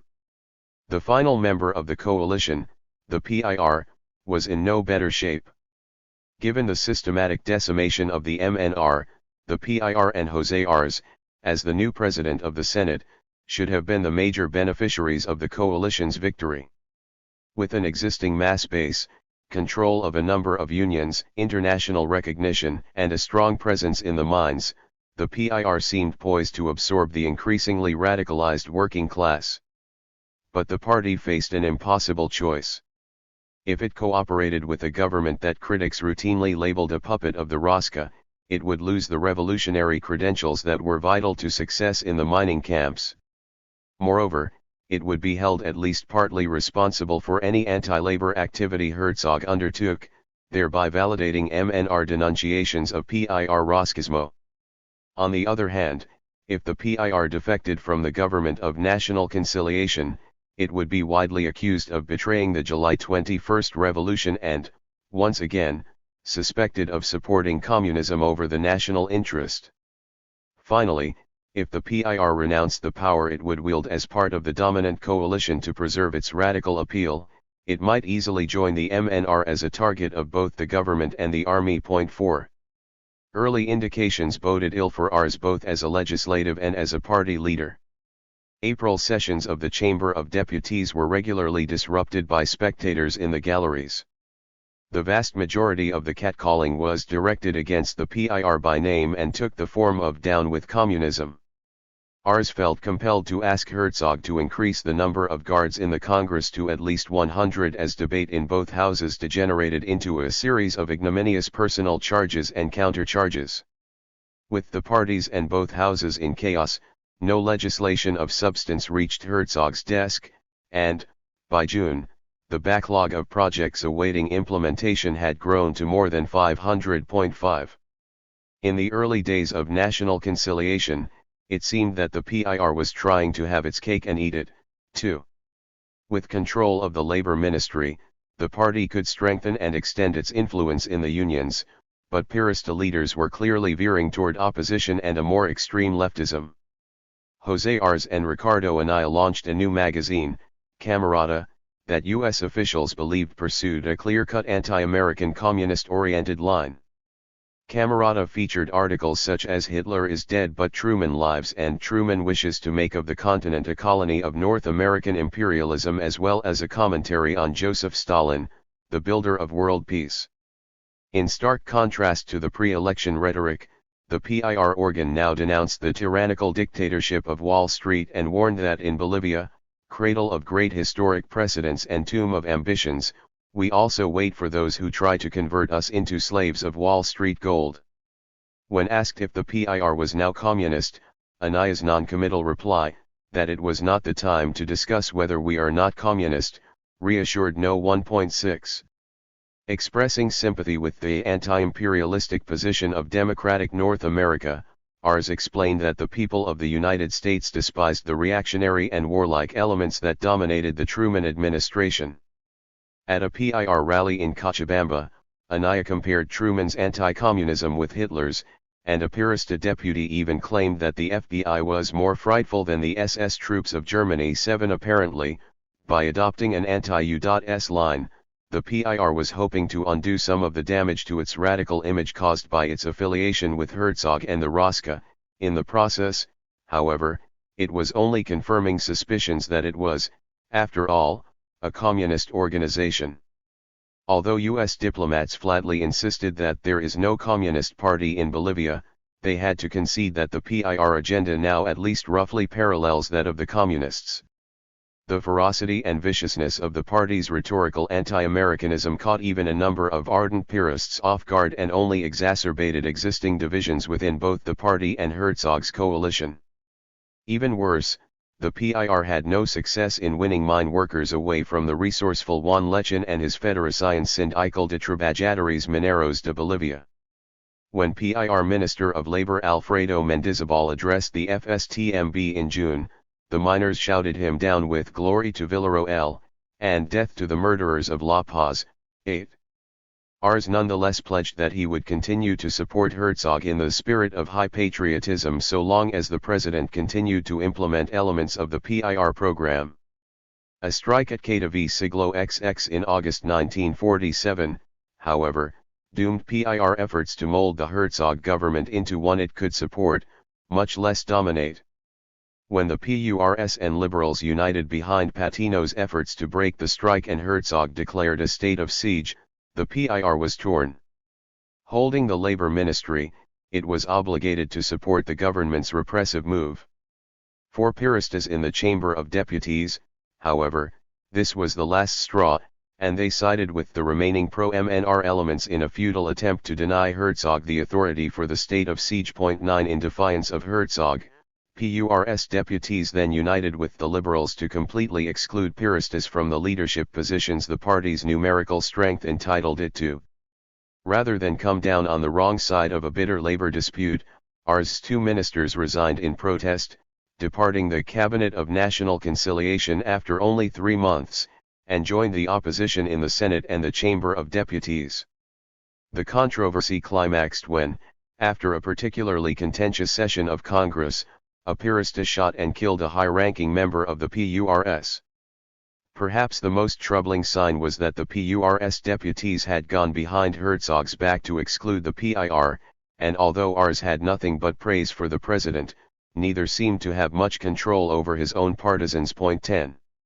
Nevertheless, the municipal elections of December 1947 seemed to indicate widespread support for President Herzog and the PURS's break with the PIR.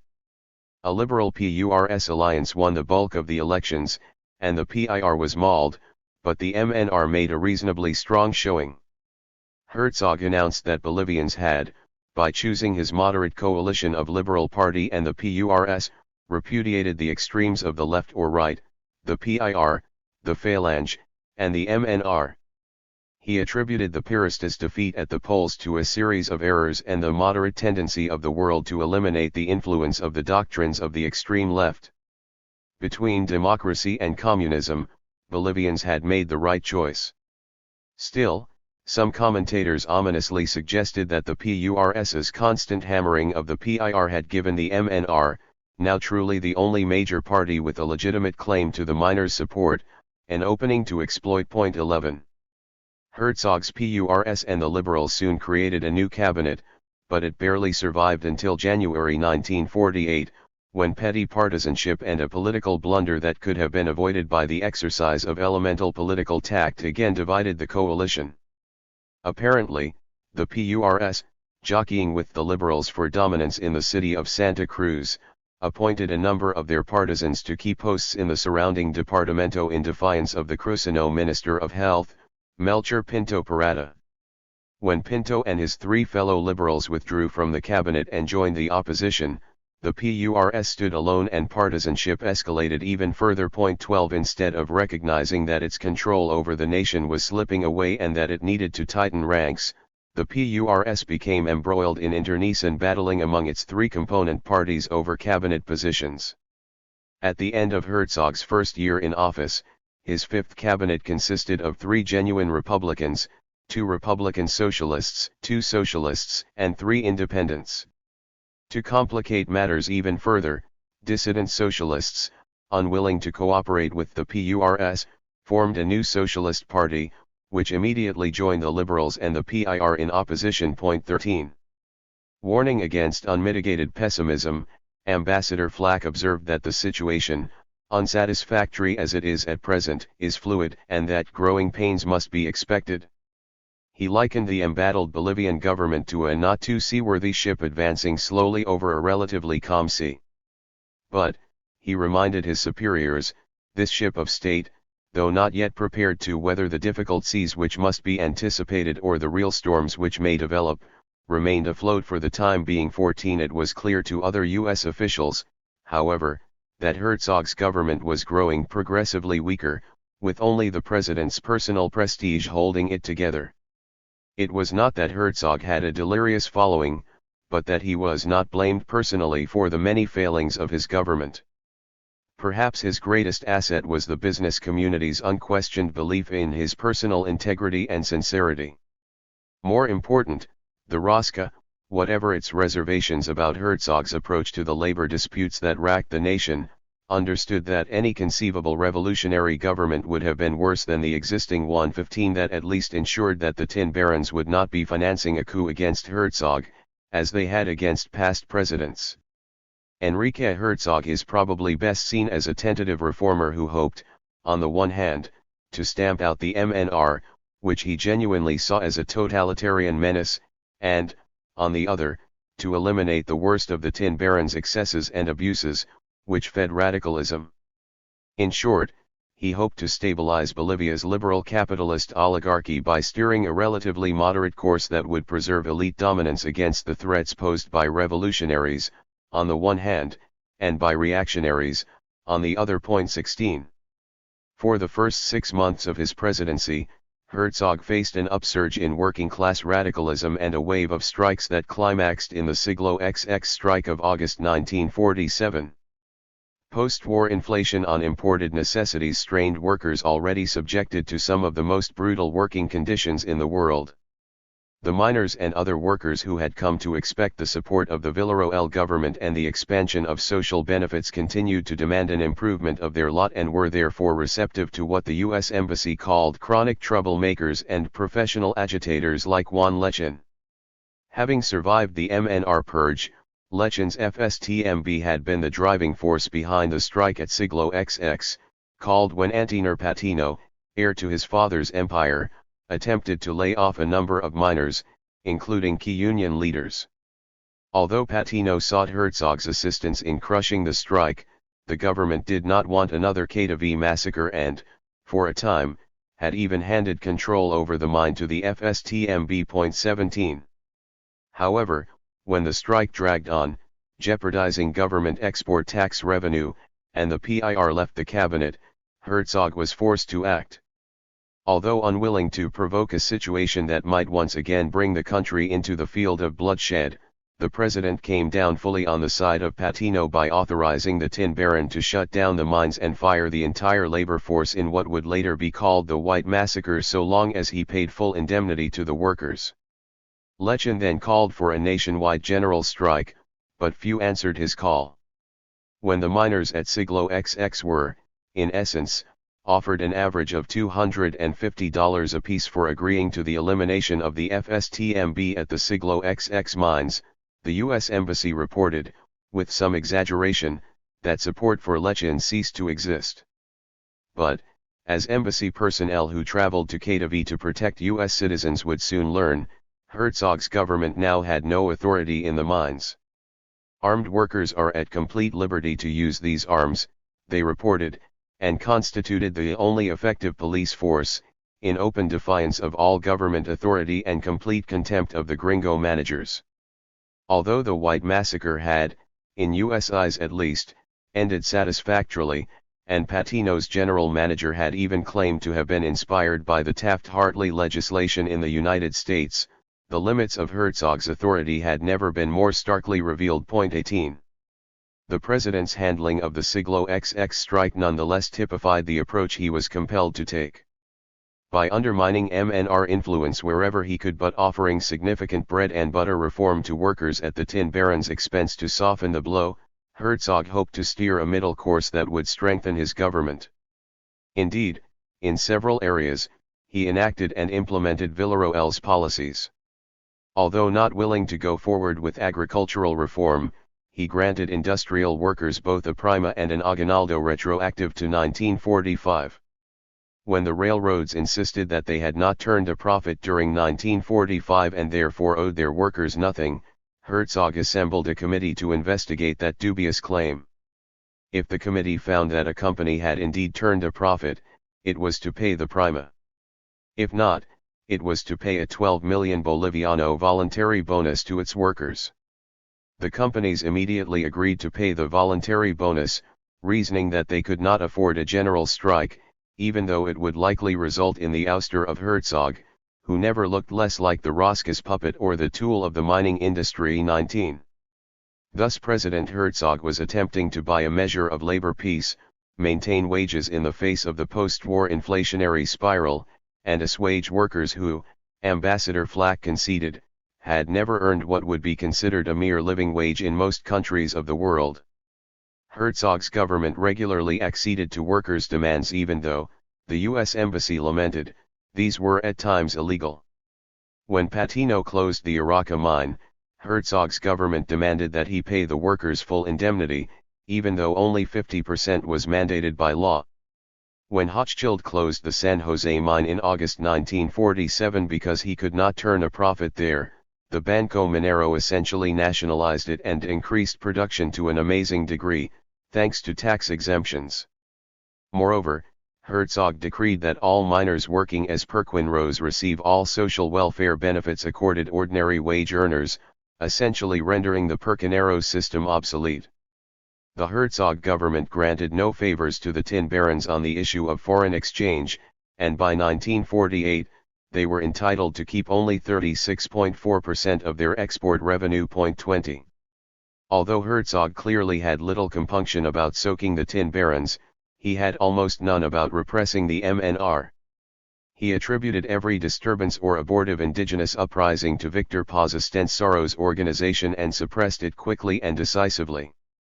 Though determined to avoid at all costs a reprise of the 1942 Katavi massacre, he authorized the detention of Juan Lechin several times in the course of labor disputes, and twice proclaimed a state of siege in his first year, during which hundreds of MNR members were imprisoned or exiled. He met Indian uprisings supposedly fomented by the MNR with fierce repression and a pacification campaign that relocated rebellious groups from the Altiplano to the Chaco lowlands. Although Herzog was genuinely preoccupied with the threat of a MNR resurgence, his campaign against the organization was the one aspect of his program that liberals, PURS members, and even phalangists and Piristas could all support. On the other hand, James Malloy suggests that Herzog's vocal and sometimes violent campaign against the MNR actually elevated the organization in the minds of many in the working class and created the perception that Paz Estensaro's movimentistas were far more widespread and numerous than they actually were. In other words, every repressive step or denunciation by Herzog strengthened the MNR's appeal and helped solidify its position as the sole true opposition to the PURS and the old order. 21 Though not entirely consistent, Herzog's approach was neither the rudderless vacillation nor the blind subservience to the Rosca that its critics claimed. Still, having decisively defeated the FSTMB at Siglo XX but, in US eyes, generally siding with workers in a number of other disputes, Herzog managed to buy himself a rare period of relative labor peace after November 1947. With the FSTMB at least temporarily cowed, labor's demands being addressed, if not fully met, and a measure of stability returning to the mining camps, Herzog and his cabinets passed their first tests and succeeded in at least establishing a measure of control over the nation. The newfound stability Herzog bought would, however, face an even more pressing test at the end of 1947 when the tin contract came up for renewal. The 1948 tin contract. Ambassador Martinez Vargas opened discussions over the tin negotiations with a plea that the State Department avoid a recrudescence of the difficulties that had been witnessed last winter when the very unsatisfactory and inconsiderate manner and miserly and uncooperative attitude of the Reconstruction Finance Corporation had forced his nation to turn to Perón. The Bolivians hoped that the United States would eliminate the RFC monopoly in the summer of 1947, but the U.S. Congress, acknowledging the persistence of critical shortages, renewed the RFC mandate for another year. Moreover, the RFC showed every sign of being as intransigent as ever on every conceivable issue. Newly appointed RFC chairman John Goodloe even turned down the ambassador's suggestion that negotiations be held in La Paz, claiming that acceptance of the Bolivian invitation would imply a willingness to bend on the issue of price. If there was any good news, it was that the United States would be continuing to add to its stockpile of tin and would keep the Longhorn smelter at Texas City operating for at least another year.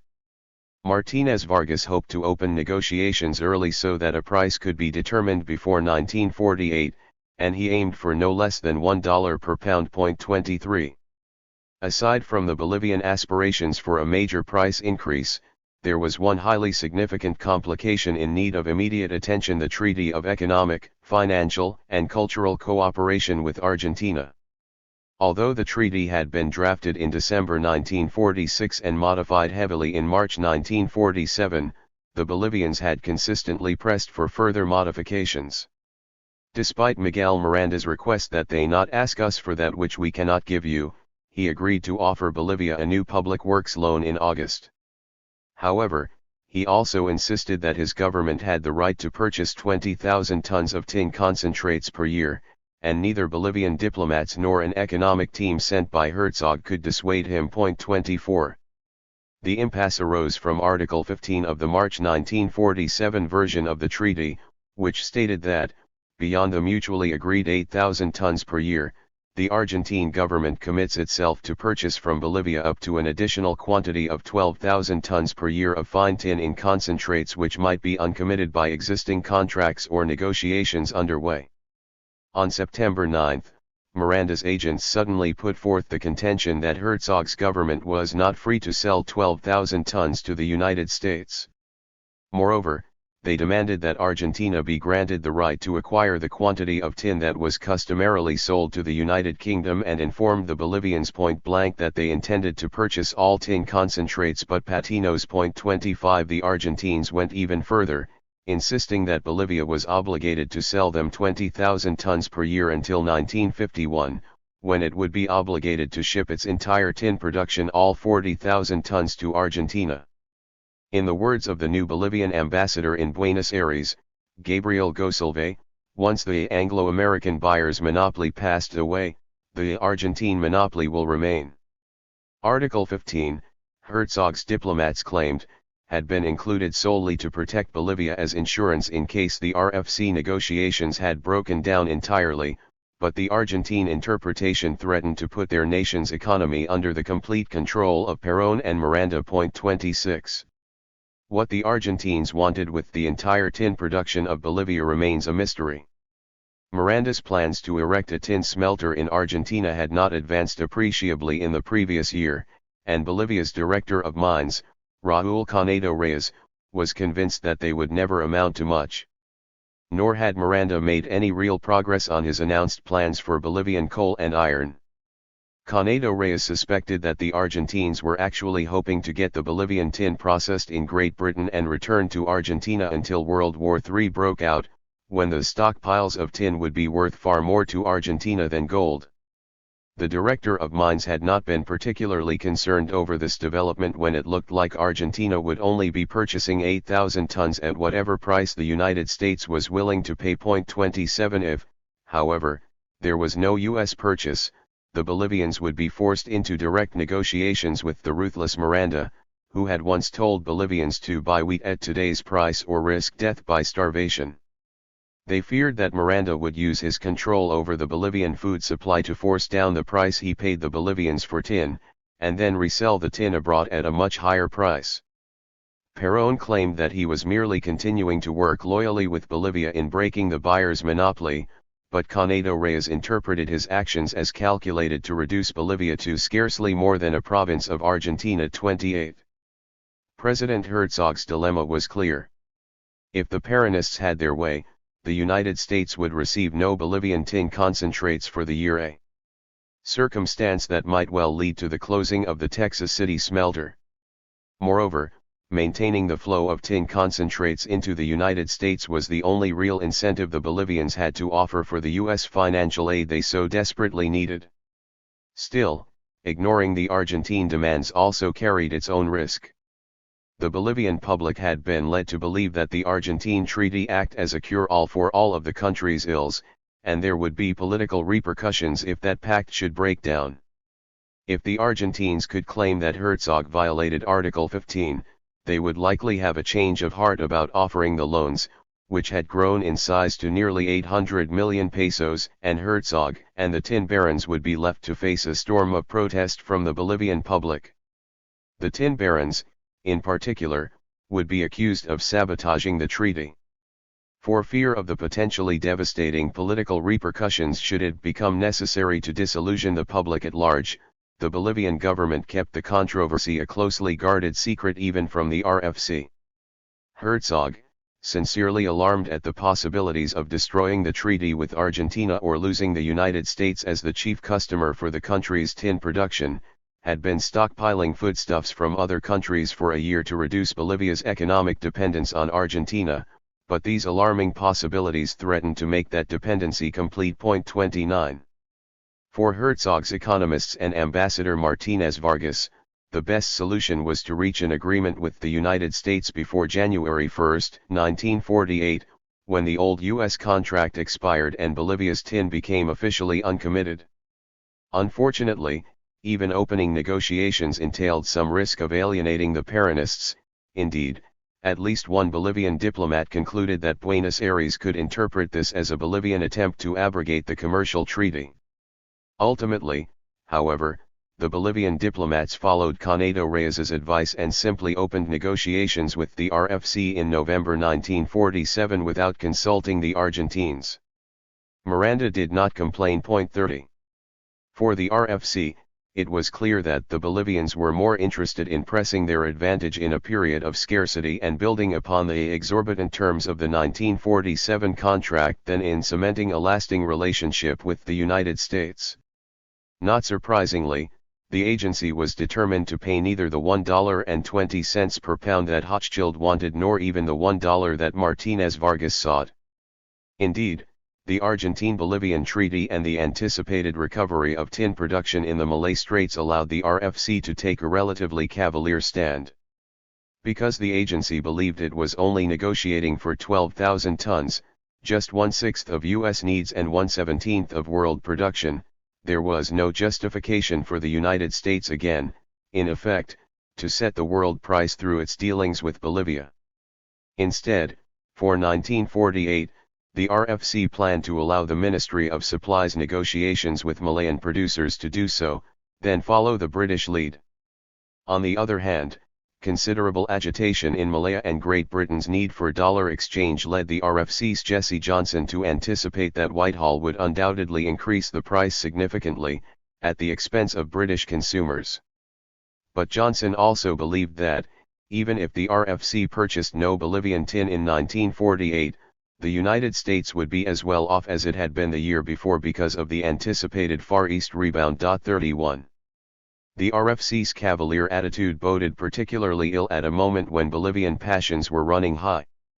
In yet another memorandum to the U.S. Embassy, Canedo Reyes began by asking forgiveness for the vehemence of his overly antagonistic criticisms of the RFC and reiterated that he could do no less than be absolutely frank with his U.S. friends. As a veteran of the tin negotiations, he was quite familiar with and hostile toward the RFC determination to keep the negotiations a purely commercial matter once it had closed all of the world's markets through its strange but effective monopoly. Although his government requested only a narrow margin of profit necessary to avoid a progressive deterioration of production and the productive capacity of the nation, no one would heed the seriousness of our arguments nor the anxious pleas of my country for equity and justice. Faced with the choice of an immediate and violent death or a prolonged agony, the producers had no choice but to accept the RFC's progressive strangulation and disgraceful and pitiful economic imperialism. 32. The RFC, Canedo Reyes continued, was doing nothing less than dooming his nation to suffer an unprecedented collapse in the face of Asiatic and African competition. RFC officials clearly were forcing Bolivian tin prices down during the production shortages of the post-war period but would restore the open market once Malay Straits production was sufficient to cover their demands and destroy us with their low costs. It pained the director that, in the face of this grave injustice, the RFC had pushed his nation into the signing of the with Argentina, but this had been the only way for the Bolivians to receive equity and justice. He concluded with a plea for the upright and great men of the American government to eliminate the narrow-minded policies followed up to now by the purchasing agencies and break the chains which have bound Bolivia in a state of complete prostration. If it happens that the United States is truly disinterested in Bolivia's future, he wrote, I must confess that the situation in my country at the moment appears truly desolate. 33. State Department officers now found themselves concurring with this latest of Conado Reyes's annual appeals. Ambassador Flack, diplomat James Espy, and Undersecretary of State Paul Daniels were especially dubious of the notion that the tin price should be determined on a purely commercial basis, which, Daniels contended, now meant that a monopolistic United States government buyer in a foreign country sets as low a price as it can by taking full advantage of its strong bargaining position. Proclaiming that such behavior is unfair to the Bolivian government, Daniels wanted U.S. diplomats to take a hand in the upcoming negotiations. 34. Even Espy agreed that there was a great deal of justification for the Bolivian arguments that their producers were receiving the short end of the stick. For his part, Ambassador Flack declared that the highest priority was economic cooperation to aid in maintaining the democratic institutions in Bolivia. Embassy personnel who had studied the issue closely concluded that if Bolivian production is to go above 25,000 tons in the coming year, the price would have to be about $1 per pound. Espy expressed his hope to Johnson that the RFC could without further wrangling and undue delay see its way clear to agreeing to pay the Bolivians a much higher price for tin. It was, after all, pretty hard to explain why prices for everything else in the world were soaring upward in an open market. That said, State Department officers were still unwilling to express in writing or go on the record as urging another agency of this government to pay an increased price for a commercial commodity for political considerations. 35. The Bolivians nonetheless barraged the State Department with transparent appeals for political considerations. President Herzog started with an anti-communist argument he thought would play well in Cold War Washington. Bolivia is fertile ground for communist growth, he informed Ambassador Flack, due to the poverty, ignorance, and illiteracy of the masses. He apparently convinced Flack that a communist revolution might occur in just 6 months unless Washington negotiated a major price increase for 1948. Since we are handing out so much money in Europe to check the advance of communism, Flack wrote, the Truman administration should base its policy in Latin America on bolstering struggling democracies, rather than on the basis of a few cents per pound. Mauricio Hochschild tried a variation on this ploy, claiming that Iron Curtain nations were expressing interest in Bolivian tin in the hopes that this could be used as a lever in discussions with the United States. Ambassador Martinez Vargas went further, asserting that the fate of the entire tin industry was at stake. Because of low prices, he claimed, production in the Patino mines had fallen to less than half its usual level in May, and June promised to be even worse. Flack may have been duped by the president's anti-communist argument but quickly discounted the ambassador's ruse. The Patino mines had suffered a major strike throughout most of May, and June production was exactly the average of 1946-36. Still, Martinez Vargas continued to plead his case in Washington with familiar and equally futile moral arguments. He asked, what would have been the situation of the essential Allied industries during the war without the important contribution of Bolivian tin? He reminded U.S. policymakers of the cost to his nation. To increase production, Bolivian producers had mined the richest and most accessible veins. As old equipment had deteriorated and the price of all Bolivian imports had increased, the nation's economy had grown weaker and weaker, it was now in dire straits. If Bolivia was to remain the great tin reserve of the Americas, it required a reasonable price and the cooperation of the United States. Finally, Martinez Vargas pleaded for the Truman administration to honor the spirit of the International Trade Organization, which it claimed to champion, by putting an end to the RFC-CTC monopoly. 37. Martinez Vargas believed that production shortfalls in the Malay Straits meant that it should be possible to obtain a relatively high price for the next 2 or 3 years. This was necessary not only to maintain the Bolivian government, but for the tin producers to accumulate the reserves necessary to endure the coming depression of prices once Asian tin production was restored. He even enlisted his old friend Spruey Brayton, now retired from the State Department, to plead the Bolivian case and explain to his former colleagues the danger with which the situation is fraught. 38. The ambassador eventually overplayed his hand, however. When he had quietly presented the controversy over Article 15 to the State Department in October, a spy had made it clear to the RFC that the department objected on economic and political grounds to any Argentine purchase of Bolivian tin, and the technocrats had agreed wholeheartedly, although U.S. diplomats feared that, for want of another market, RFC intransigence might well force the Bolivians to sell their tin concentrates to Perón. 39 Then, in early December, 2 days after informing a spy that the dispute over Article 15 had cleared up and he looked for no more trouble, the ambassador requested an interview with senior State Department officials to discuss Argentine pressure on Bolivia for an option to take all Bolivian tin. A spy reacted strongly to this latest maneuver and argued that we should be very cautious in our attitude toward it. Even Flack believed that Martinez Vargas was resorting to tactics in the hope of bringing pressure to bear on us and agreed with SP's assessment that it was one thing for us to support on economic and political grounds Bolivia's hope to obtain from the RFC a high price for its tin, it was quite another to get mixed up in a squeeze play such as this. 1.40.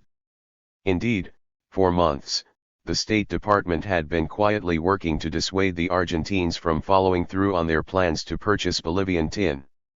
The department had made it clear to the British and Dutch governments that any nation that processed Argentine tin would be guilty of a violation of its commitments to the CTC and would make effective international allocation of tin impossible. The Ministry of Supply informed the owners of the Capper Pass and Williams, Harvey smelters of the delicate situation and secured their agreement not to process tin coming from Argentina. Billiton was warned off as well and feared that acceding to an Argentine request would eventually put it in a disadvantageous position with the other CTC members. 41 Knowing that U.S. Secretary of State Marshall considered it undesirable from every standpoint for the Argentines to have any hand in the Bolivian tin industry was enough to scare off the other European processors.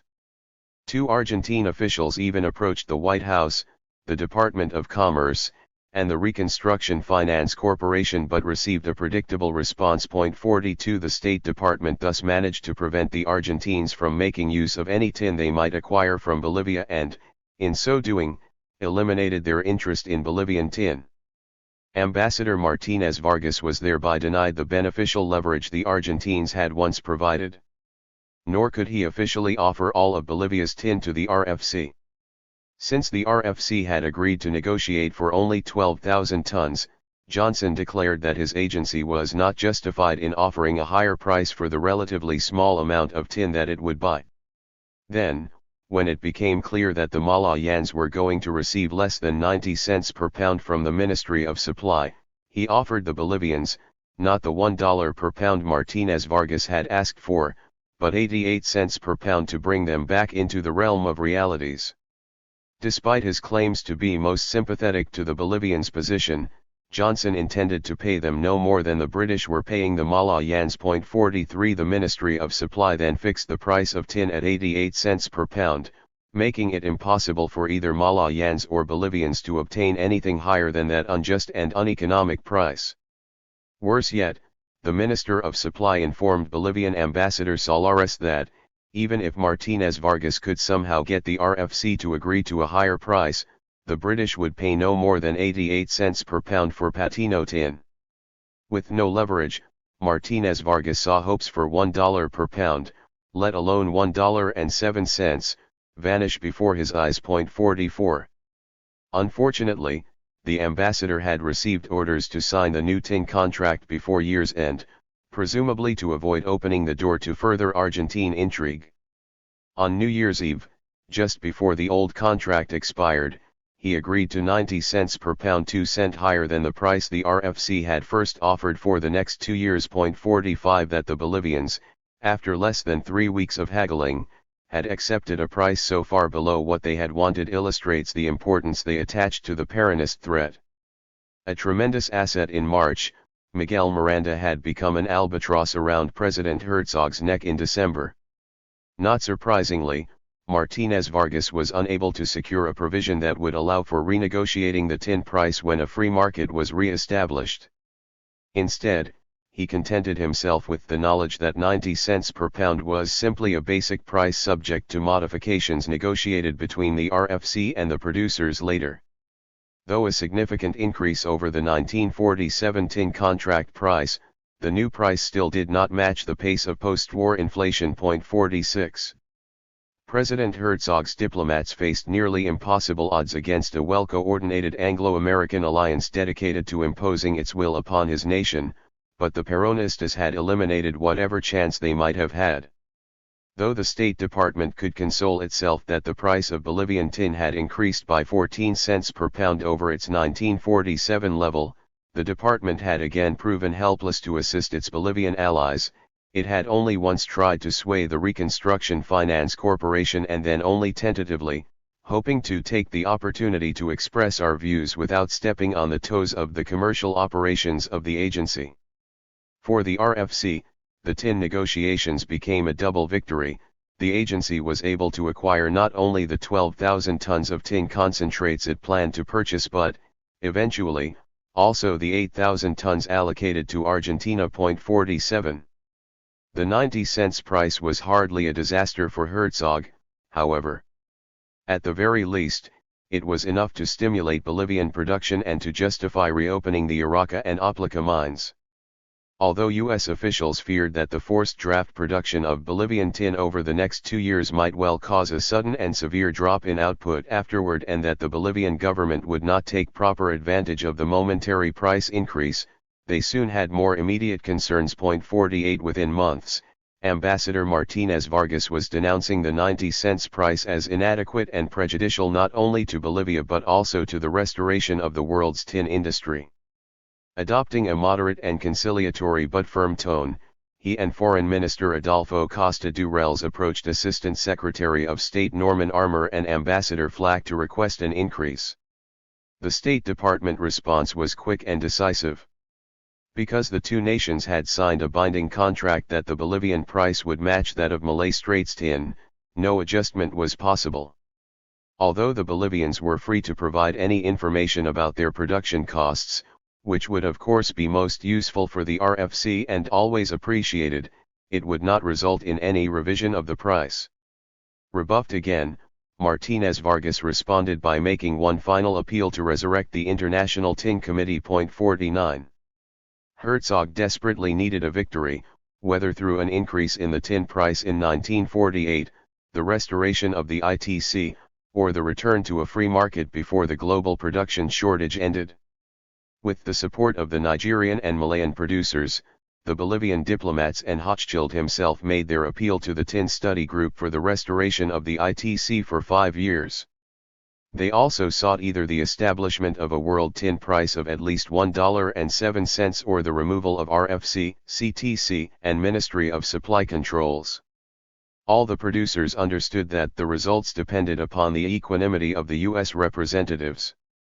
The delegates from Belgium, the British colonies, and Bolivia were disappointed, but not surprised, when the U.S. delegation again invoked the ITO Charter and the principles of free trade to defeat the producers and defend the Combined Tin Committee's monopolistic practices. 50 State Department economist Donald Kennedy argued that the CTC and quota systems, as well as the U.S. determination to pay the minimum price, were necessary for the U.S. defense of the Western Hemisphere.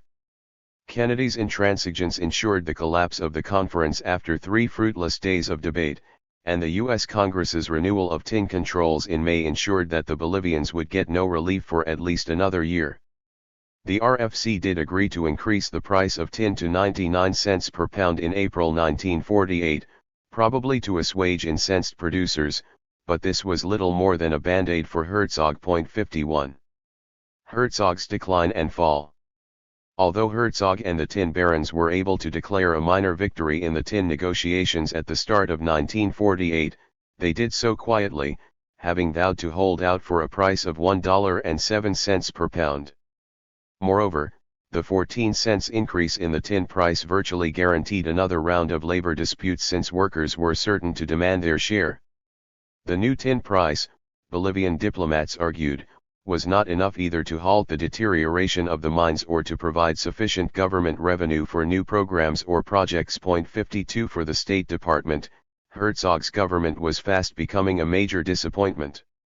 The president had failed to heed what should have been obvious warning signs, although if he could eradicate internal dissension, there was still a chance his government could survive.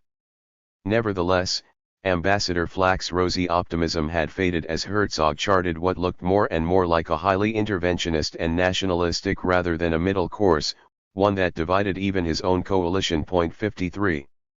Although the PURS's three parties had long battled for dominance within the coalition and had periodically broken with one another over regional issues, in mid-1948, a new schism emerged. Older, more conservative PURS members tied most closely to the tin barons and the agro-pastoral elite urged Herzog to slow his modest push for reform and to take a harder line against labor. They called for a restoration of the old alliance with the liberals against the radical forces represented by the PIR and the MNR. This plan fell victim to petty disputes that led the head of the Liberal Party to proclaim that the PURS is kicking us in the pants and expecting us to help them. Challenging the old guard in the PURS was what the State Department called a younger, aggressive faction committed to a more dynamic and more progressive reform agenda. To overcome the stagnation and stalemate in Congress, these radicals pushed for an alliance with the PIR. 54. Unfortunately for the more progressive elements, José Ars and the PIR had taken a suicidal turn to the left that would ultimately doom the party. The PIR's rhetorical shift to demonizing the United States and praising Stalin had seemed to confirm the old suspicions that the party was indeed communist. At least partly because of its relentless obstructionism in Congress, the PIR suffered a humiliating defeat in the municipal elections of December 1947. Although President Herzog attributed this to the good sense and inherent conservatism of the Bolivian electorate, the State Department speculated that the PIR might simply be lying low until Ars returned from an extended trip abroad. 55. Late in 1947, Ars had left for Europe, allegedly for medical reasons, and the State Department lost track of him for 6 months. Hearing rumors that Ars was forging ties with Soviet agents in Europe, the U.S. Embassy staff in La Paz requested that the department determine his exact whereabouts, lest he return to Bolivia as a full-fledged agent of Soviet communism with orders to start an aggressive communist campaign here. Reportedly rebuffed by French communists, Ars apparently had more success in Rome in July, where he visited the Soviet embassy almost daily and was driven around the city in an embassy vehicle. 56 Upon his return to La Paz, he used the PIR's 8th anniversary celebration to unveil his new direction. Although the PIR would not follow the Communist Party line, it must model its political line in agreement with all the authentic Marxist parties of the world and continue its sympathy toward the Soviet Union, the indisputable vanguard of the world proletariat. He now demanded nationalization of the mines, agrarian reform, unification of the syndicalist movement, and a policy of strict opposition to the MNR. 57. Although Ambassador Martinez Vargas insisted that the Piristas' new attacks on U.S. imperialism and their open support for the Soviet Union were purely for propaganda purposes in Bolivia and that Ars was at heart a friend of the United States, this did little to reassure U.S. diplomats, who feared that the PIR leader had returned to La Paz imbued with communism and was prepared to act as the communist wedge into Bolivia if not the communist spearhead into Central South America. Neither were they encouraged by the revelation that the Soviets had denied Ars a visa to visit Moscow. Offsetting this supposed proof that the PIR chief was not accepted as one of their own by the true communists, Ricardo Anaya admitted in the Senate that he had ties with the Soviet embassy in Mexico City. 58 Ars and Anaya could hardly have found a more self-destructive path for the PIR. Ambassador Flack suspected that, having been seduced by promises of Soviet aid, they were now at least fellow travelers. Open endorsement of the Soviet Union and communism did not play well in the staunchly Roman Catholic nation of Bolivia, Potential supporters and long-standing party members alike soon found themselves ostracized. Ironically, by denying that the PIR, whose pro-Soviet position is well known, had anything to do with the Pozostensoro's pro-fascist organization, Rs actually increased the MNR's prestige. 59. Moreover, the publicity that Herzog's campaign of repression gave to the MNR ensured that Pozostensoro's movimentistas, not the Piristas, were perceived as the true standard-bearers for radical, if not revolutionary, change. Although Lechin and the FSTMB could claim at least some credit for many of the concessions that Labour won, the PIR had only its obstructionism in Congress to show for itself. A spy reported that the PIR's anti-nationalistic and anti-religious doctrines were daily proving to be a deterrent to its finding any large popular following and leading the party into disrepute. Still, President Herzog was apparently desperate enough to open conversations with the PIR in October 1947. When the Liberals demanded too much power in exchange for re-entering his government, Herzog apparently decided that he could not alone fight two enemies at once and therefore attempted to come to an entente with Rs and the PIR. The discussions went nowhere, but the fact that the president was willing to even entertain the idea of a coalition with an open advocate for communism clearly illustrated his desperation. 60. Among the foremost of Herzog's problems was the MNR's resurgence. The party had officially resumed its operations in April 1947 and had made huge strides in reconstituting itself. Lechin's FSTMB remained a potent force and, despite the abortive Siglo XX strike, had proven its ability to wrest some concessions from management in numerous actions across the country. Moreover, Pozostensoro was still giving orders and instructions to MNR cadres by sending coded letters from Buenos Aires. Although officially committed to coming to power through elections, according to one MNR source, cadres were signing up Paisano recruits at a rate of about 20 persons per day, purchasing arms and ammunition on the black market, and promising land reform to Altiplano Indians in exchange for their support. In the same December 1947 elections that led to the PIR's humiliation, the MNR won decisive victories in Potosí and Santa Cruz. Even though Herzog attributed the MNR victories to deceit, deception, and strong-arm methods, it was clear that a year and a half after the fall of Villarroel, the president had neither won over the working classes nor crippled the MNR. 61. Nor could President Herzog point to any great diplomatic victories. He had hoped to use U.S. investment in Bolivia's petroleum reserves to stimulate the economy but again suffered from his political weakness. The National Petroleum Company, Yacimientos Petrolíferos Fiscales Boliviano, was actively working to drill wells in Camaray and set up a pipeline to Cochabamba, where a refinery was being built. Unfortunately, regional factionalism again manifested itself, and officials from Sucre demanded their own refinery. Both Herzog and U.S. diplomats believed there was absolutely no justification for the project.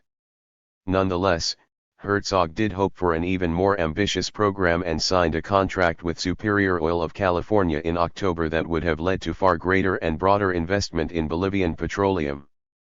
Unfortunately, the contract was savaged by a congressional subcommittee as a violation of national sovereignty and a surrender of Bolivia's wealth to foreigners.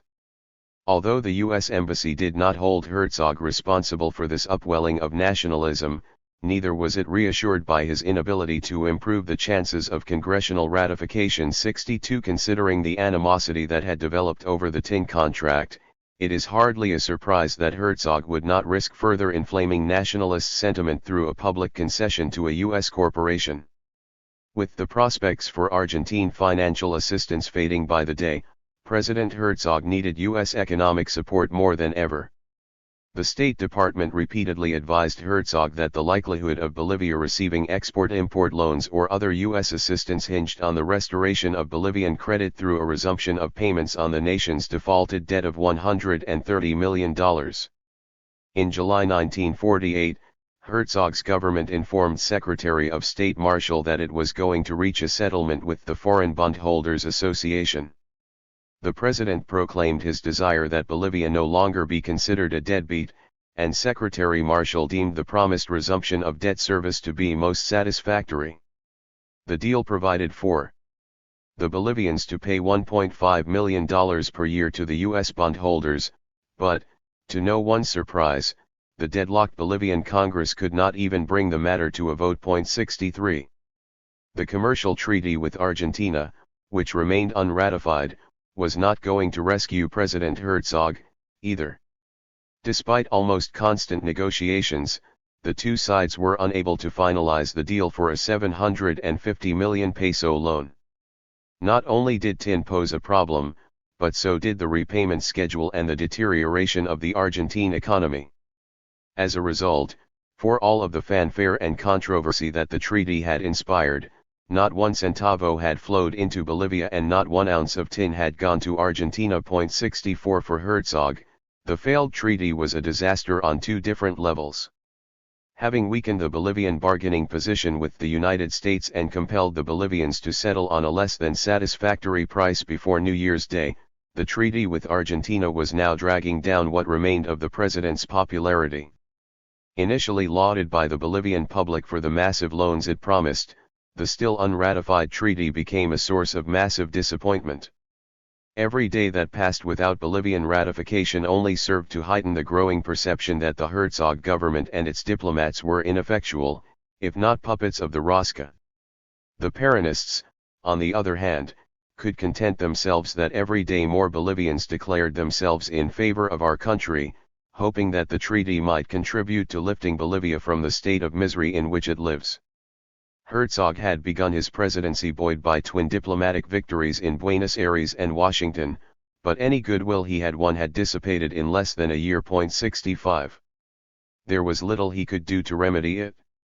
As Bolivian and Argentine diplomats wrangled over the disposition of the loans, exchange rates, and the quantities of tin and wheat that would be exchanged, Perón grew frustrated.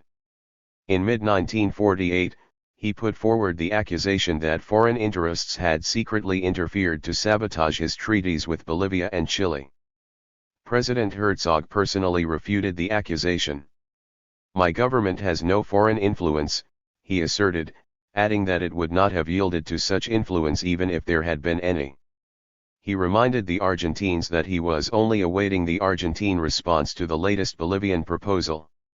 Unfortunately for Perón, his former ambassador in La Paz echoed Herzog's denial of the presence of foreign interests. 66. Meanwhile, Miguel Miranda had grown impatient, warning in July that either there is a complete treaty or there is no treaty and urging the Bolivians to cease their efforts to modify its terms. Gosolve still believed that the treaty, when implemented, might well alleviate the difficult economic situation of our nation and the incongruous social situation, but its implementation remained improbable. 67 By January 1949, with the total collapse of the Argentine economy, it became impossible. Economic czar Miranda was ousted, and Perón was forced to abandon the most ambitious of his plans in favor of austerity. The small hope of Argentine financial assistance evaporated entirely. 68. Ambassador Gosolve and President Herzog were now forced to defend themselves against Argentine and opposition accusations that they were responsible for the failure of the treaty negotiations. The president of the Bolivian Central Bank began to publish articles in Argentine newspapers full of what Gosolve labeled falsehoods and insidious suggestions, blaming Herzog's diplomats for the failure to implement the pact.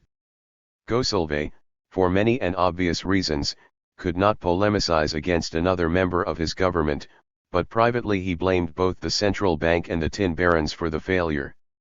Once hailed as promising national salvation, the would-be treaty had hurt the nation during the last tin negotiations with the RFC and was now providing Herzog's opponents with still more ammunition to use against him. The treaty fiasco even led a spy to wonder whether Bolivian foreign policy was insincere or merely stupid. He concluded it was probably a combination of both. This was not the last setback the president would experience, but it had hurt him on all levels. 69.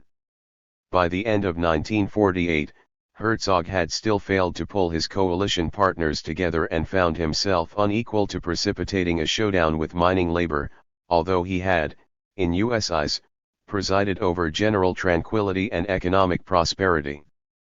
Facing a series of labor disputes and an MNRPIR effort to censure his labor minister in the Chamber of Deputies, Herzog suggested to PURS leaders that he needed a month-long vacation from office. Although he was eventually talked out of the vacation, Ambassador Flack conjectured that the president was suffering from complete discouragement as the result of the apparent failure of his attempts to govern the country successfully democratically. The Argentine embassy in La Paz agreed that Herzog was morally tired and physically fatigued by the futile battles he was waging. 70. When the president declared yet another anti-MNR state of siege in October, the liberals, jockeying for increased party strength, suddenly reversed course and joined the Peronistas and Movimentistas in opposing this and other policies. In what the State Department described as a moment of rather childish petulance, Herzog vowed to resign in protest but, at the last moment, was apparently convinced by his PURS supporters to stay on. Not that the PURS was doing him any great favors in Congress. With the Liberal Party, the PIR, and even sometimes the MNR united against them, several PURS ministers were forced to resign their posts and take seats in the Senate so the coalition could retain its majority.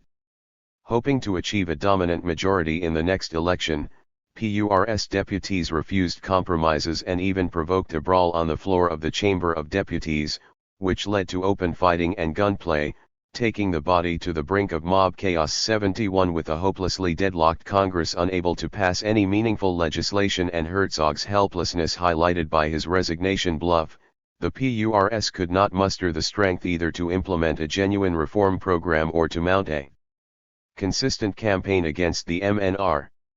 Oddly enough, at the height of government ineptitude, President Herzog made what the State Department considered to be his firmest pronouncement and most decisive stand against the MNR by arresting and deporting 50 of its leaders.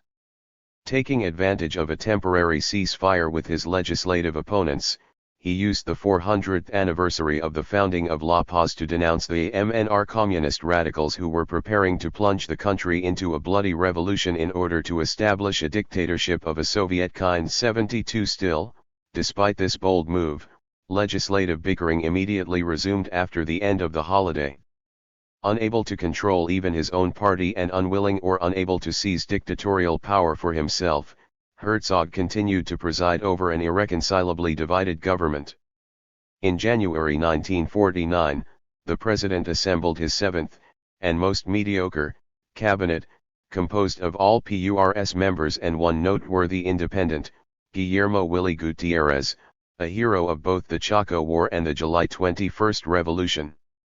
Any hope that this appointment might halt the decline of Herzog's prestige quickly vanished in February when the new labor minister, Fernando Loaiza Beltran, attempted to mediate the most recent FSTMB strike in Cadavid. Loaiza was forced from his hotel by miners, who dragged him into the public square chanting, "Death to Herzog," and "Glory to Villarroel." Under duress, the minister allegedly proclaimed his support for the strikers. Ultimately, Lechin and other labor leaders rescued him from the fury of the crowd, but the damage was done. The national press assailed Loaiza for his bad judgment and his weak and undignified deportment in the face of insults to the government and criticized the government in general for its failure to eradicate the MNR. 73. President Herzog characteristically placed blame for the incident on a dozen professional agitators, but the episode epitomized his dilemma. If he sacked Loaiza, it might well infuriate labor and upset the internal balance within the PURS, but if he did not, it might well embolden the radicals.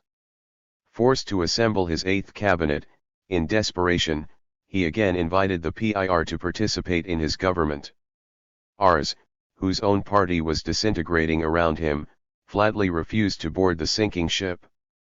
The U.S. Embassy now saw no signs that the Bolivian political parties and politicians have submerged party and personal ambitions and jealousies in the interest of the nation. 74. In April 1949, President Herzog made what turned out to be his final appeal to the United States, asking Flack to arrange a small Marshall Plan for Bolivia before the MNR and PIR were able to clasp hands in a common totalitarian move and have the country by the throat. He raised the specter of communism and again tried to stir U.S. fears of Peronism by providing evidence of Argentine links to the MNR. The implication was clear. If the United States did not offer immediate and significant aid, the Bolivian democratic experiment would fall prey to the dual menaces of communism and Peronist nationalism. 75 Needless to say, this request was dismissed as the desperate ploy it was. Herzog's presidency unofficially ended less than a month later. At the beginning of May, new congressional elections somehow produced a major PURS victory and a stunning defeat for the Peronistas and the Liberals. Although Ars and Anaya retained their seats in Congress for the PIR, this election was the party's death knell, as it was for the Liberals, who failed to elect a single deputy. If the PURS had, almost by default, been the primary beneficiary of public disgust with liberal obstructionism, the MNR could also claim victory by electing 10 new deputies and a senator, most likely at the expense of the PIR. Despite the countless failures of the past 2 years, Herzog had finally secured solid majorities in both houses of Congress. Apparently suffering from a medical condition aggravated by La Paz's high altitude, he was now determined to take the leave of absence he had sought since mid-1948.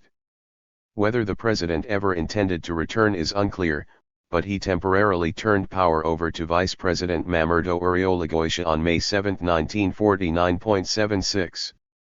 Although U.S. policymakers had first viewed Enrique Herzog's ascension as the dawning of a new and glorious era of democracy for Bolivia, by the time he left office 2 years later, they had become thoroughly disillusioned. The president had lacked the political acumen to hold together a fragile coalition and the decisiveness to take a bold stance. He had repressed the MNR, as the tin barons and landlords had hoped he would, but he had done so ineffectively and inconsistently. As a result, MNR strength in the mining camps and union halls had grown almost unchecked. By 1949, U.S. diplomats could barely contain their disgust at his government's failure to act and at the Congress that hamstrung him. One embassy official suggested that the time was right for an aggressive campaign against the MNR but sarcastically added that was unlikely since Herzog's traditional policy of procrastination, postponement, and evasion appears to have worked well to date. 77. In Herzog's defense, temperamentally, he was far more an administrator than a leader, and Ambassador Flack credited him with presiding over a period of relative economic general prosperity unparalleled in history, characterized by more democracy and political freedom than ever before. Nevertheless, he was completely ensnared by the larger forces around him. He could not turn back the clock and resort to the repression that the reactionary tin barons and the liberals sought, without risking a reprise of the Katavi massacre or the July 21st revolution. Neither could he win labor away from Juan Lechin or the MNR by acceding fully to its demands without enraging the tin barons and guaranteeing his ouster at their hands.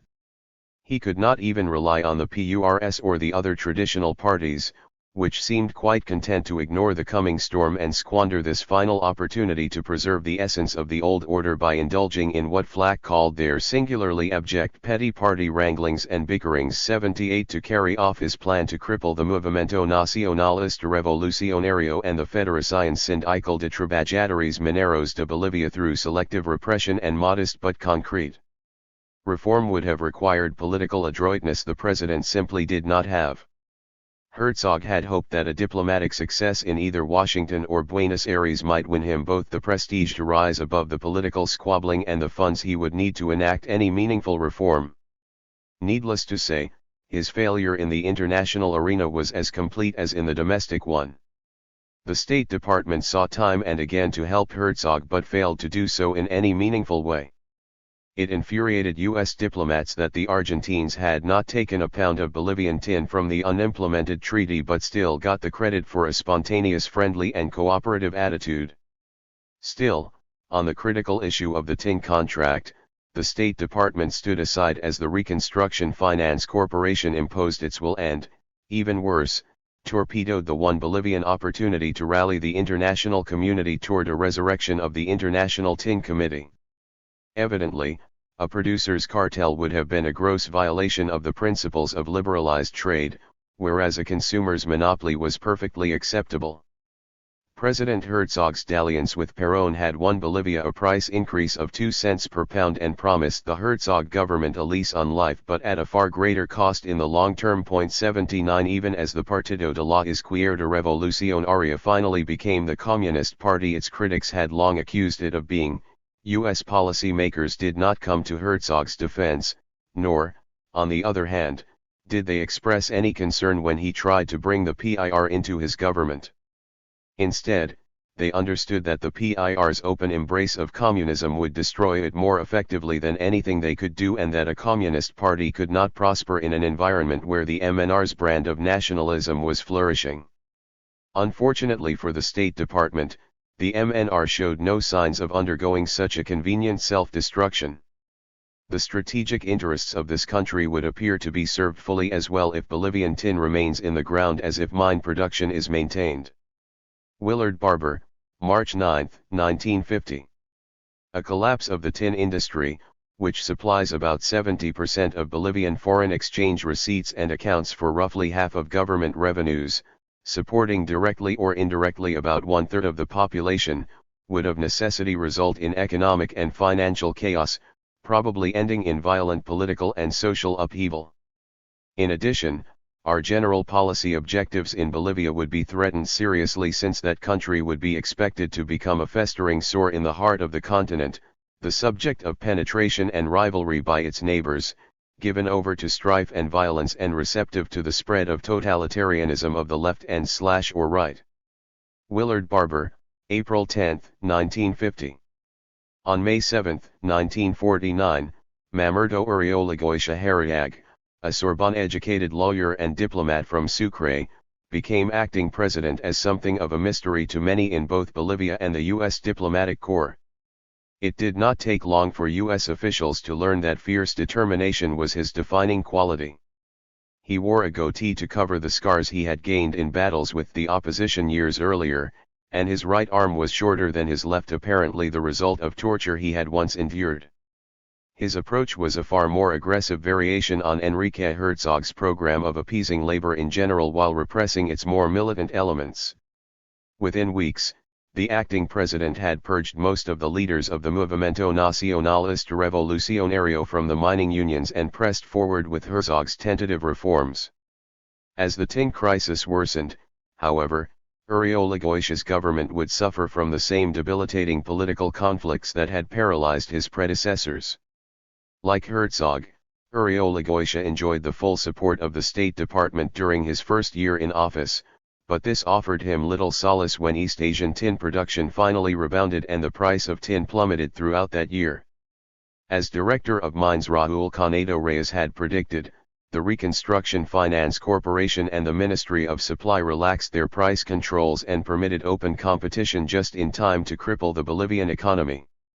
By mid-1950, the State Department all but gave up on the efforts of the Partido de la Unión Socialista to salvage liberal constitutional oligarchy. Then, in July, just weeks after the outbreak of the Korean War, speculation and stockpiling drove the price of tin to new heights, throwing Uriolagoitia a desperately needed life preserver by saving the Bolivian economy from total collapse. This, however, turned out to be merely a reprieve. The Civil War of 1949. Although Uriolagoitia entered office with a seemingly stable political situation and a newly united and reinvigorated PURS, he had also inherited a MNR poised to make its own bold move for power. On Congressional Election Day, May 1, 1949, Movimentistas in La Paz had staged a march and protest that had degenerated into a bloody riot, killing 10 and injuring dozens. President Herzog had managed to quell the unrest in the short term, but the long-term solution fell to Uriolagoitia, who showed himself to be more decisive from the start. Since February 1949, Juan Lechin and the Federación Sindical de Trabajadores Mineros Boliviano had been on strike against Antinor Patino at Cadavid, but the dispute had escalated. Miners had beaten journalists and company personnel, destroyed company property, held Herzog's labor minister hostage for a time, and even killed 2 U.S. engineers. In May 1949, the government proclaimed a settlement in the miners' favor that Patino agreed to accept so long as he could fire 20% of the workforce. On May 27, as discussions were proceeding with both unions and management, Uriol made his move. He ordered the detention and exile of more than 200 labor leaders, Villarroelista ex-army officers, and other MNR militants. Foremost among these was Lechin, who was exiled to Chile. Other deportations without trial followed. For the State Department, these steps, which appeared somewhat reprehensible and cannot be termed democratic measures, were nonetheless necessary and beneficial. As one State Department functionary explained, the government had no other recourse when faced with criminally dangerous, power-seeking labor leaders like Lechin. Not surprisingly, violence erupted across the mining camps. 1. Now enjoying government support and disturbed by a recent decline in the price of tin, Patino refused to implement the wage increases mandated by the May 1949 settlement, and an emboldened Carlos Aramilla took the opportunity to cut his workforce by almost 25%. Mauricio Hochschild would wait until December to lay off 40% of his workforce at the Unificata mine, when the International Mining Company would close its Tunapaca mine altogether, laying off another 210 workers. In July, Uriol launched a campaign to limit labor unrest through a further crackdown on union militancy, a 6-month wage freeze, and the registration and investigation of unions. Unions accepted their new circumstances in a surprisingly resigned manner, the U.S. Embassy reported, probably because of the earlier repression and the removal of firebrands like Lechin. The president matched his repression, however, with a new burst of social legislation, including a tax of 1 cent per pound on tin for Social Security, a paid maternity leave program, and pension increases for railroad workers. 2. Neither Uriol repression nor his social reforms deterred the MNR from rallying its forces for a new and far wider uprising, however. On August 27, 1949, MNR militias rose up in the major cities and immediately seized control of Santa Cruz and Camaray. The government, somehow forewarned, suppressed the La Paz outbreak with ease, but lost ground quickly elsewhere. In Cochabamba, 200 government soldiers and part of the Air Force joined the MNR, depriving Uriol of most of his air power and at least raising the prospect that Victor Paz Estancaro and other MNR leaders might return to the country by air. Fortunately for Uriol, what remained of the Partido de la Izquierda Revolucionaria stayed out of the struggle. The MNR and PIR had periodically collaborated to impede the PURS in Congress. In early August, the two parties had reportedly agreed to fight together against the imperialism and privileged interests. When, however, rebels in Potosi had hanged 2 prominent Piristas to avenge an old wrong, José Arz had declared his party's neutrality in the conflict. As battles raged across the Altiplano, the government could get no word from its troops in Sucre. 3. Uriol quickly rallied his military and diplomatic forces against what he called a totalitarian, anti-democratic, and anti-Bolivian revolution. On the day of the uprising, he asked that Paz Estancaro, deported to Uruguay a month earlier, and his fellow MNR leaders be placed under surveillance to prevent their return to Bolivia. Uruguayan President Luis Batlle gladly isolated the MNR leaders and agreed to support any suggestion proposed to democratic governments of America to collaborate with the Bolivian government to defend it in its cruel struggle, tacitly endorsing open U.S. involvement. For his part, Chilean President Gabriel González Videla ordered the exiled Lechin to report to the police daily to prevent his taking a hand in the revolt and even contemplated relocating the FSTMB leader to Patagonia to deny him access to the border with Bolivia. In Peru, General Manuel Audría, theoretically an ally of Juan Perón at the time, proclaimed a hands-off policy, which was probably the best Uriol could hope for. 4. The Bolivian president's best prospects for material aid, however, were in Washington. Uriolagüecia summoned James Espy, now U.S. charge in La Paz, and presented him with two urgent requests. The rebels had managed to capture 10 of the nation's 21 transport planes and had used them to bomb La Paz and to move their troops around the nation. To counter the rebel advantage, Uriolagüecia asked that the United States lend his government warplanes attached to the U.S. air mission in Bolivia to transport oil and gasoline, if not troops. The use of U.S. warplanes, even for transport, would have introduced an element of U.S. imperialism into the conflict that might have cost Uriolagüecia dearly. Espy had neither the authority nor any inclination to approve such a blatant and potentially disastrous intervention and strongly urged Secretary of State Dean Acheson to turn the president down. Acheson concurred and ordered Espy to formally refuse the request. 5. Uriolagüecia's second request was even more problematic. The president asked that the United States immediately transfer 10 fighter planes and 10 bombers to his government, although Ambassador Ricardo Martinez Vargas later explained to Secretary Acheson that any warplanes at all would be of inestimable value. Because Bolivia had not yet ratified the Rio de Janeiro Inter-American Defense Treaty, Espy explained that there was no legal authority for the transfer of such equipment. 6. Uriolagüecia asked Espy to pursue the matter nonetheless. Secretary Acheson again refused but informed the Bolivian ambassador that the State Department would do all it to assist his government. Ambassador Martinez Vargas took up the cause with his usual vigor, arguing that, if he returned to Bolivia empty-handed, the rebellion would be strengthened. The rebels would no doubt make much of the fact that his government could not get from the United States the necessary backing and material aid. The ambassador concluded by saying that the promises of United States support and own assurances would be meaningless if he could not secure U.S. military aid. 7. Because the matter was considered an internal Bolivian one, the State Department was obligated to remain neutral. Uriolagüecia and his diplomats therefore attempted to persuade Washington that this uprising was in fact an international conflict inspired by Perón as part of an overall scheme of Argentina to dominate South America.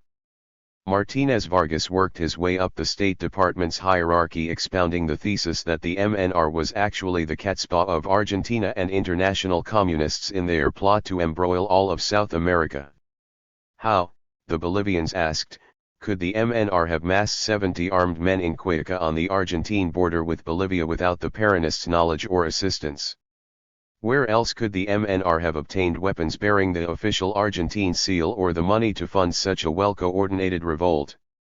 The U.S. Embassy did suspect that arms had been smuggled in from Argentina through private channels but found no evidence that Perón's government had played any role. 8.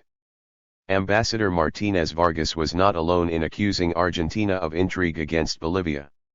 According to U.S. Ambassador Claude Bowers in Chile, all public men with whom I have conversed have no doubt whatsoever that events in Bolivia have been inspired and supported from Argentina. Indeed, when Uriolagüecia had requested warplanes from Chile, in declining his request, González Videla had told him that any overt Chilean aid would only be seized upon by Perón as a pretext to send his own planes to the Bolivian rebels. The Chilean ambassador in Washington met with Secretary Acheson to officially inform him of the Bolivian request for aid and to ask very bluntly what the United States was planning to do about the MNR and its supposed Argentine patrons.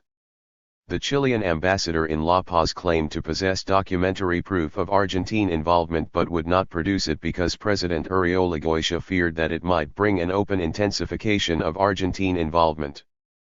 The Chileans had no evidence which could be submitted to a court but forecast gloomily that, unless Washington acted, communists would triumph in Bolivia, if not all of South America. 9 Sensing the escalation of the Cold War in Asia and Europe, Uriolagüecia and his allies were attempting to capitalize on U.S. anti-communism, but their transparent efforts fooled no one in Washington.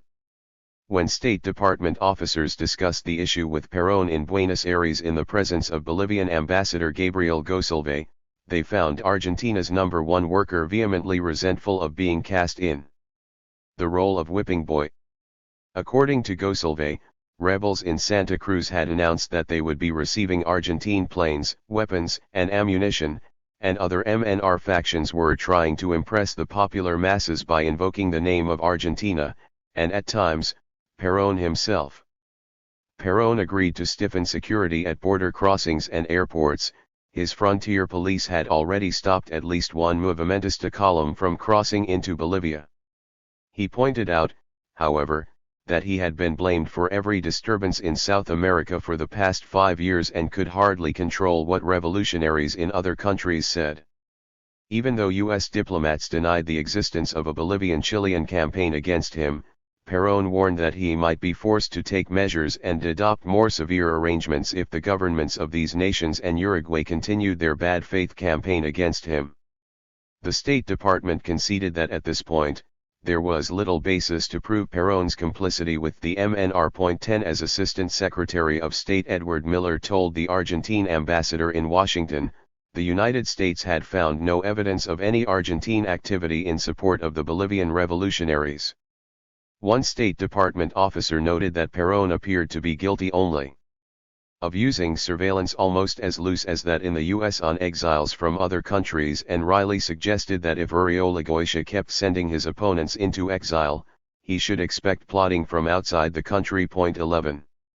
This did not, of course, stop Ambassador Martinez Vargas from presenting his case directly to President Truman. When the president invoked the good neighbor principle of non-intervention, the ambassador responded by likening Bolivia's situation to that of Greece. He warned that Argentine money, war material, propaganda, and other measures were as dangerous as an armed invasion. Truman made no commitment at all other than moral support. Indeed, he chose to address the Bolivian civil war only indirectly, through a press release issued on September 9 at the weekly State Department press conference. The United States could not fail to be disturbed when a minority political group in any country attempts by force of arms to overthrow a government which has gained its right to authority through a genuine elective process. 12. This vague statement actually reflected careful consideration. Anything more specific would be construed as intervention in the internal affairs of Bolivia, and anti-American interests would be likely to seize upon such statements for propaganda purposes. Furthermore, supporting Uriolgoitia might be regarded as a precedent that could prove embarrassing in the future and force the State Department into taking sides in future conflicts across the hemisphere. Indeed, specific comments and statements had to be avoided at all costs, lest the presence or absence of a U.S. statement become expected or embroil the State Department in difficult conflicts. 13 Any government in South America besieged by revolutionaries would come to expect verbal U.S. support and would denounce the United States if none was forthcoming. Much as the State Department dreaded an MNR victory, it was not willing to set a dangerous precedent that would have ramifications across the hemisphere for years. Even when told that Sucre had fallen to a band of MNR rebels, the State Department refused to rise to the bait, ultimately concluding, as Charges Spy did, that Uriolgoitia and the Chileans were employing deliberate tendentious exaggeration of reports designed to induce Washington to come forward with further political and economic assistance. Although State Department officers had no information substantiating the Bolivian claims of Argentine interference, they admitted, however, that it is sometimes difficult to refute the Bolivian arguments. After meeting with the fourth special emissary from Uriolgoitia, and put off by the kind of tactics the Bolivians were now employing, Assistant Secretary Miller told Ambassador Martinez Vargas that we have already done as much as we possibly can to help, and that the United States resented having Bolivian cooperation with us conditioned upon additional cooperation from us. 14. Unconvinced of any Argentine involvement, the State Department still hoped for a government victory and was willing to expedite export licenses for Bolivian weapon purchases from private suppliers in the United States, in particular, at 6 aircraft from the North American Aviation Corporation and machine guns and ammunition from Colt and Remington. Although the U.S. government would not provide the Bolivians with credits to buy the planes, Ambassador Martinez Vargas was confident that his government had the money for any necessary purchases. By September 6, Bolivia had purchased 11 aircraft at a reduced cost but still had not secured the guns or ammunition it sought from Colt. 15. As events unfolded, however, Uriolgoitia did not need either U.S. weapons or support. his government forces succeeded in breaking the back of the rebellion within weeks, although the revolt dragged on when the government failed to quickly redeploy its troops to the eastern lowlands. Once the rebels were finally defeated in late September, nearly 100,000 Paisanos turned out for a massive pro-government rally to celebrate. All told, the civil war had killed almost 600 Bolivians, with 600 rebels captured and imprisoned.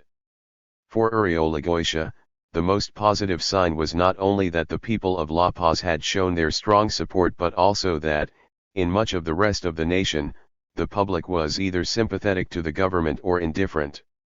The army, by and large, had proven loyal, a testament to the success of government efforts in the previous 2 years in purging it of pro-MNR or Villarroelista elements. Whereas President Herzog had been loath to put the army to the test, in Charge Espy's opinion, the army was now the trusted backbone of President Uriolgoitia's regime. The State Department found it most encouraging that both Uriolgoitia and the army had emerged from the with enhanced prestige and strength. 16. Perhaps the most surprising aspect of the revolt was the general apathy of the individual miner and the rebels' failure to rally him to the MNR cause. Charge Espy offered several possible explanations. First, the exile of prominent MNR leaders like Lechin had deprived the MNR of much of its ability to organize effectively in the mining camps. Second, fearful of any adverse publicity that would be generated by the murdering and torturing of foreigners, the MNR had made every effort in their propaganda to hold down violence that might endanger recognition and popular support should the MNR emerge victorious. Third, President Herzog's labor policies had most likely also played a role in ensuring workers' neutrality. And, finally, by standing aloof, the PIR had ensured the failure of the revolt. Although PIR leaders had discussed entering a national liberation front with the MNR, in the end, they had opted to wait and see. The State Department could not have been happier to see the MNR routed at last, even if it did leave the admittedly communist PIR as the sole remaining champion of labor with almost a clear field to itself. Ambassador Joseph Flack, soon to be replaced, gave a final warning that ours PIR would now be free to make every effort to spread its doctrine to the indigenous masses who can readily be influenced by able leaders. His superiors were unconcerned. 17. Still, the revolt could hardly have turned out better for Uriolgoitia. Because the MNR's deputies and senators were ousted and replaced by PURS, socialist and liberal partisans, the PIR was virtually the only opposition remaining in Congress. Moreover, the remaining MNR supporters in the army had been exposed and purged, enabling Uriolgoitia to rely far more heavily on it than Herzog had ever dared. The new president had been transformed from a relative unknown into what Ambassador Flack hailed as a nucleus around which a stronger future Bolivian state can be built, and as Charge Espy put it, a good politician, who had showed bravery and determination. With his crackdown on labor militancy and the successful prosecution of the Civil War, Uriolgoitia effectively ended Herzog's presidency and began his own. On October 22, 1949, less than a month after the end of hostilities, Herzog tendered his formal resignation, and Uriolgoitia was inaugurated to serve out the remainder of Herzog's term. The uncertainty regarding Herzog, which had caused delays in long-range plans and even in day-to-day administrative decisions, was now at an end. Uriolgoitia had the reins of government firmly in his hands. 18. All in all, the State Department was quite pleased with the results of the Civil War. It commended Charge Espy, in particular, for forestalling future embarrassment and unpleasantness stemming from the Bolivian request for U.S. arms by steadfastly opposing a step that would have been tantamount to recognition of the belligerency of the revolutionists. 19. Moreover, the fighting had, by and large, neither spread to the mining camps nor endangered U.S. citizens, except at Cochabamba, where U.S. Air Mission personnel had been forced to hole up in a hotel and maintain radio silence until the threat passed. Espy believed that withholding aid had taught President Uriolgoitia and the PURS that they would have to stand on their own and to take the measures that were required to meet the situation rather than to wait on us to do it for them. He also believed that the PURS needed to be shown that the handout good times of the war period and to some extent the post-war period have come to an end. 20 Bolivians of any political stripe would have been surprised to learn there had ever been handout good times or any times when the United States had solved a problem for them. But worse things were yet to come. Ambassador Martinez Vargas and the tin barons were about to learn just how ruthless the Reconstruction Finance Corporation could be. Mamerto Uriolagoitia, Irving Florman. And the decline of the tin price. Uriolagoitia had taken office just as the long-dreaded decline in the world tin price had set in. From a high of $1.03 per pound in late 1948, the price had begun to fall by May 1949 and would continue to fall in the months ahead. In the wake of the most recent devaluation of British sterling, the Ministry of Supply had unilaterally cut the price of Malay Straits tin to 95 cents, and the RFC was planning to respond in kind in September. Moreover, rumors were now circulating that the British were on the verge of discontinuing their bulk purchases of tin and permitting the operation of a free, competitive market. Representatives of the Reconstruction Finance Corporation, Commerce Department, and State Department had actually been prepared to decontrol tin as early as June or July 1949 but had agreed to maintain the RFC monopoly at least until the end of the year in case the Movimiento Nacionalista Revolucionario won the Civil War. 21 With Uriolagoitia firmly in the saddle, the Ministry of Supply and RFC loosened restrictions at the end of 1949 and allowed the tin exchanges in Singapore, London, and New York to reopen for the first time since the start of World War II. Although this announcement would once have been greeted with celebrations and parades in La Paz, it now heralded a financial disaster and social upheaval. As the world price of tin fell, Bolivian production also fell, by 10% during 1949, and all indications were that both trends would continue. The RFC was again at the heart of Bolivian difficulties, because it would take months for private contractors to purchase and deliver any new shipments of tin from Africa, Asia, or Latin America. The agency elected to pick up the slack by disposing of the surplus tin it had accumulated throughout the year. With the world tin price at 95 cents per pound, the RFC set its selling price of tin at 96 cents to encourage importation from private sources and to keep the price of tin in New York significantly higher than that prevailing in the Singapore and London markets. Anticipating increased production in the Malay Straits and a corresponding decline in tin prices, the British Ministry of Supply began to dump its supplies in New York to capitalize on the opportunity and garner dollar exchange. Because RFC policy was to follow the market down as rapidly as possible and to encourage a downward price trend, every time the British undersold the RFC, the agency would then lower price to the same level and thereby cause another reduction by the Ministry of Supply. The British continued to dump their surpluses until March, when the RFC announced that it would bring its selling price down to the world market level. By June, the British had depleted their holdings almost completely, and the world price of tin finally stabilized at just 78.5 cents per pound after temporarily bottoming out at 73 cents. 22 Although the Bolivians and other producers sought an international accord to stabilize the price in the tin study group, being quite satisfied with recent developments, the State Department continued to block any move in that direction. For Ambassador Martinez Vargas, the highest priority at the 1948 Bogotá Conference had been to adopt a clause blocking unilateral measures that limit or damage the production of raw materials, but there as well the United States had been able to stymie any effort to do so. 23. For the tin producers, the lower prices decreased profits and forced them to close the more inefficient mines, increasing unemployment and discontent and fueling MNR recruitment. True to all predictions, in December, Mauricio Hochschild laid off 40% of the workforce at his largest mine, abandoned the lowest grades of tin, and reduced production by 20%. Although Antonio Patino had no plans to reduce his workforce, 3 medium-sized mine owners announced that they would be forced to close down operations unless the government could provide some relief.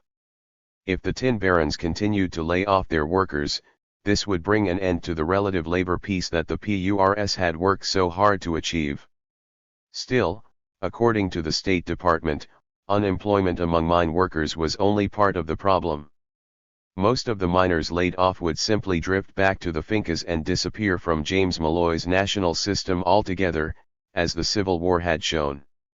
On the other hand, without the foreign exchange garnered by tin sales, industries in the cities would founder, raising unemployment among urban workers, who might then overthrow any government, as they had all too well demonstrated in the case of Villarroel. Moreover, without the tax revenue generated by tin exports, the government would be forced to reduce the civil service and cut social welfare, provoking even more discontent in the urban centers, especially in all-important La Paz. A spy predicted that any further decline in the price of tin would prompt a complete economic collapse that would bring serious political disturbances in its train. 24.